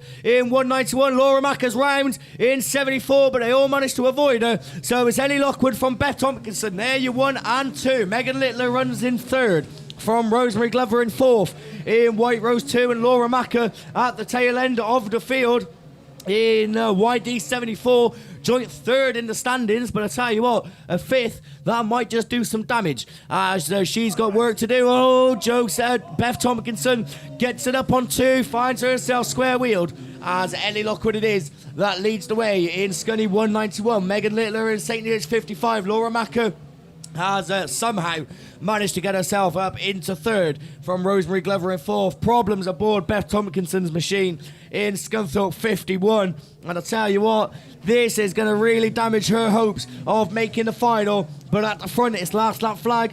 Ellie Lockwood it is. Laura Macker with a very good drive to get herself back up into 2nd place in the YD 74. Megan Littler still running 3rd, and Rosemary Glover still 4th, as Laura Macker went to put in one final challenge but pushed on too much. Ellie Lockwood takes the win. Laura Macker has to settle for 2nd. Megan Littler takes 3rd in the St. Neots 55, and 28 points go to Rosemary Glover in White Rose number 2. So Beth Tompkinson then finds herself square-wheeled on this bottom turn. Now Beth had a 2nd and a 1st in her first 2 heats, so she's on 100 points, and I tell you what, it's going to be very tight to see if she can scrape into the final with 100 points. It's going to take obviously some good calculations, because we've had a few people that were in the mix that unfortunately didn't have the best of runs. So it will be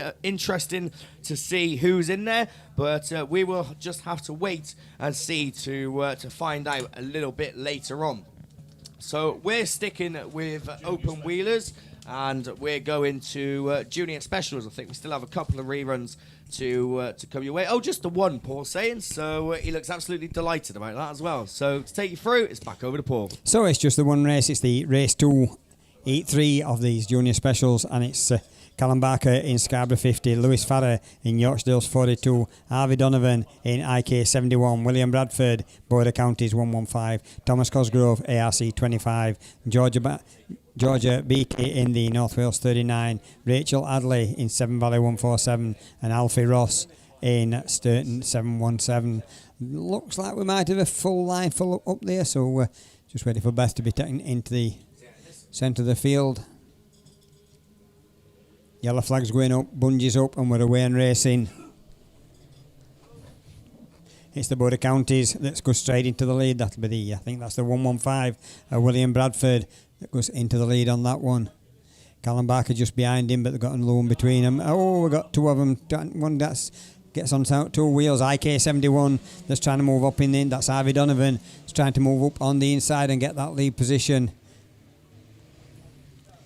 So it's the IK 71, I think it is, Harvey Donovan, that's leading them up that top straight. There's three of them then together. Who's going to be the second one into that corner? I think that's Callum Barker in that second position. Yep, Scarborough 50, then it's the ARC 25, Border Counties 115, drop from first back to fourth on that half a lap. Callum Barker looking to move up on the inside of IK 71 of Harvey Donovan, but can't quite manage it as the 115 William Bradford comes back up into third position past the ARC 25 of Thomas Cosgrove. But Callum Barker looking to come up on the inside. Oh, and he's looks like he's something gone wrong with Callum's car, so he's dropping back down the field and slowing down. It looks like he knocked it out in gear and he's just managed to get it back in, so he's chasing after him. But it's still the ARC 25 of Thomas Cosgrove that leaves them. No, it's not. It's the TA 20.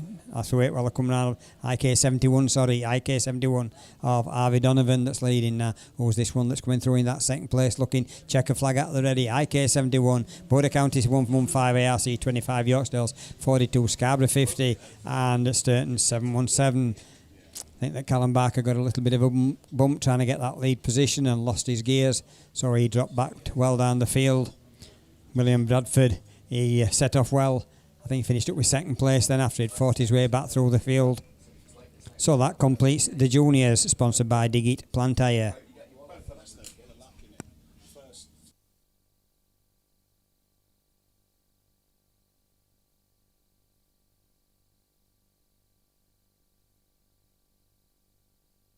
Right then, we're looking down to the line. We got ladies class 10s down there and ready to do battle. We are, of course, getting towards the end of the third heats, and very shortly it will be finals time. All these ladies will be in the class 10 final, but still racing for valuable British Autograss Series points. Claire Horner has been the best of them so far, and she's proven that in this race as she leads the way. Heidi Dealey sits second in Typhoon 99. Ali Ashmore, though, looking around the outside in Spalding 514. Becky Faulkner tried to go up the inside, backed off just a little bit in North Shropshire number 6.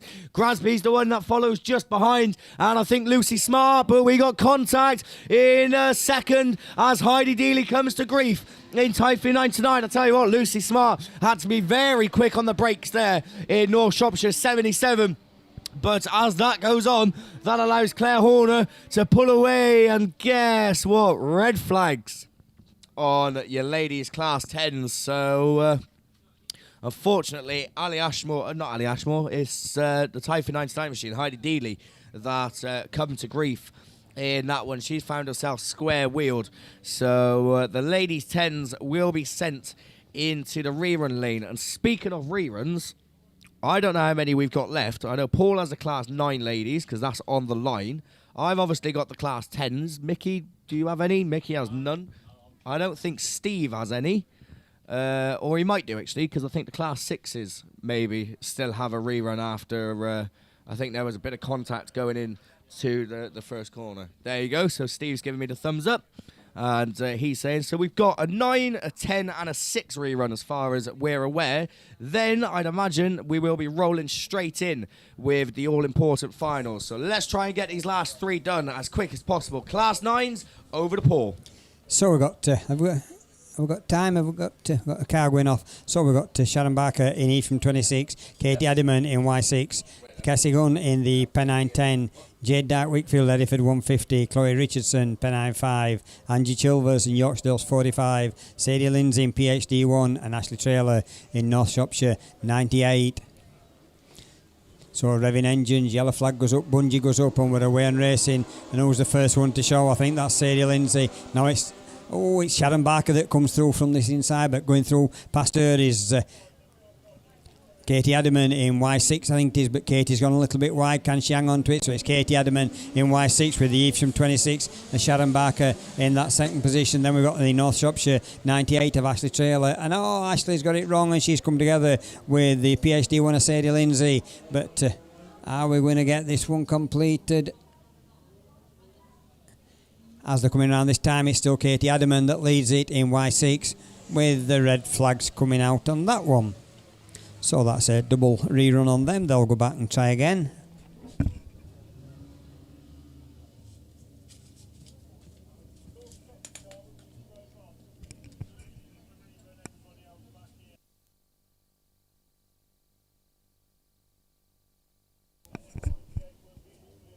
So the Ashley Trailer in the NS98 going to be excluded from the rerun for causing the race stoppage.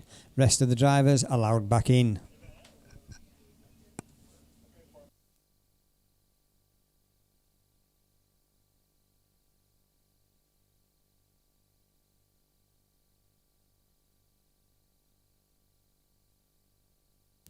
A quick announcement for the drivers that's going into the final for when you're picking your grids. I've just heard from the start line, if it makes any difference, they are going to be using the front bungee for the starts. So bear that in mind when you're picking your grids.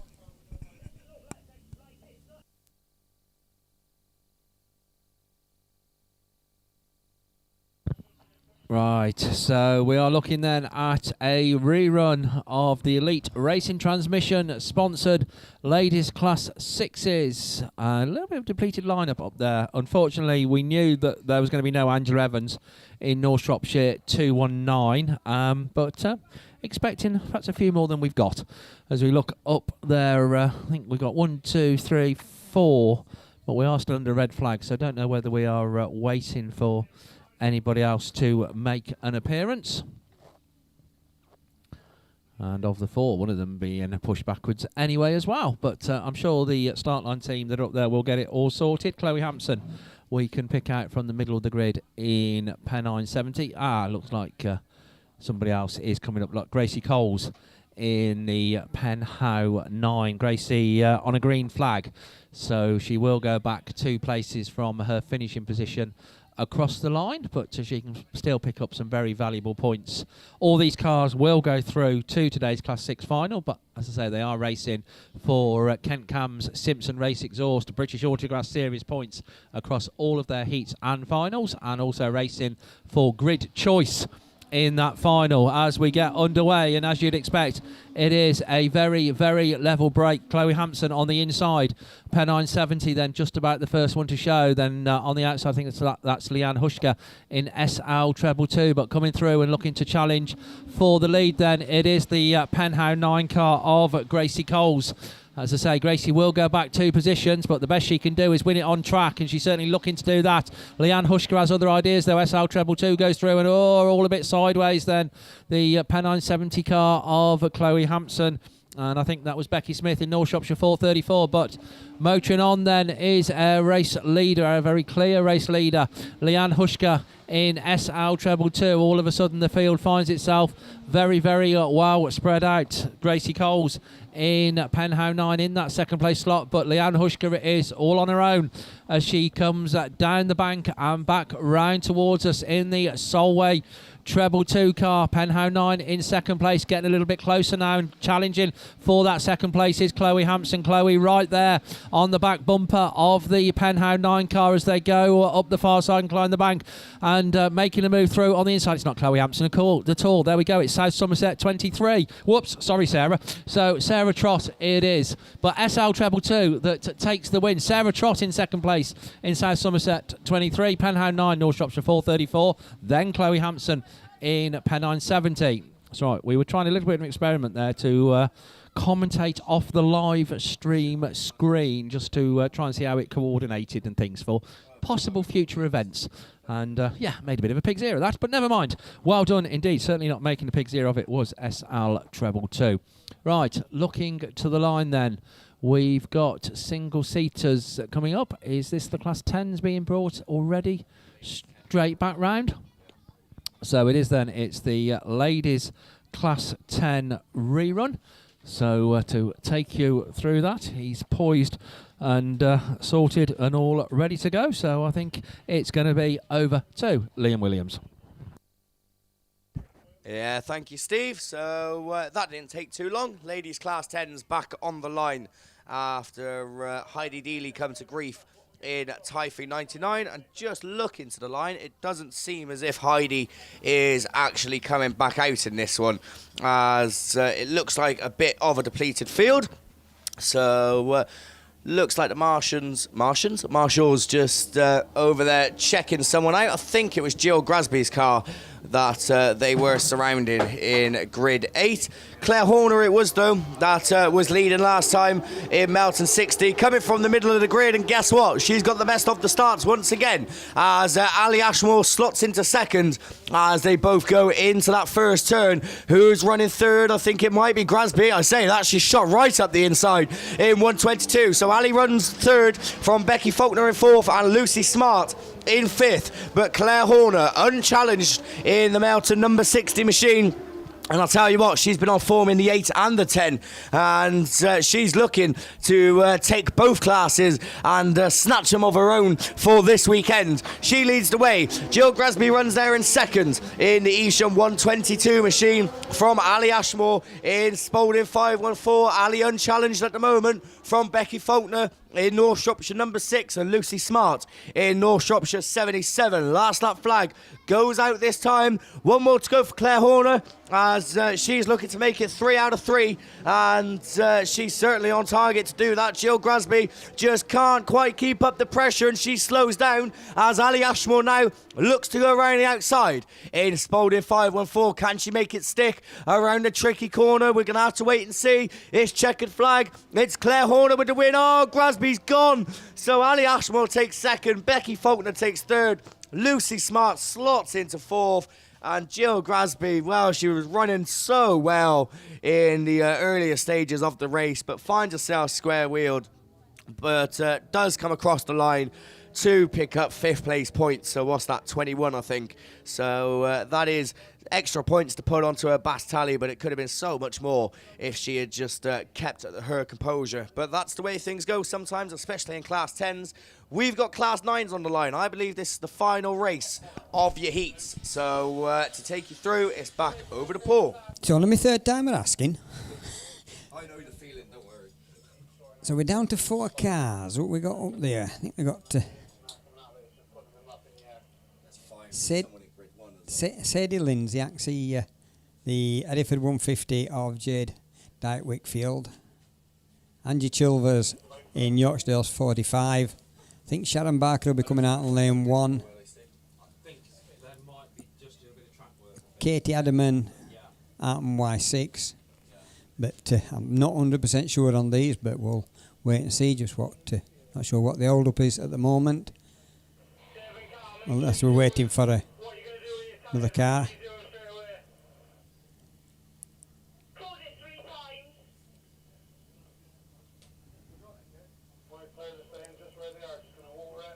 I think we're just ready for one of the cars for this Class 9 Elite rerun of the ladies. So if you know who it is and you know that they're not quite ready, tell them to hurry on and get down here because we're waiting. Then we can get a bit of track work done ready for the finals. Flags are going up. So that must be it. Unit yellow flag goes up, bungees up, and it's Katie Adaman again that goes into the lead. Is it Katie Adaman? Yep, Y6, Katie Adaman out lane 2. That goes straight into the lead. Can she hold it there again this time?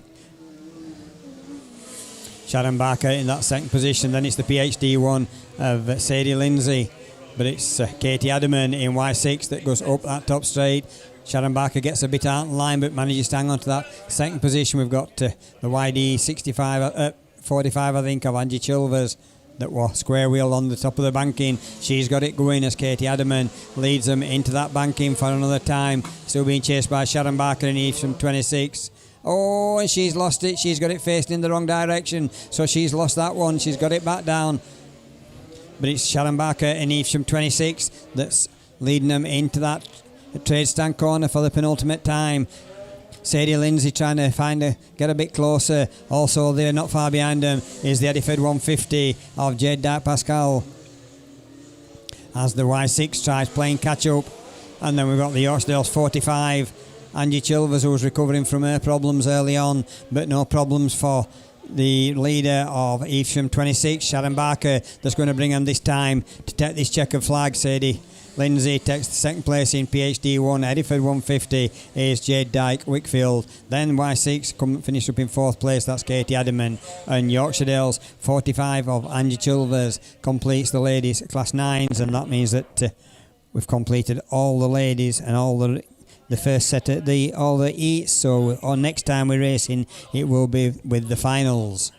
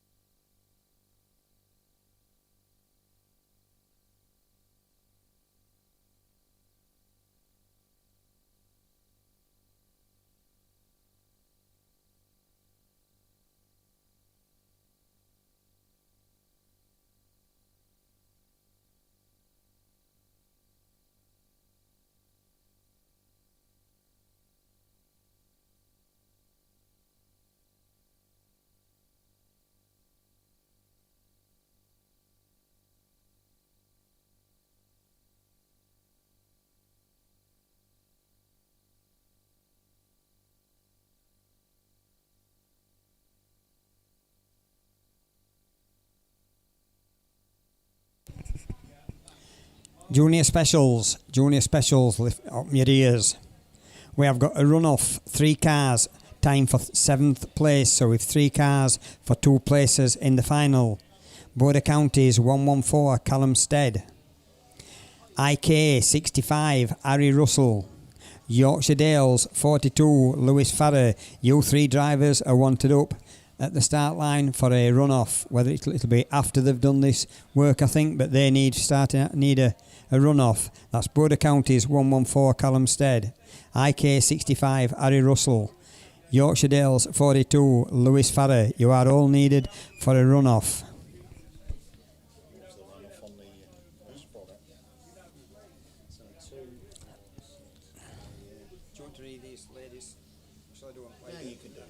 So we've got some lady finalists, lady class 7s. Top of the shop after 2 wins and a 4th is Ali Ashmore in Scunthorpe 514. Nicola Mackenzie in Cambridge treble 4. Kim Jenkins in Breeden Hill 106. Michaela Dance in PAC 6. Kelly Matthews in IK 427. Julie Hawthorne Fernioff in the Radford 176. Scunthorpe 393, Ellie Lockwood, and last but not least, Charlie Wright in Scunthorpe 121, so that's Scunthorpe 514, Cambridge treble 4, Breeden Hill 106, PAC 5, IK 427, Radford 176, Scunthorpe 393 and Scunthorpe 121. Ladies Class 2 finalists: Nicola Bettany in Radford 92, Carol Watson in York 2, Anne-Marie Chadburn in White Rose 13, Beth Richardson in Pennine 65, Lucy Wickham in Pennine 13, Jessica Browning in North Shropshire 15, Linda Thomas in PAC 90 and Ailey Verity in York 190. That's your ladies Class 2 finalists.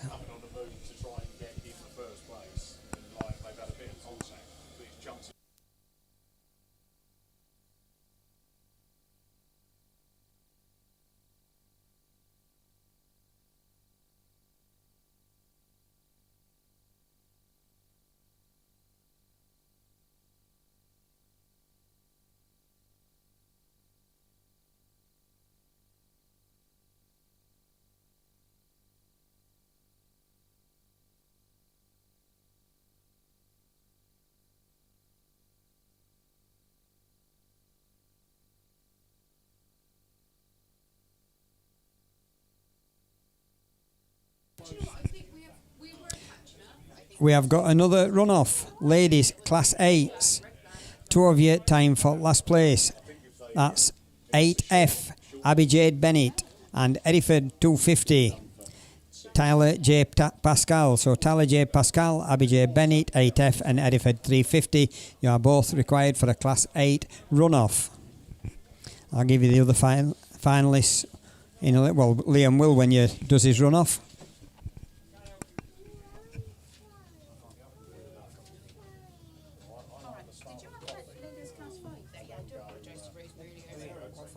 I lost it down here and she had nowhere to go, bless her. I said I tried, as soon as I could see her coming, I put my foot straight on my clutch and thinking I'm going to roll down. We were lucky. I said it was, did she, what did she She bust in a rose joint. Oh, did she? And Marshall's looked and said, well, nothing wrong with it. She drove it right to the top end. She took bits hanging on one rose joint. If that had let go when it bits, if it was deck chocolate and drive halfway. Oh, God. Now, you just lost it. I said it. I could see her coming and it was like, oh my God, put your foot on the clutch. And I started to rise. I didn't, actually, she came off worse off than I did. I said, because it wasn't a massive hit. No, it was just an awkward place where well, she I were here and you just up back wheels, didn't you? Yeah. And I thought, oh, it's now. Yeah. And I got up there, I thought, well, back wheel don't look right. And when I looked, when somebody says in a rose joint, she just necked it clean off. Oh my God. Anyway, we got it repaired and got it back out. Did she make the final? No, she's finished at 12. Did you have ladies class 5? Yeah. Go ahead. Put one or two spaces, mate. Two spaces. Anyway, Thank you. yeah, I think we can. Well, we'd have to talk about it and then up to the class meeting. Thank you. Okay. Yeah, bye.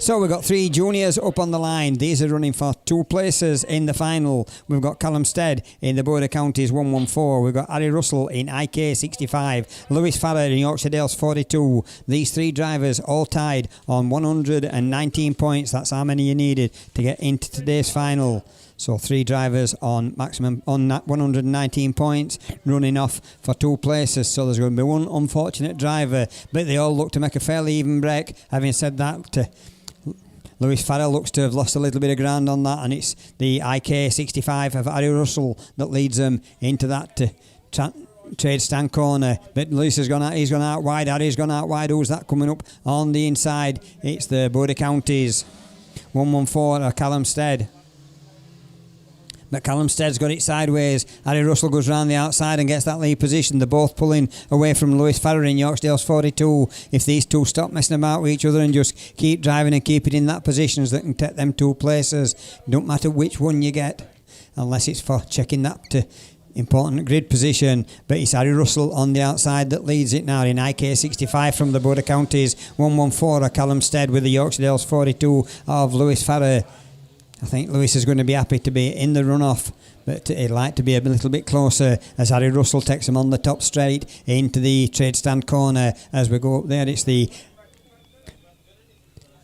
IK 65 of Harry Russell that leads him right. Oh, getting out in line is the Border Counties 114. That's allowed the Yorkshire Dales 42 of Lewis Farrer to close up a bit. If he does that again, he'll lose that position as they're all on the last lap. Harry Russell's got no problems. He's in 65. Can Lewis Farrer do anything about that bit of a gap to Callum Stead in that 114 as they go up that top straight? If Callum makes the same mistake on this trade stand bend as he did on the last one, he'll lose that second place. But no problems for Harry Russell in IK 65 as he takes the checker flag, and Callum Stead hangs on to it and keeps that second place in Border Counties 114. But Lewis Farrer gave it a good run and tried to catch up with them, but didn't quite manage it.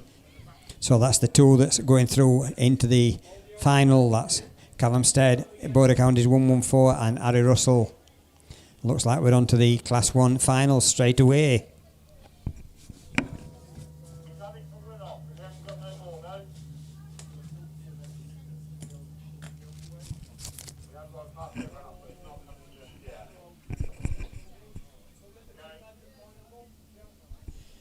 So, Class 1s, sponsored by PWL Engineering and TBR Race Engines, your series sponsors. This is the first final of the 2021 season. It's up there on the line, so hopefully we'll get them through as quick as possible, because we've all got to be off this field tonight, so we need to get all these cars cleared up. We've got 12 classes for the men, 10 for the ladies, 2 for the juniors, and we've also got a run-off to come yet for the ladies Class 8s.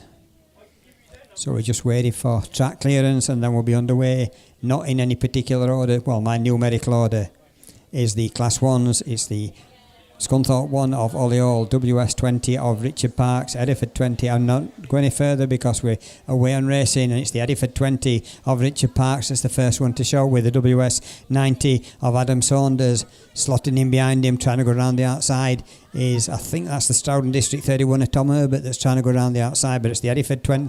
WS20 of Richard Parks, Ediford 20 of Richard Parks that leads it from WS90 of Tom Adams. So Adam Saunders in WS90 trying to close up. We've got the WS20 of Richard Parks now moving up into second place, chasing the Ediford 20. So it's Ediford 20 of Dan Keedy that leads it, but Richard Parks there in that WS20. So WS20, no it's not, it's North Shropshire 28 of Tom Powell. So Tom Powell now leads it as they go up that hill, and they're all keeping it facing the right direction. Ediford 20 again comes alongside, but Tom Powell keeps that nose in front. WS90 still there in that third slot, trying to move around the outside of him. Is Ollie Hall in Scunthorpe 1 into that third position, but it's still the... Oh, we get a car. I don't know what happened there. I've got a big screen out there. Ollie Hall goes down to the Armco, but Ediford 20 of Dan Keedy. Ediford 20 still hanging on to the WS. So as we go up there, it's WS 20, I think it is, that's up at that front lens, which is Richard Parks in that one. Dan Keady still hangs on in Hereford 20. So it's North Shropshire 28, off Tom Powell.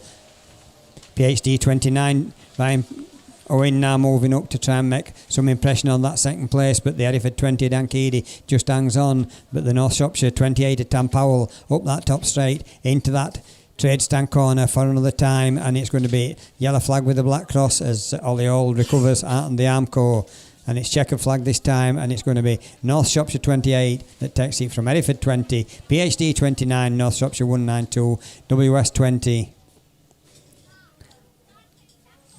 Not sure what happened to WS 90. We're up at the sharp end, and then he's just rolling down here, so he must have got problems on board, and that completes the first final. We've got Ollie Hall in Scunthorpe 1 that's coming round for his important points. We've got the Stroughton District 31 of Tom Herbert square wheeled at the top. But not sure what happened to Ollie Hall, but he suddenly disappeared towards the Armco. And that completes Class 1 final. Yeah, he nearly rolled there.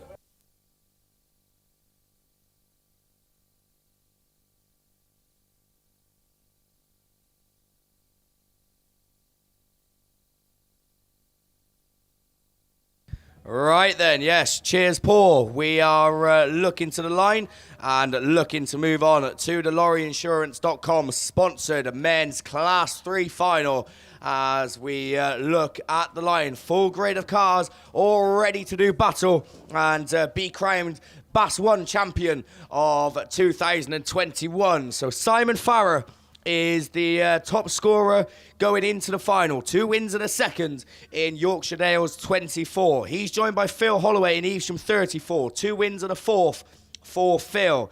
Joint third, Martin Gould and Andrew Empson. They've both had a first, a second and a third. So North Shropshire 343 and Stroud 208. Matt Lloyd in Cumdy 85 with 3 seconds. Jamie Lee in North Wales at number 1. He's had a first and 2 thirds. Rich Lee joins him with a first, a third and a fourth. And Steve Woodruff with a first, a second and a sixth. Lloyd's left on the line in Cumdy 85. But we are away and Jamie Lee it is. That's the first one to show in North Wales number 1. This track's still a little bit sticky after the bit of water that went down, but Jamie Lee coping well with the conditions. Empson runs second. Where's Farrer? He's your top point scorer, but he's running in about 5th. He's going to be relegated to last if he carries on, but Jamie Lee leads the way. North Wales number 1 from Andrew Empson. In Stratford District 208, Phil Holloway running third, but getting it very sideways with Steve Woodruff behind him. Holloway's round. Can he get it sorted? Just about, as Rich Lee looks to move up the inside. In Scunthorpe, number 70, Simon Farrer not having it his way this time as he's not coping too well with the wet conditions in Yorkshire Dales 24. And Matt Lloyd didn't make it off the line and is now playing catch-up in C85, but Jamie Lee, I think, finished second in the British Autograss Series in 2019, but he's looking to kick his campaign off with a final win as he goes down the far side. We've lost Martin Gould in 343, but Jamie Lee is clear as he goes down the far side. Andrew Empson sits second. He's safe from Steve Woodruff in third and Phil Holloway in Evesham 34. Simon Farrer running just behind him and Rich Lee as well in Scunthorpe 70, but it's last lap flag this time. Jamie Lee with about half a lap to go in North Wales number 1. He is clear as he come into the final as 6th qualifier, but he's going to come out of the final as the winner. North Wales 1 it is. Jamie Lee takes the win in your men's Class 3s. Andrew Empson done very well to get second in Stroughton District 208. Steve Woodruff third in White Rose 71. Phil Holloway takes fourth from Simon Farrer in 5th. Rich Lee in Scunthorpe 70 is the next one across. And finishing finally is Matt Lloyd. Disappointment for him in C85, but he's drove cracking all weekend. Unfortunately, just couldn't quite do it in the final. And, of course, disappointment for Martin Gould in North Shropshire 343, who finds himself not able to finish the race. But I tell you what, good, clean stuff from your men's Class 3s. Let's see if we can say the same about the race that is on the line. It's men's Class 5s. And are you ready, Mickey? You look like you're ready to go. He's raring to go. He's like a kid at Christmas sat next to me. So excited. And I'm sure you all are as well. So to take you through the 5s, it's over to Mickey. Yeah, thanks very much, Liam. Men's Class 5, B&J Race Engines, our series sponsor for this classic final coming down here at the first round of the British Series. Down at Stroud, top point scorer, Danny Lodge out there, Scunthorpe 12, coming out of the middle of the pack, grid 5. Colin Thorndyke in Victor Kent 2, alongside him in that position 4. Evesham 9, Charlie Holloway. Kieran Cobb coming out of grid 6. Cumdy 3, Ryan Jones picking grid 8. Dan Godfrey, Cambridge 10. In Victor Kent 22, Ian Thorndyke. And Matt Thompson in South Somerset 36. They are your runners and riders for this Class 5 final.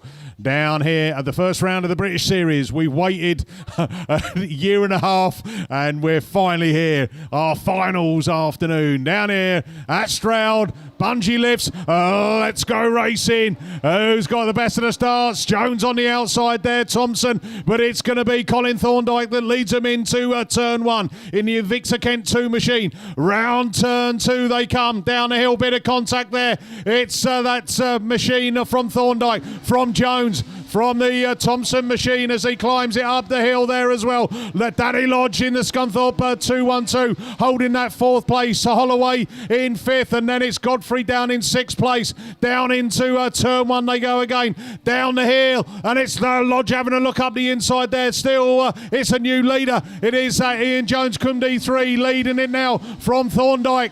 Coming up the hill they go. Dan Lodge looking alongside that South Somerset 36 machine of Matt Thompson. Thompson there, he's on the outside of Lodge as they bring it down the hill into turn 1, down to turn 2. Round they come, still that Cumdy 3 machine leading the way. Ryan Jones then from that Colin Thorndyke machine in Victor Kent 2, then Danny Lodge, then Matt Thompson, then Holloway machine, then Godfrey, Kieran Cobb, and then we've got that Ian Thorndyke machine in Victor Kent 22 at the back, but eyes back front. Round they come, turn 2 for the penultimate time. 1 lap to go. Ryan Jones, Cumdy 3 from Colin Thorndyke, Victor Kent 2 from Danny Lodge, Scunthorpe 212, Matt Thompson, South Somerset 36, having a look up the inside of Lodgy Boy. Then it's Holloway, Godfrey, Cobb, and Thorndyke again, but eyes back to the front. Round we go, your Class 5 winner, Bass round 1, Cumdy 3, Ryan Jones takes it. Second goes to Colin Thorndyke, Danny Lodge, Matt Thompson, Holloway, Godfrey, Cobb, and last but not least, in Victor Kent 22, that is Ian Thorndyke. So excellent stuff there from our men's Class 5s. Up on the line, we are going men's Super Saloon Class 7s, sponsored by Max Sport. Cameron Mills, Andy Holtby, Rhys Griffiths, Liam Evans, Phil Barleyman, Phil Cooper, Carl Mosley, Tom Page. Wow, what a lineup. And we get ready. Evans is coming out of that grid 8 alongside Cameron Mills, and it is Liam Evans got a cracking start as he gets up there as well, but Cooper's in there. Mosley goes airborne. Barleyman's in the field. Oh, he hits the tyre post there as they bring it round. Oh, Mosley, bish, bash, bosh, into the Armco. Heavy contact. I think we'll need the medical crew out on that one as Mosley went airborne and into the Armco. Wow. Incident, as you would expect from a Class 7 final, but that was, wow, that was rough. As Carl Mosley, really big impact into there. Let's hope Carl is okay. The medical crew are already down on scene, ready to have a look at him. The marshals are down there as well, just talking to him. Carl has got his helmet off, so I think he'll be a little bit sore in the morning. But Carl's getting out the car there. Well done, Carl. That's all right. I mean, heavy contact with the car and just checking the car. That's what they do. So teleporter is making its way round there. I think the fence repair crew will be needed as well as yes. We didn't get very far really with the Class 7s on that final, but it was Phil Cooper that was leading the way before it got stopped. And Phil was equal 6 qualifying on points alongside Carl coming into this final. And again, they've got it all to do again. The car looks a little bit worse for wear, which is a shame, really. We'll see what they have. Haven't heard anything over the radio yet of any calls, or if there's any decisions going on that. But heavy contact there.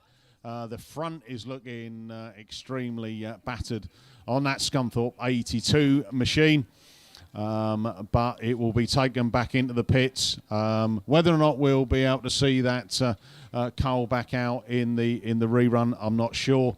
But again, we said that in Autograss, didn't we? That sometimes you need a bit of luck and good fortune, and it wasn't there for Carl. I don't think there was anything he could do about that at all. Sent him airborne, and as he come down straight head first into the Armco, and it's not very forgiving, is the Armco, especially with some of the posts that are in there to protect.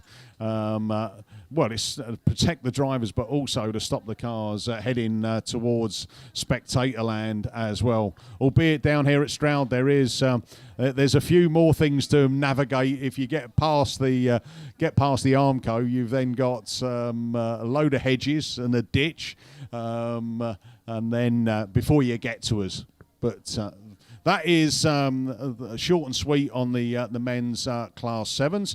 Up on the line, we've got Class 9s. So to take you through the Class 9 finalists, where they finished on their points, it's over to Mr. Lover, Paul Glover. Thanks, Mickey B. So we'll go on to the men's Class 9s, Extract-sponsored men's Class 9s for the series. Have we got a sponsor for? I don't think we have for week. No, we ain't got a sponsor for weekend, but we've got a sponsor for series, and that's Extract Suspension. So coming up on this start line, top point scorer. In fact, 2 of them tied on top points with the.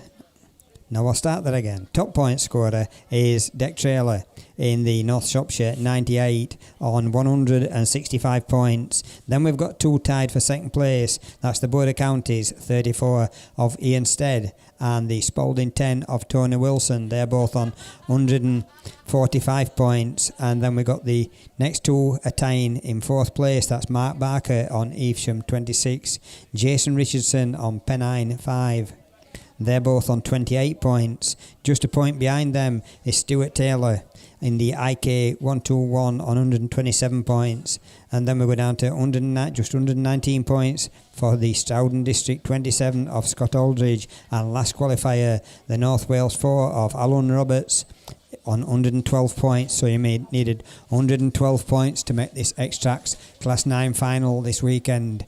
So we're just getting these posts put back in and getting this little bit of fence repaired, make sure it's all okay. We don't want anybody going through that and into the ditch. So Carl Mosley, they just took a big bump on that, but made a strong stuff. His car, he climbed out at car on his own, and his first concern was looking at car, and I'm sure that when he looked underneath it and saw both arms and shock absorber both busted, he weren't very happy with that one, but he'll bounce back. If you don't get it repaired today, it'll be out at next Bass, if not before. So we'll get that car repaired before very long, and they'll be back out and racing. But it's just nice to see Carl get out and know that he's okay. That's the main thing. Taking him away in the ambulance, but that's all precautionary. I've done quite a bit of marshalling, and the last person I believe that they're okay is the driver when they've been in something like that, because they've got the adrenaline pumping through the bodies and they don't feel any pain at all. So you need them to calm down a little bit before you can make sure that they are okay. So that's the reason for taking them away in the ambulance and letting the medics check them over, make sure the pulse rate comes back, the blood pressure comes back to normal, and that they actually are okay. So Carl will not be long, and he'll be back out and up trying to fix that car. In fact, I'll bet there's a swarm of ants at the moment around that car trying to get it knocked back into shape and new corner put on it. And then we should be underway with this men's Class 9s.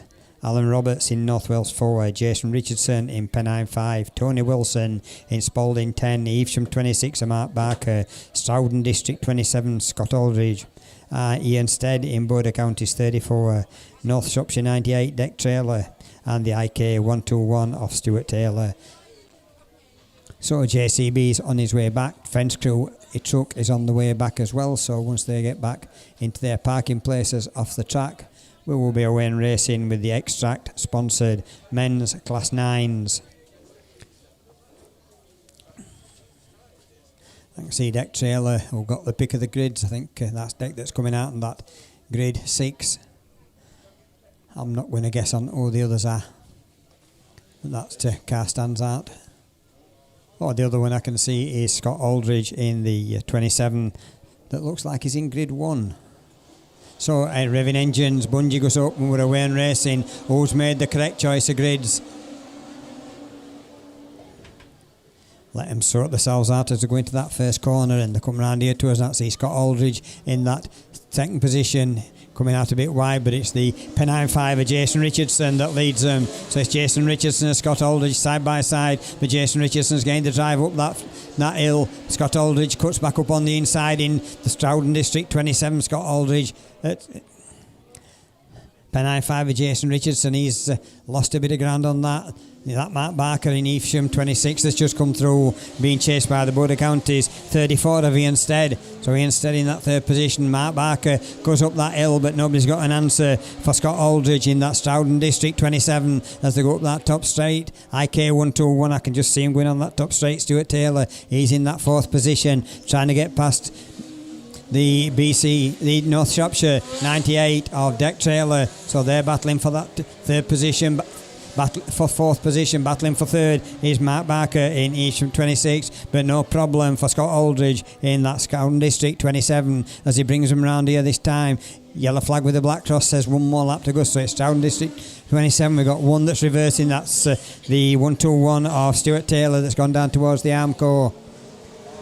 But it's Scott Aldridge on that top straight for a final time as Stuart Taylor plays recovery on that one, but it's checker flag at the ready, and it's going to be Scott Aldridge in Stroughton District 20, Evesham 26, BC 34, North Shropshire 98. Then we've got the North Wales 4, Pennine 4 and Spalding 10. The only time that Deck Trailer has been bet this weekend is in the final and finished up in about fourth position, so we'll get them cars as they come. Oh, Scott Aldridge just realised that he'd finished and he'd slowed down, and the Border Counties 34 of Ian Stead didn't realise that Scott was slowing down and just hit his back wheel and took his front left hand corner off. So that one will need recovering, and then we'll be back. And I think it's the run-off of the ladies Class 8, so to take you through them is Liam.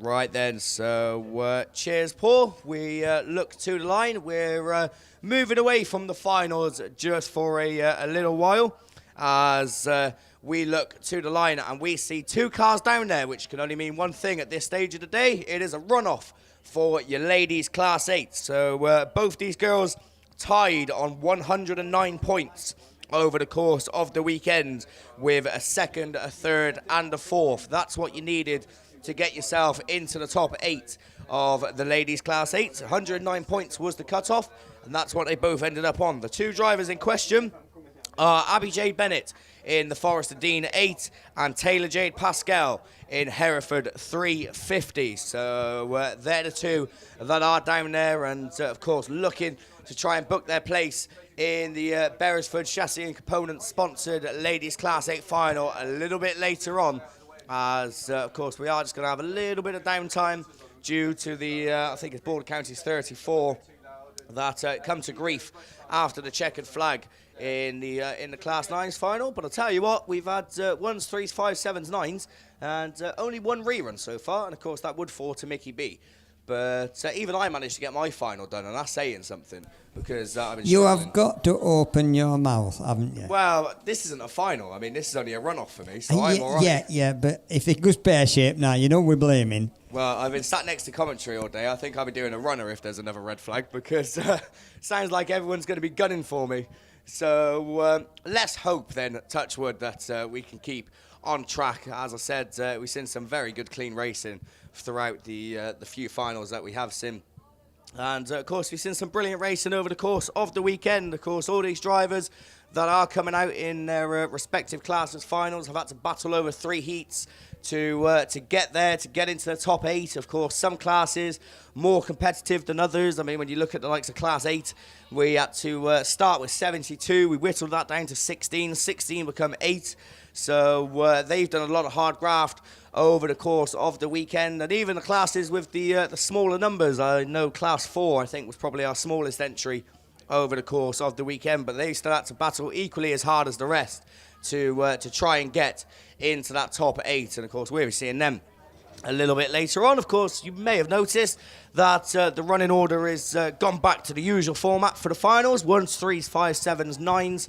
Then junior saloons are there, and I think it's going to be 2, 4, 6, 8, 10, and junior specials after them, because I can't see any junior specials in the holding lanes. But as I said, just taking our attention away from the finals for the time being to go with this runoff. So while we have got a bit of downtime, we know who's in this. As I said, Abby Jade Bennett and Taylor Jade Pascal, they're the ones coming out to book their place in the final. The Class 8 finalists in the ladies is Claire Horner in Melton 62, Laura Macker in Yorkshire 74, Kelly Reid in White Rose 150, Jade Russell in Invicta Kent 19, Josie Tompkinson in Scunny 52, Claire Cockerell in North Shropshire 55, and Ellie Lockwood in Scunny 191. They are the other 7 ladies that will make up that final a little bit later on.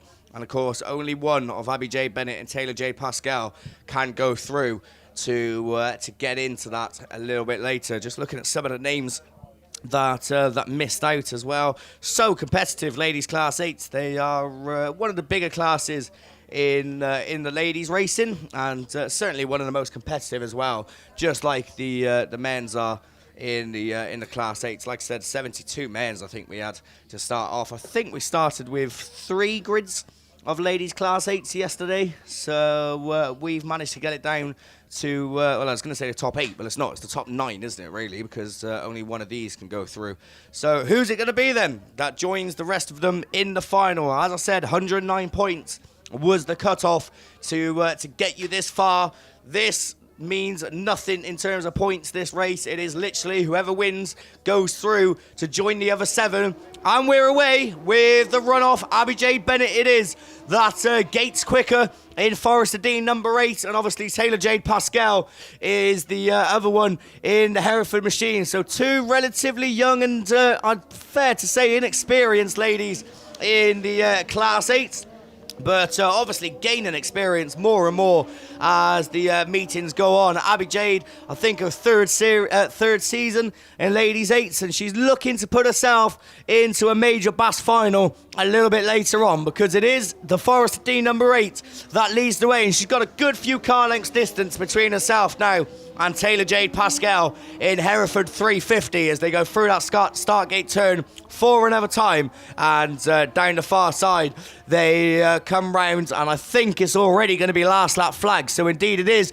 Abby Jade Bennett, can she hold off for one more lap? We've seen this track catch out quite a few drivers, and well, I say that, she got it very sideways there, but she seemed to get through it with no trouble whatsoever. So I think if she can make it through this first bend, we will be seeing the Forester Dean number 8 machine in that Class 8 final a little bit later on. Abby J. Bennett goes through with the rest, and disappointment for Taylor Jade Pascal in Hereford 350, who just misses out by the skin of her teeth. But hey, I'll tell you what, she's drove absolutely fantastic all weekends to even make it this far. So don't discount her. She will be back, of course, over the duration of the series. But it is Abby Bennett that goes in to that ladies Class 8 final a little bit later on. Well, we was just saying that both those drivers are fairly young. And speaking of young drivers, looking to the line, we seem to have Junior Saloons ready to go. And I think nearly ready to go is Mr. Paul Glover. Oh, no, he's not. Steve Langley's doing Junior Saloons, but don't know where he's disappeared off to. So we'll pick him up as we go. So who is going to be the first one to show? It is the Breeden Hill 33 machine that shoots off into the lead. Oh, problems there for the White Rose car, but at the front we're going to see who it is that comes out on top. It's Bo Bennett in Breeden Hill 33, but forced out wide, and well, what did Paul say about me jinxing it and saying about red flags? Guess what we get? Red flags. So thankfully he hasn't looked at me with any anger in his eyes at the moment. He's got his back turned towards me. I think that he's probably keeping his back towards me so he don't turn around and shout in my face, because I think that probably was my fault. I'll take accountability for that one. So juniors go into the rerun lane. Typhy 7 of Will Evans unfortunately finds himself stranded in front of us here in commentary, so he's going to need help getting back into the pits. So damage as well on the White Rose 21 machine, Lewis Middleton, who has been going very well all weekend, you have to say. And I know Aaron was going very well as well in the Class 1, but unfortunately missed out in the final. But Lewis will certainly be back out in the rerun, I'd imagine, and ready to go racing and do battle again. Right, we've got Class 2s down there. Now this definitely is Paul Glover that's going to take you through these. I'm going to pass the mic to him, and I'm going to run away from him so he doesn't kill me for getting more red flags. No, I just wanted you to keep talking because I'd lost my Class 2 sheets. So, men's Class 2s, your finalists. Have we got some time yet? We've got a bit of time while TA7 is recovered. We've got Gareth Stokes in the Pennine 87 and Ashley Robinson in Spalding 43, both on 155 points. Then we've got Joe Sharp in York 86 in third place. Then it's Dan Owen in North Shropshire 15. Sean Jenkins in the Radford 205. Josh Fowler in North Shropshire 2. Bradley Thomas in the IK 55 and Ollie Stevens in Ludd 15. Them's your finalists that's up there waiting for this track clearance. They've just had him. Oh, right. Have you not read it yet? Oh, No, so- no. okay. I mean, they've just done they're on a rerun. They've gone back. Liam did attempted it, but didn't get very far. Oh, right. So we're underway with the first attempt at these Class 2s, and I'm sure they're going to go straight through as Joe Sharp in York 86 goes into the lead. Coming through on the outside of him is the Spalding.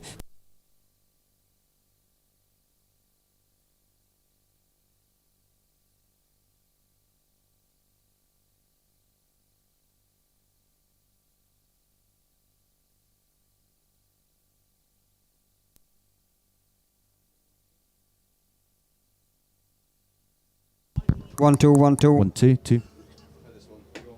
This one's all right. This one. My microphone. So 1, 2. Sorry about that. Microphone went dead, and we've just had a panic. But it's still Joe Sharp in that York 86 that leads it as they go up there. So York 86 leads them round this time, and then it's the Spalding 43, North Shropshire 2, IK 55. So IK 55, Bradley Thomas still trying hard, but he's down the field. He's been up on the sharp end all the weekend, but Joe Sharp's doing it when it matters because he's leading them round that start gate corner for another time. So it's the York 86 starts the last lap from Spalding 43, North Shropshire 2, IK 55, Pennine 87, Radford 205. At the back of the field it's the Ludd 15 of Ollie Stevens, but on that top straight into the trade stand bend, it's still Joe Sharp that got into the lead on the top straight, and he's led it ever since. So it's Joe Sharp in 86 that's leading it from the Spalding 43, North Shropshire 2, IK 55, Pennine 87, Radford 205 and North Shropshire 15. And last but not least is the Ludd 15, who's limping around a little bit sorry for itself. That's Ludd Stevens. So looking up to the line, I think we've got the men's Class 4s, so that should be back over to Steve. Thank you very much then, Paul. Muck Junkie, air sponsors, air lineup. Top qualifiers, 155 points each for Hugh Jones in Carmarthen 7, Adam Henley in York treble 7. Dorian Davis is up there flying the Tivy flag in TA 12. Jamie Williams in Mountain 58. Otis Williams in Tivy 13. Rob Lancaster in Bradford 47. And the Scarborough duo, Tony Appleton and Katie Benson. Those are your 8 qualifiers for the Class 4 final. They're away, they're racing. They're coming down the bank for the first time towards us here in race control. It's Adam Henley leading the way in treble 7. Mountain 58. Hugh Jones on the outside in Carmarthen 7. Otis Williams then races on the inside of Rob Lancaster, but they leave a bit of a gap for Tony Appleton in Scarborough 4 to try and go through. But it's Adam Henley in York treble 7. He's our current title holder from 2019. He wants to hold on to it. Hugh Jones wants to wrestle it from him, and the Carmarthen man goes through on the inside. CM7 it is, that's the race leader. I tell you what, right in the mix as well is Jamie Williams in Mountain 58. That's the 1, 2, 3. Rob Lancaster runs in 4th. Otis Williams in 5th. Then the Scarborough 4. Dorian Davis and Katie Benson completes the lineup in this Class 4 final. Hugh Jones motors on. Carmarthen 7, your race leader. Adam Henley, York treble 7, right there with him. Mountain 58, Jamie Williams. Still the 1, 2, 3. Still anybody's race in McJunkie sponsored Class 4 as Carmarthen 7 down the far side. When he comes back in front of us this time round, he's going to be greeted with the sight of the yellow flag with the black cross. That tells him he's got 1 circuit to go. 1 to go for Hugh Jones, Adam Henley, and Mountain 58, Jamie Williams, Rob Lancaster, Otis Williams, and the rest of them come streaming through. But we switch back to the top of the bank. That's where we see Carmarthen 7, and he's coming down that bank for the final time. Your first Class 4 champion of the 2021 season is going to be Hugh Jones in Carmarthen 7, York treble 7, Mountain 58. That's the 1, 2, 3. Rob Lancaster 4th. Otis Williams in 5th place in Tivy 13. Then comes the Scarborough 4 car of Tony Appleton, Dorian Davis, and completing it all, doing very well to get through to the final. Katie Benson in the other Scarborough car. I think we got some South Wales League supporters just to my left, so I reckon they would have enjoyed that. Right, we're now going to enjoy Elite Racing Transmission sponsored Class 6s. Top qualifier, Matthew Scourfield in YS22. Out there as well, Darren Bryan, Johnny Barber, Carl Rawnsley, Dolt Thomas, Jordan Hampson, Stephen Parsonage and Ben Gadsby. They don't even give me time to give you the runners and riders, but that's what we want. We want non-stop racing. That's a British Autograss Series round for you. And oh, that's not what we want, as we get one upside down on that top bench, trying to identify who that is and failing absolutely miserably. So not sure at all who that was. So and it's behind a pile of tyres I have, and I don't want to unnecessarily concern Scarborough supporters. I think it might have been Darren Bryan, but behind the pile of tyres from where we are. Yeah, we're getting a thumbs up from West Country Videos, who's here filming all of the action. And yeah, there we go. If I'd have looked at the screen, I would have seen. There we go. Darren Bryan in Scarborough 4. The good news, the most important news is, as you can see, Darren is out of the car. Scarborough 41, very spectacular. Everything spectacular in Class 6. Very spectacular role, but as I say, the important thing, he's out of the car and stood there. I suspect he will go off with the medical team purely for precautionary purposes.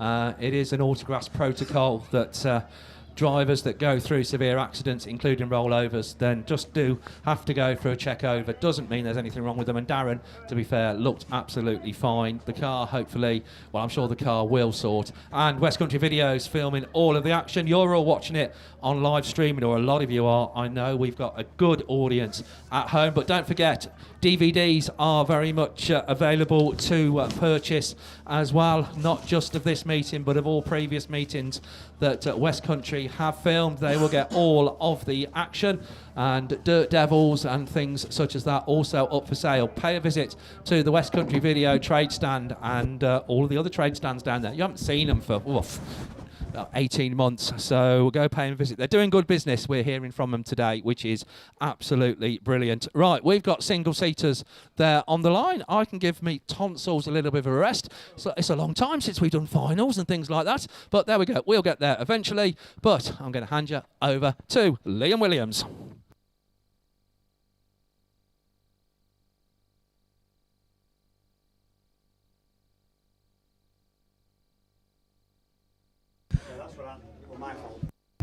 Right then, yes. Cheers, Steve. So as we see the Darren Bryan machine getting taken off the circuit, we are going to attempt, and I say attempt because these are Class 8s on the line, to go racing with your men's Class 8 final. Of course, we had semi-finals, which had to narrow down 16 to 8. We started with 72. The final 8 are Ross Shepherd in South Somerset 3, Jack Gibbons in Leewood number 1, Tim Russell in Evict Kent 19. Then we go to Chris Pope in Spalding 8, Darren Mullen in White Rose 38, North Shropshire 155 of Matthew Beresford, Border Counties 55 of Tom Lewis, and PhD 21 of Ash Howard. We're away and racing with your Beresford chassis and components, sponsored men's Class 8. Straight away, we got one on their roof, and we got another one over as well in turn 2. Oh, Jack Gibbons it is that finds himself going up and over as well in Leewood number 1. 2 cars over in this one, and red flags are out immediately on Class 8. So Jack Gibbons definitely one that went over into that first turn. I think from my eye line that might be Ross Shepherd that's gone over on the far side.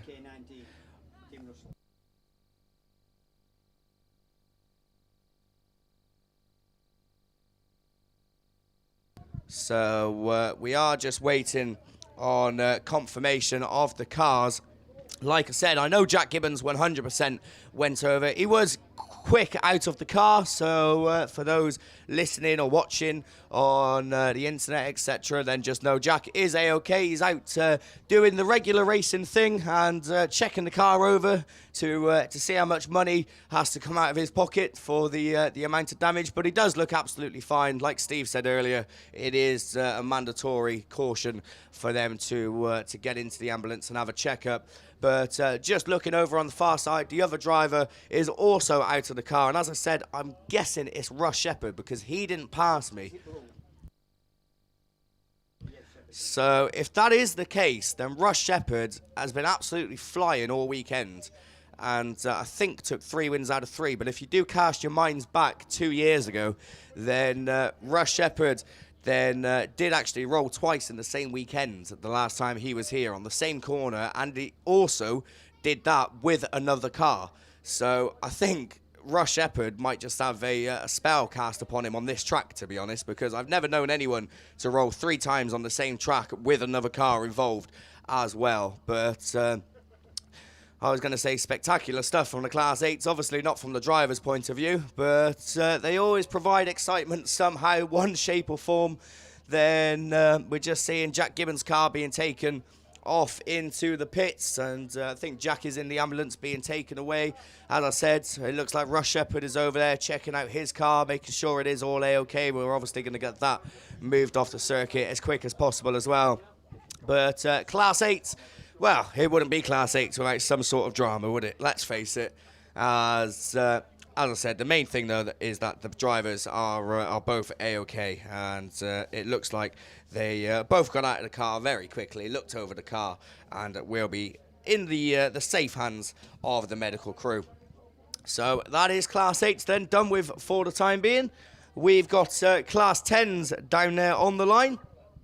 And obviously, whilst we wait for these 2 Class 8 machines to be taken off the track, it gives us a chance to go through the lineup of your men's Class 10s. ProLinks, your sponsors for the British Autograss series, and of course your sponsors for the weekend are KS Coles Limited and the Wellington Business Park. So big thank you to both of them for their sponsorship.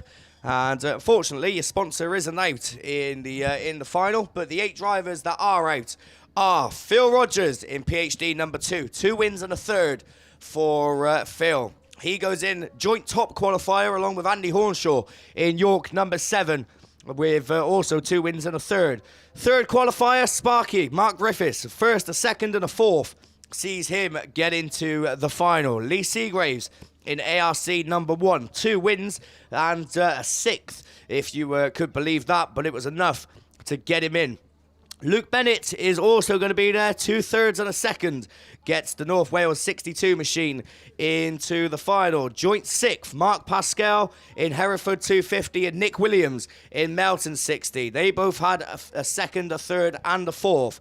And the cut-off, 102 points, was enough to get you into today's men's Class 10 final. But it's not a man not occupied it. It is Kelly Bishop in Yates and Sodbury 37 that finds herself mixing it in with the best of the Class 10 drivers this weekend.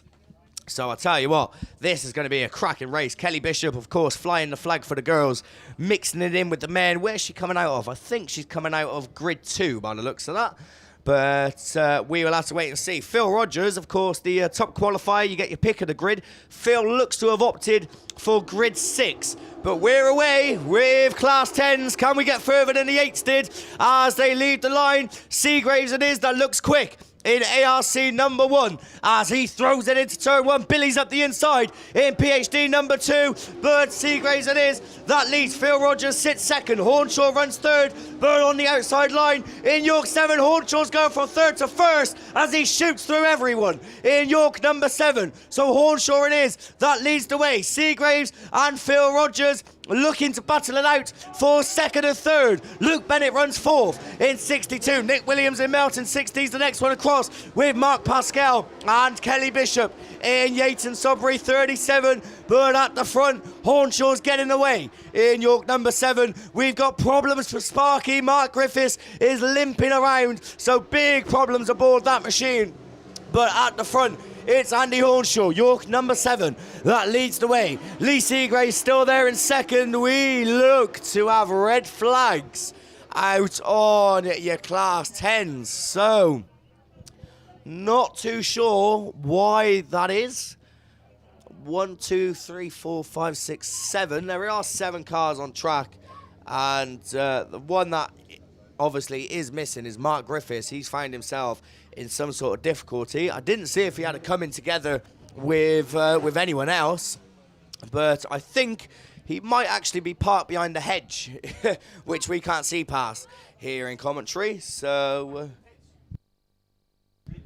there we go then. We're just hearing Mark Griffiths has gone back to the pits, but if we look around the circuit, we have got the ambulance crew coming out, and I think, don't quote me on this, but I think this might be a problem down on the far side, on this side rather, down at the bottom corner. I don't know whether it is a racer or maybe a spectator, but a little bit unsure on what's happening here. So we will just have to wait and see. So the medical crew making their way down in spectator land. So I think out of respect for whatever it is that is going on, I'm going to go quiet just for the time being.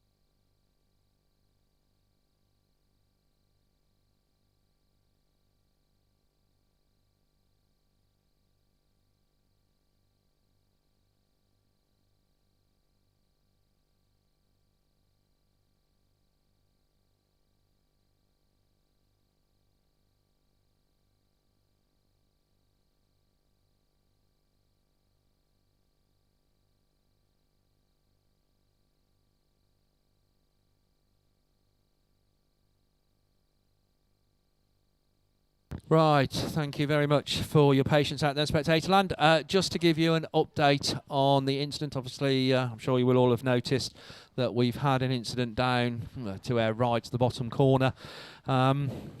Basically, a gentleman was hit by a stone, in a large stone, it has to be said, in the crowd. Can update that the gentleman is conscious. He is in the back of the ambulance. He's aware of everything that's going on around him, etc., etc. So thank you very much to everybody from Events Medical Services and the medical team and all the marshals and the NASA officials that dealt with it. And also thank you very much for all the spectators for your cooperation down there. So the gentleman is in the back of the ambulance. He is going to be taken up to the medical unit here on site for assessment, and then obviously they will do what is absolutely necessary. But he is conscious. He is, I say, in the back of the ambulance. What has happened as a result of this, just to prevent any possibility of any reoccurrence, is that area of the track has now been, or area of spectator land I should say, has now been roped off and is in effect a no-go area. There are going to be some marshals there, but we appreciate the cooperation of the people that were there and have moved out, and we're going to ask for everybody else's cooperation not to go down to that area. It's going to be very clearly defined, so if you can stay away from that area, please. It is now a no-go area. Your cooperation would be appreciated, and I'm sure you can understand that whilst we all want to go back racing, then we won't be starting racing again until we get clearance from the medical team. They will need to settle the... Oh, there we go. We've had clearance from the medical team. We're back racing. Class 1s. Paul. So it's back to the ladies, Class 1s. Not got time to go through the runners and riders because they're going through the track all the way down into that first corner. And it's Carol. Oh, Carol Watson was in the lead, but she just got turned round and facing in the wrong direction. And that brings out red flags on that one. So we'll not be going any further with that one. So next time they come, I may be able to talk about them. That means that we've got ladies Class 3s on the line. So it'll be Liam that's taking you through that. Lasted. Cheers, Paul. Yeah, thank you very much, Paul. So, ladies Class 1's proving to be a bit problematic as they just about made it to the first corner. But, of course, the dreaded red flags making an appearance, and there have it all to do a little bit later on as Jessica Browning finds herself square-wheeled just to the side of commentary and taking it to 41, and I think the other one's Ella John as well in PhD number 6. So both of those cars, I'd imagine, will need a helping hand back into the pits. But whilst we wait, we've got the ladies Class 3s down there on the line. And, of course, only the one grid of ladies 3s throughout the duration of the weekend, but a very competitive heat at that, as no driver managed to go through unbeaten throughout the 3 heats.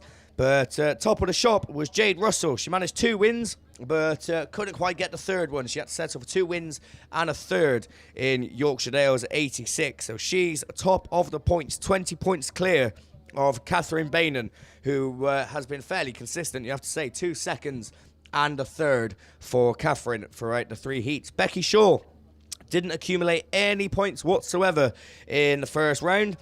She unfortunately picked up a black flag, but a first and a second more than made up for it with 100 points for her. 85 points, Nicola McKenzie in Penhow number 3. She's had a third, a fourth and a fifth over the course of the weekend, so her results have got worse, but she'll be hoping to improve on them getting into the all-important final. Louise Jones in Typhy 8, she's been a little bit off the pace with a 4th, a 5th and an 8th. Naomi Davis, unfortunately, didn't get any points at all in her first heat as she didn't finish in Typhy 1, but 6th and a 4th, so 2 middle-of-the-pack runs for her. Finally, the final 2, Gemma Fullard in Radford number 70. Again, not the best of weekends, 2 7ths and a 5th. I think she had trouble getting off the start line in the previous race. And Becky Smith, unfortunately, not tallying up any points in the second round, but 2-6 for her, set her on 30 points. But it is all to play for still, as they are away from the line, and it is going to be Jade Russell that leads them. So the top point scorer showing them the way round as they go into turn 1. Catherine Bainan it is. That slots into second and Becky Shaw in third. So at the moment, this one's certainly run into the form book as they go into that top turn for another time. It's Russell from Bainan, from Shaw. Nicola McKenzie's there in pennow number 3. Then we go to Typhy number 1 of Naomi Davis. Louise Jones in the Typhy number 8 sits in just behind her with Gemma Fullard in Radford 70. But onto another circuit they go with a couple more to go. It's still Jade Russell that leads the way. Becky Shaw is up to second in the Border Counties Treble 1. And she's got a lot of work to do, though, to try and catch your race leader. 2 more laps to go. 86 from Treble 1. Catherine Bainan running in third in Carmarthen number 3. Fourth is anyone's at the moment as Nicola McKenzie looks to try and get the cut back on the Typhy 1 machine. It works, but they slam into each other, and that slowed them both down. So all to play for that 4th place. At the front, though, it is Jade Russell, but Becky Shaw has made up all the ground that she needed, and she mounts a challenge. Oh, Jade Russell's round in Yorkshire Dales 86. Becky Shaw it is then that snatches that first place position as the checkered flag's going to come out. Jade Russell is going to be absolutely gutted, but Becky Shaw it is that takes the win. Border Counties Treble 1. Catherine Bainan stays in second in Carmarthen 3. Jade Russell, your early leader, settles for 4th, 5th. Oh, that was close across the line. Typhy 1 from Radford 70. Nicola McKenzie in pennow number 3. And Louise Jones in the Typhy number 8. So good racing from your ladies class 3. Disappointment for Jade Russell, but Becky Shaw will be more than happy to come across and take the win. So good stuff from your ladies 3s. We got ladies 5s down there on the line, and Mickey B has returned. He's next to me. He's ready to go. So for class 5s, over to Mickey. Yeah, cheers, Liam. Bungee lifts, we're off and racing down here with the B&J Race Engine sponsored Class 5 Ladies Final. Nicola Jessie tucks into that second place, followed Rhiannon Smith round that turn 2. So Rhiannon Smith leading away, Nicola Jessie. Then we go down in Stroudon District 33 machine of Michelle Ellis. Ellis then climbing up the hill out of that turn 4, following down Nicola Jessie. There's Sarah Bateman, Stroudon District 45, 4th place as they bring it down there. Top point scorer currently in 5th place, which is Sarah Chilvers, as she brings it round in that Yorkshire Dales 46 machine and moves up place into 4th as they bring it back up the hill. Still that South Somerset 36, Rhiannon Smith leading the way down. Nicola Jessie chasing down hard. Down they go into turn 1, down the hill. Woohoo! As they got more racing. Couple more to go on this one. South Somerset 36 it is then. Rhiannon Smith, Nicola Jessie, Sarah Bateman, Sarah Chilvers.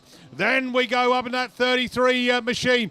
We got the Phipps machine of Maisie in the Stroudon District 14. Breeden Hill 66 as well. Claire Winnell, Amanda Mason running at the back. But last lap flag, 1 lap to go on this one. Nicola Jessie's closing the gap as they bring it into turn 3. Up the hill they go. Still South Somerset 36, Rhiannon Smith, Nicola Jessie, Sarah Bateman, Sarah Chilvers. Then with Michelle Phillips, then Claire Winnell, and then Maisie Phipps. And Mason in the last place, but round the final turn, chase it for the line. South Somerset 36, Rhiannon Smith takes it. Nicola Jessie second, Sarah Bateman third, Sarah Chilvers fourth. Stroudon District 33 across the line, Michelle Ellis. Then Claire Winnell, Stroudon District 14, Maisie Phipps. And last but not least, Breeden Hill 11, Amanda Mason. So well done there to ladies class 5, nice and clean. And well done to Rhiannon Smith. South Somerset 36 takes the final. Up on the line, we've got open wheel specials. Paul is on the binoculars, looking to F600s. So thank you very much. I shall get my F600 sheets and we will take you through the final top point scorer, unbeaten all weekend, Trevor Frost. White Rose 1, sponsored by SGS, by the way, for our series. Graham Foster-Viggers, Yorkshire Dale 66, second on the points qualifying through. Mike Flatt, then Peter Bilby and Sam Flatt. That's how the points have been totted up and their positioning. And we will wait for track clearance. And it will be the F600 final. We're off and racing. Who's got the best of the start? And it is Graham Foster-Viggers. Yorkshire Dale 66 takes him into turn 1. Trevor Frost, is he going to go for an outside line or look for the cut back up the inside? He's looking back for the cut up. Graham Foster-Viggers, he's on the song with that one. Closes the door. They bring it into turn 3. They climb the hill. Graham Foster-Viggers in. White Rose 1. That's Trevor Frost coming through. Peter Bilby, Yorkshire Dale's 888 machine. Then we go down into the Melton 15. Mike Flatt, we got a spinner there. It's the 115. Sam Flatt. He's got it going again though. 4 in the lead pack. Still Graham Foster-Viggers, Yorkshire Dale 66. Again, he climbs the hill. The gap is closing. Trevor Frost, White Rose 1, within 2 cars' length as they come down that opening straight. Down into that turn 1, slowing it down as the incline of the hill brings them right down into that back straight. Yorkshire Dale 66, Graham Foster-Viggers. Is he going to get caught? 2 more to go on this one. Trevor Frost, then that Pete Bilby machine, and then the Melton 15, Mike Flatt. There's your 4th, and then that final car coming round. Whoa, he's on a bit of a charge nearly into the Armco. He's down in that 5th place, Melton 115 of Sam Flatt. But it is last lap flag, 1 lap to go. They're down turn 2 for the final time. They're up now into turn 3, climbing the hill. Graham Foster-Viggers, a Bass champion, as he leads the way through. The unbeaten man, Trevor Frost, is having to settle for 2nd place unless something can change as they bring it down the final 2. Into turn 2, Graham Foster-Viggers, Yorkshire Dale 66 takes the final. 2nd, White Rose 1, Trevor Frost. 3rd is Yorkshire Dale's 888, Pete Bilby. 4th, as he brings it round, just slows it down, is the Melton 15 of Mike Flatt. And then the final car across, Melton 115, Sam Flatt. So well done. That is your F600 final done and dusted.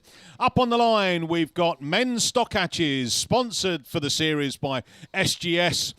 Phil Peake comes out with the top points qualifier. Yorkshire Dale's 33. He's decided to come out from that grid. I think he's come grid 7.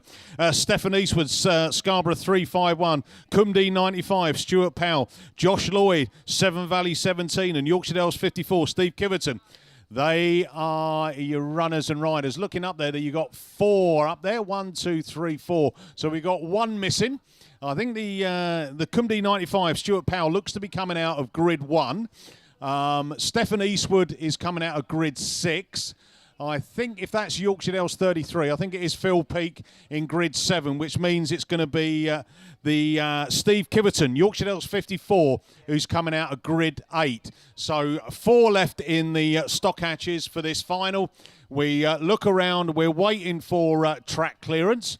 The quad bike's just moving his way down to the corner, the exit of turn 2.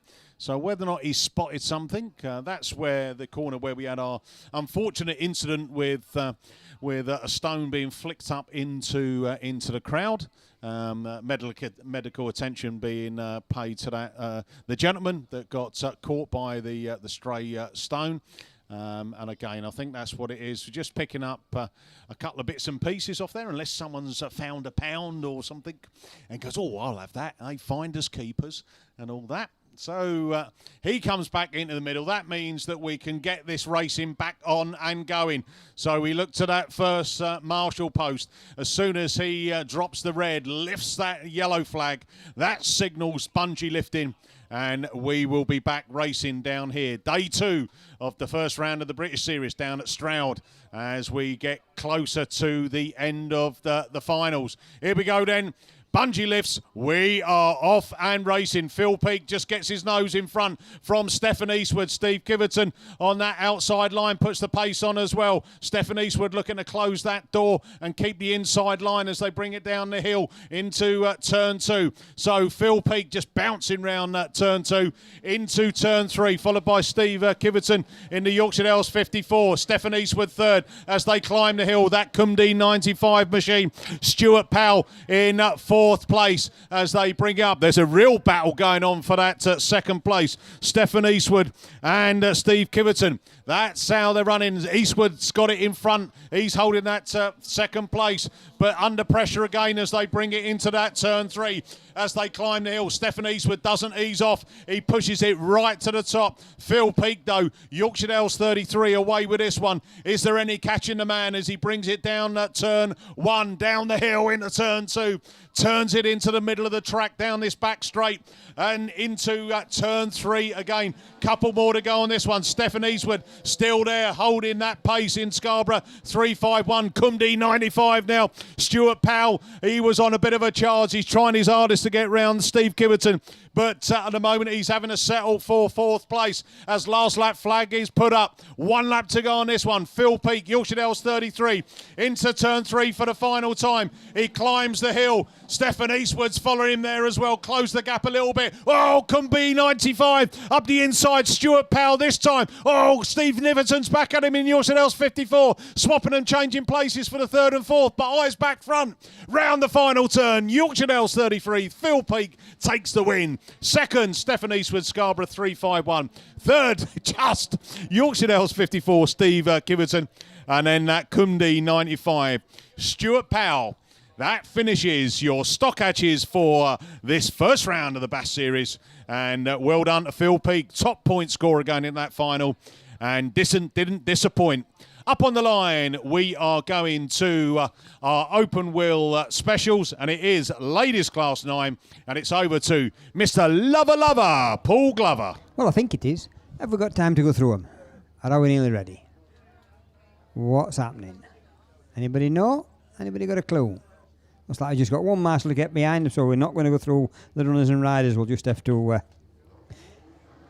go with them as they go. So it's Bungee up.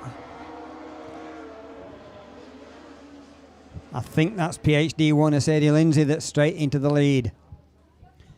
So let them sort themselves out as they come around this time. Katie Adderman in Y6 comes through on the inside, but it is PhD 1 that went up on that top straight, but it's Katie Adderman in York 6 that leads them up that hill for the first time of asking.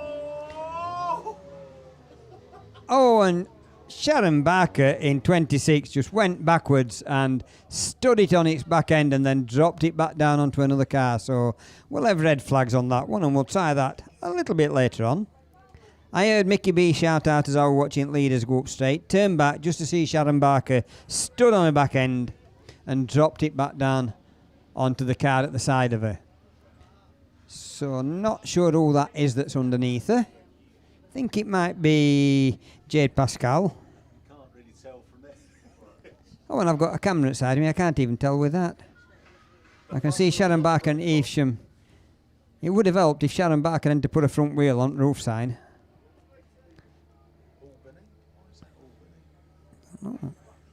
So it's not Ashley Traylor. I've seen her go off. It's not Sadie Lindsay because she were battling with Katie Adderman up at the front. It's not her. Is it Casey Gunn in Pennine 10? I don't know. Well, it don't really matter, does it? As long as both ladies are A-OK. The marshals hopefully will class it as a racing incident. Roof pod's flat. We can't make roof number out because it's laid on roof. It looks like it's got 4s in it. Are you thinking 4s? No. Oh, Yorkdale's 45 and Chilvers. Do you reckon? I don't know, is it? So we're not sure who it is. So we'll go online now. Them junior specials. Waiting for a reader on the junior specials. Mickey, what's online? Class 8s, 10s, junior specials. South Somerset 2. ARC.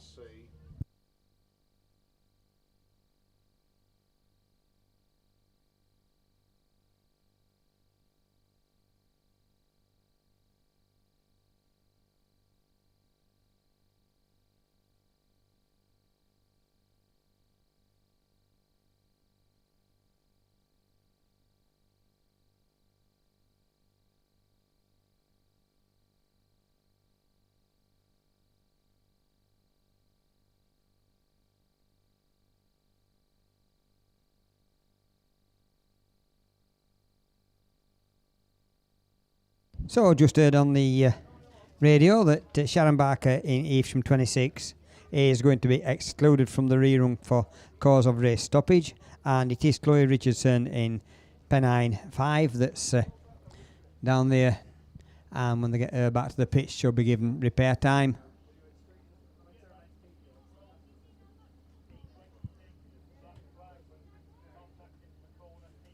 So that means looking up to the line we have got the junior specials. There were many on that list. So we've got Archie Carter in Scunthorpe 17, who goes through on maximum points with 3 out and 3 wins. Tia Reese in the PAC 21 comes through on 146, and also on 146 is Kirsten Bartlett in SS2.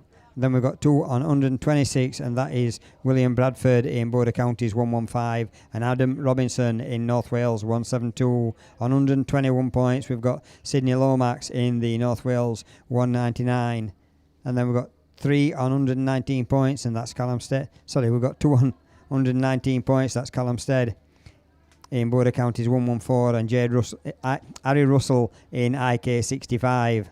So them's your runners and riders that should be up there if they've all come back.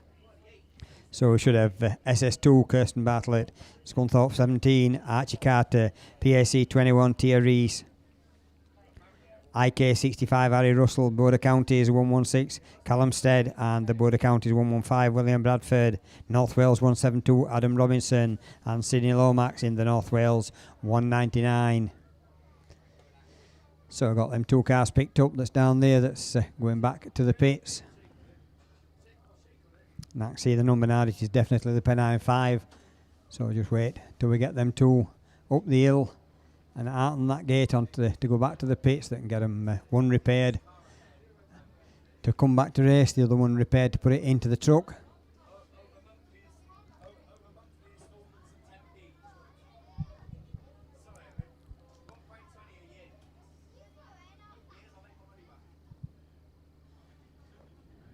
So I think the marshals around the track are already trade stands. There's a few of them, quite a few of them look like they're still trading, but some of them's packing up already, so we'll have to wait until the next bass round to get all them trade stands together again. So revving engines, Chief Marshal's ready, yellow flag goes up, bungee goes up, we're away on racing. Who was the first one to show on this one? It's Archie Carter that comes out in the middle, but there's a pack of them going with him, but it is Archie Carter that's got it just in the in the lead as they go into that corner. He's been led all weekend. Is he going to lead today? Harry Russell on the inside in IK 65 North Wales 172 at Adam Robinson in that 3rd position, but it's Archie Carter that takes him up that hill onto that top straight, and he's got 3 or 4 car lengths on Harry Russell in the IK 65 in that 2nd position. 2 of them getting a bit tangled up, one gets turned around sideways, but they all manage to get away with it. So it's Scunthorpe 17, IK 65, North Wales 172, Border Counties 114 is the next one through. That's Callum Stead on that one. And we've got 2 of them tangled up on that corner. Are they going to get it going or not? And don't look like it. We've got red flags again on that one. So that's 2nd time of asking and 2nd time of failing for the junior specials. So they've got to do it all over again. We'll send them back to the pits. And looking up to the line, them look like Class 7s, ladies Class 7s, so it's back to Mickey B. Yeah, thanks very much, Paul. It's ladies Class 7 series sponsor Max Sport and our weekend sponsor D&M Design and Fabrication. So what have we got? Top point scorer Ali Ashmore, Scunthorpe 514, coming out of grid 7. Nicola McKenzie, Cambridge, all the 4s. Out of grid 6, Kim Jenkins in Breeden Hill 106 out of grid 5. Michaela Dance was 4th top points qualifier for this final. She's chosen grid 8. Kelly Matthews in Victor Kent 427 comes out of grid 4. Julie Hawthorne Fenihow, Radford 176 out of grid 3. Then we go down to Ellie Lockwood, Scunthorpe 393. Out of grid 1, which leaves Scunthorpe 121. Charlie Wright in coming out of grid 2. So that's how the runners on riders are picking up. Looking at Ali Ashmore, she started yesterday morning with a 4th place position, picked up 28 points. Slept on it overnight, come back this morning, recharged, refocused, and picked up 2 back-to-back wins, which meant that she accumulated 138 points. Nicola McKenzie yesterday in that Cambridge 444 picked up a 2nd, so a good solid start yesterday morning, and then she came back this morning with a 3rd and then matched her first points accumulation with a 2nd in her 3rd heat. That gave her 126 points. Kim Jenkins in the Breeden Hill 106 started with a 4th, the same as Ali Ashmore with 28 points, and then came back this morning, picked up a win, 55 points, and then she backed up her 3rd heat with a 4th. That gave her 111 points, so that got her in 3rd place. Michaela Dance, PAC 5, yesterday started her campaign off with a win, 55 points. This morning came back with a 2nd, which was a great 100 points after 2 rounds. And then, if you remember, she came out of turn 2 and the car just carried on turning round and ended up on the infield, and that meant that she only picked up a 7th place, but those 10 points were enough to get her into the final. Kelly Matthews had a win, a 4th and a 5th. Julie Hawthorne Fennyhouse had a 5th, a 3rd and a 3rd. Ellie Lockwood a 6th, a 5th and a win. Charlie Riots had a 5th, a 2nd and a 5th. So on points tally, Ali Ashmore, Scunthorpe 514, out of grid 7. That is the yellow and red machine. One to watch possibly, but PAC 5 coming out of grid 8. Being quick, and can she make sure she masters that turn 2 and doesn't overcook it? Which is always a tendency on this track. We've said it all weekend. It's a challenge for every driver. And I think talking to some of them as well, that turn 1, coming down the bank of the hill into turn 2, seems to be the one challenge of trying to keep the car in, not letting it drift out too wide, not letting it drift out if you come out of turn 2. It's not easy. It's easy when you're looking at it and you're not behind that wheel. It's a completely different story when you're out there in that car. The track will look different. The whole feel of it will look and feel different as they bring it round out that 1 and 2 and then back up the hill. The hill climb down here at Stroud. Marshall's making their way back into position. Engines starting to pick up the revs. We look round to our Marshall post. Marshall post number 2 is ready. Start line Marshall's ready. Bungee lifts, let's go racing, and it's a flying start from Michaela Dance in the PAC 5, but that's Radford 176, Julie Hawthorne Fennyhouse. She's trying to turn it in as well. Oh, there's a bit of contact there, but it's still Michaela Dance from Charlie Wright, from Nicola McKenzie, from the Breeden Hill 106. Oh, Radford 176, Julie Hawthorne Fennyhouse is facing back up the track, near enough outside commentary as we go back to the racing. Yellow flags being held out. They're going to keep this one running. And it's Michaela Dance, PAC 5. Charlie Wright, Scunthorpe 121. Nicola McKenzie, Cambridge 444. Breeden Hill 106. Invicta Kent 427. Ellie Lockwood in the Scunthorpe 393. And Ali Ashmore is right at the back of the pack now because Julie Hawthorne Fennyhouse and Radford 176 has gone back into the middle. So we still got a couple more to go on this one. Michaela Dance then first back into turn 3, climbs the hill.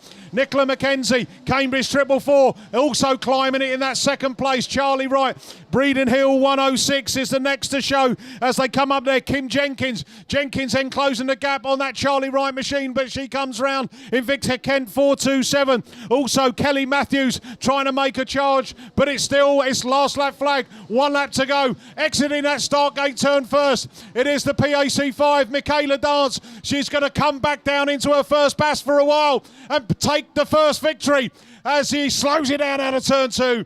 Michaela Dance, PAC 5 takes the final. 2nd, Nicola McKenzie, Cambridge 5. Then it's Charlie Wright. Breeder Nil 106, Ellie Lockwood. Then the Invicta Kent 427, Kelly Matthews.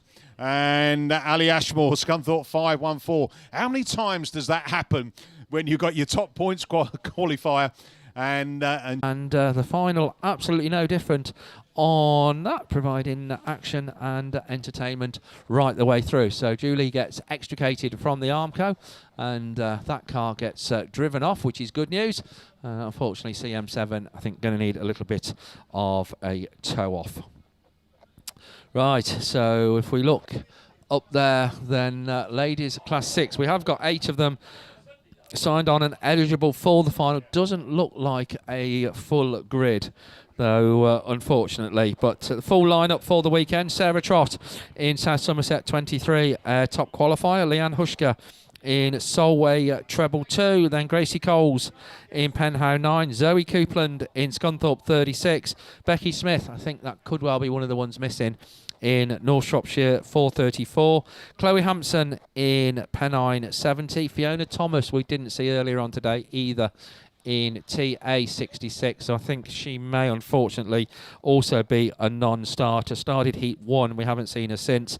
And Angela Evans in North Shropshire 219. So hopefully, I think we could be expecting 6 cars for this Elite Racing Transmission sponsored Class 6s, as the CM7 machine, obviously some transmission problems somewhere along the line, and needing a total lift to be assisted off the track.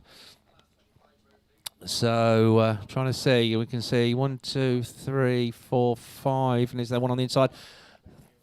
I think we've got 5 cars for the ladies Class 6 final, so we are also missing somebody else, but try and identify them as they come past us. The start line crew have been working so hard all weekend, just getting them all lined up behind that bungee. And trying to identify who we got. It's certainly Chloe Hampson on the inside in the Pennine 70 car that we can see. I think on the far side looks like Leanne Hushka in SL treble 2. I think, are we missing Penhow 9? Oh, I don't know, we'll see. No, Penhow 9 could well be there. We'll pick them up as they come past, and certainly Sarah Trott it is in South Somerset 23. That is the first one to show. Chloe Hampson then on the inside in Pennine 70.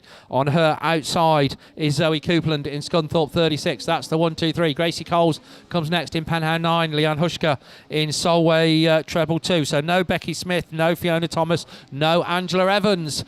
But down that far side, then leading qualifier was Sarah Trott, South Somerset 23. She's leading the final as they come out of that bottom bend, running in a good second place, having her best run so far of the weekend. Zoe Coupland in Scunthorpe 36, looking well on it for this final, but being challenged hard by Chloe Hampson in Pennine 70. Leanne Hushka back there in 4th place. That's the leading quartet as they go down the far side. A little bit of a gap then back to Gracie Coles in Penhow 9. Talking of gaps, our race leaders opening one up. South Somerset 23. Sarah Trott just pulls away a little bit now from Zoe Coupland in the Scunthorpe 36 machine. Pennine 70 and Solway treble 2 still running 3rd and 4th, but very, very close for 2nd, 3rd and 4th for our race leader. Just slowly but surely stamping her authority on this ladies Class 6 final as the last lap flag goes out. It's one circuit to go for Sarah Trott. South Somerset 23 down the far side. Scunthorpe 36. Zoe Coupland battling hard to hold on for 2nd. Leanne Hushka now making a move up for 3rd on the inside of Chloe Hampson, but Sarah Trott's going to win it. South Somerset 23 it is. Scunthorpe 36. Solway treble 2. Then comes Chloe Hampson in Pennine 70. That's the 1, 2, 3, 4. And Gracie Coles picks up a very good 5th place in Penhow 9. So that was the ladies Class 6s. So 4s and 6s successfully completing and going through. Right, on the line though, now we have a rerun. We have men's Super Saloons Class 7. We have Mickey B. Thanks, Steve. Yeah, rerun, and Cole Mosley's got it back out. Bungee lifts. Let's go racing. Super Saloons, and it's Holtby got a flyer. Cameron Mills. Oh, airborne. Oh, dear me. Well, that didn't last very long, did it? Hey? Red flags. Slow it down, Mr. Holtby. red flags. Oh dear. That's what you get with Class 7. They all want to win, don't they, as they go up there. Is it going to keep running that machine? It's Griffiths in the Radford 212 that went a little bit airborne. Thankfully, though, it didn't go over, which was... stayed on all fours back. Hopefully they can get these cars rolling back round and get them at the back of the grid now and get them back out ready to complete this Class 7 final. But we've had 2 attempts, 2 failures. So over on the line we've got ladies Class 8 and it's over to Liam. Didn't go the way you planned, did it?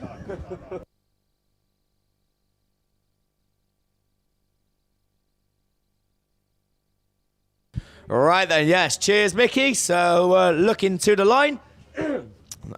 Try and clear my throat before we get started. I think commentating on 72 Class 8s over the course of this weekend is starting to take its toll. But speaking of Class 8s, they are on the line. It is the ladies. Abby J. Bennett, of course, in the final. She got in from the runoff. Claire Horner, Laura Macker, Kelly Reid, Jade Russell, Josie Tompkinson, Claire Cockrell and Ellie Lockwood are the other 7 drivers that should be down there on the line. As the bungee lifts, we are away. Ladies 8 are go. And Claire Horner it is. She's looked quick all weekend. As she storms into turn 1, Laura Macker over and out. Big style going into turn 1. So red flags are out straight away on that one. Yorkshire Dale 74. Just found herself on an outside line and very similar to Mark Hooker yesterday, finds herself going over in virtually the same spot, and I think the Armco once again playing its part in getting the car to even stop. The marshals very quickly out in attendance, the ambulance crew obviously out there as well, and Laura Macker in Yorkshire Dale 74 unfortunately is an early casualty in the ladies Class 8 final. I can see Laura just moving around slightly in the Class 8 machine. So the signs point to her being A-OK. The medical crew were very quick out there, and Laura there we can see then, for those of you that can't see or for those of you listening, Laura Macker is now getting out of the car in Yorkshire Dale 74, which gives us the signal that she is okay. Of course, it was quite a big roll for Laura in that one, but she's out of the car. She's obviously going to go into the ambulance and have the precautionary checkup. But she's northern. She's a northern bird, and as we all know, northern birds are pretty feisty and pretty hard. So I'm sure she'll be fine as she makes her way out and looks to make it to the ambulance. So unfortunately, then another casualty, another early exit for another driver in these finals. Obviously, all the drivers so competitive. They all want to be the first one to get out of that bend, and unfortunately, as we've seen, it can result in things like that. Josie Thompson was the other driver that was involved, as the Scunny 52 car looks to be up on the forklift truck as well. So both cars obviously will have to be taken off the circuit. There is a bit of fence repair, I'd imagine, to be done, because I think she did pile into the Armco down at the bottom end. So probably a little bit of downtime, but hey, we can cope with downtime when we know that the drivers are okay. I say we can cope with downtime. Look into the line, we've got a Junior Saloon rerun. So when I say we can cope with downtime, what I actually meant was Steve Langley has to deal with downtime, because he doesn't seem to have much choice at the moment. So Junior Saloon's down there on the line, and it's over to Steve. Right, thank you very much then, Liam. So yeah, we'll be going racing with those Junior Saloons very, very shortly. Don't forget, you drivers, then I'm sure you're all going to be aware, then due to the uncertainty surrounding this meeting, then the decision was taken and you all contributed towards it, which we do thank you very much, that it's going to be prize money rather than trophies. It's prize money and certificates, or place cards to be more precise. If you need to collect your prize money and certificate, then they are down at Race Control. So if you come down and see Katie Phipps at Race Control, you need to bring your NASA licence with you just to prove who you say you are. as if anybody would try it. But yeah, bring your NASA license down with you, and the cash is here to collect. So make sure you come down and do so. It will be interesting. Katie was actually saying earlier on that when you give trophies, invariably, then, and it's not just here at Stroud, but at any meeting, we've all been there, I'm sure, then you're left with some trophies that people have hard earned across the weekend, but actually don't come down to collect.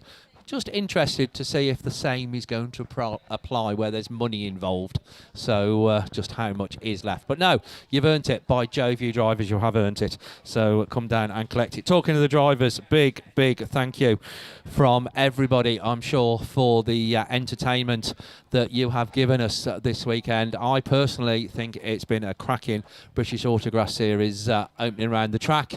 Has been challenging, but hey, we don't want everything always to be the same, do we? Without a doubt. I think it's taken some driving. Speaking to drivers, I think they do very much appreciate that. You have given us some absolutely superb entertainment and racing. There's been some thrills and spills that we don't necessarily want, but fortunately, as everybody's saying, everybody's walked away from them. That's the important thing. But some of the action has been absolutely superb out there. We have live streamed the meeting this weekend due to the restriction on crowd entry. So I think, well, we know, as I say, we haven't seen stats for today, but we know from yesterday we had in excess of 11,000 hits on sort of like the live stream. So we've reached, as a sport, I think, an ever-increasing wide audience, which has got to be good for everybody concerned. And I tell you what, you drivers and officials, then, yeah, you've done the sport proud in terms of reaching that wider audience.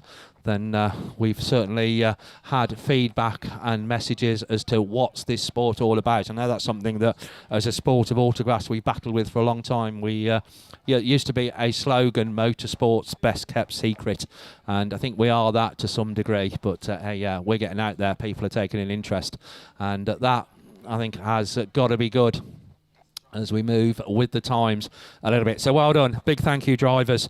Don't forget, 3 weeks' time, then you can do it all over again at North Shropshire. Entries going to be very much open for that very shortly. We'll be publishing details of the meeting, gate opening times, etc, etc. That will all be going out tomorrow.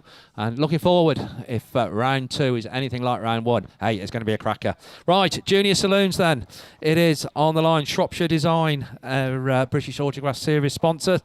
Original qualifiers: Tom Stevens, Lewis Middleton, Maddie Tilson, Riley Diper, Reese Tipton, Will Evans, Bo Bennett and Charlie Williams. That was the 8 that we started with. We've got a little bit of a depleted lineup up there for this rerun.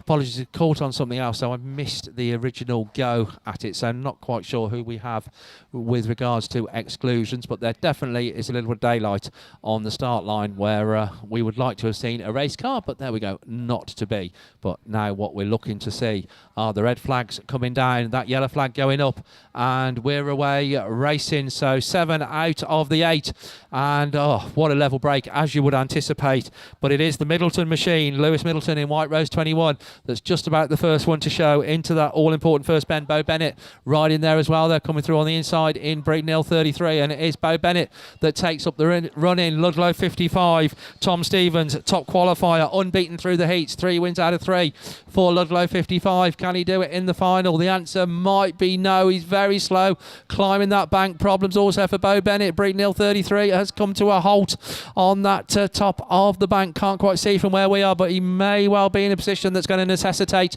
red flags, and necessitate them it does. So juniors then go back to the rerun lane on that one. So that was a shame.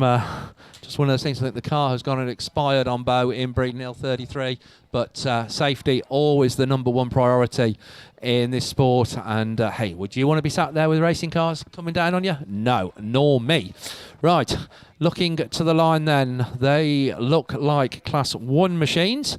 So I'm suspecting this is a rerun of Ladies Class 1. Paul is looking almost poised for action. It's the most diplomatic I can be. So there we go. But we'll wake him up and dust him off. So I'm just contemplating talking to Paul. Obviously, as you might have spotted from the accent, obviously Yorkshire born and bred. Just contemplating whether Liam's going to get away with his comment, northern birds can be a bit feisty. Good luck when we go up to York for the Nationals, Liam, is all I can say. Right, it is ladies class 1, so we've got feisty and otherwise, I'm sure, down there on the line. No, they're all lovely class 1 ladies, as Paul is going to tell you. Yep, they're all lovely. 1, 2, 1, 2. So, yep, they're all lovely. It's Carol Watson in Y1. I can see up at that top in grid 8, so it is the ladies class 1s. We've got Lucy Wickham in Pennow 27 also there. We've got the PhD 6 of Ella John. Atherstone treble 2 of Sophie Lewis. Well, that's who's all up there, and TA 352 near Jones. Not got time to find the others. We'll do it as they come down here, but it's the Y1 of Carol Watson that leads them into that first corner with the PhD 6 of Ella John not far behind her. Can they all keep facing in the right direction? Ella John hangs onto that second bit. She's got the Pennow 27 just on her inside of Lucy Wickham. So Lucy Wickham gets that second position. Ella John looks to switch back on the inside. Then we've got the Atherstone treble 2 of Sophie Lewis in that fourth position. But it's the Y1 of Carol Watson that leads them into that trade stand corner for the second time. So it's Y1 that's still leading it as they come down here with the Pennow 27 PhD 6 just losing a place to the Atherstone treble 2 that goes up into that third position. Not far behind them two is the North Shropshire 951 of Claire Compton. And she's looking to move up into that fourth position, into that straight through into third, but now she gets the door closed in the face. Then we've got the Scarborough 95 of Emily Grayson. And then the TA 352 of Nia Jones, but back up at the front, and it's still Carol Watson that's just stretching away from the rest of this field as she goes up there around that trade stand corner, second place all on their own, but we've got a battle on for that third position as the Atherstone treble 2 of Sophie Lewis comes under the close inspection of NS 951 Claire Compton, and then not far behind them is Scarborough 95 of Emily Grayson with the PhD 6 of Ella John, and last but not least is TA 352 of Nia Jones. But it's checker flag at the ready this time, and it's going to be the Y1 that takes it. Second place is going to go to the Pennow 27. Then it's Atherstone treble 2, North Shropshire 951, Scarborough 95, PhD 6 and TA 352. And that completes the ladies class 1s. Looking up to the line, we've got single seaters. Ladies 10s, so it's back to Liam. Yeah, thank you very much, Paul. So, ladies class 10s are down there on the line and ready to do battle for the final time this weekend. We started off with one grid. Of course, we are still running with the same grid, but who's done what? Claire Horner in Melton 60, top of the shop, 3 wins out of 3. She's been absolutely untouchable in the class 10 this weekend. But could that change going into the final? We'll pick up the rest as they get away. Oh, I said Claire Horner was untouchable, and she's ended up going on 2 wheels off the line. And I think we're going to be seeing the red flags. Indeed we are, as class 10 ladies come to a halt. As, like I said, Claire Horner it was that was climbing cars off the line. I think there will certainly probably be some exclusions in that one, but we will have to wait and see, of course, once we get confirmation. As I've said all weekend, once we get it, you get it. We will let you know as soon as possible. I think that probably takes the honour of the quickest race of the weekend, because they literally probably did make it about 20 foot off the line before the red flags decided to go up. So I tell you what, that was easy on my throat, because it was very quick. But we've got class 6s on the line. This is the men's rerun, I believe. After we had some carnage going into turn 1 at the first time of trying, I think Darren Bryan took a tumble in Scarborough 41, but look into the line, it looks like he's actually there. And to confirm that or deny it and tell you who else is there, it's over to Mr. Steve Langley.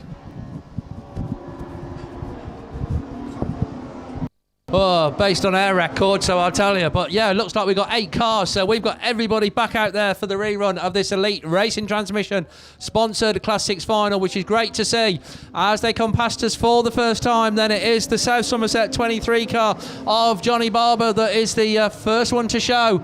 So they're looking for a double with this machine. Darren Bryan, well done to everybody concerned to get that car back out there in Scarborough 41, running a very good second place. Tucked into 4th is Matthew Scourfield, top qualifier in YS22, but a bit to do in this final at the moment. On the outside is the Jordan Hampson Pennine 17 machine. Ben Gadsby runs in 5th in the Pennine 7 car. A little bit of a coming together there, but they're all sorted, all still running. Carl Rawnsley comes next in Scunthorpe 169. Dolt Thomas in Carmarthen 8, and the one with it all to do, Stephen Parsonage in North Wales 146. But Johnny Barber stamping his authority on this Class 6 final. Your race leader, Pennine 70, Scarborough 41. Matthew Scourfield looking to challenge round the outside of the Scarborough car for that third place position. Carl Rawnsley comes next. Dolt Thomas, Stephen Parsonage improved the position at the expense of Ben Gadsby at the back of the field, but still leading the way it is Johnny Barber, South Somerset 23, pulling away a little bit now from Jordan Hampson, who's also pulling away from Darren Bryan. Scarborough 41 still runs in that third place slot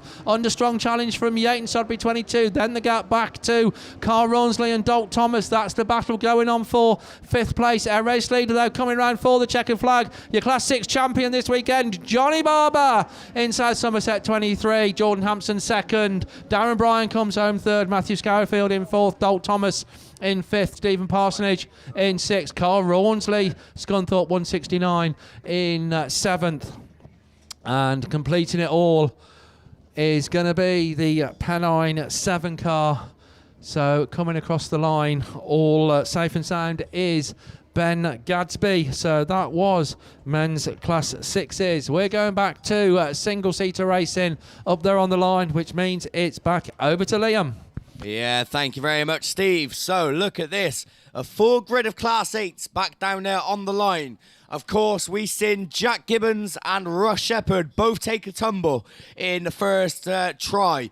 But they've got the cars sorted out. They're both down there on the line, and they're ready to do battle. Russ Shepherd, Jack Gibbons, Tim Russell, Chris Pope, Daz Mullen, Matt Beresford, and Tom Lewis is joined by Ash Howard.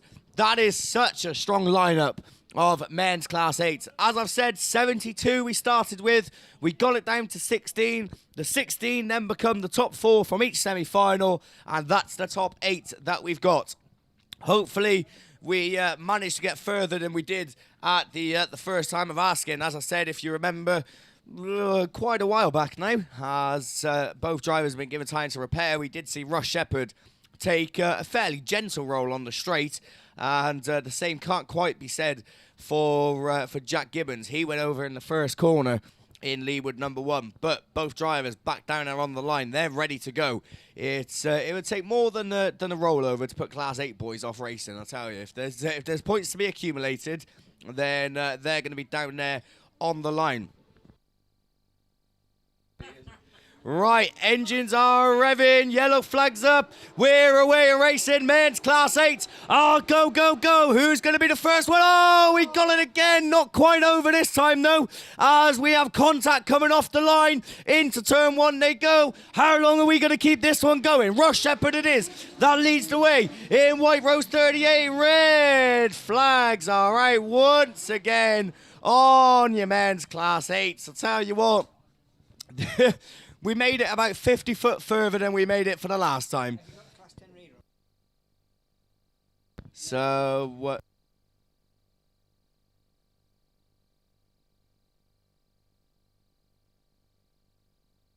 so Class 8's proving, if you can believe this, to be problematic once again. So 2 attempts. The first one made it just off the start line. The second one, like I said, probably about 50 foot further than the first attempt.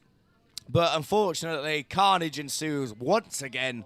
We'll wait for any confirmation on exclusions, etc. But until then, we have to wait patiently. There we go. Mickey's telling me on the radio, all back in. So everyone will be back for that run a little bit later on. We're sticking with the specials. We've got, I believe, Class 9s down there on the line. It's ladies. It's over to Paul. It's ladies Class 9. Bungees up with away on racing. Is that Katie Adaman in Y6 that's straight into the lead this time? There's only 4 of them left running. Katie, PhD 1 of Sadie Lindsay in that second position. And then third place we've got the North Shropshire 98 of Ashley Traylor. So Katie Adaman, if she can keep this car facing in the right direction, that's the only thing that's better this weekend. Her own driving, but she's taking it round that trade stand corner, trying to keep it under control. And it's Katie Adaman in Y2 that leads it, being chased by the NS PhD 1 of Sadie Lindsay. Then it's the North Shropshire 98 of Ashley Traylor, with the Yorkshire Dales 45 Angie Chilvers in 4th position, but Katie Adaman in Y6 stretching away as she goes round here. Does she doesn't want to throw it too hard, she wants to keep control over that, so she's still got a couple of laps to go. It's Y6, PhD 1 still hangs on Sadie Lindsay in that one. Then it's the Ashley Traylor in the North Shropshire 98. She's trying to close up on that second position, and closes up, which she does as she goes onto that top straight.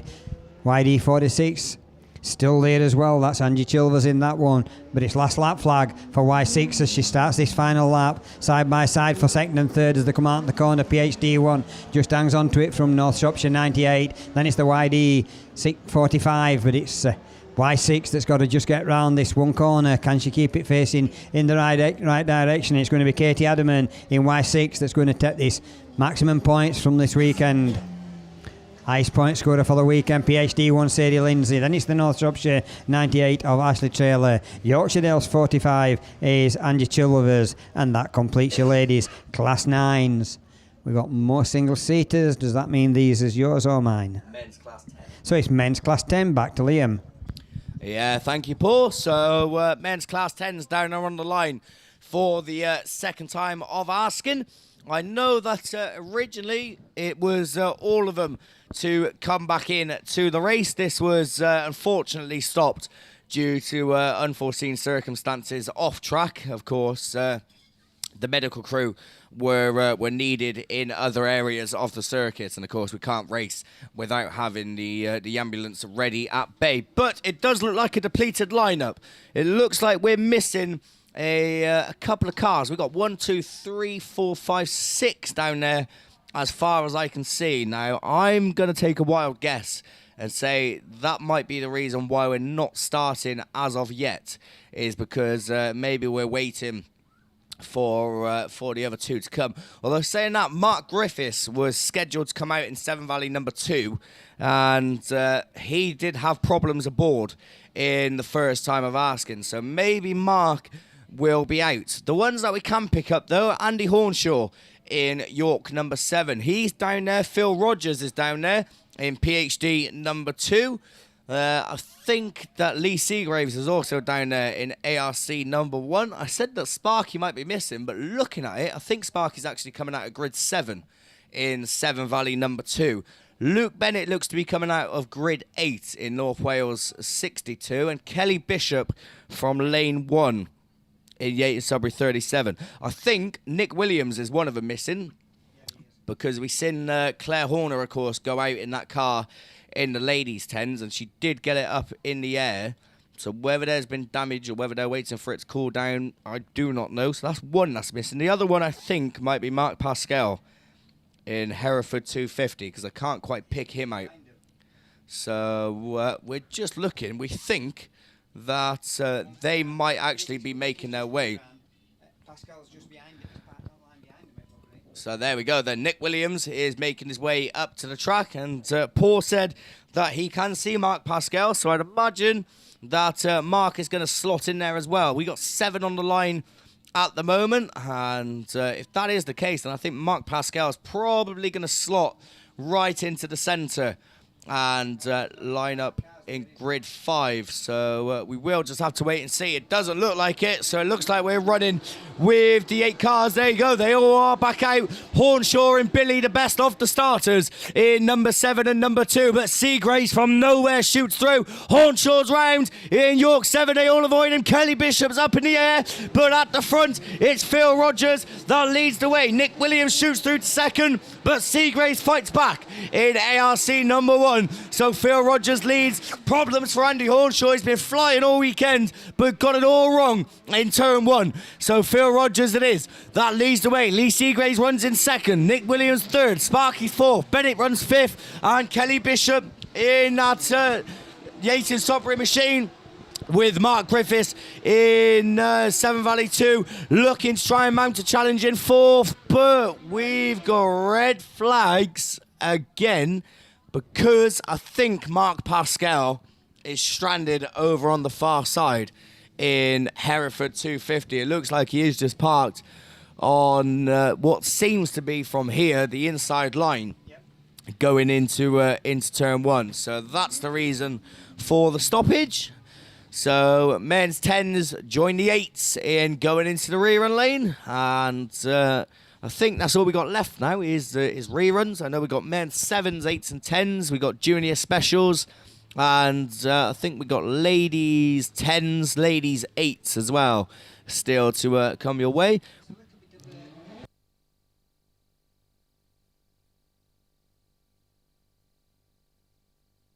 So we've still got open wheelers on the line. They're junior specials for their 3rd time of asking. Is it 3rd or 2nd attempt maybe? Hopefully it's the 3rd. There we go. Third time lucky, hopefully. Paul Glover is anxious and waiting. I'm sure that he wants to get this done. I believe this might be Paul's final class in terms of commentary this weekend. I don't think you have any other outstanding reruns apart from this one, do you? No, I don't think I do. I wasn't sure about men's class 2s, but they've not come up, so I'm guessing that I ain't got a rerun on them. I think this is the only outstanding rerun I've got. So my board seems to be empty. I think I speak for everyone in the field when I say, good luck, Paul. You can do this. 3rd time lucky. Let's try and get it done. Yeah, let's try and get it done. Just ready for Pascal's car to be moved from up there, but until we do, we'll get to let you know what's happening. We've got Archie Carter in Scunthorpe 17 up there. We've got Tia Reese in the PAC 21. We've got Kirsten Bartlett in that SS2. We've got William Bradford in Border Counties 115. Adam Robinson in North Wales 172. Sydney Lomax in North Wales 199. Callum Stead in Border Counties 114. And Harry Russell in IK 65. So we had Archie Carter away in the clear and clear in the front, being chased by Harry Russell when the race was stopped last time. So they'll be wanting to repeat that one. I think that they're all online. 2, 3, 4, 5, 6, 7, 8 I think I've got.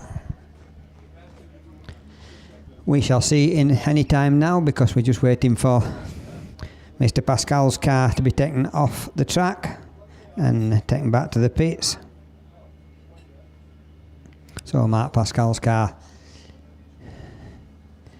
on the teleporter and being taken back, and while they're doing that, the track crew's been out putting a drop of water down to try and kill some of this dust on the outsides. Shouldn't affect these junior specials. If anybody's out in internet land that's watching this on the live streaming, these are juniors specials 1200cc purpose-built race cars that have got juniors aged between 10 and 16 year old, so they can start at 10, but at 16, once they've got the 16th birthday at the end of that year, they have got to move up into the senior classes, but between 10 and 16 for the juniors. And we get some fast and furious, very close racing. I can only count 6 when I look at my monitor in front of me. Yep, you just got 6 cars up there. Jeff's zooming in so I can see them. 1, 2, 3, 4, 5. And then Archie 6. Yep, Archie Carter on the outside, so we've got 6. So we'll not bother about trying to find them numbers with my old eyes. We'll just wait and see who doesn't come. But we should have Kirsten Bartlett in SS2, Archie Carter in Scunthorpe 17, Tia Reese in PAC 21, Harry Russell in IK 65, Callum Stead in Border Counties 115, Callum Stead in Border Counties 114, William Bradford in Border Counties 115, Adam Robinson in North Wales 172, and Sydney Lomax in North Wales 199.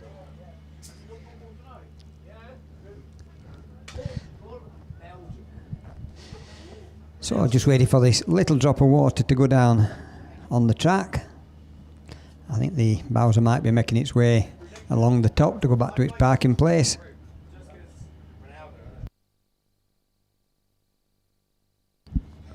I thought you were looking at them. I thought Mick. I was looking at my sevens behind. Oh, Mickey's more in. No, he's got his sevens behind, so.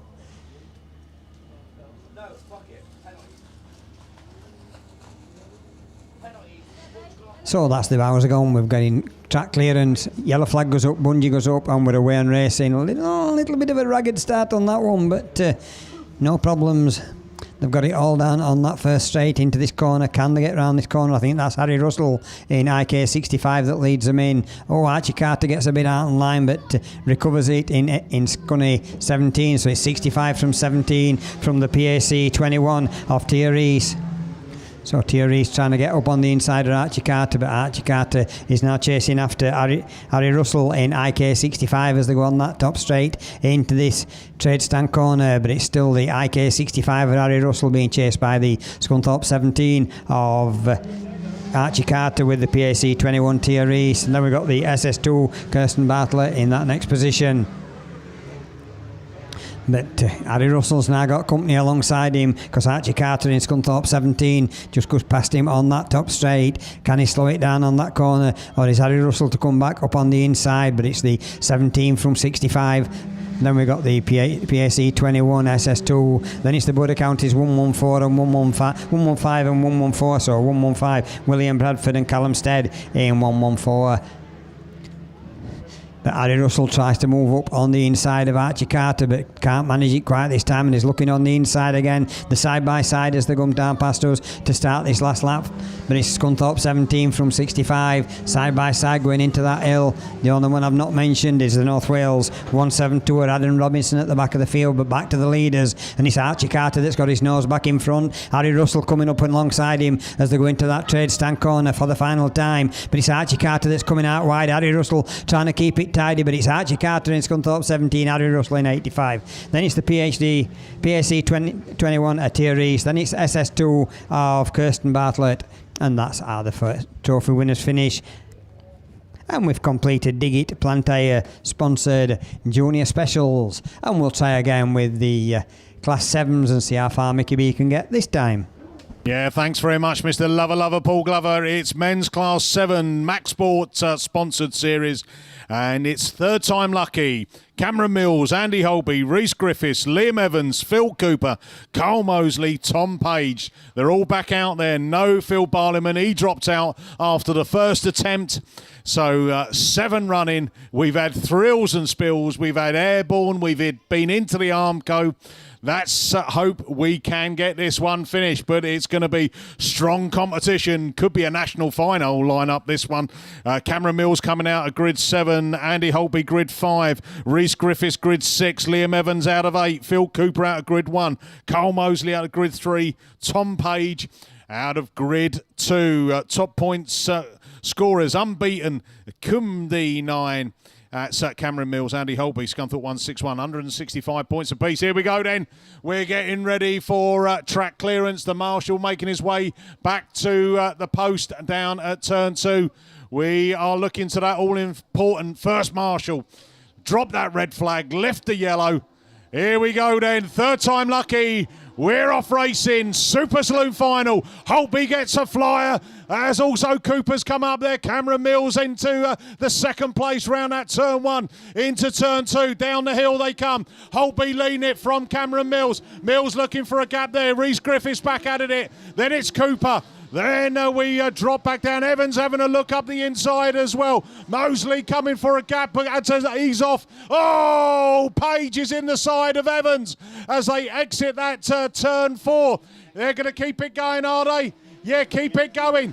Yes, it is. It's still going to be Holby leading the way from Cameron Mills, pushing them out wide there. Then it's Cooper, then Griffiths, and then the Mosley machine in 5th place. 2 of them, Page and Evans, are all stuck together coming out of turn 4. But around turn 2 they come. Still Scunthorpe 61. Andy Holby into turn 3, climbing up the hill. Cameron Mills scrubs off a bit of pace, but back on the power down that opening straight. Down they come into turn 1. The front 2 have pulled away from the pack. 3rd place still Cooper from Griffiths, from Mosley. round, and we've got one more to go. Big wheelie from Cameron Mills down that back straight into turn 3 for the final time. Up the hill they go, in touching distance. Cameron Mills as he puts the power down onto the back of Holtby. Holtby slows it into turn 1, round turn 1, into turn 2. It's checker flag at the ready. It's coming back. Mills is back at him. Holtby takes it from Cameron Mills.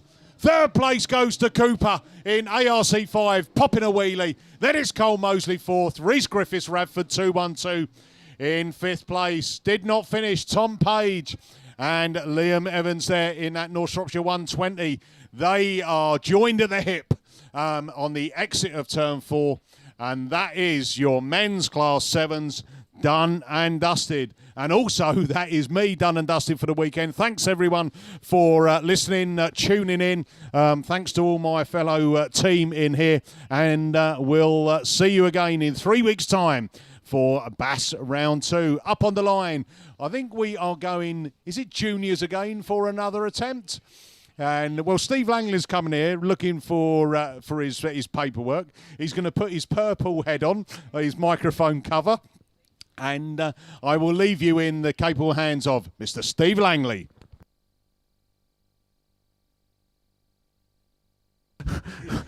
Thanks there, Mickey B, considering none of us have got a clue what's on the line, but it's all right. Sydney at 16 sounds like it could well be juniors then. So yeah, let's find some paperwork. Oh, I wish I was organised. So there we go.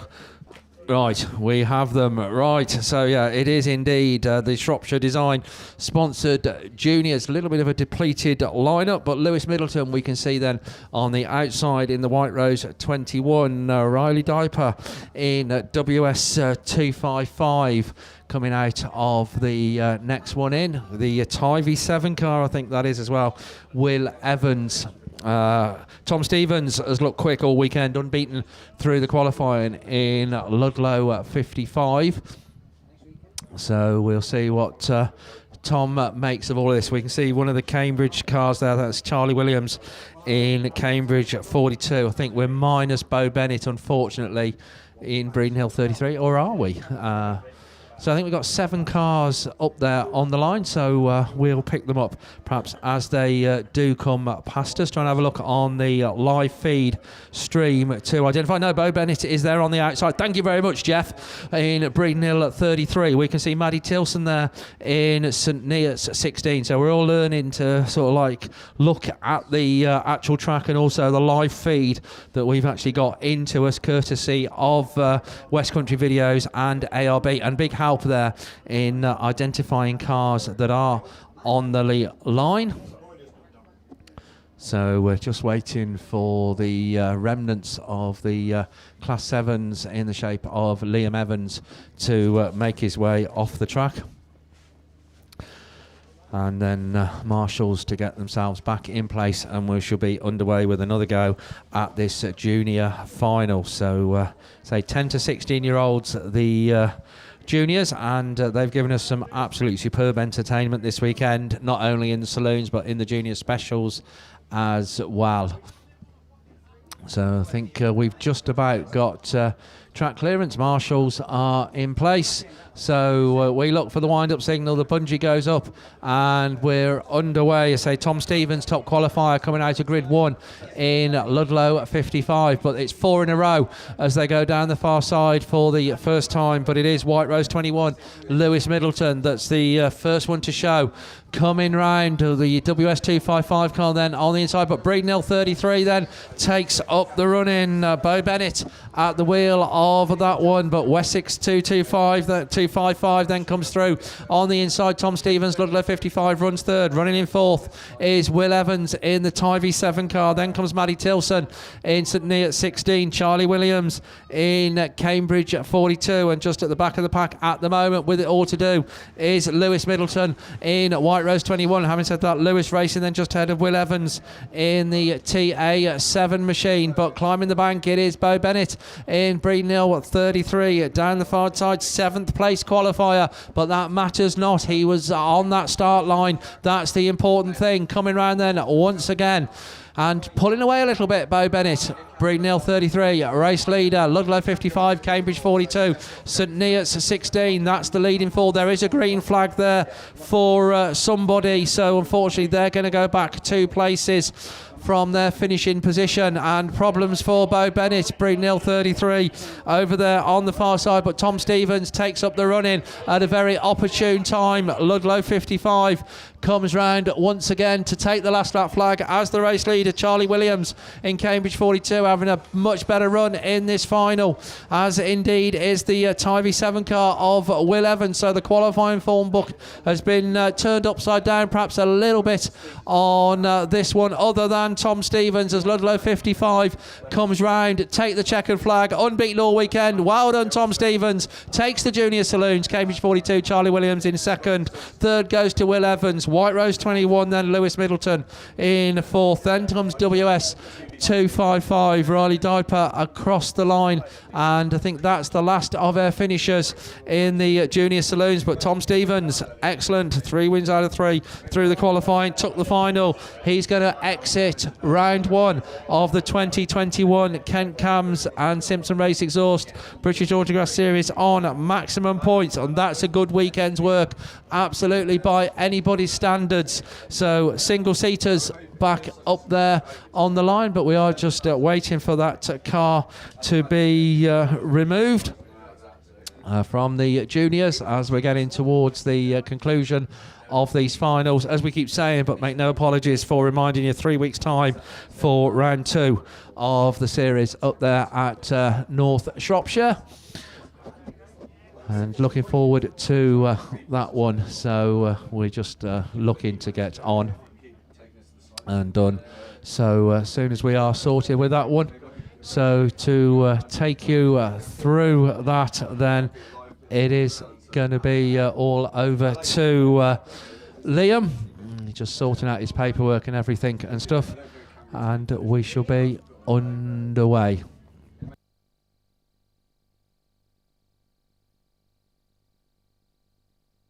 Yeah, thank you very much, Steve. So, third time lucky for the men's Class 8s down there on the line, and it still looks like we've got all 8 of them ready to do battle. Let's see how far we get. Let's go. Racing men's Class 8 are off the line. Who's the first one to show? Ross Shepherd looks quick out of the gate in South Somerset, number 3. But Tom Lewis sneaking up the inside. Mullen pushing on in 38. But it's Shepherd that leads the way with Matt Beresford, then your current national champion, looking for a way around the outside in 155. Just pushes on a little bit. As your race leader, Ross Shepherd it is, that still leads. Tom Lewis slots into second in Border Counties 55. These two looking to try and pull away. Daz Mullen runs third in 38. Beresford, coming towards the Armco, but they've kept it going as they come to grief. And Mullen finds himself towards the tail end of the field. He's had a brilliant weekend, but doesn't look like it's going to go his way in the finals. Ross Shepherd, let's not forget, Ross did actually roll out of the first try, but he's leading this one. But Lewis is looking around the outside in the Border Counties 55.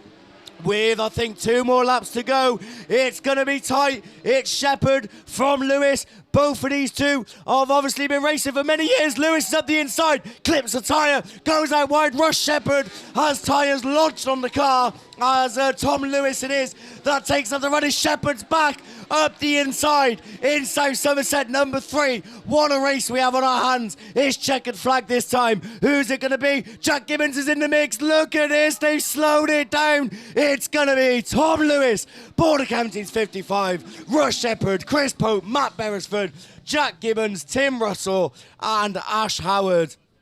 Big disappointment for Daz Mullen in White Rose 38, who comes across in the final position. And I'll tell you what, if my voice wasn't already damaged for the course of the weekend, doing so many Class 8s, then I'll tell you what, that finals just wrote it off completely, because that was racing at the highest caliber. Absolutely fantastic from your men's Class 8s. Ross Shepherd and Tom Lewis virtually nip and tuck for the whole way through. But in the end, Tom Lewis drove an absolute stormer to take the win in Border Counties 55. Not that I'm biased, but I would say that's been the best final of the day, or probably I'll say my favourite final of the day. Absolute fantastic stuff. Class 8s, I tell you what, they never disappoint. They might be problematic, you might get a lot of reruns, but they never disappoint when it comes to crunch time, because that was, as I said, racing of the highest caliber. Absolutely fantastic. And I'll tell you what, we looked at the line, we got Class 10s, and the Class 10 boys will certainly not want to be upstaged by the Class 8s. We've got 8 of them down there on the line ready to do battle. And the ones coming out is Phil Rogers in PhD number 2, Andy Hornshaw in York 7, Mark Griffiths in Severn Valley number 2, Lee Seagraves in ARC 1, Luke Bennett in North Wales 62, Mark Pascal in Hereford 250, Nick Williams in Melton 60, and Kelly Bishop in Yates and Sodbury 37. So that is your lineup then for the ProLinks sponsored men's Class 10s. Of course, ProLinks your sponsors for the series, Chaos Coast Farms and the Wellington Business Park, your sponsors for the course of the weekend. And a big thank you as well to Beresford Chassis and Components for the sponsorship of Class 8. As I said yesterday, a big thank you to all the sponsors over the course of the weekend, and of course the series as well. Kent Cams and Simpson still your main sponsors for the British Autograss series, and as I said, big thank you to everyone that has had some sort of part to do with the sponsorship, because they do play a major role within the sport of Autograss. Speaking of a major role, who's going to take major honours in your men's Class 10s? As I think this one is going to be very hard to predict. But we are away with your 10s. They've made it through halfway through the straight. So we might get somewhere with this one as they go into turn 1. It's Rogers and Seagraves, the first two to show. But Rogers leads the way. Seagraves slots into second. Hornshaw running in third. Oh, Nicky Williams throwing the car in. Getting it all wrong, but avoiding contact. As we turn our attentions back to the front, there's a bit of a melee at the back, but it's Phil Rogers that leads the way. PhD number 2, ARC 1 of Lee Seagraves second. Hornshaw runs third, Sparky runs fourth, Bennett in fifth, and Kelly Bishop in sixth. And as I said, Nick Williams throwing the car in earlier on finds himself in that 7th place position. But at the front, Seagraves is making a challenge. ARC1 is up the inside. Phil Rogers, though, holds on in PhD number 2. 2 more laps to go for these as they go down the far side. Seagraves back up the inside in ARC number 1. And it looks like he's going to make it stick. But saying that, Billy's back up the inside. It's last lap flag. We're going to run with the best of them as Seagraves looks back up the inside of Phil Rogers, who slams the door in his face to change to third as Sparky is up the inside of Andy Hornshaw in York number 7. But it's checkered flag. It's one hell of a drive. Phil Rogers takes the win. Lee Seagraves takes second. Sparky in third in Severn Valley 2. Hornshaw takes fourth. Luke Bennett takes fifth. From Kelly Bishop in the Yates and Sodbury machine. As I said earlier, disappointment for Nick Williams in Melton 60 as he got it all wrong. But I'll tell you what a cracking race that was between your men's Class 10s. Phil Rogers using all of his experience to hold off from Lee Seagraves in ARC number 1.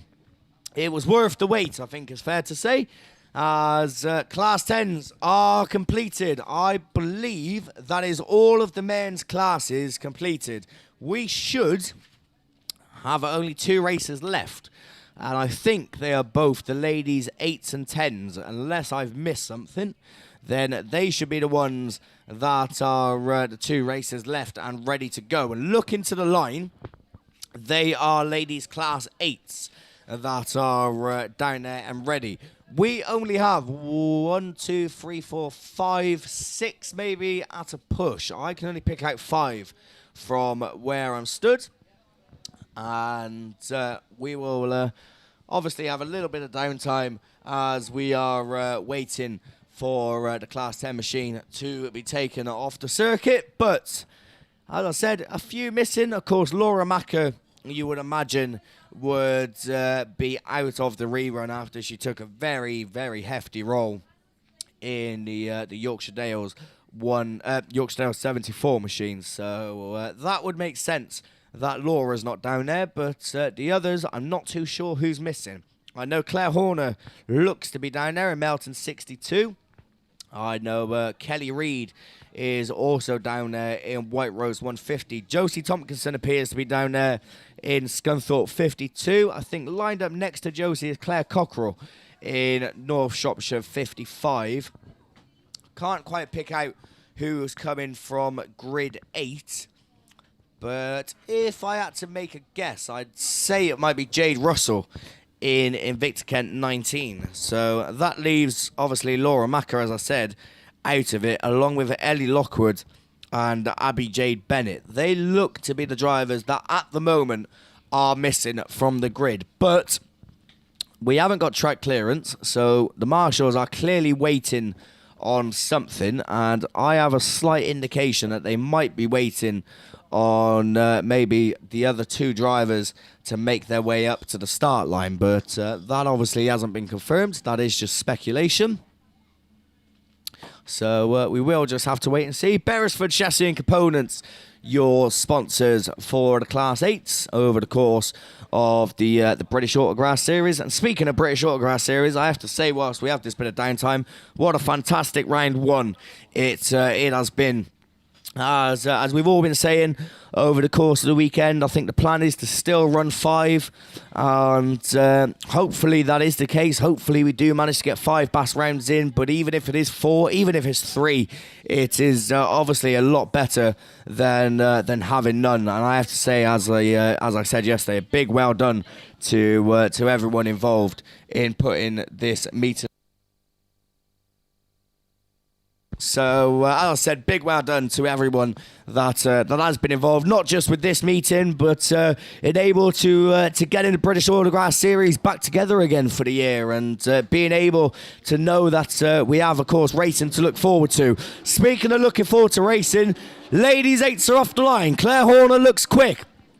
She leads the gate. Ellie Lockwood is going with her in Scunthorpe 191, but Claire Horner already trying to pull away. 62 from 191. Abby J. Bennett runs third in the Forester Dean number 8 machine. Kelly Reid just about sitting in 4th, but Jade Russell's right on the outside in Invicta Kent 19. Josie Tompkinson and Claire Cockerell are the ones that are unfortunately off the pace.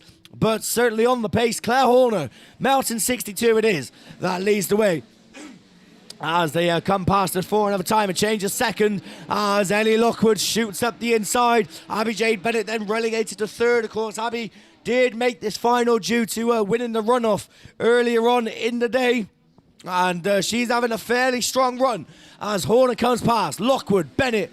Then we go to Jade Russell and Josie Tompkinson, Kelly Reid and Claire Cockerell. That's the running order as they come past us and down the far side for another time. Abby Jade Bennett might have lost another place though, as she's battling it out for third with Jade Russell. It's last lap flag. Claire Horner with one more to go. Ellie Lockwood in 191. Oh, problems aboard for Abby Jade Bennett. She finds herself getting all sorts of sideways. She's relegated to 5th, but it's checkered flag. Claire Horner takes the win in Melton 62. Ellie Lockwood takes 2nd in Scunny 191. Jade Russell 3rd. Josie Tompkinson 4th. Abby Jade Bennett takes 5th. Kelly Reid is the next one across, and finishing it all off is Claire Cockerell in North Shropshire 55. So that does conclude your ladies Class 8 and almost concludes the racing for the weekend. We have one more race down there on the line and ready to go. That is ladies Class 10s. We are missing a few because there's only 4 of them down there. But saying that, Claire Horner is obviously scheduled to come out in the ladies 10s. We've just seen her in the ladies 8s. So whether she's been excluded from this run or whether she's not going to bother coming out in this run remains to be seen. But it would have to be a very quick change for her to get out of the Class 8 and jump into the Class 10. The ones that are down there, though, is Heidi Dealey in Typhoon 99, Lucy Smart in North Shropshire 77. Ali Ashmore looks to be down there as well in Spalding 514, and I think that's Jill Grasby in Evesham 122. They're the ones that we've got. So Jodie Pascal, Becky Faulkner, and as I said, Claire Horner are the ones that seem to be missing from the grid. Now, I'm going to take a wild guess and say that Becky Faulkner may have been excluded from this after the first time of asking. It did, of course, result in a lot of carnage coming off the line, and Becky Faulkner was involved in that, so that might be the reason she's not down there. As I said, Claire Horner, we just seen take a Class 8 win, so whether she's got back into the pits and tried to jump into the Class 10, that might be what they're waiting on. And Jodie Pascal in Hereford 250, not too sure why she's not down there, but we will just have to wait and see. As I said, at the moment it is 4 cars, but we are certainly waiting on something, and I'm guessing that it's going to be Claire Horner coming out in the Class 10. So the final race of the weekend it looks to be, and as I said earlier, brilliant weekend, and as I said, well done to everybody involved, and hopefully the spectators and the people that have been watching online, the people that have been listening to Bass FM, hopefully you've all enjoyed yourself as much as I know a lot of us have. I think virtually everyone that I spoke to over the course of the weekend has said that they're more than happy to be back. They're having a brilliant weekend. The racing has been fantastic. Of course, this track proven to be a little bit tricky for a lot of the drivers. But over the course of the weekend, a lot of them have got to grips with it. It's certainly provided us with some different results. A lot of drivers who you would expect to be up and in amongst the mix have not been able to cope with the conditions, and it's threw up a few surprises. And I'll tell you what, like I said, fantastic venue, fantastic track, and we've had some fantastic racing. Let's round it off with a brilliant race. Claire Horner has got herself to the line. We're ready to go, ladies 10s, for the final time today. Let's go racing. Claire Horner then gets the best of the start. She's literally just raced around this track. She should know every line as the best one possible. She leads. Ali Ashmore second. Heidi Dealey runs third from Lucy Smart and Jill Grasby. Jill Grasby moves up to fourth in Evesham 122. But apart from that, no positional change as they go down the far side for another time. Claire Horner still leads the way. Melton 60 it is. Ali Ashmore in second in Spalding 514. Heidi Dealey looks safe in third in Typhoon 99. Jill Grasby in Evesham 122. And Lucy Smart in North Shropshire 77. That's the running order. Turning our attention to the front. 2 more laps to go. Ali Ashmore looks to be making some sort of ground on Claire Horner, but it's a whole nother challenge making ground and making a move through the inside or around the outside, which is what she have to do, and she'll have to do it fairly quickly because this last lap flag this time. Claire Horner with 1 more to go in Melton 60. Ali Ashmore in second. Heidi Dealey runs third from Jill Grasby in fourth, and unfortunately Lucy Smart is the one that finds herself well down the order and cruising it round. I think she's got a flat tyre on the back. But at the front, she just won the 8s. She's going to win the 10s. Claire Horner it is. That takes it. Ali Ashmore takes second. Heidi Dealey takes third. Jill Grasby takes fourth. And just over on the far side, she's just cruising round. And she will come round to pick up her points. It is going to be Lucy Smart in North Shropshire 77. 5th place points could be very valuable at the end of the British Autograss series, and she's going to make sure she gets some. North Shropshire 77 it is. That rounds it all off. Rounds that race off and rounds off the weekend as well. So that is it. We are done and dusted. And what time is it? just about 10 to 7, not quite. And we are complete. And that does round off the first round of the Kent Cams and Simpsons sponsored British Autograss series for 2021. It's been a long wait. I know that a lot of people have had a hard graft in order to make this meeting happen. A lot of people have had struggles trying to get here, get racing. But hey, I'll tell you what, I'm sure everyone that is left and everyone listening will agree with me when I say it was certainly worth it. It's been a brilliant weekend. It's been a long weekend, but you can't help incidents, unfortunately. It's been absolutely fantastic. It's been absolutely brilliant to be back. Big well done to the Wiltshire League. Big well done to everybody on the BAS committee, everybody involved in getting these meetings sorted. And on that note, I think we will conclude the first round, and hopefully we see you all back at round 2 at North Shropshire in a few weeks' time. For those of you leaving the field, please do pick your litter up, put it in the nearest bin, have a safe journey home, and we will see you next time at BAS round 2.